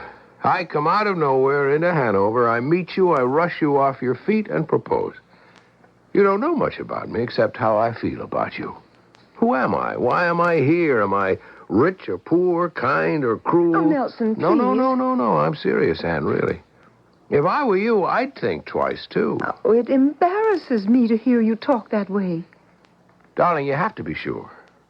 Now, I know how I feel about you. I love you. I think you do. Why? I cannot say. Look at me. I have. Many, many times. You're handsome. Oh, perhaps. In a middle-aged way. I'm in my late 50s. Youth is far behind me. Let's not kid ourselves. With your good looks, women 20 years younger than you are everywhere, waiting to become your wife. Why me? May I tell you something? What can you possibly see in me as a woman? Darling, listen. He that loves a rosy cheek or a coral lip admires. But, Nelson, my cheeks aren't rosy, and my coral lips come from a stick. Please, let me finish. It's the second verse I had in mind when I wrote the poem for you. Time does dull the rosy cheek and the coral lip, but a smooth and steadfast mind, gentle thoughts and calm desires, hearts with equal love combined, kindle never-dying fires. Where these are not, I despise lovely cheeks or lips or eyes. Oh, that's beautiful. And you wrote that? For you. It says better than I love you, how I feel about Anne Hiller. Oh, my goodness. I've never had a poem written to me. I have something else for you, Anne. Yes? Whether you marry me or not, it's yours. This. From me to you, my darling. Oh, Nelson, a ring. Is that an emerald? Yes. Quite a fine one. Good heavens, it must have cost a fortune. It didn't cost me anything. It's filled with memories. Because it was my mother's. Oh. She left it to me with the hope that someday I'd meet the woman who would wear it with grace and in pride. You, Anne. Oh, it's beautiful. I hope you'll wear it. Put it on. It's yours without a commitment. I'll never meet another woman I'd ever give it to. Oh, well, I don't know what to say. It was just beautiful. It came to my mother from her mother. I don't know how old it is, but it's been in the Potter family for many years. Oh, it's extraordinary. Mother died 2 years ago. Oh. She was quite well-to-do. I'm an only son. She died a widow? Yes. Oh, maybe that explains your interest in a lonely woman like me. Not at all. From the first time I met you just 2 months ago, I've been drawn to you by your loveliness and intelligence. I was astonished to learn that you're a widow. It was my good fortune that you were still free. Oh, that's very nice of you to say. Don't talk like an old maid, Anne. I'm sorry. But you must have thought about your mother all the years she was alone and well-to-do. Oh, of course they are lonely, and they can be exploited. But, of course, you wonder if I'm a fortune hunter. Oh, not really. But I have been proposed to before, not... Everyone up here's a stick. There was a young ski instructor. I don't doubt it. And he was just after your money. Is that right? Of course. Well, how can I put it? Either you believe me or you don't. When I say that I love you for you and only you yourself, that's all that I can offer. I have a small income from my mother's estate. My poetry pays practically nothing. So if you marry me, Anne, Life won't be luxurious. Oh, nonsense. What about my money? I won't touch it. Of course you will. Money's a commodity to be enjoyed, and we'll enjoy it. Oh, I'm very well fixed with this fine old estate and sound securities, and there's a considerable amount of cash in the bank. Why, there's more than enough to provide us with a very comfortable life. Come in, Lawrence. Thank you, Mother. Well, twice in 1 week. What does your Nancy say about that? Why should she say anything? Because in her eyes, I am a pariah. You know that. A difference of opinion isn't going to keep me from seeing Well, you. I'm glad to hear that. But I wasn't certain. It's nothing against you, Mother. Both Nancy and I feel very strongly about Robert Lewis, and, well, I'm going to do something about it. That's why I stopped by. Oh? You may make a fool of yourself, Lawrence. Not a greater fool than I already feel I am. Lawrence, let me appeal to you once more. Robert Lewis is everything you say he is. An opportunist who most certainly married me for my money. He enjoyed it for a year, left with some $7,000 or $8,000, and surely will not return. Goodbye, Robert Lewis. The end. No, not the end. Think of the humiliation. Oh, don't be childish, Lawrence. Humiliation, my big toe. I'm your mother. I'm also a woman. Now, during the nearly 2 years I was married to Robert, I felt alive for the first time since your father died. He was charming to me, attentive, considerate. He made me feel like a woman again. It was a pose. I know that. I'm not stupid. I know my money bought his love and companionship. And you see nothing wrong in that. Well, not really. I bought something I wanted. I knew it was slightly unreal. The idea of buying a... I enjoyed being married to Robert Lewis. I expected him to pack up and leave. He has. No regrets. Mm-hmm. Not even about the emerald ring? Well, that was rather a low blow. I wish you hadn't mentioned it, Lawrence. That's because you're still living a fantasy. Well, the rest of us see Mr. Lewis in a different light. I came over to tell you I'll be out of town for a day or two. Lieutenant Eccles and I are flying to White River Junction, then driving to Hanover. Oh? Oh, you did mention the other day that Robert Lewis is now Nelson Potter, is that right? That's right. And that he's engaged to marry an Anne something or other? That's right.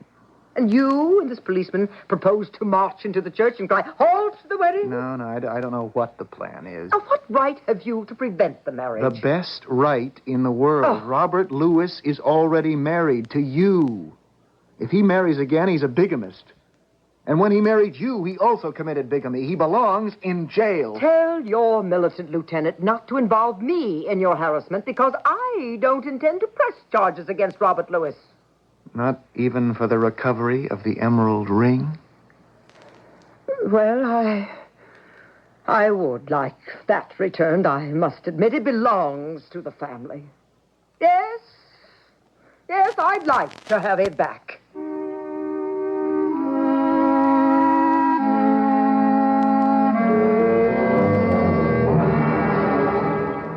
I'm glad I found you in, Lieutenant. It just came from my mother's. Oh? Yeah, I told her I'd be out of town for a few days, and the reason why. No reason not to. Unless, well, is it possible your mother might try to get in touch with Lewis? Ooh, I never thought of that. Neither had I. But if your mother is still soft in the head, you'll excuse me for saying so. But if she is, if she doesn't want to see him hurt, who knows? She just might warn him we're about to close in. I can't believe that, Lieutenant, but then, why not? She is soft in the head about all of it. She admits Robert Lewis ripped her off. She doesn't care. She said she had a wonderful time with him the year and a half they were married. She paid for it, and she doesn't care that he left her. In fact, she expected him to. Can you explain it? Beats me. Mother doesn't care that Lewis is marrying Ann Hiller. She said even if we catch him as a bigamist, she won't press charges against him. The only regret she has is that he stole an emerald ring, an heirloom, when he copped out. Well. What's that supposed to mean? Guess who's wearing it now? You can't mean it. Oh, but I do. Ann Hiller. It's her engagement ring. He said it was left to him by his mother. Lieutenant, how do you know all these things? You say Mrs. Hiller won't be hurt. If she marries this con man, of course she'll be hurt. Now you tell me he's given her my mother's ring. How do you know that? I know something more. Let's have it. He's a poet. Well, you mean he's pretending to be a poet? No. When he proposed to her, he used one of his poems to get her to say okay she'd marry him. Listen to this. He that loves a rosy cheek or a coral lip admires... Now, hold it. That's a 17th century trochaic 4-foot meter. He says he wrote that? Sure. Well, what do you mean, whatever you said it was? Well, read some more. Well, he said he didn't care about the rosy cheek or coral lip bit, but a smooth and steadfast mind, gentle thoughts and calm desires, hearts with equal love combined, kindle never-dying fires. Where these are not, I despise lovely cheeks or lips or eyes. And he said he wrote that poetry? Sure, it's all down on the tape. Oh, so that's how you know so much. You've wired Mrs. Hiller's house. That's right. Just the sitting room. We figured that's where he'd make his pitch. Yeah, and that's where you got your information about the emerald ring. Right on the tape. Tell you, this guy has quite a line. And Mrs. Hiller said yes? The wedding goes on as planned at the home of a justice of the peace. And that's where we cause an interruption. After they're spliced. Is Mrs. Hiller cooperating with you in all this, Lieutenant? Well, let's say we've alerted her that Mr. Potter may not be all he says he is. I want this wedding to go through. I'll pick you up in the squad car tomorrow morning about 9, and don't forget the warm clothing. All right. It's a funny situation. It's different going after a mugger or somebody who committed murder. We know what we're after. But here, we're allowing the guy to frame himself. We know he's committed the same crime before, bigamy. But it's got to be proved. It's like trying to get your hands on a shadow. Yeah. Well, see you at 9 in the morning. I feel sorry about Mrs. Hiller. I really do. She's fallen for the guy. It's got to break her heart. Wait until you meet the widow Hiller. You're in for a surprise.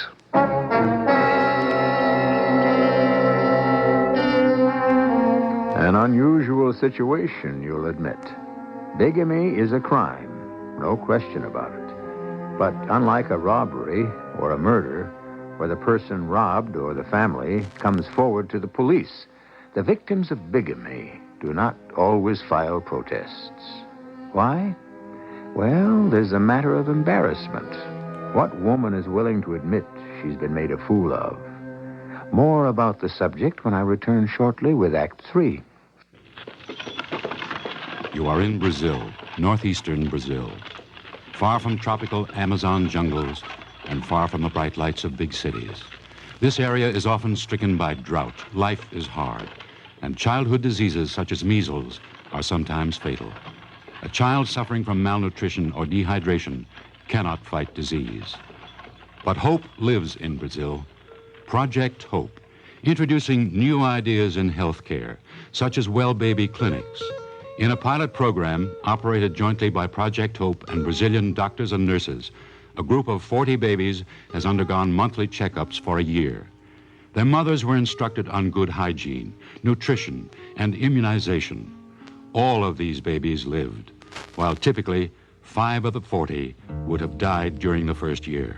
Hope lives because you help. Keep it up. Write Project Hope, Room A, Washington, D.C.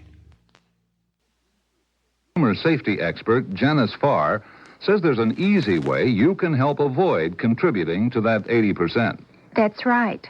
I strongly recommend that you read and heed your appliance instruction booklets. Most booklets contain valuable safety tips, such as recommending that you unplug your portable appliance from the outlet when not in use, and that you not let the cord hang over the edge of a table or counter or touch hot surfaces. And to be extra safe, it's a good idea to keep your instruction booklets in a convenient place for quick and easy reference. Remember, the instruction booklet is there, so why not use it? This has been a public service announcement from Underwriters Laboratories and this station.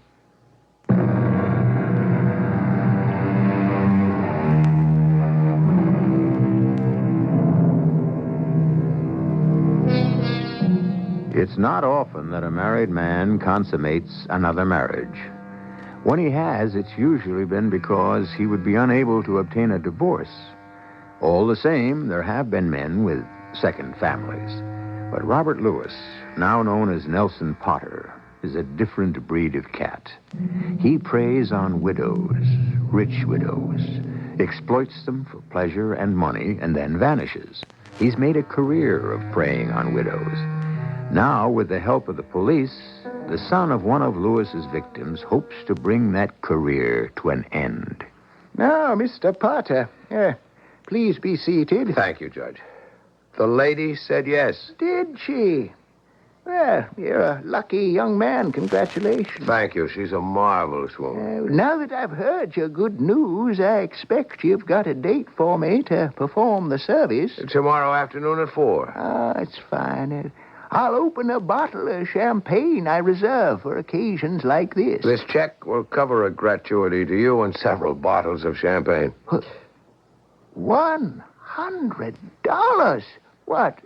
My goodness, that's very generous of both of you. I see it's made out by Mrs. Hiller. Yes, she insisted. Well, she has it to spend. Yeah, and Hiller's a wealthy woman. But like all good New Hampshire persons, frugal.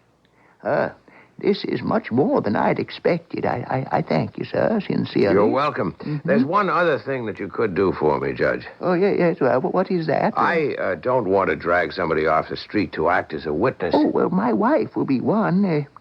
She likes champagne. As for the other, now leave that to me. A friend of mine named Eccles will be only too glad to stand up for you. Thank you. I haven't lived in Hanover very long, so I don't... I understand. Life's odd, isn't it? It's not an original statement, but it's a true one. What I mean is, you dropped out of nowhere and right into the arms and affections of Anne Hiller. Perhaps destiny does shape our ends. By the way, if it's not impertinent, where did you drop in from, Mr. Potter? Florida. My mother lived in Palm Beach. She died a few years ago, and I've drifted around since then. Well, it's been pleasant talking with you. Thank you for this generous check, and I'll see you and the bride-to-be at 4 o'clock tomorrow. Thank you, Judge. No, don't bother to show me to the door. I'll let myself out. Goodbye. Goodbye.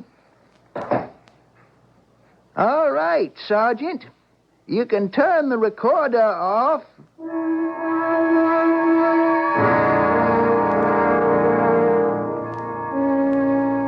Oh, darling. My lovely Anne. It's all set. Oh, I'm shaking all over, Nelson. No. Oh, isn't that foolish? A middle-aged woman about to marry again, and I've got the jitters. Relax. The JP's a nice old bird. The check knocked him over. He'll have champagne for us, and he's taking care of a best man for me, someone named Eccles. Oh, how nice of him. Service is at 4. By 4:30, we'll be on our way. Oh, you picked up the airline ticket? Right. White River Junction to Boston, and then nonstop to Nassau and the warm Caribbean. Beautiful sand, moonlit nights, dancing, everything. I want this to be the happiest time of your life. Oh, it will be. There's only one thing wrong.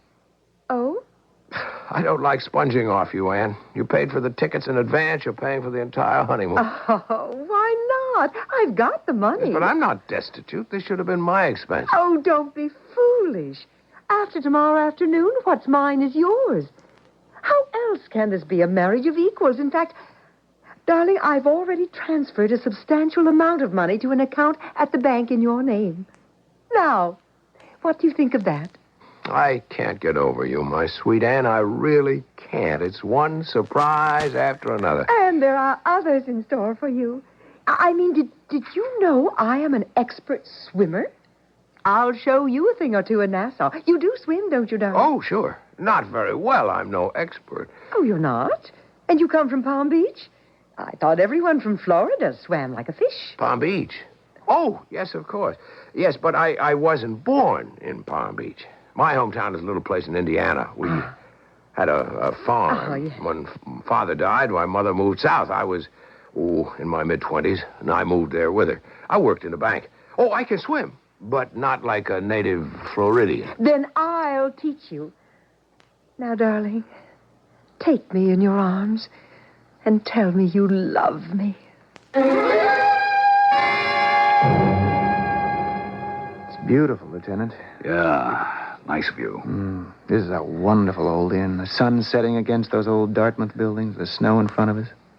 My, it's a picture postcard, just lovely. And cold.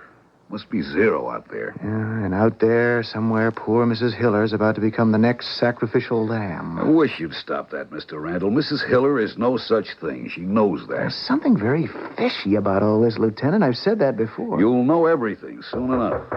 Excuse me. The police? We'll see. Lieutenant Eccles? Yes? Sergeant Morrissey. Justice of the Peace, Morrissey? Yeah, that's right. Well, come on in. Glad to meet you. We can't thank you enough for your cooperation. Glad to be of help. Meet Mr. Lawrence Randall. His mother is married to the bum. Oh, how do you do? Pleasure. Mr. Randall, this is the man who is performing the service tomorrow. Oh, but how can Sergeant Morrissey be a justice of the peace? He's retired and he received an appointment. He's licensed to perform the service. Oh, even though he knows this man is already married? He knows that from us, not of himself. As far as I'm concerned, Ann Hiller and Nelson Potter will be married by me tomorrow at 4 o'clock. The lieutenant here will decide what happens then. Oh, and by the way, Lieutenant, you're going to be his best man. Oh, that's great. Does this man know what he's doing to that innocent widow? Look, Mr. Randall, for the last time, this problem's being handled by the police. We don't want any interference. Sergeant, I'll be at your house tomorrow before 4. The equipment is working? Works just fine. Good night. I almost forgot. That poem this bum said he wrote. He that loves a rosy cheek, that one? Yeah, I checked it with a young English teacher at the college. Took him a few minutes. Then he found it. Some English character named Thomas Carew. Yeah. Can you imagine Potter trying to pass it off as his own in a community like this? Yeah. See you tomorrow. Okay, good night. Thomas Carew. Mr. Lewis is a very, very slick character. Tell you what, you'd like to get some dinner, and so would I. I hear there's a good restaurant about 15 minutes north in Lime. Keep your collar up and your hat pulled down when we walk through the hotel lobby, and we'll risk having dinner up there.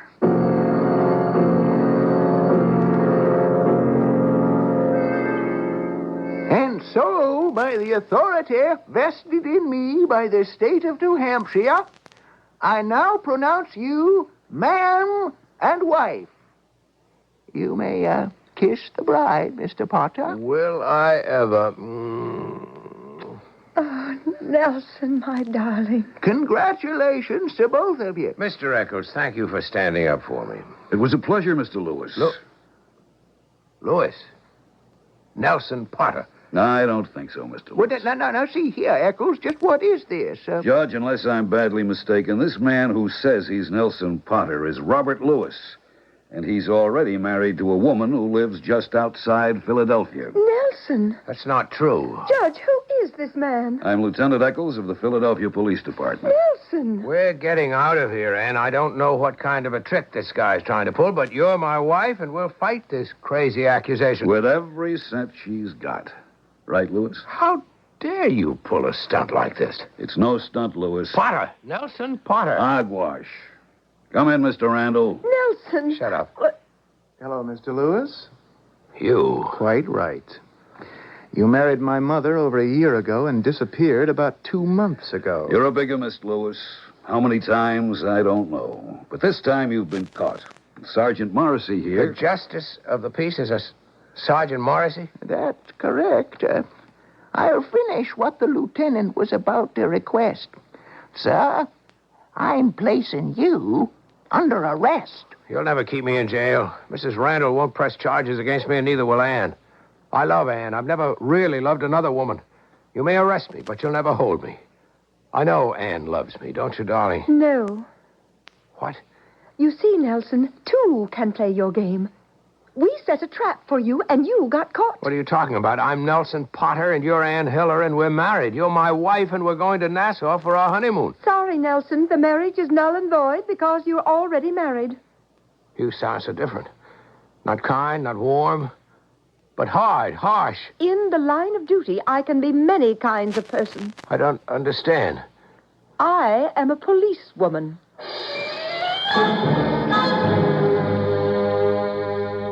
Wonderful job, Mrs. Hiller. Thank you, Lieutenant. This young man, Randall, he's been worrying about us allowing you to be hoodwinked. I didn't tell you everything, Randall, because you just might have told your mother about it. You mentioned the name of Ann Hiller, and your mother called her last night. No. Yes. She was most sympathetic. She told me to marry the bum, that he was charming and devoted. Mother really is senile. No, she's not. I understand. She was lonely. But he didn't love her. He pretended to, and he did a good job. Oh, he could charm a bird off a branch. I really liked him. You don't mean that. Oh, but I do. He made me feel like a woman. Well, you can say that in this day of emancipated woman? Emancipation is just a matter of degree. It beats me. How about you, Lieutenant? No comment. I'm a married man. I guess what Lewis has that we haven't got is a bedside manner. You'll have a hard time practicing it in the jug.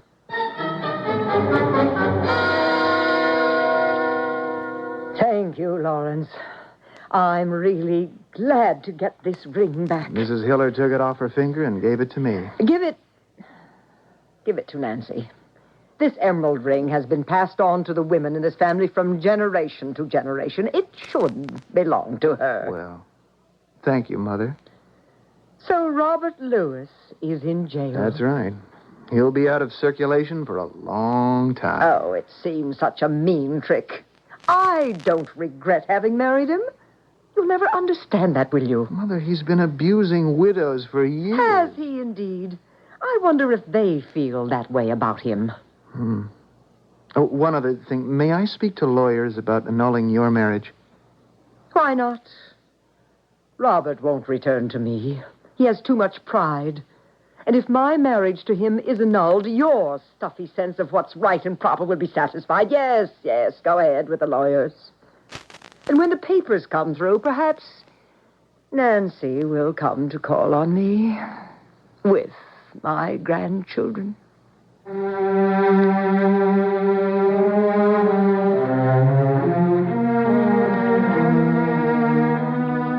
Robert Lewis, Nelson Potter, and alias many other names, a man without a sense of moral responsibility. But if you believed Mrs. Randall, and even that policewoman, Ann Hiller, a man with enough charm to compensate for what you and I hope, would find to be a defect in his nature. It seems obvious that such a rascal, Mrs. Randall's word, should not be allowed to prey on rich and lonely widows, but she didn't seem to mind. I'll return shortly. Whenever I feel like smoking, I play a little Indian game. I use the matchless way they had of conjuring up a flame. I rub two sticks together, and it never seems to fail. 'Cause by the time I get a light, my cigarettes are stale. I gave the air to smoking when I stopped to smell a rose, and found that every smoke ring was a noose around my nose. Though quitting may be rough, if you like yourself enough, throw your cigarettes away and breathe in the beauty of each day. There are lots of ways to quit smoking cigarettes. If yours doesn't work, contact your American Cancer Society and we'll send you a booklet with some of ours. Throw your cigarettes away.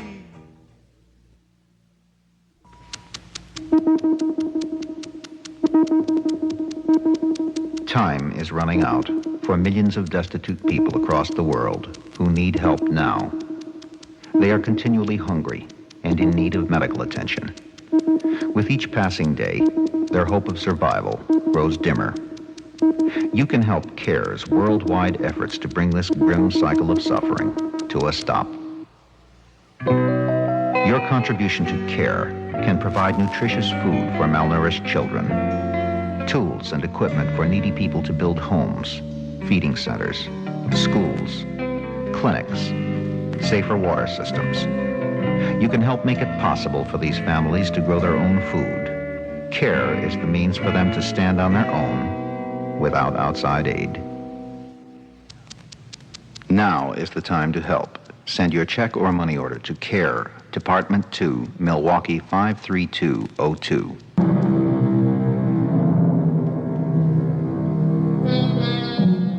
The Defenseless Widow, an interesting study. It's hard to play doubles in tennis without a partner. It's hard to say goodnight after an evening of bridge and return to an empty house, and a meal to prepare just for yourself. This is loneliness, a void to be filled. Sometimes it is, happily. Sometimes, as we have heard, a man will exploit that loneliness. Perhaps companionship is worth the cost. Our cast included Mason Adams, Joan Shea, Russell Horton, and Jackson Beck. The entire production was under the direction of Hangman Brown. The preceding program was broadcast with the permission of the Columbia Broadcasting System. Inviting you to return to our Mystery Theater for another adventure in the macabre. Until next time, pleasant dreams.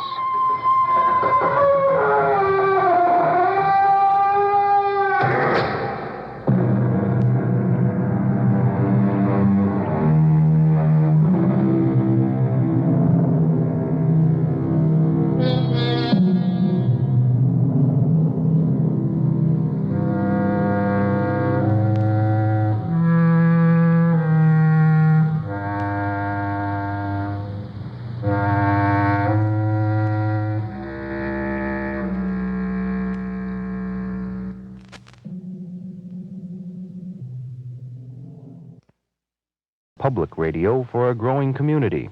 WUWM, Milwaukee. The CBS Radio Mystery Theater presents...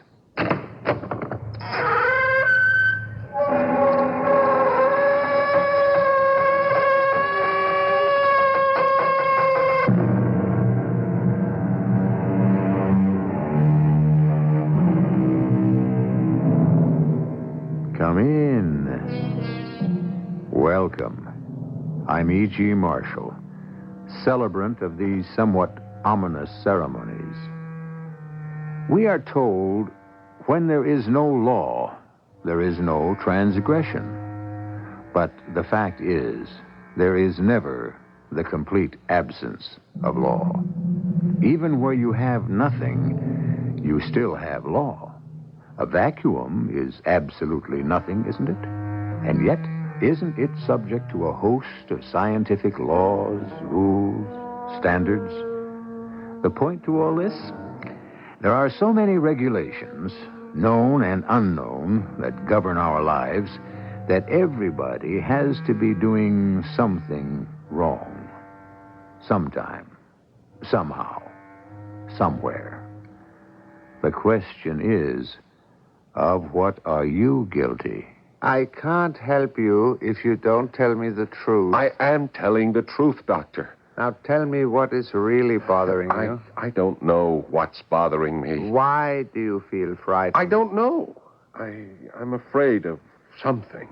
What? I don't know, Doctor. You have to help me. I can't. Because you lie to me. You say you are a stockbroker? That's the truth. Then why do you carry a gun?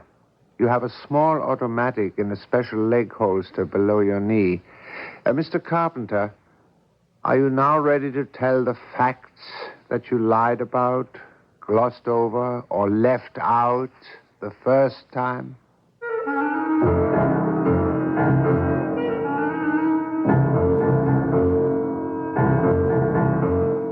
Our mystery drama, The Aliens, was written especially for the Mystery Theater by Sam Dan and stars Paul Hecht. I'll be back shortly with Act One. It's the same old earth, same old sea, same old you, and the same old me. We've all been together quite a while,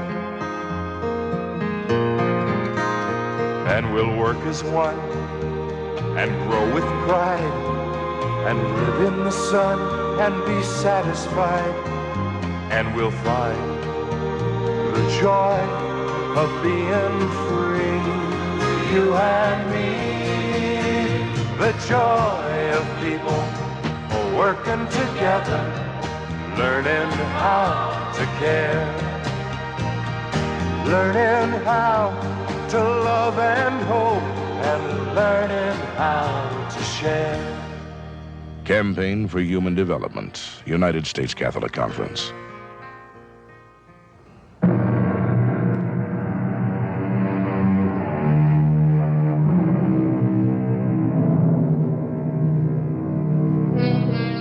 Man, arrogant, reckless, strides this earth as if he owns it, despoiling, destroying, abusing, and wasting nature's bounty for his convenience and pleasure. But does man actually own this earth? Man, with his intelligence, had made himself the swiftest and strongest of all the living things on this planet. But it is written, the race is not to the swift, nor the battle to the strong. It is 7:30 in the morning. John Carpenter, Jr. is having breakfast. What was that? Oh, will you look what I did? I dropped the big platter. Well, you should be more careful. Well, it would have to be the one Aunt Maud gave Why us. can't you pay attention to what you're doing? All right. All right. What is this? For the past week, you've been I should say snarling at me like some neurotic Wolverine. Well, I'm... You're what? Nothing. I'm all right. This particular plate. You never liked it. For that matter, you're not unusually fond of Aunt Maud either. So what's all the fussing about? Is there any more coffee? Not for you. You mean no more coffee for me? I'll tell you why. Just listen to yourself. What's wrong with me? You're very nervous. Me? Nervous? You're irritable, you're agitated, restless. That's nonsense. Something's simmering inside you. Anything seems to trigger an explosion. All I did was drop a dish, and you'd think a bomb had gone off. Look, I'm going to miss my train. 3 no, Trump. Well, what is that supposed to mean, Louise? That's the shutout bid. And that's your way of saying the discussion is over. Look, Louise, it's 7:30. And you have half an hour to get to the station, and it only takes 7 minutes. I like to get there early. Yes. That's what you like. What you don't like is to discuss a matter of the utmost importance. Your health, John. You're not well. There is nothing wrong with me. Ask Dr. Marks. I saw him less than 2 weeks ago. Then why are you losing weight? And why don't you sleep nights? Oh, now I am going to be late. John, can't you tell me what's wrong? I don't know. Then you admit Nothing is wrong, Louise. Nothing. Can you be home early tonight? We're having the Swansons for dinner and bridge. Oh, for crying out loud. It's Jim and Marge, and you love them both. All right. John, see a doctor. I have already seen Dr. Marks. Now, how many times do... Why don't you see someone about your nerves? You mean a psychiatrist? Yes. You have a problem. Well, in the first place, I do not have a problem. In the second place, there's nothing wrong with me. And in the third place, I will not see a psychiatrist. I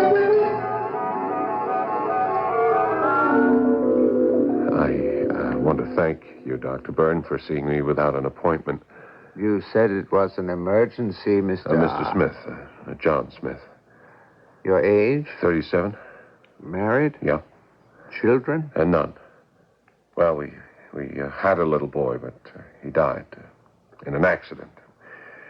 Look, I don't know what's the matter with me, Doctor. I'm edgy, fidgety. I blow up at trifles. There may be some systemic disorder. No, I had a complete checkup. Less than 2 weeks ago, the doctor found nothing. You told him about these symptoms? Yeah. He told me I was in excellent shape physically, but maybe I was working too hard. Are you? Well, no more than usual. What do you do for a living, Mr. Smith? Oh, I'm a stockbroker. Why did you pause when you answered? Are you telling me the truth? What do you mean? That doesn't answer my question. Of course I'm telling you the truth. You dislike your profession? Certainly not. What kind of a question is that? It's the kind of question you're paying me to ask. Yeah, I'm sorry. Well, that was stupid of me. But you see now how I react to people. Are you under any unusual pressures? No. What are you concealing from me, Mr. Smith? What makes you think I'm concealing anything? Try to describe the way you feel. I've already told you, nervous. And you can't account for it. No problems at your office? No, none. At home? No. If I were to ask your wife, what would she tell me? She'd say I've suddenly become excitable, apprehensive. 2 words there I would like to discuss. First, suddenly. This is something new? Yeah.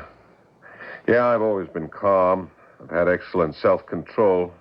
I need that in my business. Oh, really? I know some highly excitable stockbrokers. Well, the second interesting word you used, apprehensive. Why are you apprehensive? Did I say apprehensive? Well, it's all part of being nervous and excitable, isn't it? No, not quite. Apprehensive suggests a feeling of foreboding, fear. Are you afraid of anything, Mr. Smith? Well, to tell you the truth, I am afraid of something. What? I don't know. You see, you keep asking these questions, and I have to keep answering, I don't know, because the truth is, I don't know. It's quite possible to be nervous without knowing why, but afraid? No. You must be afraid of someone. No, no one. Something. Well, you see, that's what has me licked, Doctor. It's something unknown, something I can't name or describe. Can you help me? I don't think so. Why not? Because I know you're not telling me the whole truth. Doctor, I don't know what's bothering me. The whole truth about yourself. What's to tell? I'm a broker. I'm with Valentine and Sterling. For example, why do you carry a gun? A gun? You have a small automatic in a special holster below your knee. Well, Because you're nervous and upset, you're being careless. That is why I was able to catch a glimpse of it, Mr. Smith. I would assume that a man who carries a gun in a leg holster is quite familiar with and adept in the use of firearms. Right. Shall we begin again? Are you ready to tell me the truth this time? The truth? Tell me some facts about yourself that you left out, glossed over, or lied about the first time. Now, what is your name? What do you do for a living? And what do you think your problem is? Doctor, I am not free to tell you. Then, how can you expect me to treat you intelligently? I may have told you too much already. I'm sorry. I'd better go.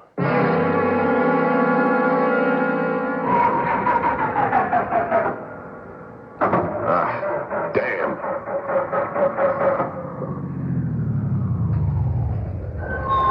I'm afraid your battery's dead. Yeah, I guess so. It was just perfect this morning. May I be of assistance? Oh, could you help me jump start it? Sorry, I don't have those wires. Oh, that's okay. I got them.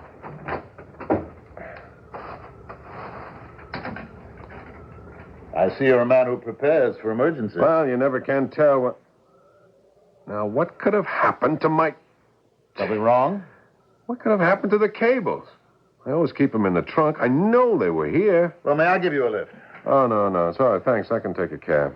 Cab stand seems to be empty. Thanks. I'll call my wife, have her come down here to the station and pick me... Oh, no. I can't do that. Her car's in for service. Well, my offer is still good. Are you sure it's not an inconvenience? Not at all. Get into my car. Oh, you just saved my life. This is one night I can't afford to be late. My wife's best friends are coming to dinner. I understand. Oh, I live at 19 Cleveland Drive. I hope that isn't out of your way. Oh, no. I don't think I've seen you before. You live around here? Just visiting. Ah. My name is Carpenter. John Carpenter, Jr., to give it the full handle. How do you do? I'm Ivan Ivanovich Plotnik. Oh, you're not an American. I also have another name. Sasna. Sasna? I'm sure you've heard of it. In English, it means pine tree. Pine tree? Yes, pine tree. It's my code name. And it happens to be your code name, too. What do you know about pine tree? Here we are on opposite sides. Yet each of us finds himself on a similar project. Pine tree. Why are you reaching for your gun? If I wanted to kill you, you'd be dead by now. All right. What do you want? I don't know. You're a foreign agent? So are you. Both of us are secret agents. But what's your purpose in revealing yourself? As far as revealing myself is concerned, your people know who I am. Just as my people know who you are. You have your cover as a stockbroker. I have my cover as a journalist. No one is taken in. Both sides allow it to continue. Why? Because we're not important, you and I. We're only small fish. But small fish are also necessary. They're part of the food chain. No. Never mind all that. Why have you personally approached me? No matter how many times you will ask me that question, I will have to give you the same answer. I don't know yet. You want to defect? Defect? Whatever for. And is it your purpose to get me to defect? I keep telling you I don't know my purpose. That's why I arranged for us to meet. You must have drained my battery. Yes. Why? I wanted us to talk. There's no one on my side I can talk to. Well, I wouldn't know about that. There's no one on your side you can talk to either. That's not true. Why did you go to a psychiatrist How today? do you know I went to a psychiatrist? Why? You know so much, you tell me. You went because you're upset, nervous, and agitated. Well, that's no great feat of deduction. Obviously, I am on edge. And so am I. I hide it better. But for the past 2 weeks, I can't sleep. I'm just like you. I thought perhaps we could compare notes, help each other. Help each other? Why? We're enemies. I'm not your enemy right now. Come on. What do you think it's all about? It's your people against my people. I said right now. Right now. It's you and me. We are still enemies. Yes, but we have the same problem. We don't even know what the problem is. I need your help. You need my help? Yes, and you need mine. I think Sasna is just a little bit ahead of Pine Tree. So I just happen to be a little more frightened. Look, I don't know what you're talking about. It's the project that frightens both of us. Now, why? You can trust me? How do I know that? I'm trusting you. It's something terrifying, as if the whole world is about to be destroyed. Yeah, I feel the same thing. Something that has nothing to do with my country, or your country, or any country. So I said to myself, why waste time fighting each other when we're faced with something that can destroy us both? Something that threatens to destroy us all. Now I know it. That's what I feel. That's what's being communicated to me. But what is it? Why?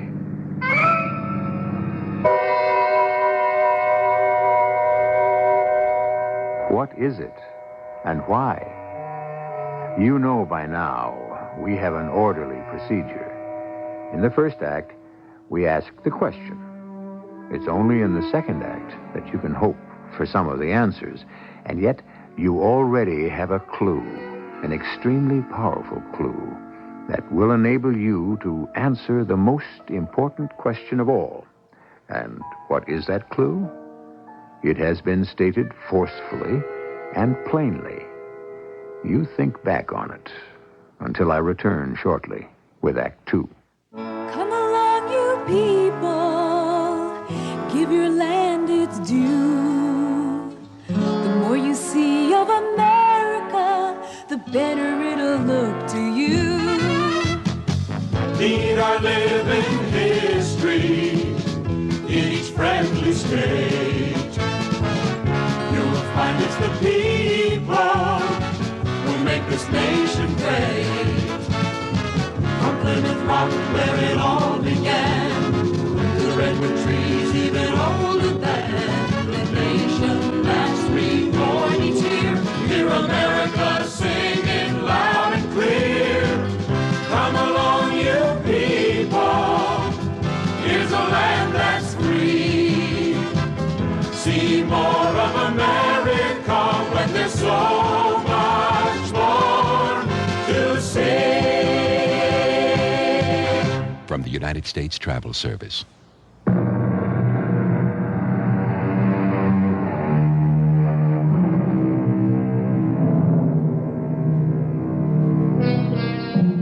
Life, for all of us, is subject to certain rules and regulations. Whatever we do is performed according to the guidelines set by society. And yet, now and then, a man decides to break the mold. A Caesar crosses the Rubicon. A Nelson holds a telescope to a blind eye and says, "I do not see the signal." A Gauguin leaves a life of the utmost Parisian respectability to become a beachcomber painter in the South Seas. And tonight, John Carpenter Jr. and Ivan Ivanovich Plotnik have also crossed the line. When did the fear start for you? The day I was assigned to the project. The same with me. Psychic communication.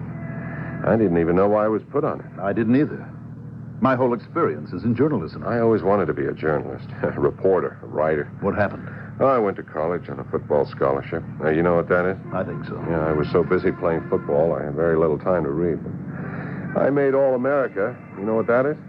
I'm not sure. Oh, well, it doesn't matter.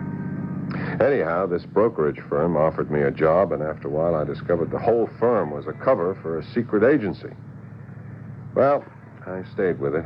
You like it? Yeah, sure. It's interesting. What has your outfit discovered? Well, everybody knows there's psychic communication among animals. Now we've discovered it exists among plant life. Yeah, that's where we are. We're getting indications that even so-called non-living matter has a psychic system of communication. Well, maybe there's no such thing as non-living matter. Maybe all matter has some form of life. That's what's being told to me. How is it being told to you? How? Well, not in words. In thoughts? Not exactly. More by feelings. Feelings, yeah, that's right. Instead of understanding something, I just feel it. It's as if it hasn't been told to your brain, but absorbed by your nerves.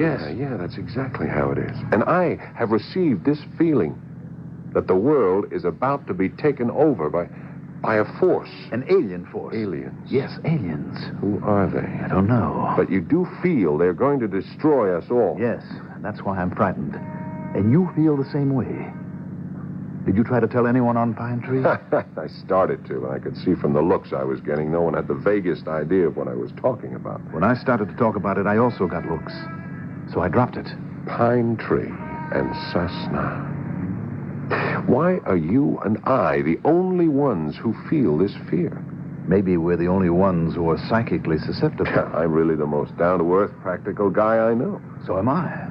Geez, I often wondered, how do you fellows handle your wives, huh? Mine thinks I'm a journalist. Yours? She thinks I'm a stockbroker. The aliens, if that's what they are, could they be from another world? Yeah, I don't know. That's all I keep saying these days. I don't know. Ivan, what are we going to do? Well, you and I, We've taken the first step. John! John, wake up. Cut it out. Cut it out. John. What? Louise. Oh, what's wrong? You were having a nightmare. Nightmare? No, that's impossible. I'm telling you. It can't be. I was sleeping very, very quietly. No. You were howling and shouting. If I were having a nightmare, I would know about it, wouldn't I? I'm telling you. I was howling and shouting. What was I saying? I don't know. It was a kind of funny shouting. Funny? As if there was a pattern to it. What does that mean? As if you were talking in some kind of new language. Oh, Louise, Oh, John. What's wrong? I can't tell you. That means that there is something wrong. Darling, please don't ask me questions. John, I have the right to know. Yes, you do have the right, but please, just now, don't insist on it. The best way, the only way you can help me is to let me alone.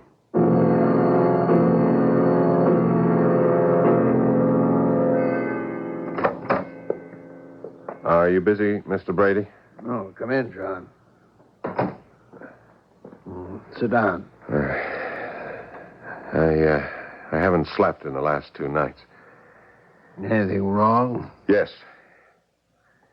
I've wrestled with this, but I don't know any other way to handle it. I've been exchanging information with an agent from the other side. Now, John... You're going to ask me how, when, why, and... Well, it's not that simple. Okay, well, to begin with, they also have a top-secret psychic communication project. Well, that's to be expected. It's called Sasna. Sasna? Yeah, it's their word for pine tree. Can you imagine that? Or is it a coincidence? Continue. There's something about this project that we're on that terrifies me. Why? I have a feeling that... It's a feeling of approaching disaster. I know that sounds melodramatic, but I feel it. The agent from the other side, he approached me because he feels it, too. The agent's name? Ivan Ivanovich Plotnik. And? Well, that's it. What'd you tell him? He told me as much as I told him, and, well, we're both at about the same stage on the project. He approached you because he feels this fear? This terror. You believe him? Yes, I do, because I know he can't talk to any of his own people any more than I can talk to any of my own people. Now, wait a minute. You can talk to me, John. Well, not really, Mr. Brady. You don't seem to understand what I'm saying. I do. I understand you're afraid. But you don't feel it. You don't feel frightened by some terrible alien thing that will soon destroy the world. Alien? Alien in the sense of foreigner? An alien force. Out of this planet? I think so. John. Yeah, I know. You're going to tell me I'm working too hard, that I need a rest. This agent, his cover? Journalist. To whom else have you spoken about your fears? Well, my wife. What have you said to her? Nothing. She keeps telling me I have to do something, see a doctor. Have you? Oh, yes. What's his name? I didn't tell him anything. Even so. His name is Byrne. About the agent. Keep seeing him and report the results of each visit. Yes, sir. String along with him, but be careful. As you know by now, this is a dangerous business, and everyone engaged in it is dangerous. I trust him. Why? Again, you'll think I'm crazy.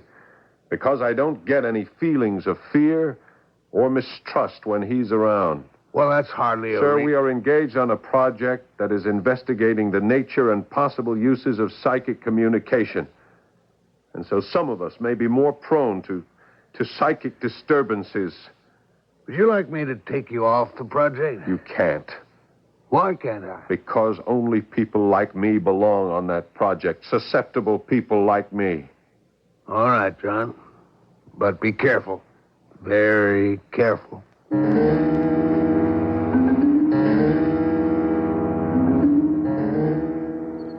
Ivan! Over here. I came as soon as I received your message. My message. Do you realize what you're saying? Yes. Yes, you sent a message. Not through a wire, not through an airwave, not on a paper. My brain to yours. How did you send it? How did you receive it? I don't know. It just happened. This thing, this force, it's entering into us. What we have just done, you and I, this is a revolution. But how do we explain it? I don't know. I think there's a kind of central communication system, and that anyone who knows how can hook into it. I feel that. But I also feel pain. Yeah. Something hurts. Do you feel it? Wait. Yeah, yes, I do. I feel as if I'm on fire. Ivan. Listen. What's that? Something's trying to reach me. It's saying something. The pain.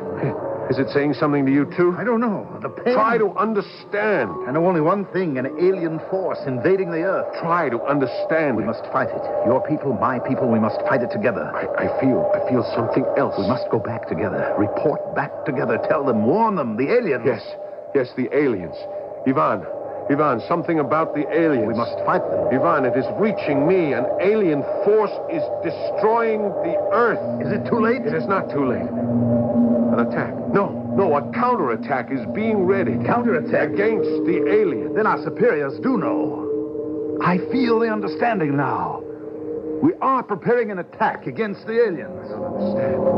Who is preparing the counterattack? Who? We are. We? Who are we? Your government. My government. Evidently in secret they've been working together, and they have prepared. No, listen with all your nerves. That is not what's happening. The message we're getting is not coming from human beings. Try to understand. Then who? Who is sending the message? It is saying the aliens must be destroyed if we are to save the world. I think I understand.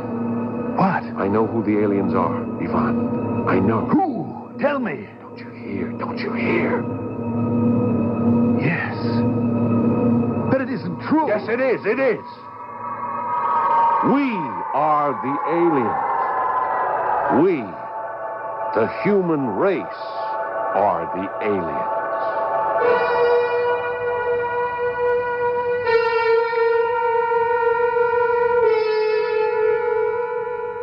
We are the aliens. We, the human race. That's quite a discovery for an intelligence operative. Although, to tell the truth, such a thing has been suspected by many people for many years. But why has it become so apparent to John Carpenter and Ivan Plotnik? As I told you, the basic clue was handed to you back in the middle of Act 1, and it has even been repeated. Well, I suppose many of you will just have to wait for Act 3. The following.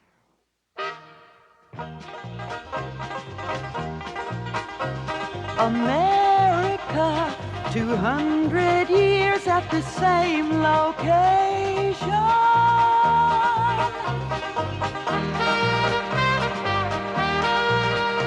Make your money work for you.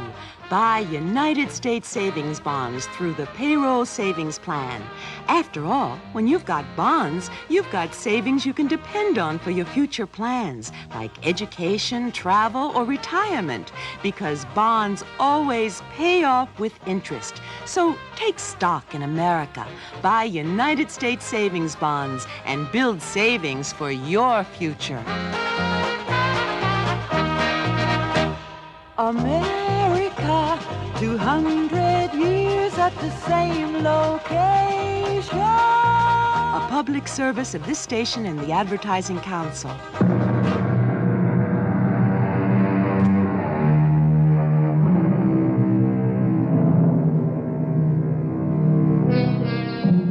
Nothing human is alien to me, said the Roman poet Terence. However, here we seem to have a situation where everything human seems alien to something else. John Carpenter, Jr., a secret agent, seems to have blundered into the most dangerous secret in the world. And the problem is, what can he do about it? We? We are the aliens? We are going to be destroyed. Why? By whom? Communicate with it, Ivan. Try to understand it. But there is so much pain. Yes, because it's new for us to think like this. It's not the way human beings think, by making pictures in the brain. This is communicating through changes of the body. You understand pain because you feel pain. Who is talking to us? Oh, this isn't talking. It's transferring ideas. We are going to be destroyed unless... Unless what? Listen, Ivan. Help me try to understand. Unless we become part of the Earth. Yes, the Earth. But we are part of the Earth. We are not part of the Earth. We are not part of the chain. We will be destroyed.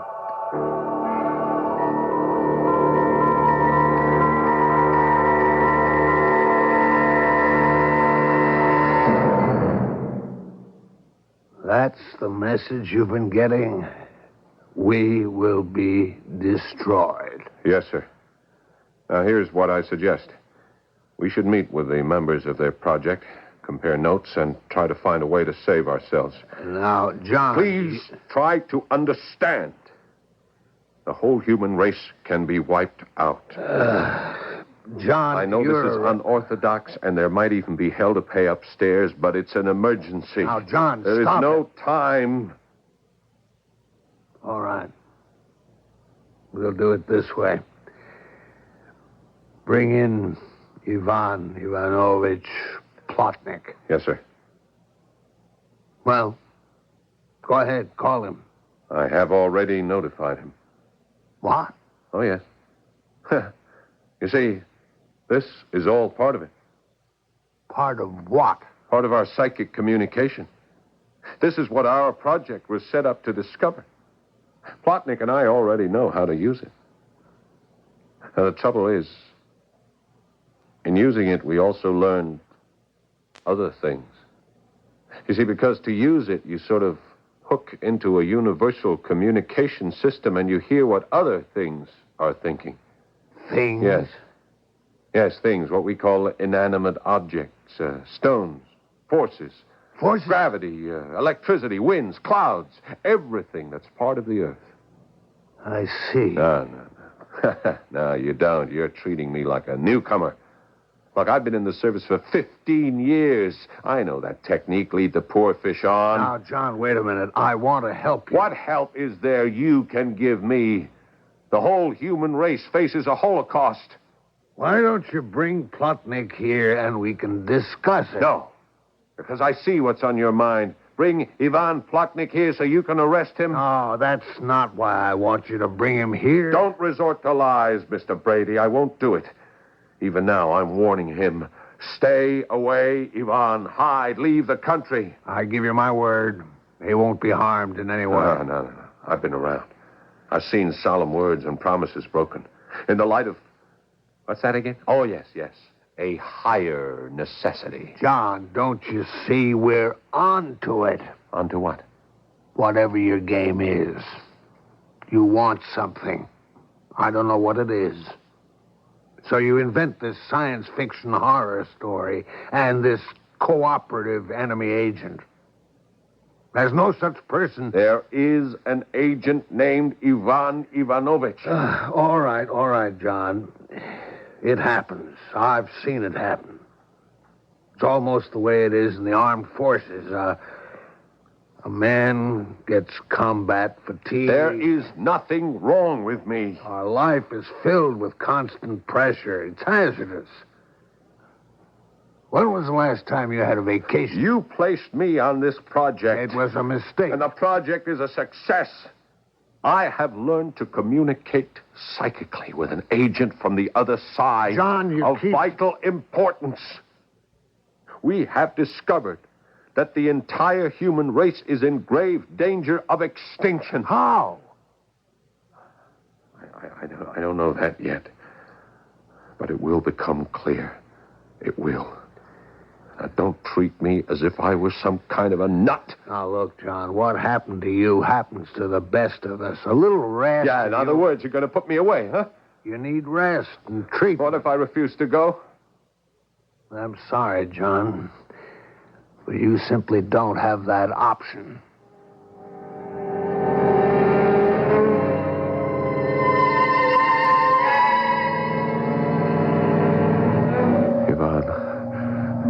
Yvonne, are you listening to me?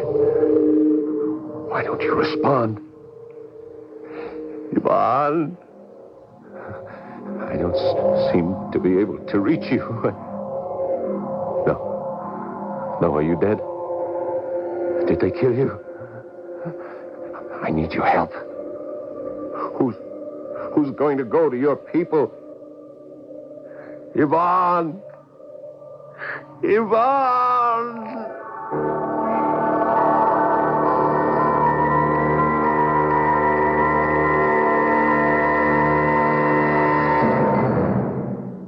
Good morning. Remember me? Yeah. I'm Dr. Byrne. Mr. Brady asked me to come and talk to you. Yeah. I understand now why you didn't feel free to talk about your job. What do you want, Doctor? I want to help you. Nobody's going to listen to me. They may listen to you. We are about to be removed from the earth. Human beings. By whom? I'm not sure, but let us say by the elementary forces of the earth itself. Why? Because we are alien. We are alien to the rest of all the living creatures in this world. How? All right, look. There's a life cycle, a chain. We were not part of it. Yes, we are. No. You see, we are on Earth, but we are no longer of it. We destroy other living things. They disappear. Whole species disappear. The chain is broken, and we destroy other things. We are alien. And so we are to be destroyed in our turn. You believe this? Yes. This happened before. There was the Ice Age, glaciers, great floods, upheavals. Why?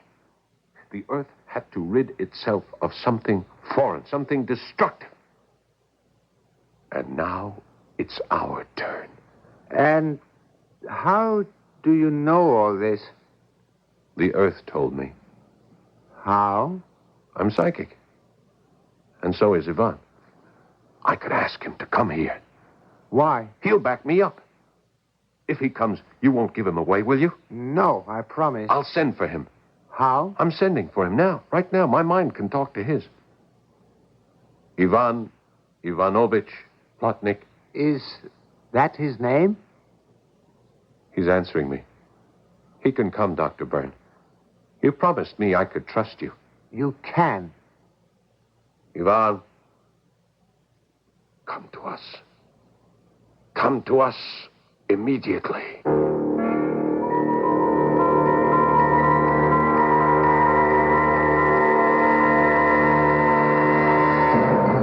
Well, where is he? He'll be here. It's a long trip. From where? He's been hiding out near the docks. Everybody's after him now. Our people want to arrest him. His own people. Yeah, John, you must face certain facts. Yeah. I see where this is going to lead. I spoke with your wife. You have had disappointments in your life. You wanted to be a writer. That was a long time ago. You never forgot it. And that's why you're writing quite a story now. I don't think we have anything more to talk about. She told me about your little boy. She had no right to tell you about that. It wasn't your fault. I was driving the car. An accident can happen to anyone. It happened to me. All these things build inside, and one day a man explodes. That has nothing to do with it.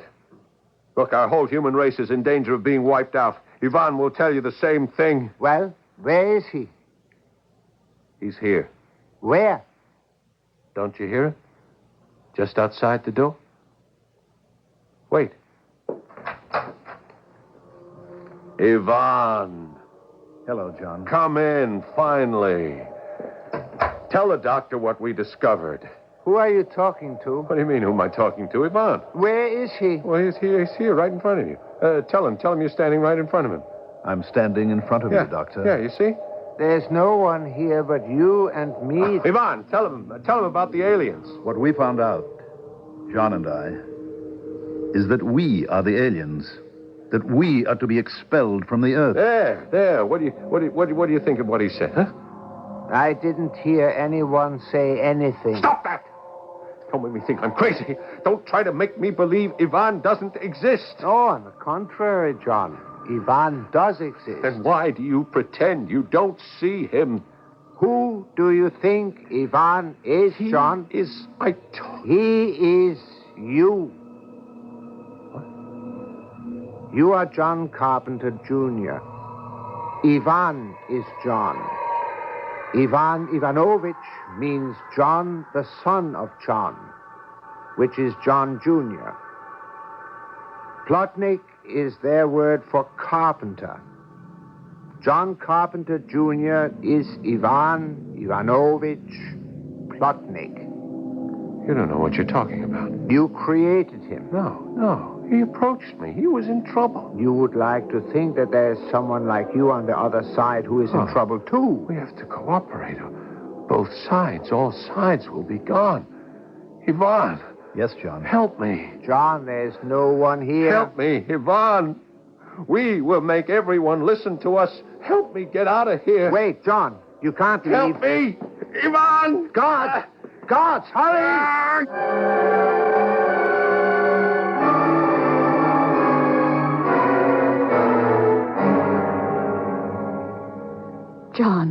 John, please, darling. Try to cooperate with the doctors. They want to help you. Yes, Louise. We can still have a long and a happy life together. Of course, Louise. I'll, come again tomorrow. Yes, dear. Goodbye. Bye.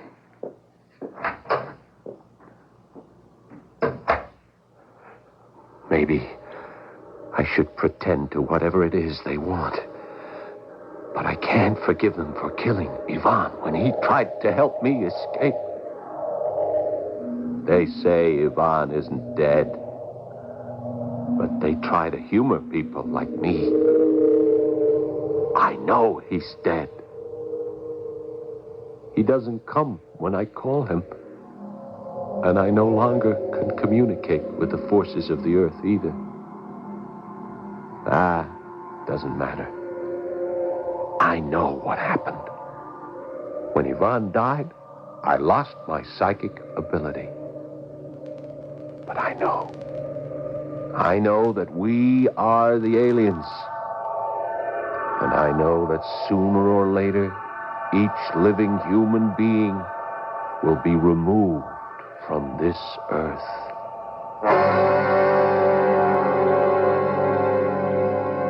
And he sits there in the sanitarium, and he makes the dire prediction you have just heard. And, of course, nobody believes him. But suppose, just suppose, it's true. Wilder things, weirder things have happened. In every prophet, isn't there a touch of madness? Therefore, the sanest thing you can do is wait for me to return in just a few moments.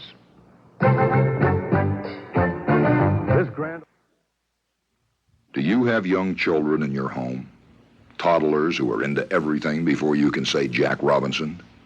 Then you're the parent who needs to be especially careful about household chemicals and medicines.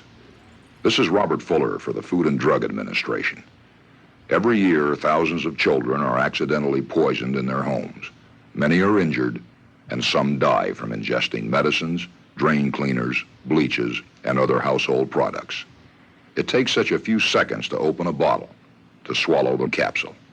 Yet a few seconds of your time could prevent it. To keep your child safe, keep household products and medicines out of reach. Read the label on all products and heed warnings and cautions. If you are using a product when called to the phone or door, take it with you. Don't leave it for the child to get into. And keep the number of your poison control center where you can get it quickly in an emergency. Remember, children act fast. So do poisons.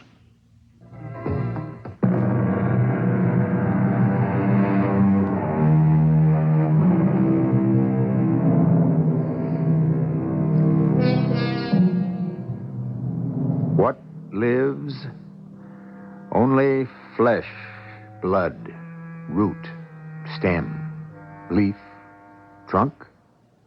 We should go further and ask, what is life? Can't we say that one aspect of life is personality? Don't machines have personalities, too?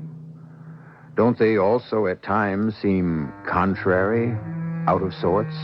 And at others, don't they purr like satisfied kittens? The earth, the sea, the sky, don't they also seem to have their moods?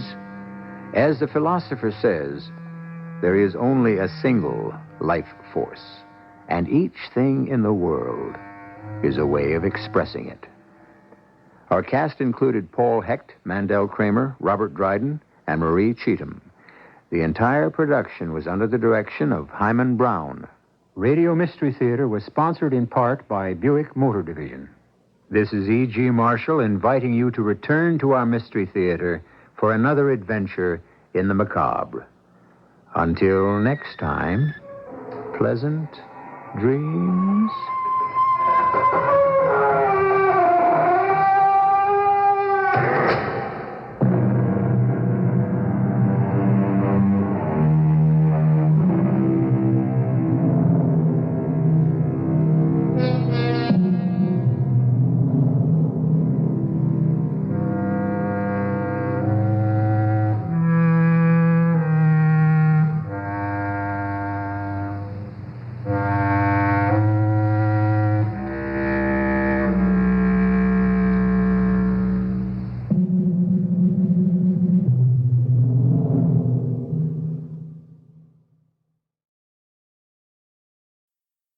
The CBS Radio Mystery Theater presents...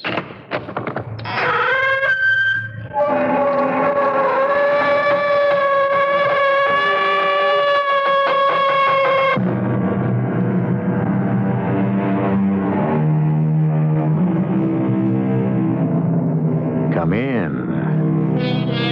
Welcome. I'm E.G. Marshall. Money has been called many things.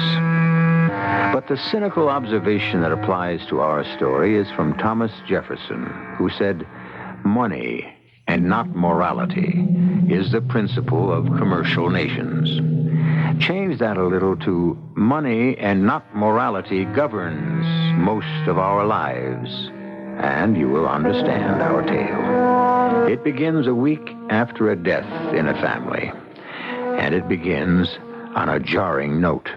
Miss Armstrong, I have been a jeweler here for over 35 years, and I've never seen anything like it. Mother willed it to me. She loved that pearl necklace. But it's not for me. It's more for an older woman. What's it worth, Mr. Towner? I want to sell it. No, my dear girl. My father bought it from you. He didn't buy this pearl necklace from me. Miss Armstrong, these pearls are imitation. They're made of paste. They're fake.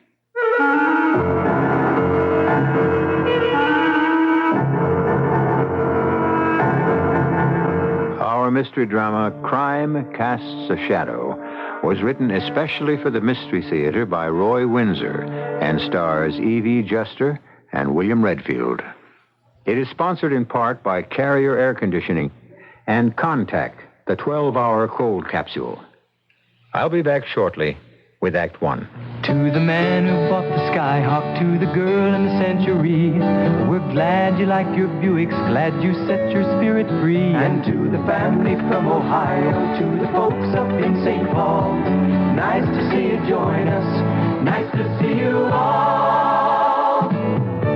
Do you know know that over 250,000 people have already bought 1976 Buicks? No. No, we didn't know that. You like your Buick, don't you? Oh, yeah. Oh, yeah, sure. A lot? A lot, yeah. Yeah. There's probably nothing you don't like about your Buick, right? Oh, I can't think of a thing. Well, we could probably even say you love your Buick, right? Yeah, we could say that I love my Buick. That's right. In fact, I'll bet you wouldn't trade that Buick for $1 million. Oh, I wouldn't bet that. Oh, he bet it, didn't he? Okay, it's a bet. Here's the Buick. Where is the cashola? Let me see it. I don't think he's coming across. It's nice to see you join us. We're glad it came to be. Nice to see you join us. Glad your spirit's free. Buick, dedicated to the free spirit in just about everyone. Okay, I made a mistake. My first mistake. But they say guys like me coming out of jail usually wind up coming right back. I like sitting in the park, but not every day. I want to do something useful. People around here, though, they think you're over 65. You're useless. The man crossed and shoot. Who you kidding, girl? You're nowhere unless you can read. Tough problems call for real solutions, not just talk. If your community has a problem, you need action. Action is skilled volunteers of all ages working together to help solve tough community problems. Write Action, Department Q, Washington, D.C., 20525. Between us, there's got to be a solution. This is a public service of this station and the Advertising Council.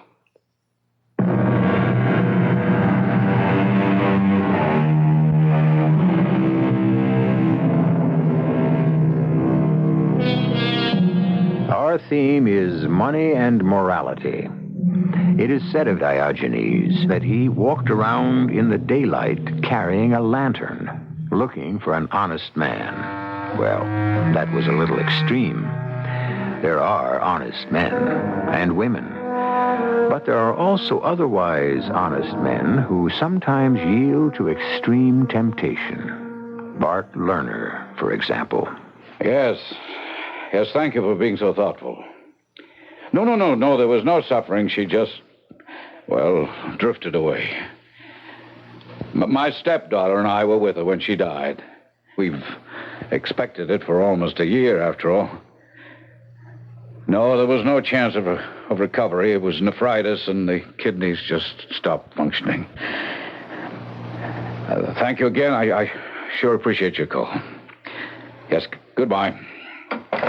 Hi, Bart. You got a minute? Oh, hey, Gay. You up so early? It's only 9:30. Well, sure, I'm not expected in White Plains till 10. What is it? Remember this? Sure, of course. Your mother's pearl necklace. We're going to interrupt the Mystery Theater for just a moment to bring you a statement by Mayor Daley on tonight's election results. Ladies and gentlemen, with half the precincts, more than 90% of the precincts in Illinois, it's apparent that Michael Howlett has been nominated for governor of the state of Illinois. I want to thank all the fine people in Cook County and in downstate, all the volunteers and the fine men and women of the Democratic Party of Cook County for the great vote of confidence they gave this candidate, which in my opinion will unite the Democratic Party and go forward in November with a great victory for the people of Illinois.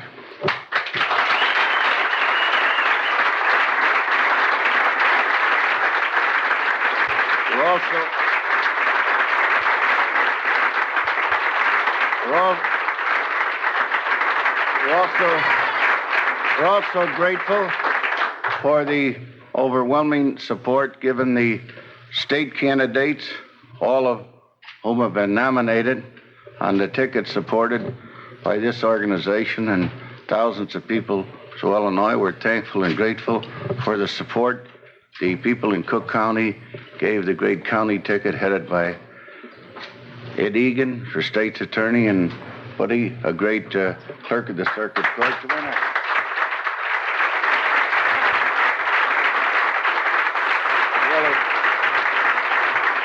As well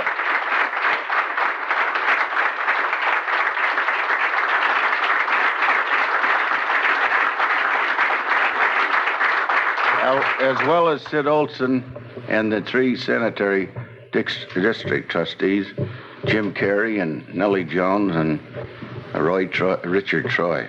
What do you tell them how you won that great victory in Dartmouth Park?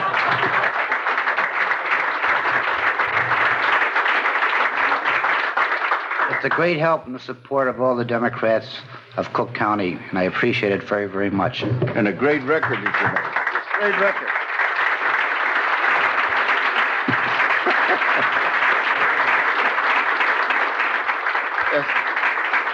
Any questions? Are all the votes coming in from downstairs? The votes are been pretty much coming in, but as you know, there's been a malfunctioning of computer equipment. Interesting enough, in 5 or 6 of the different locations. And all you investigating reporters, you do. You should wonder how all the equipment broke down at what time.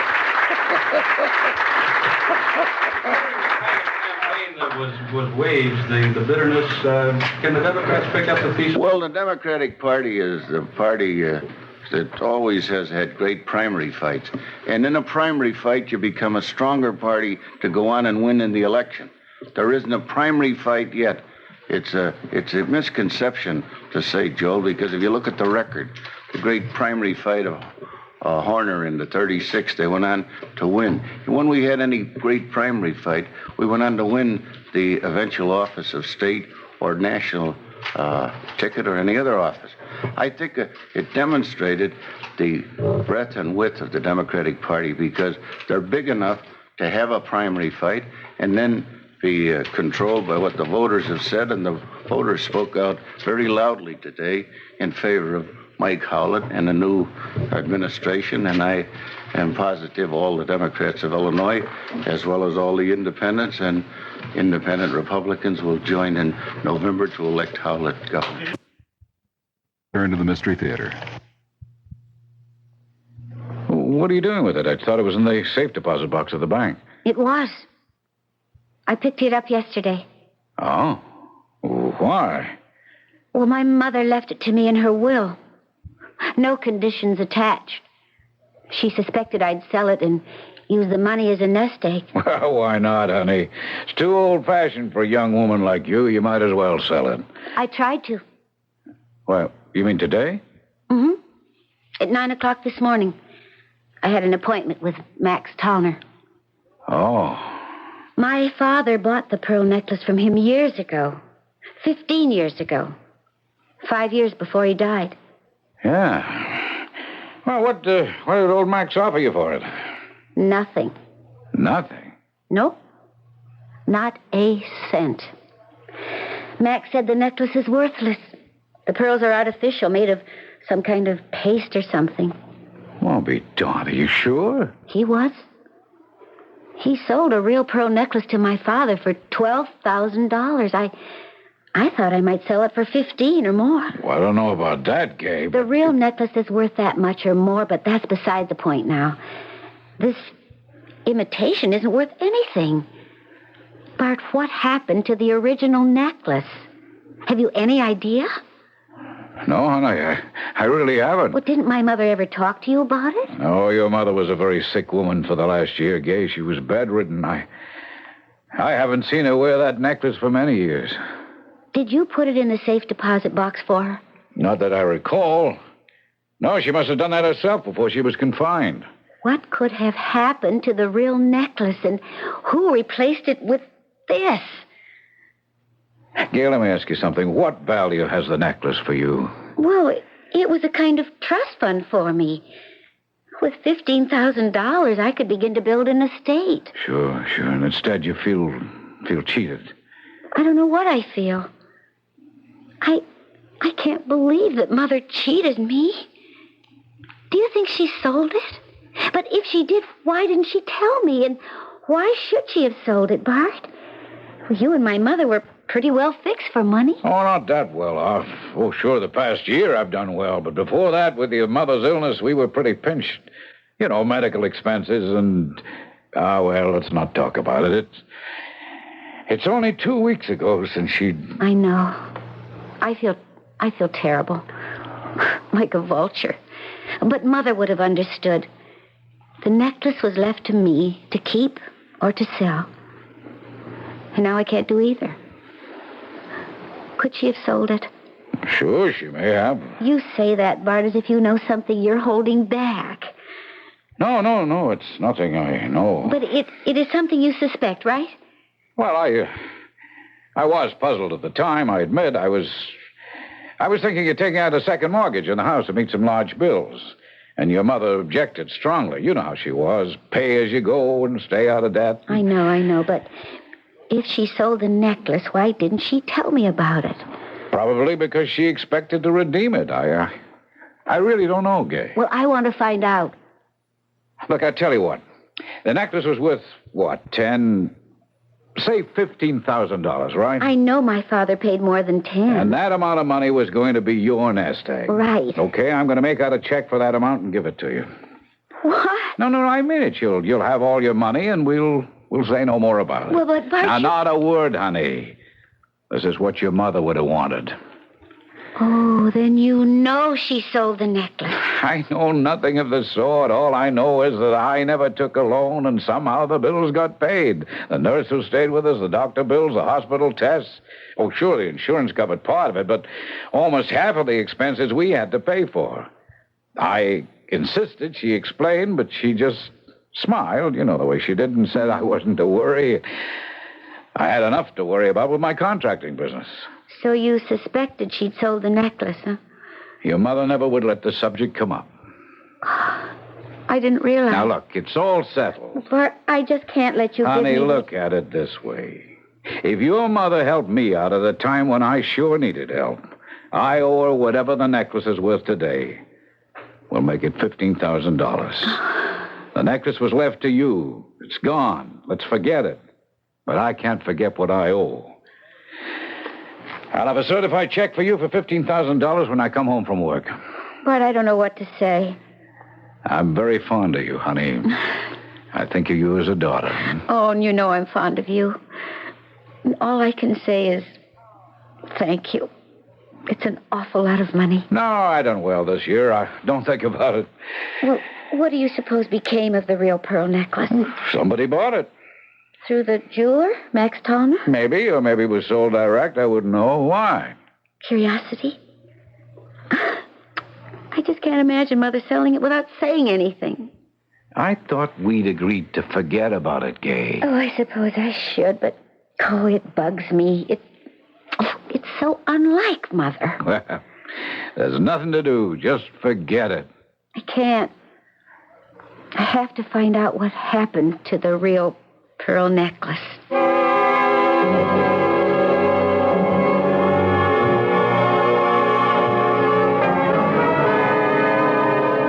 I don't know, Gay. Sounds all right to me. I wish someone would drop 15 grand into my lap. But don't you think there's something funny about it? You're a lawyer. You ought to know something. Well, not the way you've explained it to me. A, your stepfather was pressed for money. Right. B, your mother sells her pearl necklace and pays the bills. Mm-hmm. C, your stepfather suspects that what she has done, and now he very generously is giving you a check for 15 grand to compensate for the loss you've sustained because the necklace was sold. I've got a feeling there's something odd about this whole business. Would my mother have done something like this? You knew her, Press. Well, she certainly wasn't evasive or deceptive.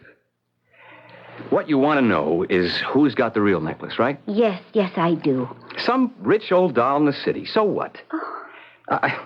I don't know what you're out to prove. Some woman's got the necklace, you've got the money, or you will have it. So why not forget it? No. You think your mother didn't sell the necklace. You think that maybe Bart Lerner stole it. Oh, I don't know. I just can't believe it. Not Bart. He's a good man. Well, lots of good guys have turned bad. Oh, not Bart. Well, then what about this feeling of yours? Well, it's also unsatisfactory. Now, listen to me. I telephoned Max Tallner, the jeweler, late this morning because Bart said maybe Max had bought the necklace from my mother. The answer is no. Max sold it to my father, but he hasn't seen it since, not in 15 years. So where could Mother have disposed of the thing? Oh, maybe in the city. Lots of dealers. You mean fences, right? No, legitimate dealers. The necklace hadn't been stolen. Your mother owned it. She had a right to sell it or to borrow on it. Well, but maybe somebody took it out of the safe deposit box at the bank. Impossible. Only someone authorized is allowed to examine a safety deposit box. Mother, me, Bart Lerner. And I didn't swipe the necklace. And neither did your mother. It was her property. She had a right to remove it. And neither you nor Bart Lerner had that right. So if your mother didn't sell it, and if you didn't steal it... Don't be stupid, Fred. Well, then Bart Lerner did. Look, we're going around in circles, baby. Let's have some dinner. We can talk more over some food, huh? All right, Press. But I want to get to the bottom of this funny business for my own satisfaction. It just wasn't like Mother to sell such a gift for my father.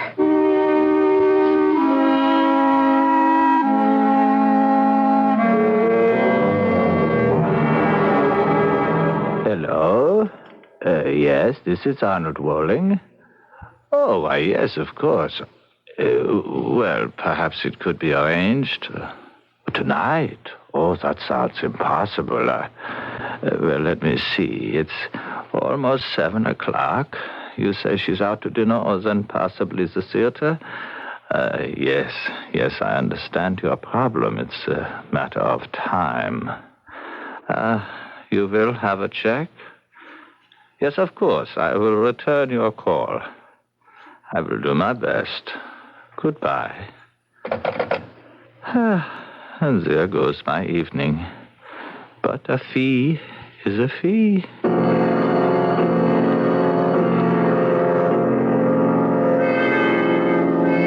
Gay, I'm glad to see you out. I was awfully sorry to learn about your mother. Thanks, Mike. How's the ambulance chaser? And how's the scandal monger? Sit down, Mike. Just for a second, Press. If Gay doesn't mind. Of course not. Oh, thanks. You all right, Gay? I think so. It was bound to come, so we were prepared for it. But it still leaves a big blank in our lives, Bart's and mine. Yeah. You gonna stay on with him? Oh, for a while. But I really want a place of my own. Well, what about this clod here? This clod's gonna marry the lady whenever she sets the date. Oh, Gay, don't. He's just after your money. I've just come into some, Mike. Don't tell him, baby. Don't you know that a reporter is like a ferret in a rabbit warren? Scrap of news and he pounces. Well, maybe he can help. Name it, Gay. Look, Mike, as a pal, give Gay a break, huh? And no story without her approval, all right? Cross my heart, Press. What's the story, Gay? Well, my mother left me a $15,000 pearl necklace. Wow. Wow is right. It was the real thing. Genuine. And when I had Max Tallner appraise it this morning, it turned out to be a fake.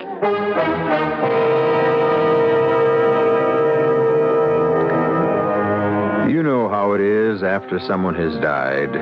Not long after the mourners have departed, the oftentimes unhappy business of settling the estate begins. It's somewhat unusual, however, when a daughter discovers that a costly pearl necklace willed to her by her mother is worthless. Had the mother sold it? Perhaps. Had the stepfather sold it? More likely. But why? We'll find out when I return shortly with Act 2. You want your house to be a home all year round. You can do it economically. No matter what the weather's like outside, you can change it so easily. So make summer a cooling thing. Turn winter into spring. It's the right time for Carrier. Carrier's right for the times. To be right for the times, the air conditioning you choose for your home has got to run efficiently. And that's the beauty of Carrier's Round One. Compared to most other central units, the Round One is a good deal quieter and a lot more economical to operate. Your local Carrier dealer has a special pre-season offer on the Round One. Call him on it. So make summer a cooling thing. Turn winter into spring. It's the right time for Carrier. Carrier's right for the times. Dreams. We all seek to understand the many ways in which God reveals His Word. The book of Job says this about dreams. God speaks first in one way and then in another, but no one notices. He speaks in dreams and visions that come in the night. When slumber comes on mankind and all men are asleep in bed, then it is he whispers in the ear of man, or may frighten him with fearful sights and turn him away from evil doing to save his soul from the pit. So listen to your dreams. They could guide you to new and positive directions. For your free booklet on dreams, write to the Foundation Church, 1147 First Avenue, New York, New York, 10021. That's the Foundation Church, 1147 First Avenue, New York, New York, 10021.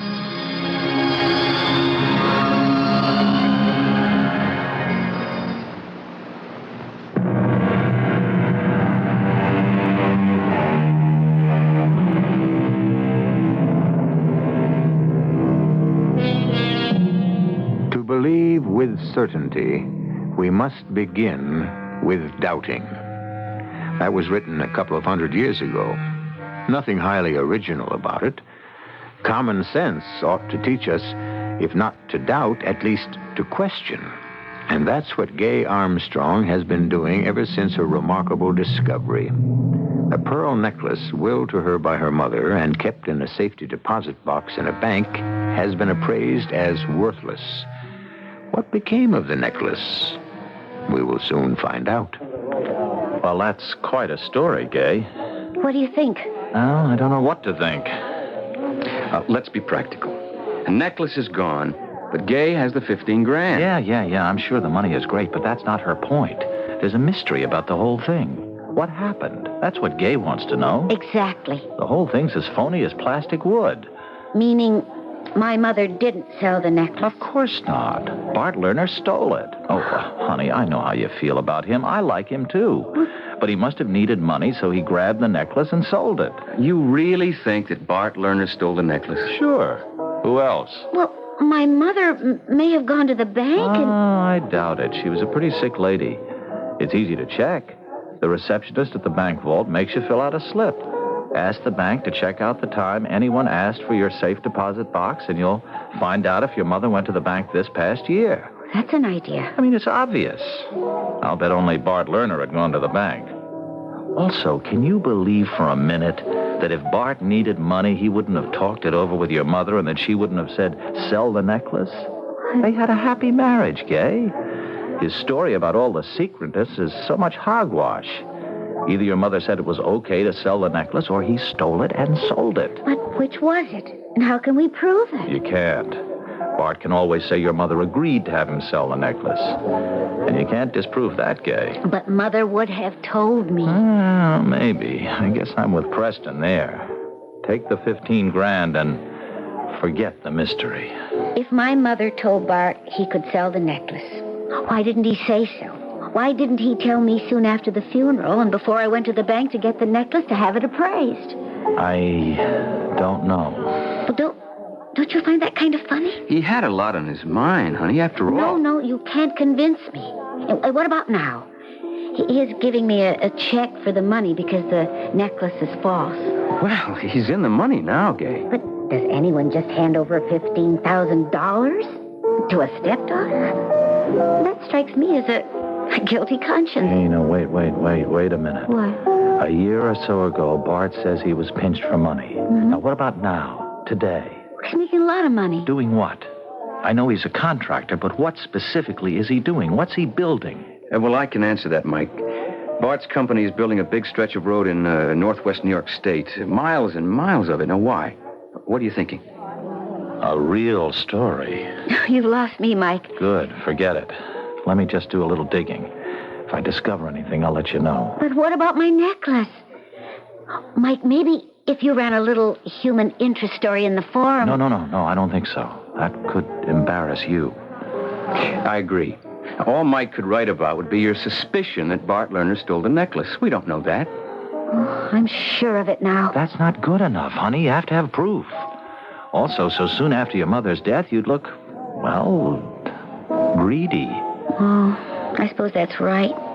But what do I do? I got an idea. If it pans out, we'll know what happened to the real necklace. And I'll have a story for our front page. What kind of a story, Mike? Graft.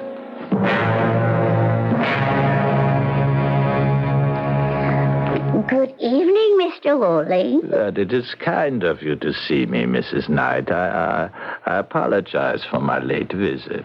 9:30? I'll be up for hours. Good. Well, Mr. Worley, I'm intrigued by your visit. What you told me over the telephone. Oh, well, it's a very unusual situation. The original owner of the pearl necklace wants to buy it back. Isn't that what it comes down to? Yes, that's it. Well, may I ask why? Not that I'm willing to sell the necklace. It's an extraordinary piece, worth much more than we paid for it when we bought it from you. Oh, I realize that. I told you that it was an exceptional buy. And you were correct, for which we are very grateful. Thank you. I would say that the necklace today would bring as much as $25,000. Indeed. It is appreciated in value. Yes, I have a check here in that amount. I beg your pardon. Here is my check for $25,000, Mrs. Knight. But I have no idea of selling the necklace. I know that. You're being very mysterious. I will give you this check. You give me the necklace. Keep the check. Don't deposit it. In a few days, I will return with your necklace, and you will give me the check. I will tear it up and give you another check for $1,000. $1,000? For your cooperation. I have never heard of anything like this. Well, neither have I. I told you it is a very unusual situation. But it doesn't make sense. Why would the original owner want the necklace back for just a few days? I cannot tell you, Mrs. Knight. Perhaps when I return the necklace... What if I refuse to cooperate? Well, I will just report your refusal to my client. Well, there are some persons who, shall we say, play rough. Are you threatening me, Mr. Walling? Oh, good heavens, no. The very idea of violence appalls me. Well, it sounded like a threat. Well, not for me. But if my client can't explain the disappearance of the pearl necklace to others, there's no telling how many persons might be hurt. Well, it's not only unusual, Mr. Walling. It's rather unpleasant. Oh, I agree. What if I turn the necklace over to my bank? Don't tell me these so-called strange men would break into the bank. Oh, no, certainly not. That would be crude and obvious. You frighten me. It frightens me, too. Why do you think I've given up my evening to pay you this visit? I've enjoyed meeting you again, but I'm not here by choice. I see. Then I really don't have a choice, do I? The police? Oh, they could protect you. Up to a point. It is incredible. Sickening. As if I were being watched and controlled by some kind of secret police. Well, Mrs. Knight? Give me your check. Thank you. I will return the necklace in a few days. I'm sorry about this, Mr. Walling. Sorry for both of us. Excuse me.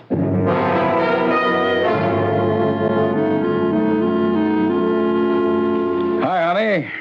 Why, Bart, it's almost midnight. What are you doing up so late? Oh, waiting up for you. You have a nice time? Very nice. Well, how's Preston? Fine. Did you just wait up, or did you want to see me about something? Well, yeah, matter of fact, I did. Oh? I've been thinking about you all day long. How upset you were this morning about your mother's necklace. And by the way, here's that check for you. Bart, I don't no. Now, please, I want you to have it. But $15,000. The real necklace is worth at least that much.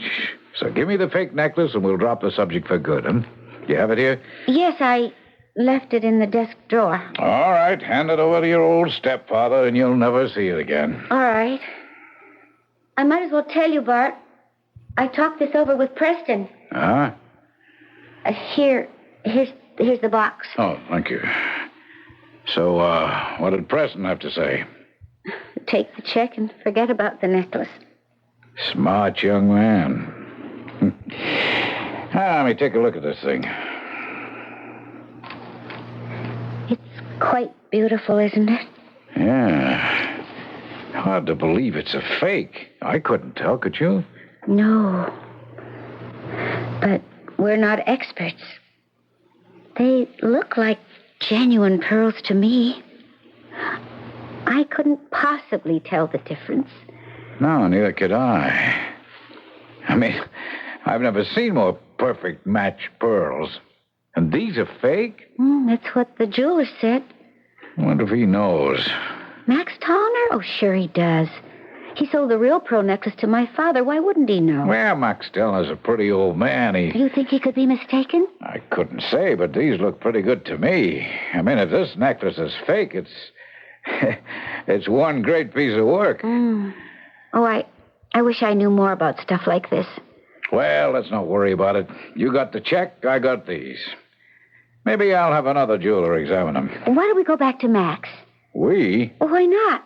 I owe it to you, Bart. What do you mean, owe it? Well, Bart, will you forgive me if I tell you something? Forgive you for what? My crazy imagination. You come again? Well, I thought about what you told me this morning, and I just couldn't quite believe it, Bart. I mean, Mother selling the necklace to pay bills and not telling me about it.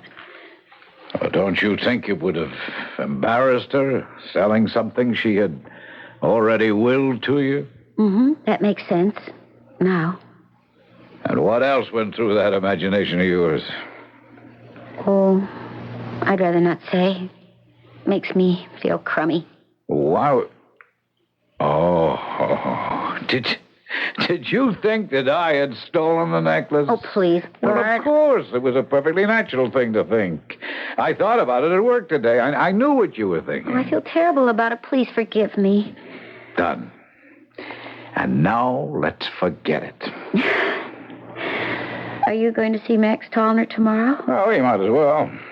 Wouldn't it be wonderful? Oh, it couldn't be. I was going to say, wouldn't it be wonderful if this necklace is the genuine one? Why, would you want it back? Oh, no. It's beautiful. But it's not for me. You do prefer the check. Oh, yes. Oh, but I'd be happy if this thing was really worth what you paid for it. Oh, that's too much to hope for. But it would be like having $15,000 fall right into my hands, huh? Yes, Max said it was worthless. Well, he should know. He could have been mistaken. Maybe. We'll find out in the morning. Now, come on, take your check. And I'll put this necklace in the wall safe. Just in case.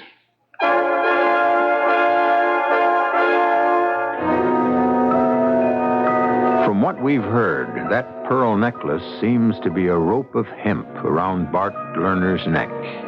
Why? Even though he took the necklace and sold it, no one could prove that his wife had not given it to him to sell. That was the reporter's point.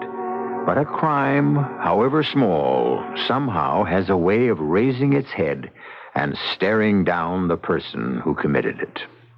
I still don't know what Bart's real crime was, but we'll find out when I return shortly with Act 3. When you say bud, A century ago, when America was already 100 years old, a beer was born. It was destined to become the most famous brand of beer in the world, to be enjoyed by more people than any other beer in history. It was called Budweiser. And in the 5 years since some lucky man in St. Louis, Missouri, enjoyed the first mugful ever, Budweiser has become truly the king of beers. And the reason why is right there in every golden beechwood aged drop. Its taste.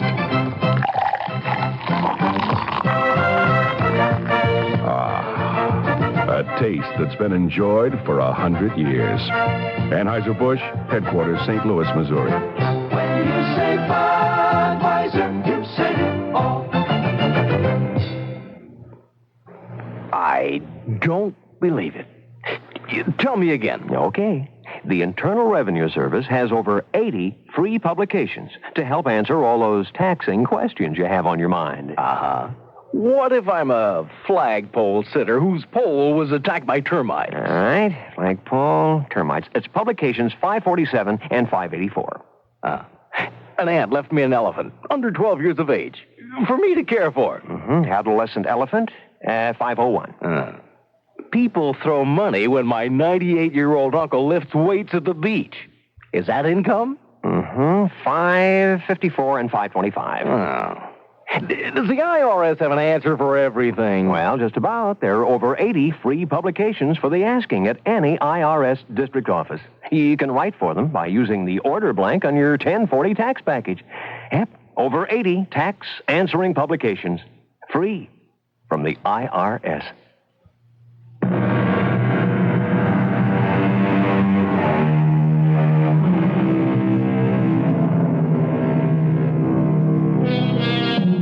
Crime really does cast a long shadow, meaning that there is always a vestige of a shadow trailing, however faintly, the person who did something wrong. Many crimes are not detected, of course, but they are known to the person, and try as hard as he will, his knowledge of something evil he has done cannot be erased from his conscience. If a man's life is his character, as many philosophers and writers maintain, then Bart Lerner was flawed by the weakness of temptation. Its consequences will now become apparent. Oh, well, my goodness, Miss Armstrong. You back again? Oh, I'm sorry to be a pest, Mr. Tolner. No. Come in, my dear. Come in. This is my fiancé, Preston Welch, and Mike Shea, a reporter on the forum. Then I don't want to talk to him. He'll make me look like a fool. No, I won't, Mr. Tolner. I'm after something bigger than what happened to you. What happened to me? Oh, what happened to me was I couldn't tell a fake pearl necklace from a real one. And if you print that story, I'll be laughed out of business. I've already apologized to Miss Armstrong and to Mr. Lerner. Mr. Tolner, is there any doubt in your mind that the necklace you saw this morning, an hour and a half ago, is genuine? No, not a doubt in the world. Yesterday I looked at the same necklace and told Miss Armstrong the pearls were fake. No, you didn't, Mr. Tolner. I didn't know. Well, I must be going crazy. You are the victim of a switch. The first necklace you saw was a fake. And last night, Bart Lerner and Miss Armstrong looked at it again. Lerner had his doubts about your appraisal. This morning they showed you the genuine pearl necklace. Is this true? We think so, Mr. Tolner. Well, then I haven't lost my mind. No. But why the switch? Can you prove it? We're going to try. We need your help. If you were going to sell the real pearl necklace, who would you take it to? Well, no one here in White Plains, I don't think. New York City, probably, yes. The big buyers and sellers are in the jewelry center down there. Uh-huh. Can you give me some names? Oh, there are so many. Becker, Taubner, Woling. That's Arnold Woling. He's very big. Uh-huh. He arranges many big deals and all legitimate. Press, hit the road and see what you can find out about, okay, Arnold Woling. I'll go with you, Press. No, you won't. You get back to your job. I'll report back to Mike if I have any luck. And I've got reports coming in already. Reports? About what? Payola, baby. The truth about your pearl necklace could rock the state.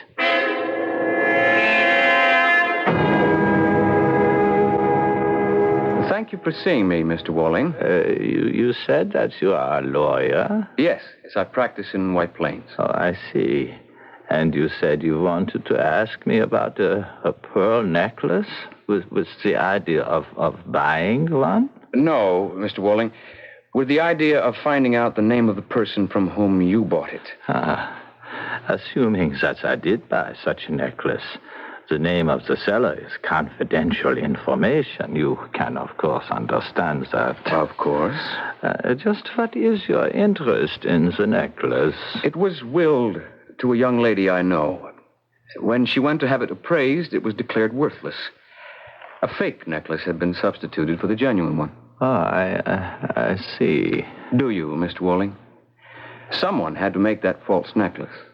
You bought the genuine one and sold it. Those were legitimate transactions, Mr. Welch. I don't question that, but if you sold it, how did it happen that this morning at 9 o'clock, the young lady had the necklace appraised a second time, and this time it was the genuine article? I can't say. Did you help to arrange the switch, Mr. Walling?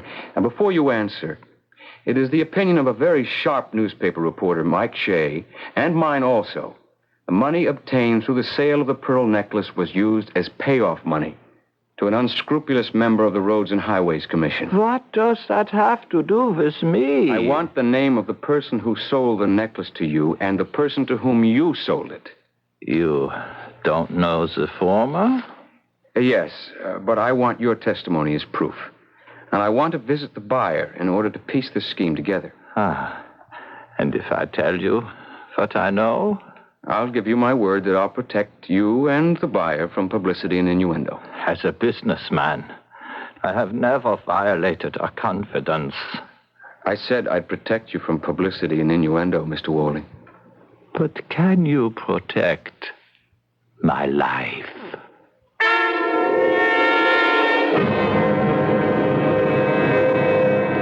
And that is all I know, Mr. Welch. Welch, is it? Yes. It's a beautiful necklace, Mrs. Nye. It is. It is. Mr. Walling brought it back to me this morning, and I returned his check. You will keep my name out of the papers, won't you? Certainly. It's an evil talisman. Well, I'm sorry for the stepfather. You say he's a nice man. Yes, he's very nice. He made a mistake is all. Not so much in selling the necklace to Mr. Walling, but in paying money to influence the paving contract. You know that for a fact? Just about. You expect him to involve the man he bribed? Well, he'll have to explain what he did with the money. If he won't, it'll go to court.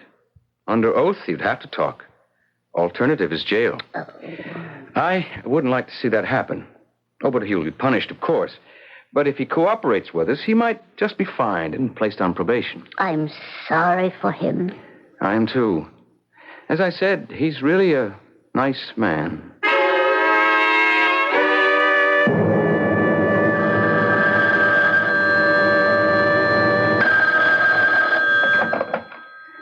Bart Lerner speaking. What? Well, I can't believe... A story in tonight's forum. Oh, I'll be ruined.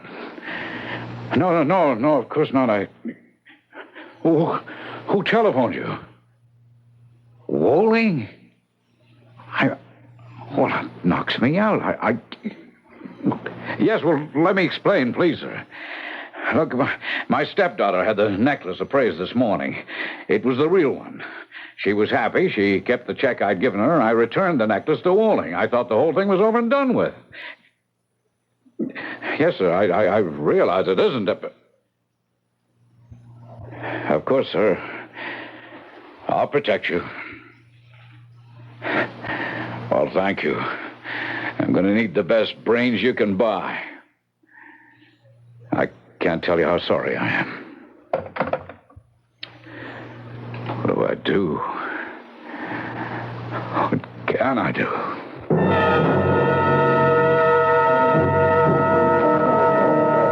Here's Mike. Yep, right off the press. It's, not a nice story, Gay. Oh, Mike. Public road paved with pearls. Bart Lerner suspected of selling stepdaughter's heirloom necklace to bribe roads and highways official. It's all here, except for the names of Wall and Mrs. Knight. Thanks, Mike. It's hideous. Poor Bart. Poor Bart, my foot. He stole your necklace, Gay, and used the money for payola. He's a small frog. We've got the big one on the hook, and with or without Bart's cooperation, we're going to deck him. But it is so cruel, seeing it in cold print like this. I can't face Bart. I just can't.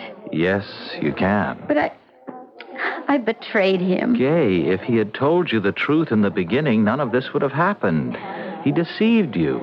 He made 2 mistakes. Acting surprised when you found out that the necklace was a fake, and then scrambling to work out a switch. Come on, Gay, let's get over there. You can't hide from this. He won't squeal on the commissioner. You think he'll prefer to go to jail?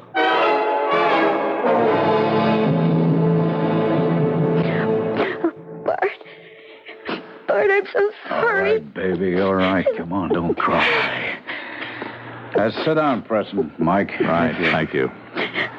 Didn't know that rotten necklace. There was nothing wrong with the necklace, honey. Now, come on, dry your tears.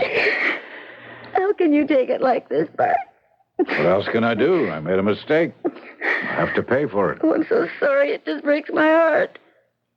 Yeah, I'm kind of sorry, too. Well, Mike, you've had a field day, haven't you? I don't look at it that way, Mr. Lerner. You know, your newspaper is going to have a libel suit on its hands tomorrow. We can support what I wrote. You think so? Yes. All that Preston and I found out isn't in that article. Oh, I admit selling the necklace. My wife knew about that at the time. That's not what you told Gay. You said she probably had sold it. And you can't guess why. I didn't want Gay to think her mother and I had robbed her of a gift, freely given. Wait a minute. If you agreed to sell the necklace, why did you have Mr. Wolling make a paste copy of it? I don't think I'll answer that question. I gave Gay $15,000 for the imitation necklace. To make her forget the whole thing, sure. But that's where I came in, Mr. Lerner. Just a little more than a year ago, you were awarded a big paving contract. Why you? Well, we ran that down. You got the contract because one of the commissioners recommended you very strongly. Did you bribe him, Bart?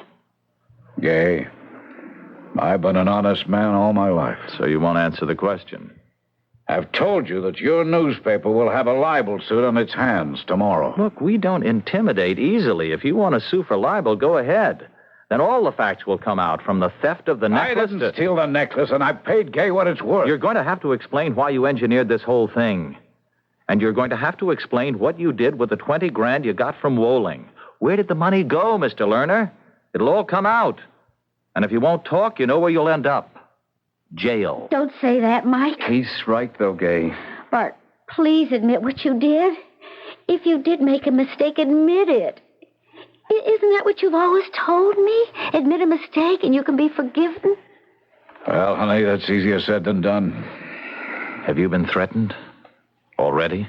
What are you talking about, Mike? Oh, Gay, you're really very naive. Your stepfather is in trouble. You mean if Bart talks, they'll kill him? Sound melodramatic? Well, it's true. Oh, no. He's already been warned, haven't you, Mr. Lerner? Yep. Well, you get rubbed out or spend a long time in jail. Not much of a choice, is it? I wouldn't like to make it. Well, I'm not talking. I'll see you in court, Mr. Lerner. Good night, Mr. Lerner. Gay, I'll be going too. Talk to you tomorrow, baby. Okay. Bart? Yeah? Did you bribe that man? No, honey. You didn't? No. Well, I don't understand then. He got the money. If he had... Yeah, he got the money. Well, who gave it to him? Who is he, Bart? I hadn't been very successful as a road constructor, never landed a big bid. I didn't know why. The man who received the money is named Thornbury. I know him, Bart. He was a friend of my parents. Yeah, and an influential man. And you didn't give him the bribe money. No, but I intend to say I didn't. Well, if you didn't give it to him, who... Bart. It got me the bid, honey. It was well-intentioned. Mother. She did it for you. And now he'll go to jail. It's our secret, Gay, honey. And no one is ever to know.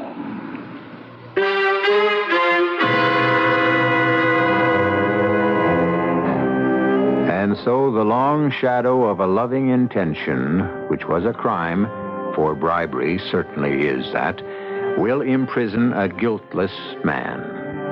Not if he'll tell the truth, but could he do that to the memory of his dead wife and to the stepdaughter he loves? Quite a remarkable man, Bart Lerner. I shall be back shortly.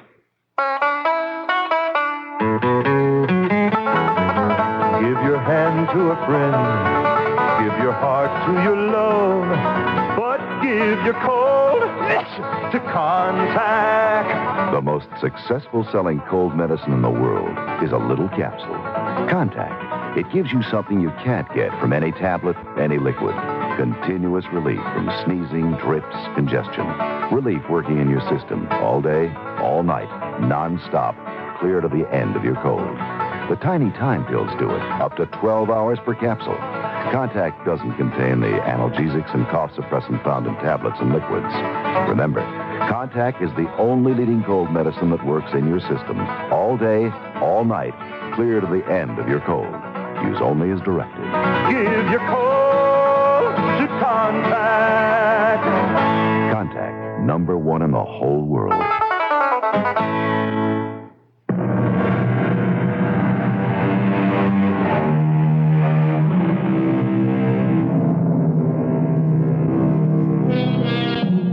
I leave you with this thought. Crime is never founded on reason.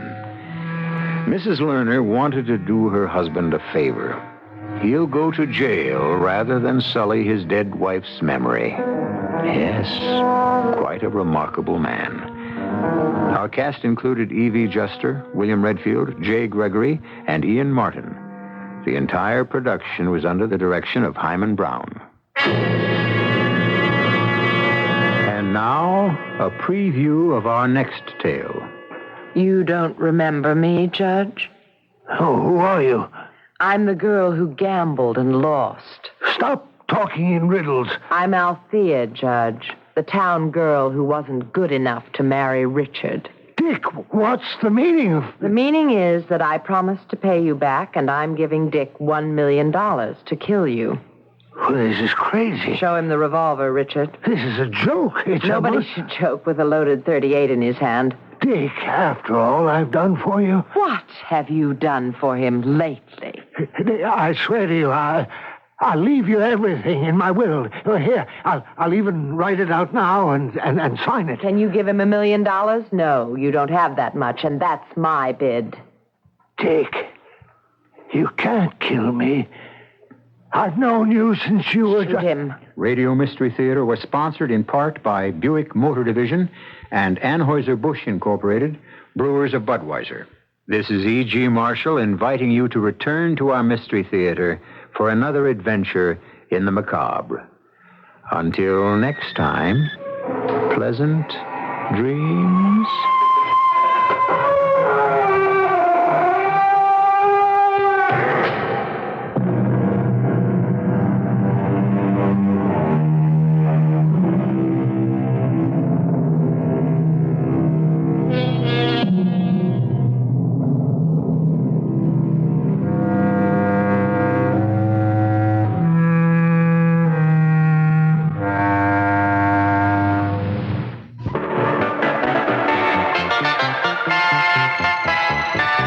Those news people with the worldwide information gathering resources of CBS News and the largest local radio news team. News Radio 78, WBBM, Chicago. The WBBM News Time, 2:04. I'm Marvin Mullins reporting. The CBS Radio Mystery Theater presents...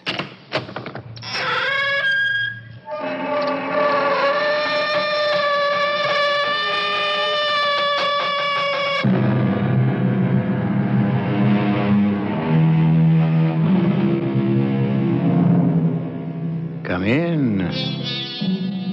Welcome. I'm E.G. Marshall.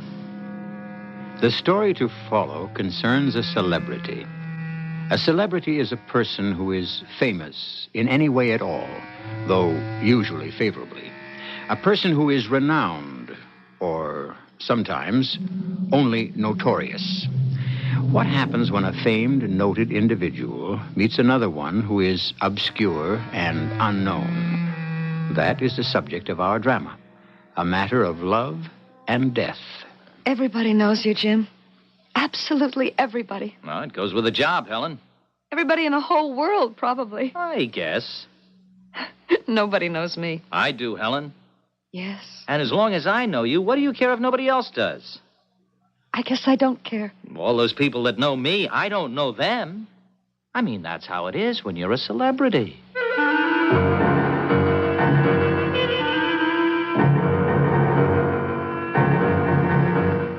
Our mystery drama, A Matter of Love and Death, written especially for the Mystery Theater by Elspeth Eric, and stars Lois Nettleton.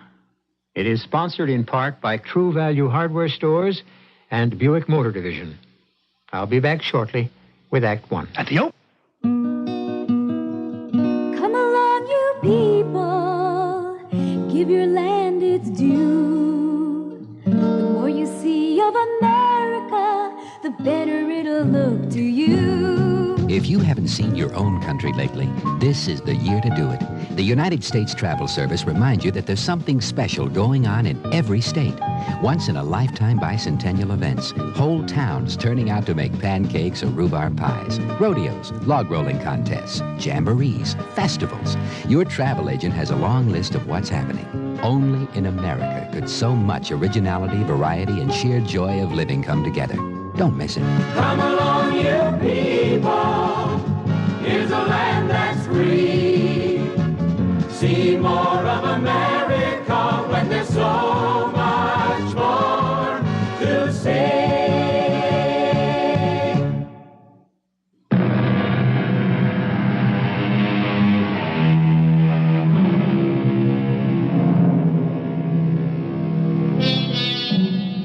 I can remember a day, perhaps some of you can too, when a man became a celebrity for a short while by sitting on a flagpole. Then there was a fetching celebrity named Willie Sutton, who robbed banks because, as he said, that's where the money is. Most people felt rather badly when, after a long career, Willie was shot down near a police station. A tennis player named Gussie Moran became a celebrity because, though she played an excellent game, she caught public fancy by wearing ruffled panties underneath her tennis dress.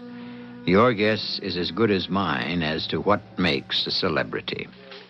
Well, I'm checking out, Sarge. See you tomorrow. Could I see somebody, please? Like who, miss? I don't know.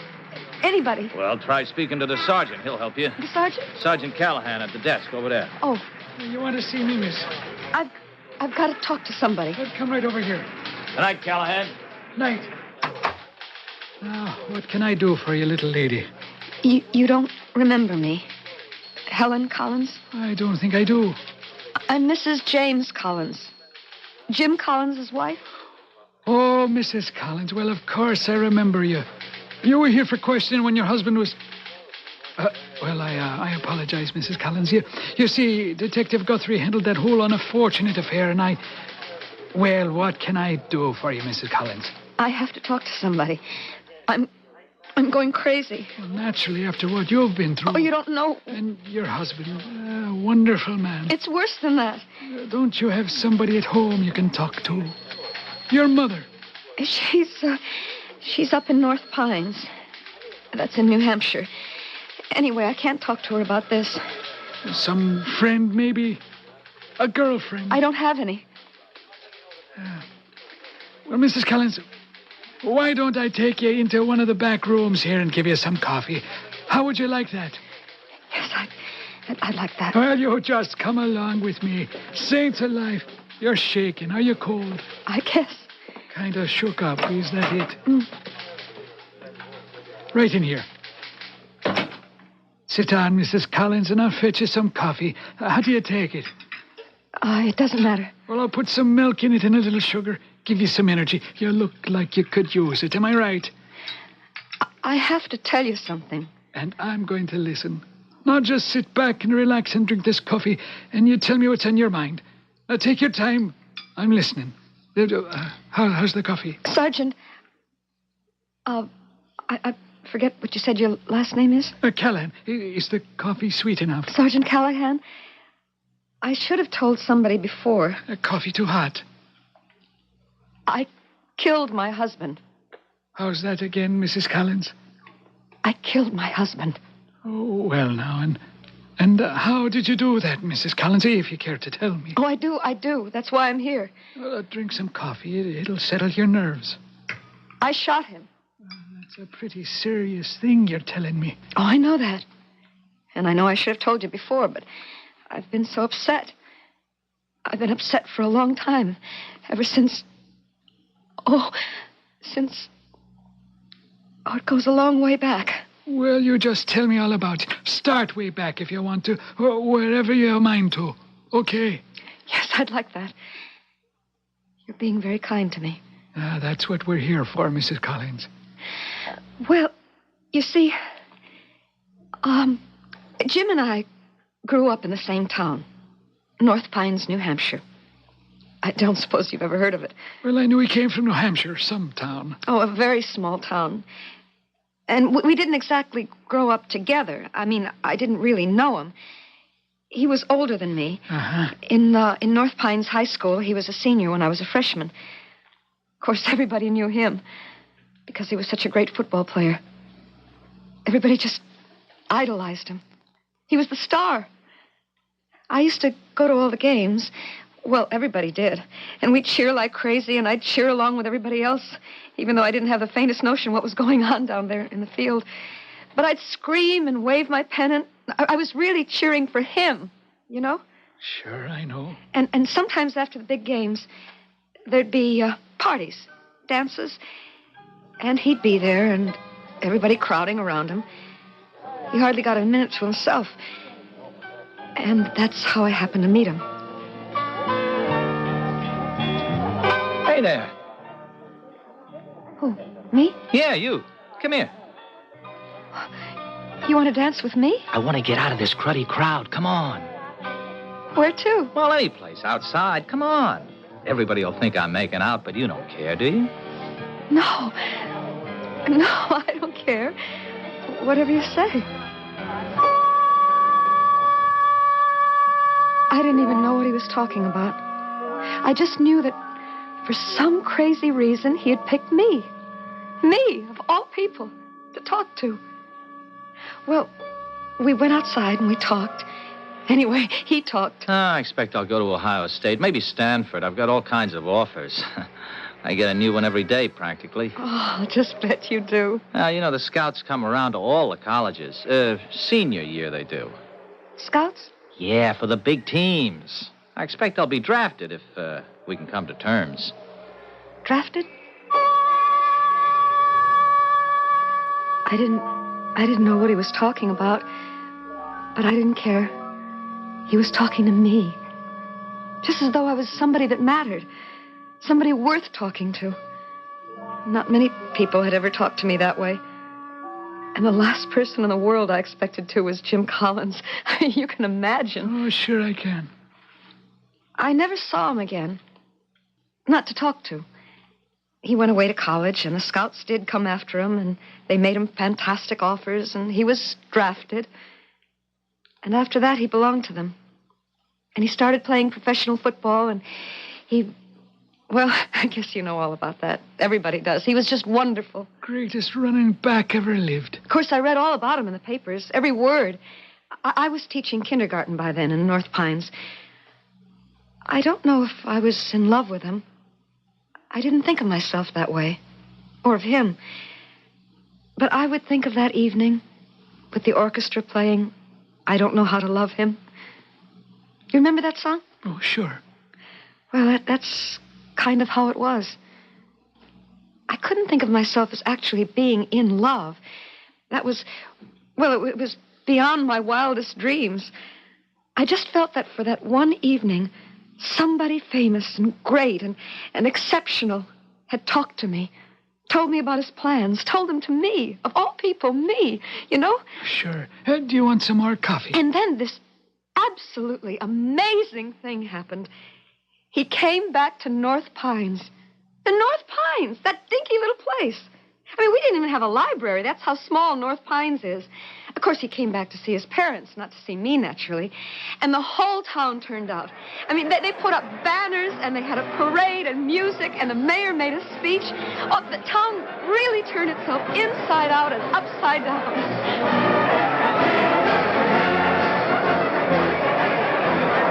I hung around after everybody else went home. Jim stayed and talked to the mayor for a few minutes. And then they shook hands, and the mayor went one way, and Jim went another way. And there I was. He almost bumped into me. Oh, I'm sorry. Did I hurt you? Oh, no. You didn't hurt me. I didn't hurt you, did I? You're too little. Well, that was a silly thing to say. Hey, I know you, don't I? Not really. From somewhere. I know you from somewhere. High school? High school. Way back then? The big dance? Which big dance? Just before you went away to college? I took you to the big dance? I mean, you were my date? Oh, no, it was nothing like that. We just talked for a little while. We went outside and talked. Oh. Oh, you don't remember. No, there's no reason why you should remember. You just wanted to get away from the crowd, and I went with you. Well, I'd like to do that now. Hey, look, have dinner with me, huh? Dinner? Yeah, dinner with me. How about it? You want to? Well, yes. Yes, I do. Yes, I'd love to. Jim was in town for just a few days. I had dinner at his family's house. I hardly remember that because, of course, his parents just hung on every word he said, and so did I. And when he came to my house, it was the same thing. He told the same stories he told at his family's house, and my parents loved them, and I loved hearing them again. I felt like I was becoming a part of his life, hearing all those stories and all the famous names and everything, all so different from anything I'd ever known. Just like another world. You're sure you want to hear all this? Yes, I do.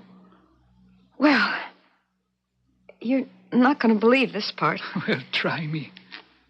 He fell in love with me. Yes, Jim Collins fell in love with me. Now, why wouldn't I believe that? Well, because you can see the kind of girl I am, and you know what he was. But he did. He fell in love with me, and he asked me to marry him. Actually asked me to marry him. Oh, you want some more milk in that? More sugar? No, this is fine. Well, he asked me to marry him, and what could I say? I said yes. What else was there to say? What about no? To Jim Collins? Say no to Jim Collins when he asks you to marry him? You loved him. Oh, of course I did. I mean, here I was, a kindergarten teacher in North Pines. Not very pretty, not unusual in any way. I thought I'd live my whole life in North Pines. Maybe be an old maid. Maybe die there. And then Jim Collins asked me to marry him. The great Jim Collins, the great football player. Greatest running back ever lived. Of course I said yes. And we got married right there in my parents' house. Because Jim had to leave the very next day. Training starts day after tomorrow, Helen. It does? Yeah, for a month. Where do you go for the training?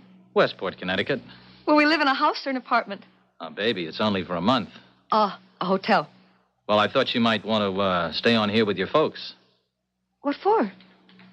I want to be with you. Kid, I'll be living in a dormitory. A dormitory? Yeah, with all the other jocks. You mean we can't live together? Not during training. Why not? We're married. Helen, those coaches are strict. They own us. They watch us like hawks. Now, you wouldn't like it, and even if they'd let you in, and they sure wouldn't let you in, not during training. Well, when do I get to see you? Well, after training, then for 2 months, there's exhibition games. Miami, Buffalo, all over.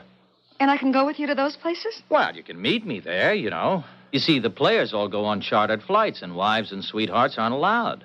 But you can meet me. Chicago, St. Louis, Kansas City, all over. 2 months of that. Don't worry, honey. We'll get together. Now and then. It wasn't easy, Sergeant Callahan. I don't suppose it was. I'd never heard of a life like that. The training, the practice games, the exhibition games.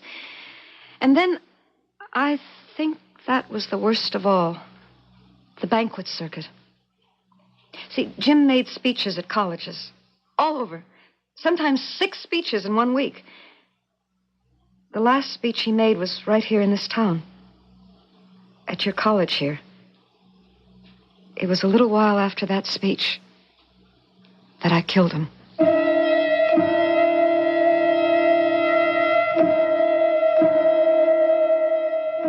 Do you dream of becoming a celebrity yourself? Very well.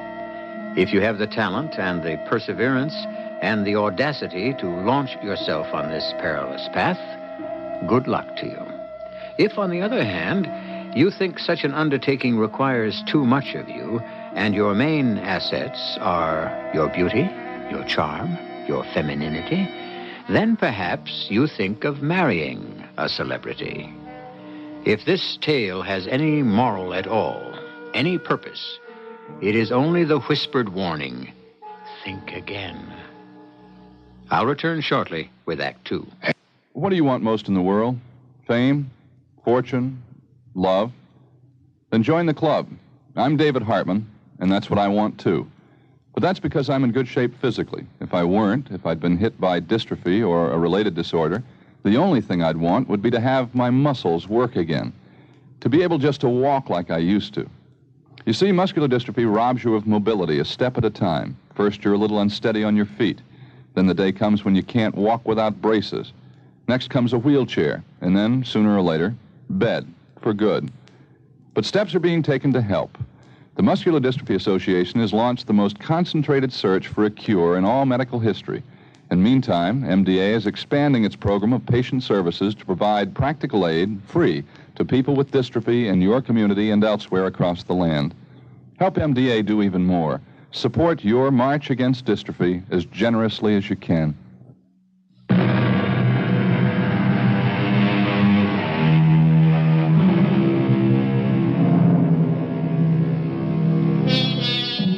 Jim Collins was a football hero at North Pines High School.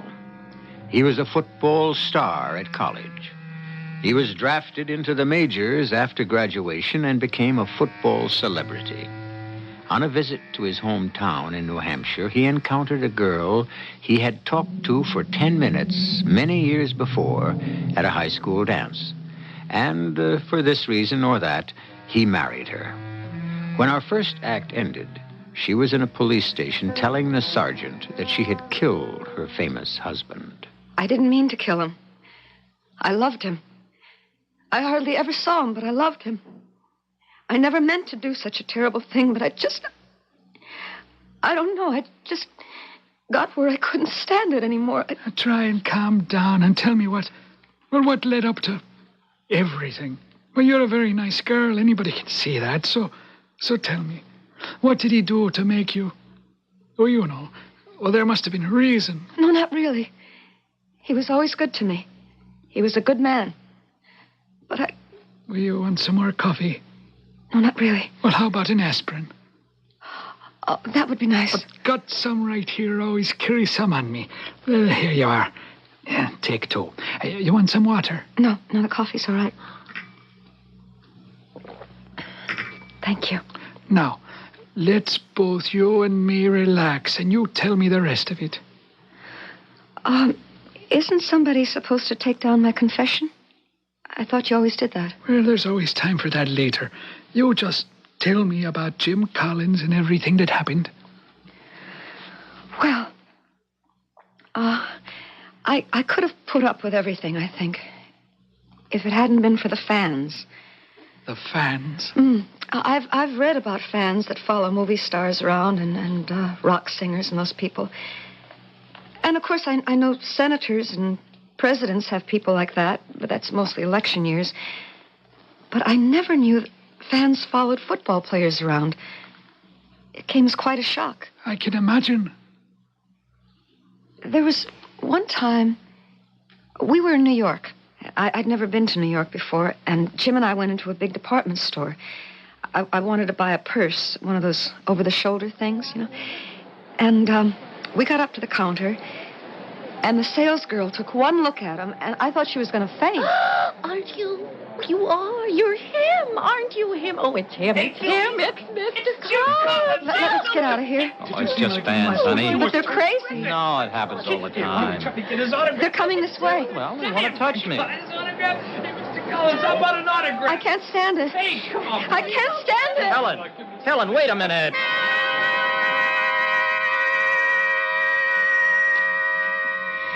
It got where I was scared to go out with him. I mean, you don't know Sergeant Callahan. People would see him on the street or in a restaurant or a movie, and, well, they just went crazy, Mr. Callahan. And nobody can tell me they loved him. I mean, love should be gentle and kind and considerate. Don't you think so? I believe I do. Well, these people, they treated him like he was some kind of a thing, like they bought and paid for him, and they could do whatever they wanted to with him, like he belonged to them. I got so where I wouldn't go out on the street with him. I'd meet him at this bar, which was his favorite place to go, and I'd sit there with him, and Bruiser would usually sit with us. Bruiser? Who's that? Oh, you don't know about Bruiser? Jim's bodyguard? Oh, yeah, I know him. Only I didn't know that was what they called him. Well, it was what Jim called him. Bruiser was in college with him. He played football, too. Of course, he wasn't as good as Jim. Oh, no, not many were. And he wasn't what you'd call a student.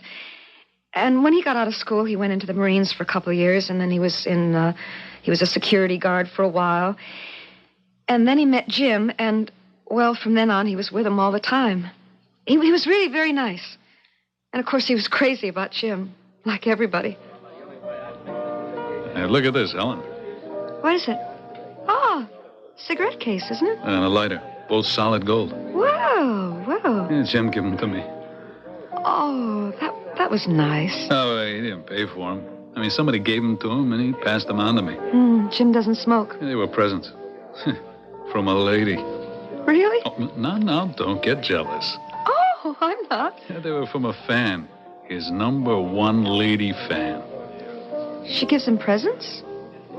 Expensive presents like that? Don't worry. He just passes them on to me. You see these cufflinks? They're from Gwen. To Jim, to me. Is that her name? Gwen? Yeah, Gwen something or other. She got it bad for old Jim. Oh, here's a gold pencil she gave him. And there are other things. Why doesn't he give them back? Oh, he tried once, but she carried on like it busted her heart. He really cried and made a scene. So he stopped trying. He just gives his stuff to me. It doesn't seem right. All part of the game, Helen. All part of being a celebrity. You'll get used to it. I never got used to it. Never. Bruiser and Jim would sit and laugh about it, but I never could. They talk about this Gwen person. They weren't even sure what she looked like because there were always so many fans crowding around Jim wherever he went. But he used to get a letter from her every single day. And finally, she sent him a picture of herself. What did she look like? Well, she was pretty. I was jealous. I have to admit that, Mr. Callahan. Oh, should I call you Sergeant Callahan? Well, you just call me whatever you want to. This is a very informal talk we're having. Well, she had lots of blonde hair. The thick, heavy kind, you know, down to her shoulders. And a beautiful smile, and very big eyes. And I guess, what you'd call a sexy mouth. She was... I guess you'd say she was beautiful. You'd think she'd get a man of her own instead of... Well, the picture upset you. Is that it? Well, I was already upset. Not just by her, by all of them.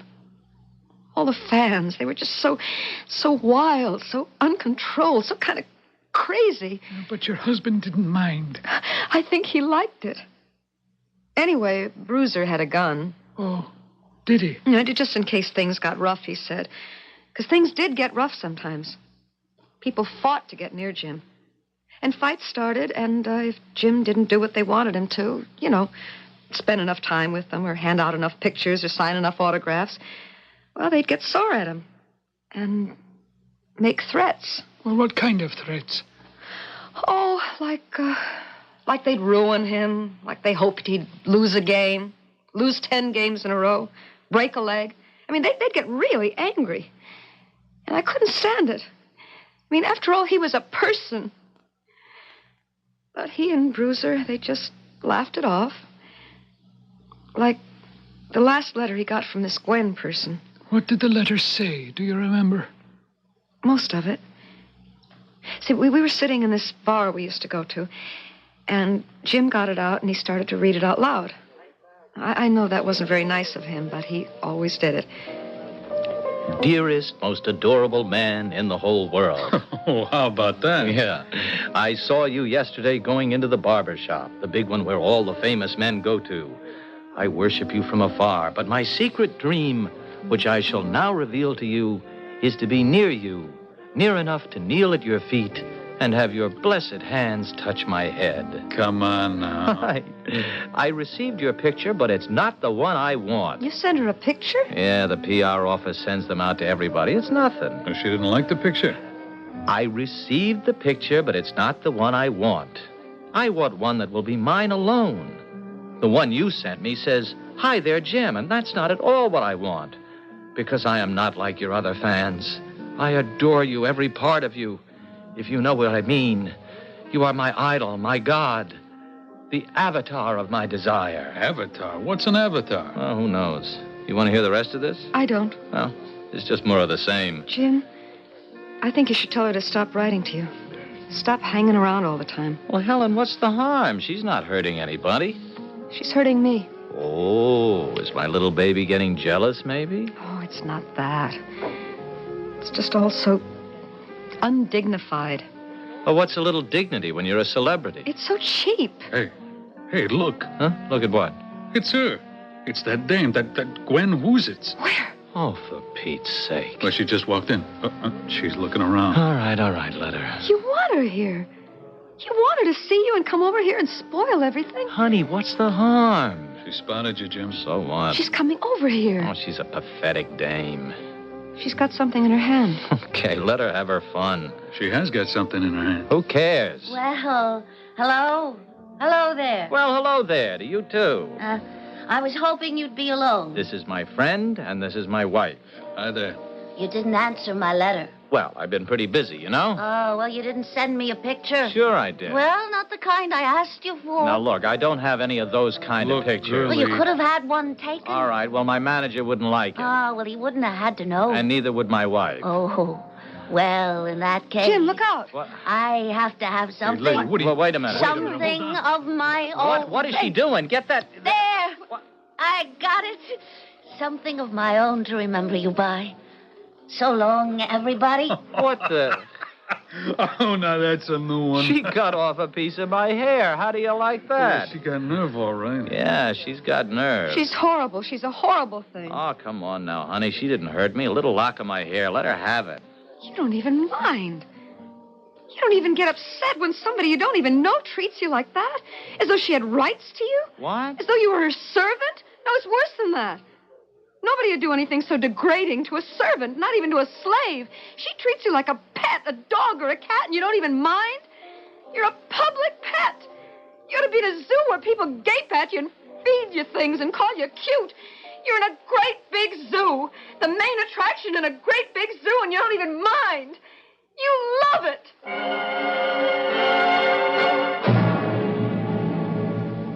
Do you still want to be a celebrity?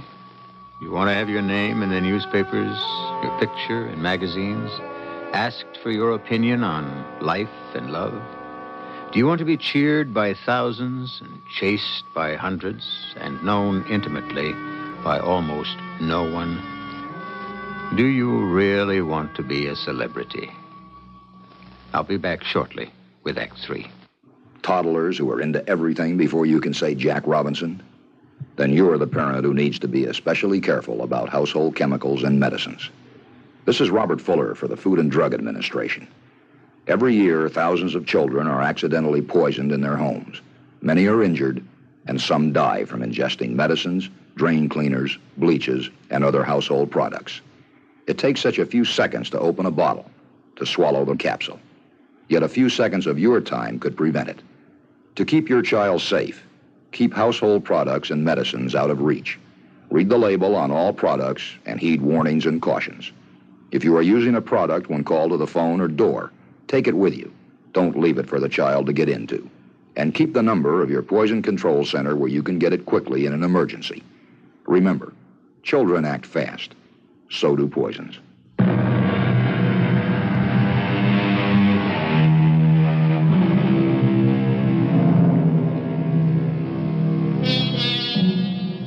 Our small-town kindergarten teacher has married the small-town boy who was the local football hero.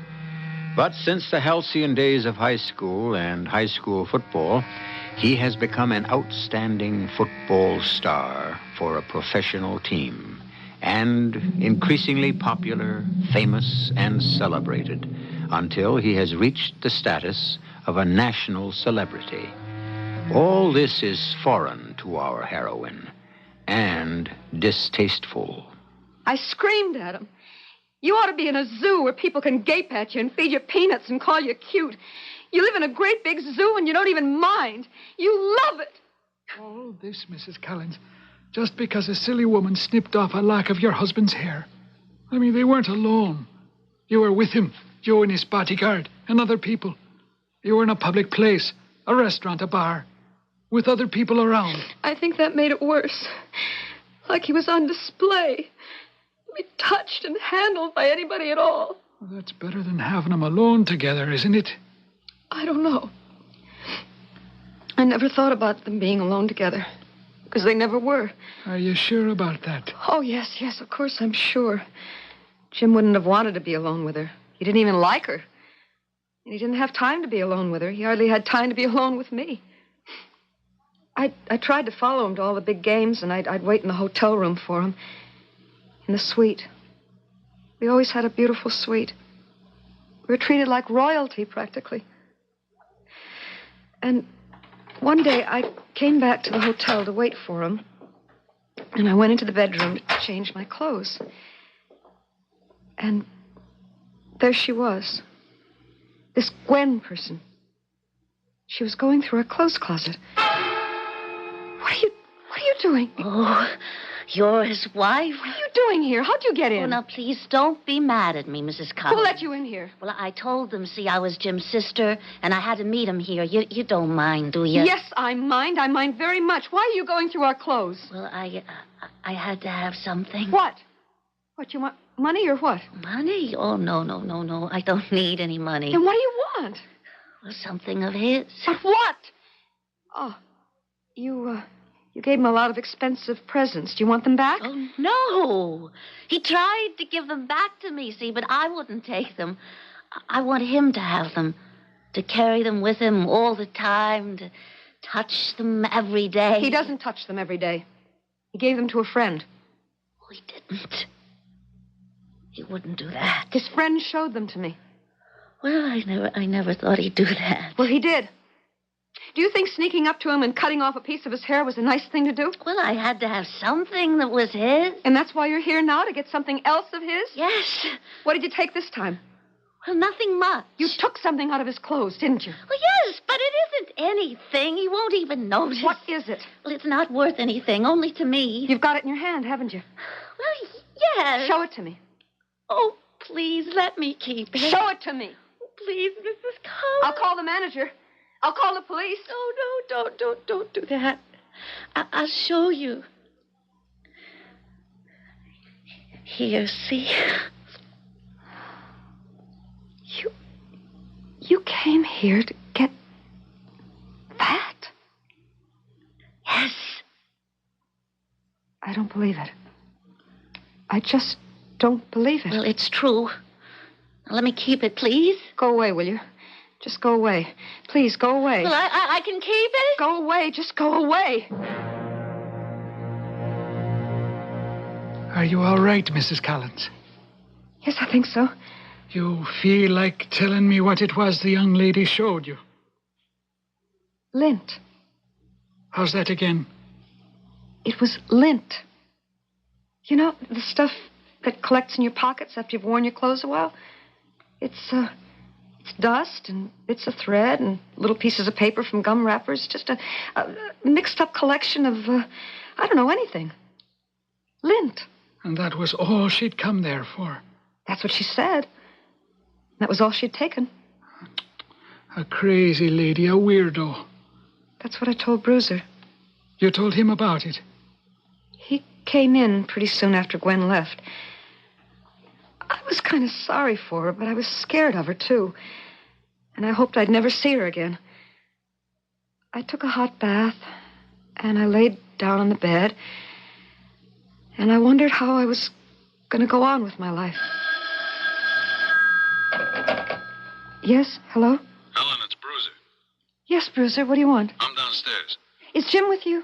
No, he's still watching the game. Hey, look, can I come up? I've been following him around all day and I'm beat. Oh, yeah, come on up. I need somebody to talk to. I'm your man. Be right up. Don't you see, Bruiser? It's like thousands and thousands of years ago when people were savages. When they drew pictures of animals in the dirt because they thought that'd mean they'd find an animal and kill it. They thought it would work magic. I never heard anything like that. Bruiser, they shot arrows at the clouds to make it rain. That's nutty. It isn't any nuttier than shooting at presidents to start a revolution. Yeah, well, that's nutty, too. There are tribes today where a girl follows a man and takes the dirt from the ground he's walked on, from his footprint, and she takes it home and plants a flower in it, and she's sure that when the flower grows and blossoms, the man will love her. Now, don't you see? It's all the same thing. It's superstition. It's craziness. Well, you couldn't grow a flower and a mess of lint out of somebody's pocket. Of course not. There's nothing you could do with it. So what does anybody want with it? But Gwen wanted it. She lied her way in here to get it. She was crying when she asked me, please, could she keep it? You could have her arrested. Oh, I don't want to have her arrested. I just wanted her to get out of here. I want them all to get out. I want to have a life that isn't full of all this craziness. I can't bear it anymore. I don't understand it, and I want it to stop. Why can't it? Because Jim's a celebrity. He just is. He couldn't stop being a celebrity even if he wanted to. And he doesn't want to. Well, would you want to? Give up all that money and having everybody look up to you and thinking you're marvelous and ask you to endorse things? Helen, baby, that's success. But can't Jim just play football? I mean, just do that without all this other business? Helen, you don't understand what kind of football player Jim is. It's not just that he's fast, and he's very fast, or that he handles his body like nobody else has ever done it before. Jim has, I don't know, intuition. Intuition, I guess you'd call it. Something goes on inside his head, a feeling for what to do. Maybe he's got a feeling for what everybody else on the field is going to do. He carries it all in his head. I don't even think he knows it's in his head, but it's there. It's mystical-like. It's born in him. He's like clairvoyant, you know? I don't think I can stand it anymore, Bruiser. Well, maybe you oughtn't to be married to somebody like Jim. Because as long as he's a superstar like he is, people are going to follow him around and scream and yell and carry on. Well, of course, he won't always be a superstar or any kind of star at all. When will that be? 10 years, 12, maybe more, probably less. Who knows? I don't think I'll last that long. Look, I had a hard day today. Would you mind very much if I took a hot shower and laid down on the bed for half an hour, maybe? Yeah, if you want to. Hey, thanks a lot, Helen. Give me your coat here. I'll hang it up. Thanks very much. Oh, wait. Let me take my little old 38 out of the pocket. Don't want you handling it. Okay. Wait. You've got another gun. Oh, yeah, this. Is that a holster? What they call a holster? Yeah, that's what they call it. I wish you didn't have to carry guns. Never had to use one yet outside the Marines. Well, gotta take my shower. Hey, I sure appreciate it. You're welcome. You be okay, won't you? Oh, sure. Hey, maybe you need a drink. No, I don't think so. I think I'm just gonna sit here and try to figure out what to do with my life. And that's what I tried to do, Mr. Callahan. Sergeant. I just sat on the bed and tried to think how I'd gotten myself into such a mess. I thought of my life with Jim. No, not with him. Because I was hardly ever with him. I was married to him, but I wasn't with him except for a little while every now and then. The rest of the time, he was with the fans, the worshipers, the acolytes, the autograph hounds, the screamers, the people who thought they owned him, the people he'd given himself to. He wasn't mine, he was theirs. And then I heard the outside door open. Please, I love you. Now, wait a minute. Hold it. Please, let me come in with you. No. Let me touch you. Let me spend 5 minutes with you. 2 minutes. Oh, you crazy woman. Oh, please, you don't know how I feel about you. You're my dream, my life. Now, look, will you get out of here? You're some kind of a nut. Oh, just let me be with you for a minute. Do you want me to have you thrown out? I don't care what you do. Only let him. Helen, that's my wife, you stupid please, fool. Ow! Helen, I...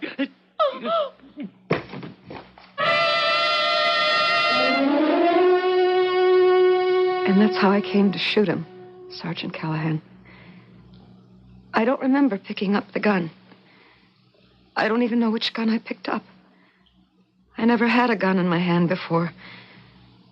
But when I saw Jim and the girl, Gwen, and she was hanging on to him, pleading with him just to let her touch him, I don't know why I wanted to kill him. But I did. I wanted his kind of life to end. Maybe I should have killed her. Maybe that would have made more sense. I don't know. Neither one made any sense. No, I guess not. But what I wanted was for it all to stop. All the craziness, all the screaming and yelling and grabbing for things. I wanted everything to just quiet down and be calm and peaceful so that I could be calm and peaceful and maybe a little happy. I understand. Do you? Really? I really do. Thank you. Mrs. Collins, you didn't kill your husband. Oh, but I did. The gun you had in your hand was never fired. But I heard the shots. 2 shots. They came from a different gun. Oh, no, not Bruiser. No, he wouldn't. No, not from either of his guns. From a .32, belonging to a very crazy lady. Gwen? We picked her up this morning. But she loved him. What a fan feels for a celebrity, Mrs. Collins, is a very mysterious thing. I don't know what it is, but I can tell you what it isn't. It isn't love.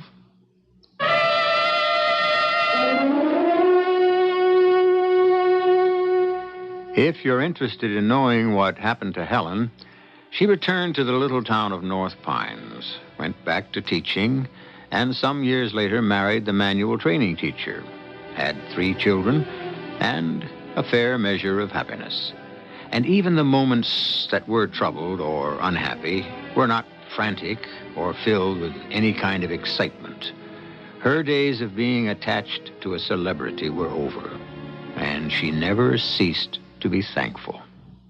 I'll be back shortly.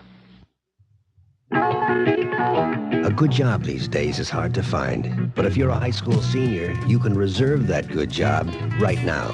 One that gives you almost $350 a month in spending money to start, takes care of all your basic expenses, and teaches you a valuable technical skill. In addition, you'll be helping to save lives and preserve natural resources.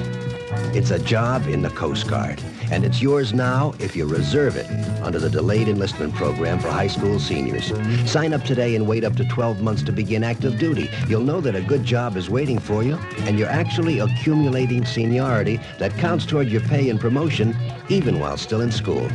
For all the facts, see your Coast Guard recruiter or call this number toll-free.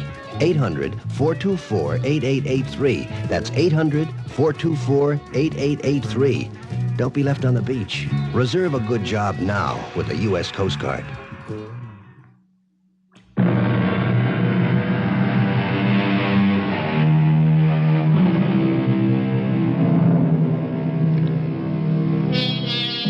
If you think we are carping at the idea of worldly success, let me assure you we are not.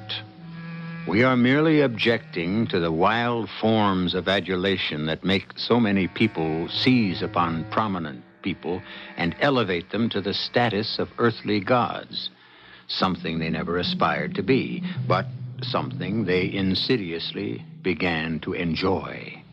Adoration is as treacherous as power. It corrupts, and absolute adoration corrupts absolutely. Our cast included Lois Nettleton, William Redfield, Marion Haley, and Lloyd Battista. The entire production was under the direction of Hyman Brown.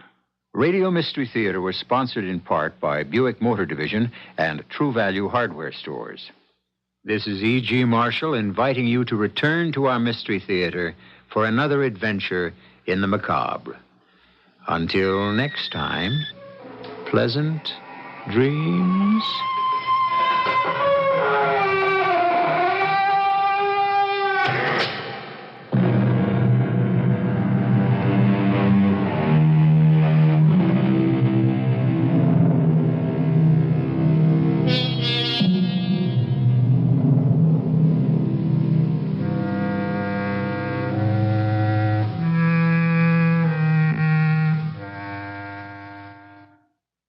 The preceding program was broadcast with the permission of the Columbia Broadcasting System.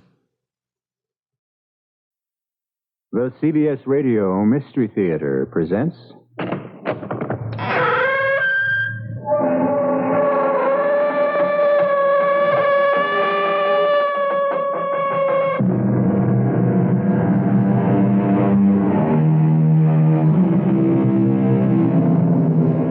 Come in. Welcome. I'm E.G. Marshall. This is the tale of a phenomenon that has disappeared from our lives, the cattle drive, the great migration of Texas herds north to Colorado and Wyoming, and the stockyards that fed the railroads who brought the meat east to feed the bulk of our population. The drum of 12,000 hooves will mark a trail through the open wilderness as smooth and hard as a concrete highway. Our story is dedicated to the tough men we know as cowboys. Stampede! Stampede! The hell with the engines! Save the herd! Ride 'em, cowboy! Don't let them cattle get away from you!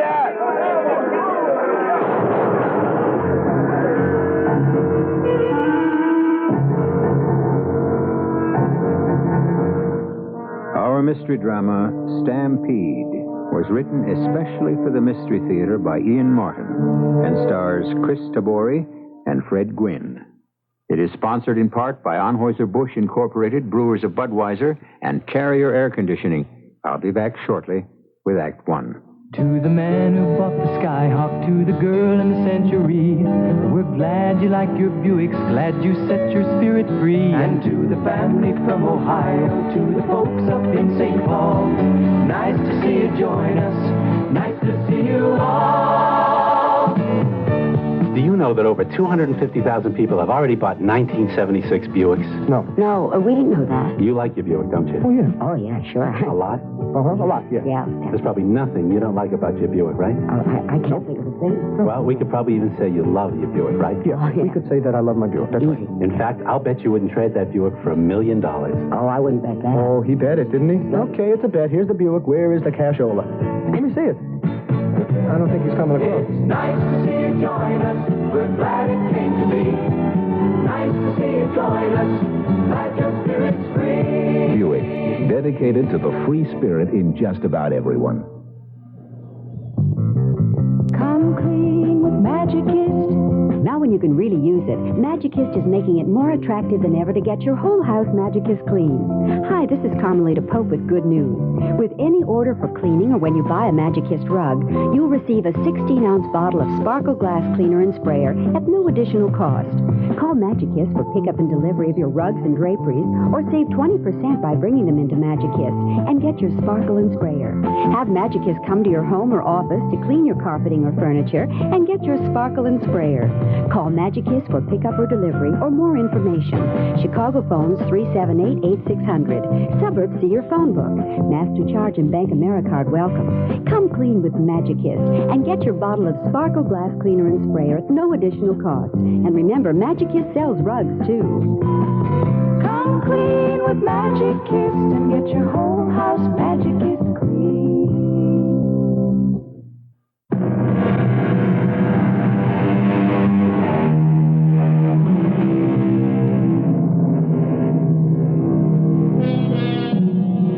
By 1865, the armies were dispersing. The men were winding their way home, tired, dispirited, and shattered at killing their brothers. The Union soldier may have had some uplift in the belief that his side was victorious, if in a bloody family conflict there can be any victors. But for the men of the Confederate armies, the return home was a long, weary road, with no hope left and very little joy. So Ned Parsons, volunteered at 17 and not yet 21, found his return to the Texas farm he had left with his father some 4 years ago. Who is it? I ain't surprised you wouldn't remember me. You forgot my father soon enough, I hear. Ned? Ned, is that you? I reckon I can't say no. Ned! Ned, boy! Oh, we've been searching how to find you out and no news. Some was ready to give you up for dead like my Harry, but I never did. Daddy's dead enough. But I guess you could say I'm still alive. Oh, Ned, boy. What's the matter with you? Oh, you look so fine, just so good to me. Oh, a bit thin, maybe, but we'll soon put some fat on you now you're home. I ain't home, Mother. But the war's over. A lot of things are over. What is it, son? You look so bleak. Ain't you glad to be home? All the long way, I thought how good it'd be to see you and Sammy and Jenny and Sue. I thought about how Daddy was gone. But I figure I'd done a heap of growing up these past years, and I was most about ready to take his place. Till I got to town and found that somebody else had already taken over you, my sisters and brothers, my dad's place, and my whole family. Oh, Ned, you gotta understand. Mom, you can't ask anyone who lived through Vicksburg or any campaign to accept some copper John who moves in while the rest of us was bleeding like Dad, dying for a cause. Stop it! Stop it! What good did this war do but split us all, a whole country apart? What sense did it make? I lost your father. I thought I'd lost you. I don't fault you for answering the colors, but fighting isn't the only way that makes a man. Give yourself a chance to meet Jim and... No, sir. No, sir, not anyway. But now you're home. I'm home, just long enough to pick up old Baldy. I reckon he's still my horse. My daddy gave him to me. Of course he's your horse, Ned, but this is also your home and the rest of the family. No, I'm sorry, Mom. I just don't have the stomach. Now, you listen to me, Ned Parsons. I got a right to say my piece. I got 5 young'uns beside you, and for 4 long years I tried to hold this farm together.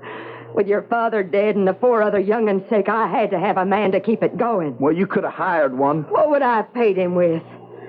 You made your choice. Now, I'm making mine. I ain't here to argue, just to haul on out. Baldy in the corral? Yeah, but... Ned... Well, I got to return this horse I borrowed. I'll just saddle up old Baldy and leave the other back to town. Then what are you going to do? I hear tell Mr. Brenner's taking a big cattle drive north. I figured to sign on with him, if he'll have me. Well, that means you'll be gone over 6 months. Then what? I don't rightly know. Maybe I'm wrong to be bitter, but it's the way I feel. I don't ever expect to find my way home again.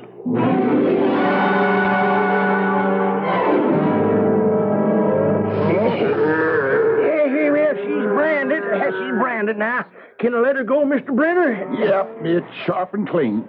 Yep, the Circle T. Okay, let her up. We're on our way. Only 2,999 to go. We gotta work. Mike, you break out some coffee and keep that fire going. There'll be more cooking there than branding irons. Muy bien, Senor Brenner. Do you want some prairie oysters when we got them to cook? Well, I wouldn't turn one down. Okay, boys, let's keep moving. We got a date up Cheyenne way before that trail gets too hot for a man to want to follow. Hey, Pecos, who you got over there? Young fella just rode in looking to sign on for the drive. Name of Ned. Ned Parsons, Mr. Brenner. Yeah. Do I know you? You might not remember me. I growed some since I seen you. I reckon you wouldn't forget my father, though. Will Parsons, by damn. You Will Parsons' son? Yes, sir. I ain't seen Will since he took off to war. Oh, say, didn't I hear... Yes, sir. My daddy was killed at Chickamauga. Oh, gee, I'm mighty sorry to hear that, son. He was a fine man. Yes, sir, he was. All of that. You wouldn't think anyone could forget that. No, I wouldn't. Pecos. Huh? You say something about Ned here wanting to sign up for the drive? Yeah, that's what he told me. I was hoping that you could use an extra hand, sir. Well, if I did, I don't think it ought to be you, son. Oh, now, if you was thinking of me as too young, I'd just like to say I'm home from near 3 years of soldiering. My daddy died in my arms at Chickamauga. Well, a man grows up fast in the war. What I was figuring was I got no right to take a man like you away from a woman who must need you a sight more than either the Army or me ever could. You mean my mother? Yeah. Don't you think your first duty ought to be to her? No, sir. My ma don't need me. My daddy was out dying for his country. She found some old copper John to sneak in and take my dad's place. Now, boy, I'm going to warn you. I won't listen to one slight against Martha. Well, I ain't slighting her. She's married decent enough for sure. All I'm doing is faulting her. And that's the last I'm saying, except, well, she don't need me. Could you find a place for me? Well, it's a long haul to a far country. That's what I'm looking for. It's almighty lonely. And all work. That suits me fine. Coming out of the war between the states, you ought to have time to, maybe see some gals. Let down a bit. I got some long thinking to do, sir. And women don't set right good with me at the moment. We could use them, Mr. Brenner. Well, yeah, that's just what we're going to do. We'll start them off on the left drag. Hey, you'll be eating dust all the way north. But once we get moving, I'll rotate. Now make sure he's got a good gun and bedroll. Now all we're waiting on is finishing the branding. And we're ready to roll.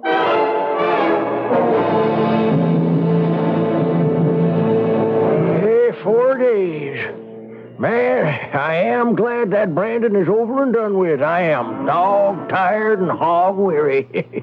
How's that burn of yours, Ned? Oh, it'll heal fine, Pecos. Rather have it on my arm than across my face. Yeah, I swear that was no accident the way DeVine come around with that branding iron. I wonder. He's a mean cuss, Ned boy. Now, you watch Snake DeVine. He's worse than a rattler they named him after, 'cause he don't sound no warning. You think he burned me on purpose? And I didn't see what happened, but I wouldn't put it past him. Hey, you two run foul of each other some way?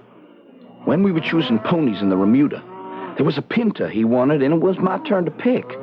He took it amiss that I wouldn't give him that pony. Well, why should you? Mr. Brenner give orders, and anyway, it was your turn. That's sure enough the way I felt. Well, you was in the right. Mr. Brenner is the trail boss, not Snake DeVine. I don't understand why I'd hire a man like him. Because, son, he's the best point man this side of the Pecos. Now, he may be ugly and ornery, but someday when them dumb loco cows take it into their minds to stampede, you might just be glad to have someone tough as Snake to turn them back. Now, I seen him ride into a herd and face him up eyeball to eyeball with a lead steer and drop him with a shot through the skull. It stopped them cattle before they tore up half the territory. Boy, that takes guts. All right, he's got guts. That don't mean I have to like him. Yeah, don't go looking for quarrels unless they're forced on you, Ned. The drive is a long time, and a man's got to keep a level head.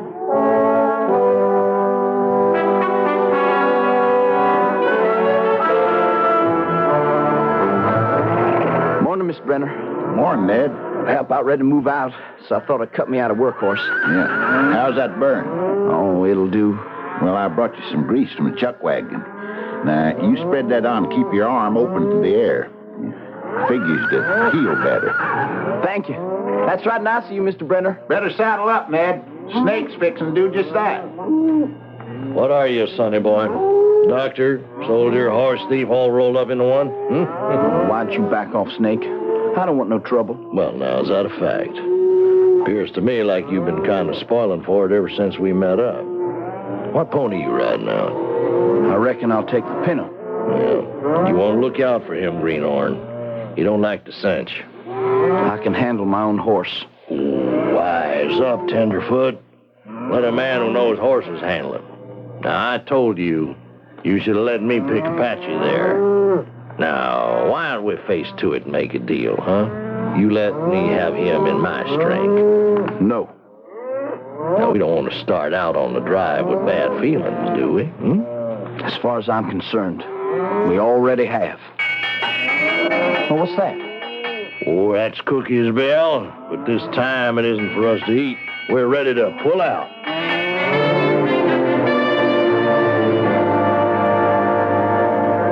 Men, a couple of things I want to say. You're all cowboys. And to me, that means hands that tend cows. Nothing else. You got any whiskey? Better drink it now. It's the last you'll have for months.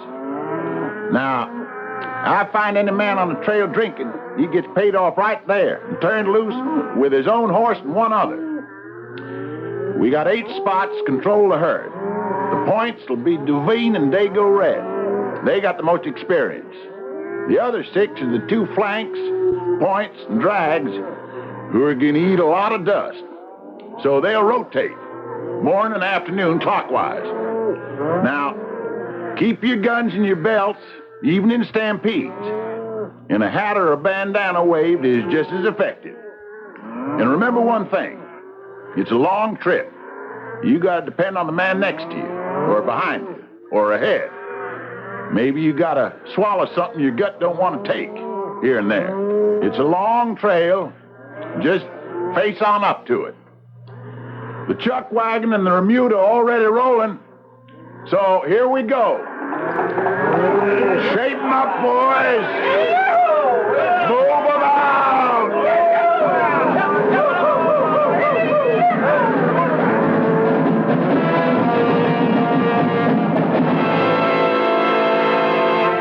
It's a vanished tradition, of course, but in the days when it existed, the cattle drive was of enormous importance to the economy of our country.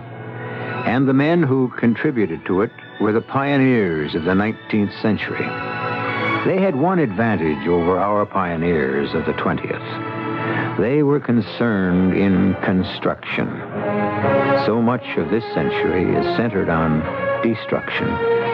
I will return shortly with Act Two. It's that time again, the Singer Spring Sale, where savings are bigger than ever. For example, save $60 on a marvelous stretch stitch machine with the free arm sewing ease that lets you sew sleeves, pant legs, all hard-to-reach areas in a breeze. Now for just $199.95, carrying case or cabinet extra. You can sew on buttons, make buttonholes, and mend without attachments with a sturdy zigzag machine that's sale priced at only $88. Carrying case or cabinet extra. Sale ends April 3rd. Don't miss it. Total Fitness in 30 minutes a week. The big bestseller in hardcover, now the runaway bestseller in paperback. Total Fitness, a 30-minute-a-week program, will show you how to achieve good physical condition, even if you haven't exercised once in the last 20 years. That's right. With Total Fitness, you'll get in shape and look it faster than you ever believed possible. Total Fitness in 30 minutes a week. The book that changed America's thinking about physical fitness. Now a pocketbook. Reach the northwest side of Chicago with a local want ad in the 16-grade Leader and Post newspapers. Whether you want to buy or sell, rent or hire, just call the Leader or Post and ask for an ad taker. Your ad in the Leader will reach thousands of people in outstanding communities like Cragen, Jefferson Park, Mayfair, Portage Park, and Belmont Central. Just part of the many neighborhoods that the Leader newspapers cover. The Post serves Elmwood Park, Franklin Park, River Grove, and other outstanding northwest suburbs. Readers have learned that it pays to follow the Leader and read the Post. These readers respond to your want ads. So try one if you want to sell, buy, rent, or hire. So easy to do with the Leader and Post. Your ad will be taken over the phone, and you will be billed after the ad runs. Call the Leader and Post today and ask for an ad taker. The number is 889-5200. 889-5200.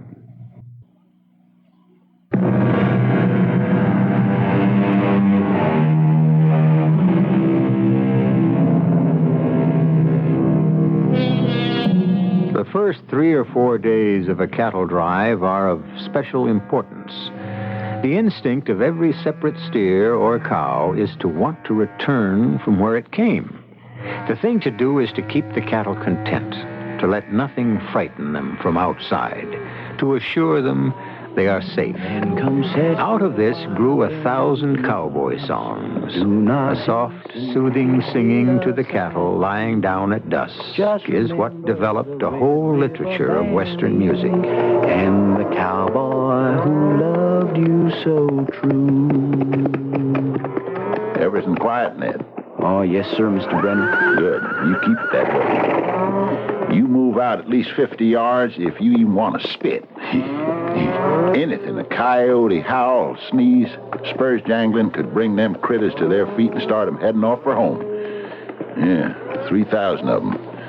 Once they get set, they're mighty hard to stop. I know it, sir. Well, I'll see you. Yes, sir. This valley, they say you are leaving. I shall miss your bright face and long smile. No cosa! Sangano para te! Holy feet! Easy there, boy. Easy, boy. What happened? I don't know. Look, try and hold them. They've started milling. I'll get the rest of the boys. On your feet, boys. The cattle are moving. Get between them and our back trail. Don't let them head back. Damn hell is going on here? There's a heck of a clatter out there by the chuck wagon.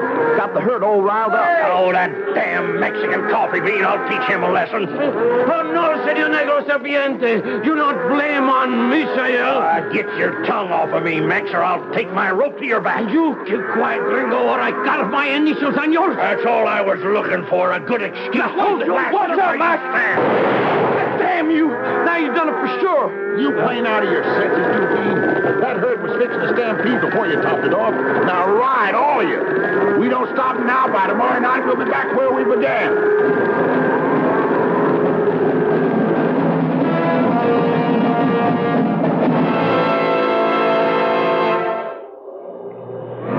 Dish the coffee out all around, Mike. Then put the pot back in the wagon, huh? Si, Senor Brenner. But listen, now don't none of you get any idea this here is any party. It's more in the nature of a court. Now, we're just lucky we headed off that route, but it cost us 5 head. 2 we had to shoot, 3 got trampled. And on top of that, we're going to lose a full day while the cattle rest up, and the hands.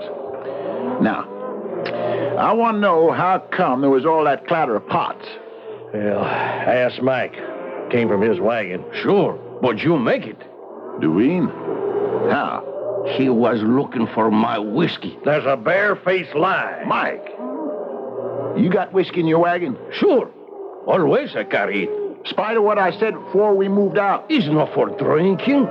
It's for, what you say, medicine if someone is hurt. Will you listen to that? Senor Brenner, you can smell my breath.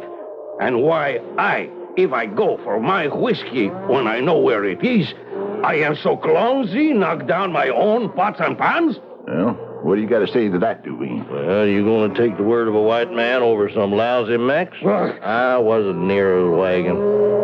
Ned, you were closest. What do you think? Well, it was dark, Mr. Brenner. I only heard the noise. I didn't see who caused it.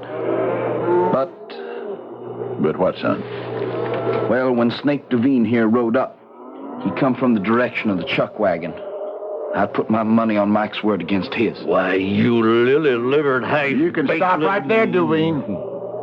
I know if it hadn't been for you last night, we'd have never got them cattle there stopped. And we sure as hell can't head for Cheyenne without a cook. So let's write this one off, huh? Excepting for one thing. You're coming with me right now, Mike, and get that whiskey and empty it out on the ground. That way, no one's going to be tempted in any more accidents. Now, come on. Si, Senor Brenner. I'm going to tell you something there, soldier boy. What's that? I ain't got no forgiving nature like Mr. Brenner there. You got a big mouth. It's a long trail, and I got a long memory. So next time I burn you, it won't be with no branding iron. It'll be just plain hot lead.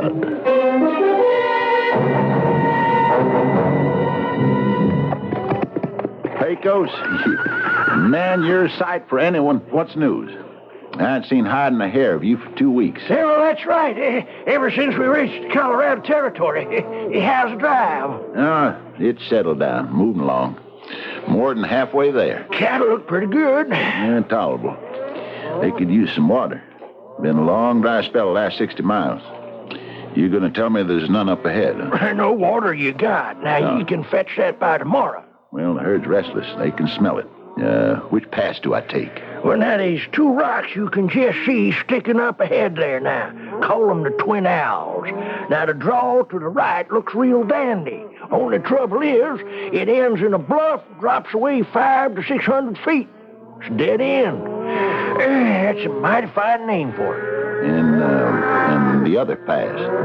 Yes, it's crawling with Comanches. Yeah, that's what held me up getting back to you. And now there's some settlements in there, and, well, God help the folks in them. Just scattered farms. Is that a full war party? Oh, yes, sir.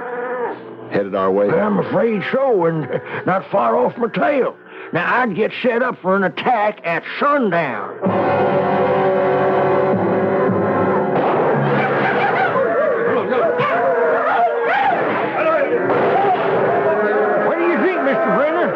Comanches don't worry me all that much. Just a small war party. And for some reason, they ain't got their hearts in it. Well, I think their main interest is to try to stampede the herd. Yeah, that's what worries me.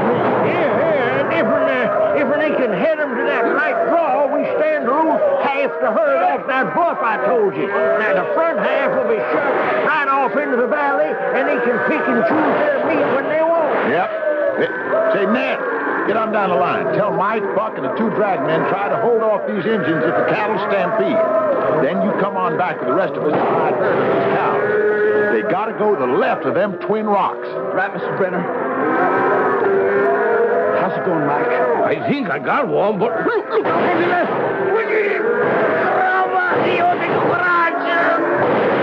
I got him, Mike. That one's for you.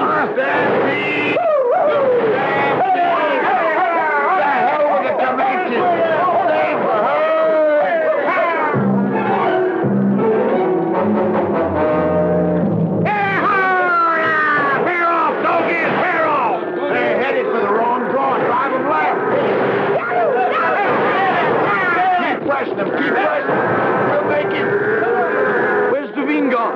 Do what any good player boss has to do. Ride him off. But what does that mean? You just watch him, son. He's riding straight for the lead steer. He'll be trampled. Unless you look down that old longhorn. Now, if old white-faced beer's first, we've saved the herd. Don't keep pressing on the flank. Yes, sir. Hard as I can. I said he did it. Oh, and the herd will follow that old lead steer. All right, shape him up, boys. Shape him up. We're going by the left fork.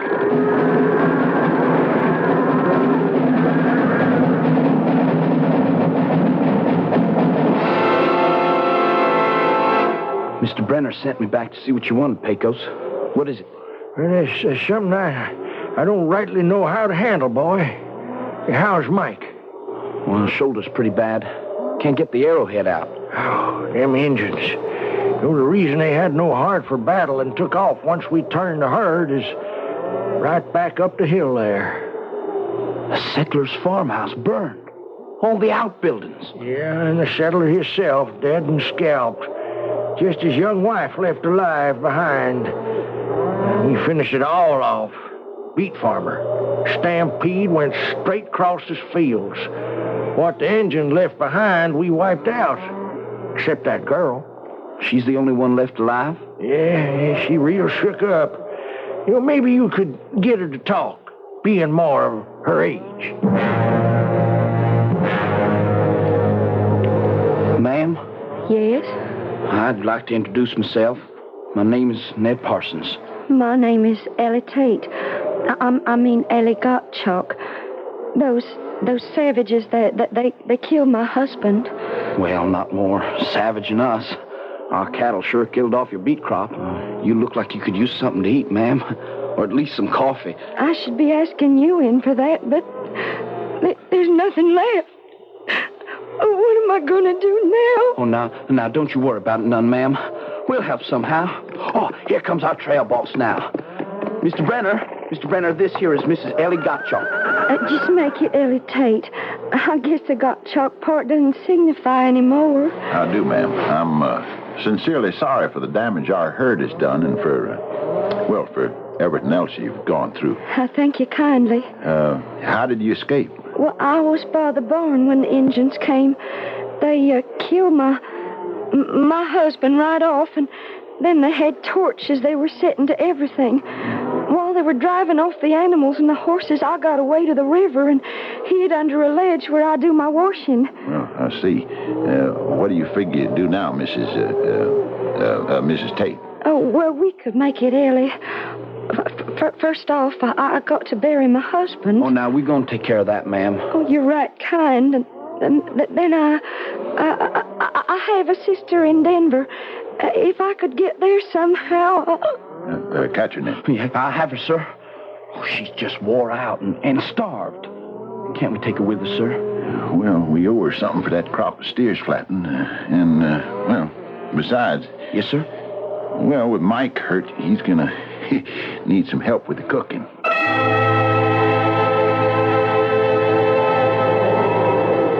So, consign we Hans Gottchalk to peace and eternal rest, into the care and mercy of our Lord God.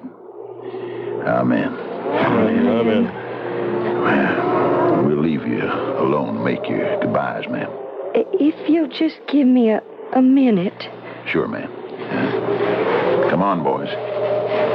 Hey, I ain't so sure this is such a good idea, Mr. Brenner. Why not, Pecos? Well, I don't know. It's a hunch. Superstition, maybe. Cattle drive is some like ship. And you know how sailors believe a woman brings bad luck. Well, the way I see it, she could be more of a help than a hindrance. The way I see it, too, huh, Tenderfoot? Name is Ned Parsons, Devine. Oh, a little riled up, huh? Maybe you're looking forward, like me, to having a little gal around? Especially now, when the night seems so much longer after so many weeks on the trail, and with spring coming on, a man kind of hankers after a woman, huh? She's a widow lady, and you stay away from her. Why? You staked out a claim already? Oh, now, you know that's not what I mean. You keep your nose clean, sonny boy, and just stay out of my way. You let a man handle this. It takes a whole lot more than you to hold me back.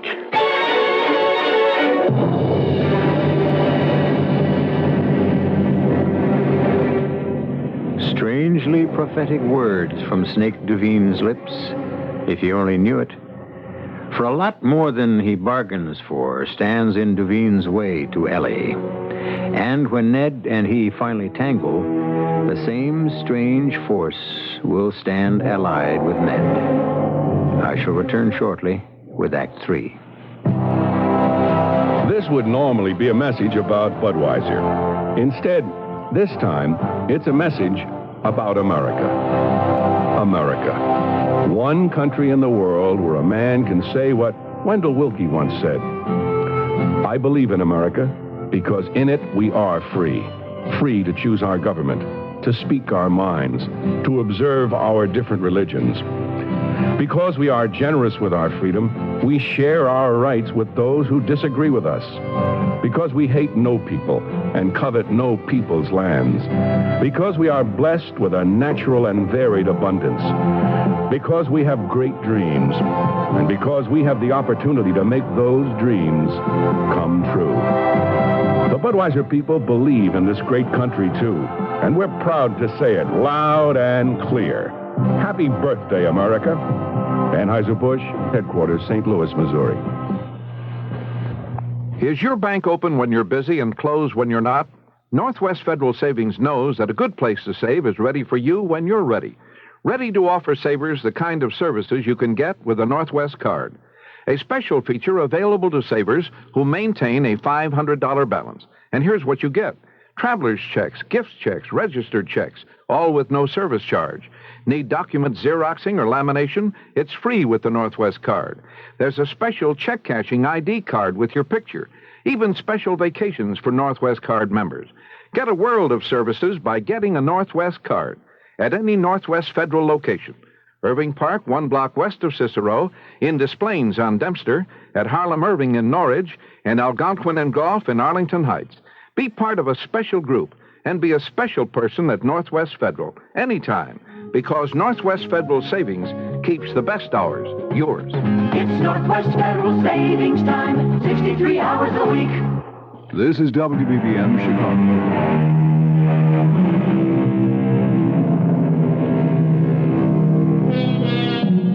During the first week on the drive, Ellie Tate moved like a woman in a daze, in another world, as indeed she was. But as the bitter memories faded a little, and she started to eat again, she became alive once more. Particularly since, with Mike's open, festering arrow wound, there was more and more need for her to cook the food for the hands. Now, at the end of the day, with the evening meal over and the night riders out, Ellie threads her way past the campfire, through the shadows of a small clump of aspen just coming in leaf. Well, now what'd I do? Scare you, Miss Ellie? Oh, you sure did. Hiding out like that. Well, I wasn't hiding. Well, maybe just kind of staked out, waiting to get you by yourself once. You better take your hands off me or I'll scream. Now, come on. You ain't no little girl. You growed woman. A married one. At least I was. And don't tell me you ain't glad to be out of it. Now, I saw him. Fat old man, ain't old enough to be your father. Don't you talk about hands that way, you filthy animal. Ouch! Oh, you struck me. You're lucky it was only in the hand. All right, Miss Fancy. I'll remember that. And so will you next time. There won't be a next time. You like to make any odds on that? Everything all right, Miss Tate? I was looking for Mr. Brenner. You spoiling for trouble, Parsons? Not right at the moment. Mr. Brenner is right behind me. Brother, one of these days, I'm coming looking for you, boy. Oh, I'm sorry. I didn't mean to bring trouble. Well, I reckon you can't help it, just being a woman and all. I'm sorry. I was trying to thank you. I reckon I'm sorry, too. I was just... Well, I mean, you gotta understand that... Ned, boy, I just wanted... Oh, why, hello, Miss Tate. I sure hope I ain't butting in on it. Oh, of course not. I was looking to tell you something. It's about Miss Aiel. Who? He's running a... Miss Aiel Lugos, the cook? Oh, you mean Mike? Yeah, he's running a high fever. The wound is very bad. Someone has to take out that arrowhead or amputate the arm. Otherwise, he'll die of blood poisoning. Well, ma'am, I don't rightly know. I wouldn't have the first idea how if Pecos were here, but you see, he's off scouting, and I don't know who else. Well, if it has to come out, I think maybe I could do it. Enough hot water and cloths? Yes, fine. The knife red hot yet? Just about. Hand me that bridle strap. Oh, here, Mr. Parsons. Thank you, Mrs. Gottschalk. Okay, Miss Aiel. You bite hard on that leather. I have strong teeth. Good. Then we'll double it. Okay, Mrs. Gottschalk. Mr. Brenner, hold him while I get the knife.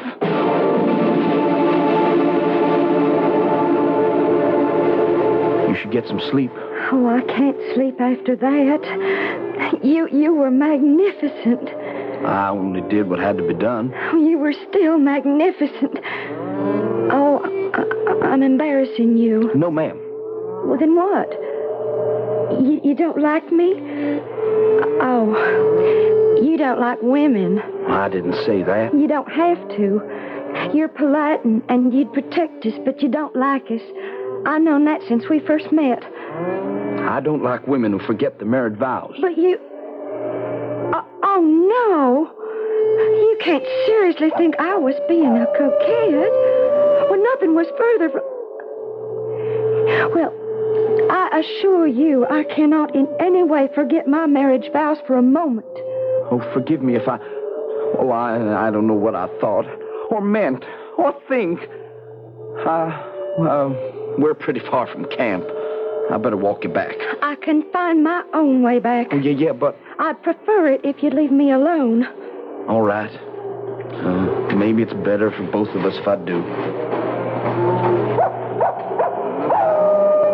Well, that's what you get for playing around with boys, Miss Tate. I've told you before the name is Mrs. Gottschalk, Duveen. Oh, hell, I can't handle them foreign names.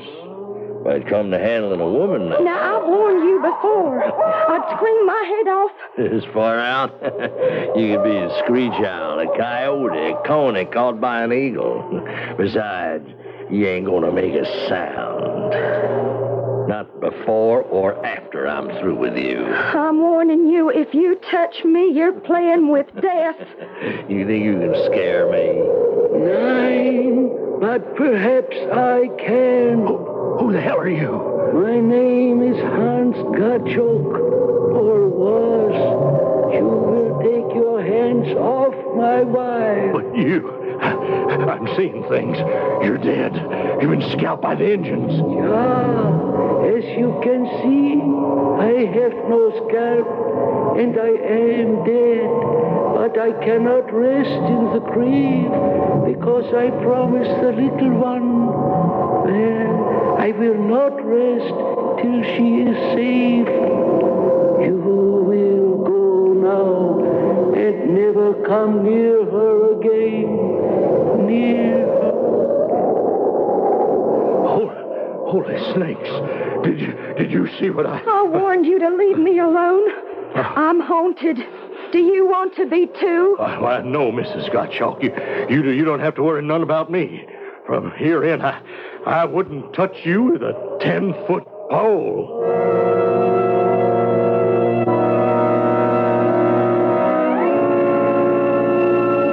So, you think we got no problems up ahead, Pecos? No, sir. Now, you should roll right into Cheyenne about 10, 12 days from now. Fine. I reckon we're near abreast of Denver by now. I can send Miss Gottschalk on in there tomorrow. Yeah, well, Mike back to his shelf again? It appears to be. He's mended over fine the last month. He looks good. More than I can say for little Miss Ellie. She looked kind of peaked to me. That snake giving her any trouble? No. For some reason, Duveen avoids her like the plague. She put the fear of God in him somehow. Well, that takes a heap of doing. Sure enough. Yeah, she's a lot of woman. You know, I always had a notion that her and Ned, Yeah, I think they both had more than a notion. I think they're both eating their hearts out for each other. And why in tarnation don't they get together? I like that boy. Yeah. I love him like he was my own son. And we owe the woman something after what we did to what was left of the farm when the cattle stampeded over it. Now, that's a fact. Let's see. All right. You talk the boy, and I'll take the girl. Mr. Brenner, I know you mean to be kind, but please, just let it be. Now, look, it's only because I feel you're fond of the boy. I love him. I admire him. I don't expect ever to meet anyone like him. For me. There. Will that satisfy you? No. Now, why do you want to pick up your skirts and run from him, Mrs. Gottschalk? Because that's who I am. You were. Wilt thou love him, comfort him, and honor, and keep him in sickness and in health, and forsaking all others, keep thee unto him. So long as ye both shall live. He didn't seek his death. You got to understand, Mr. Brenner. My father was killed in the war. My mother died. I was alone. No money, nowhere to go. Hans came to me. He was older, much older, but kind and gentle and lonely. So I went with him gladly. Only for his sake, I had to tell a lie. I said I loved him. I couldn't. Not that way. One lie is enough. I won't live another. At least I can honor his memory.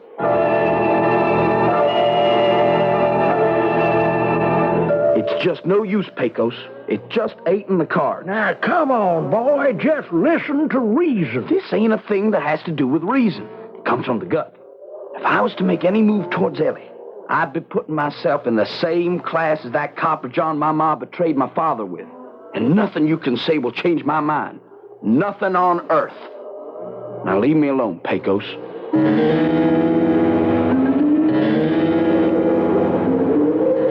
What's that? Who is it? My name is Hans Gottschalk. Ellie's husband. Yeah, we have not really met before. But you're dead. Yeah, but not at rest. Oh, now look, Mr. Gottschalk. If you got any idea Ellie and me is... Have I said so? No. Why else would you come to haunt me? Listen a moment. I was an old man, and I was lonely. Since the death of my first wife so many years ago, I was lonely. We were without children. And then, one day, I went to town to buy supplies, and I saw this pale, pinched, half-starved child woman. I could not take her home with me as a servant. First, because I did not wish her to be read, and second, because you know the name she would have been given. Like my mother. Not like your mother. She had children to protect. Your mother had to do what she did. And no doubt, he is a good man, she found, willing to take on such responsibilities.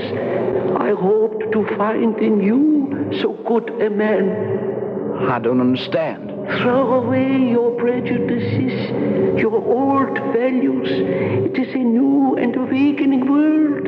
I beg you, since you love her, to marry Ellie and be happy ever afterwards, as much as the good Lord allows you to be. My time is come, and I can rest. It is up to you how well I may.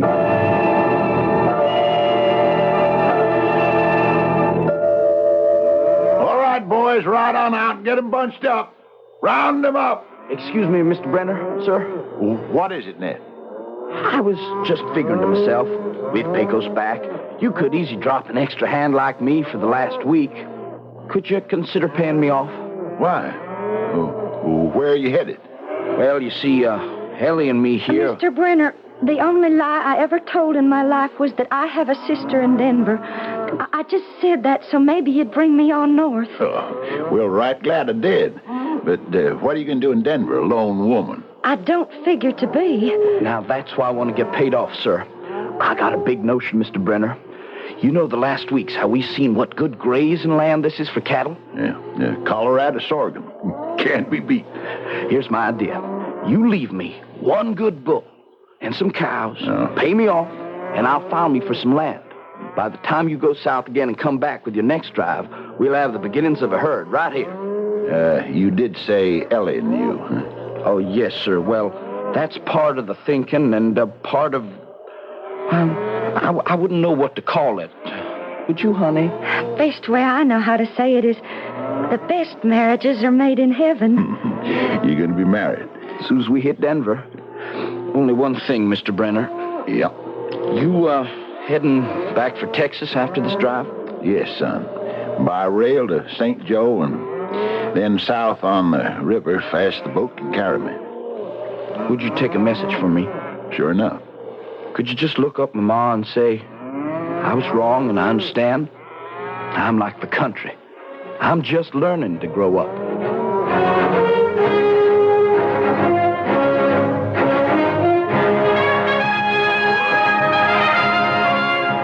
Again, I leave all of you who follow our stories to decide. Was there the ghost of a kindly and simple man who met a terrible death, restless in the grave until he saw justice come to his young wife? Or, as Mr. Shakespeare's Hamlet said, are these things all in the mind? Are decisions arrived at in moments of crisis natural or supernatural? I'll be back shortly. You want your house to be a home all year round. You can do it economically. No matter what the weather's like outside, You can change it so easily. So make summer a cooling thing. Turn winter into spring.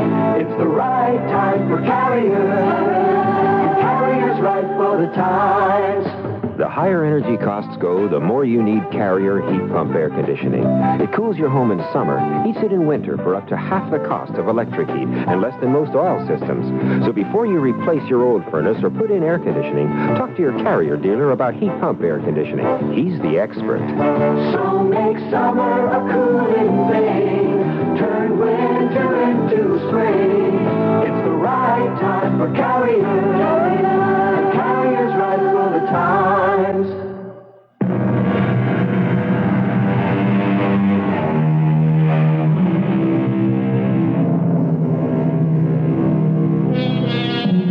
Man is the sum of his experience, and few of us would deny the existence of God or some omnipresent factor that guides us, affects us, suggests our choices. Why not that gentle, maimed German Quaker, Hans Gottschalk, who should be allowed, from the goodness of his heart, to rescue at least one human being, Ellie, and who, in rescuing her, restored another, Ned Parsons, and through them, their children and their children's children. Of such is the kingdom of God. Our cast included Chris Tabore, Fred Gwynn, Catherine Byers, Gilbert Mack, and Earl Hammond. The entire production was under the direction of Hyman Brown. And now, a preview of our next tale. What is it, Abby? Oh, the Lord preserve us. It's your young lieutenant come to try to steal you away like a crazy man. But where? How? I have to go to him. Abby threw some kind of robe over me as I rushed down to the lawn. Theo and the man who was supposed to be my father were there, standing over the body of a young man dressed in colonial British uniform. He was quite dead. It was enough to shock me out of my mind. But what was even more horrendous was that the body, lying dead in 1776, was the man I had married the day before, in 1976. Radio Mystery Theater was sponsored in part by Buick Motor Division. This is E.G. Marshall inviting you to return to our Mystery Theater for another adventure in the macabre. Until next time, pleasant dreams.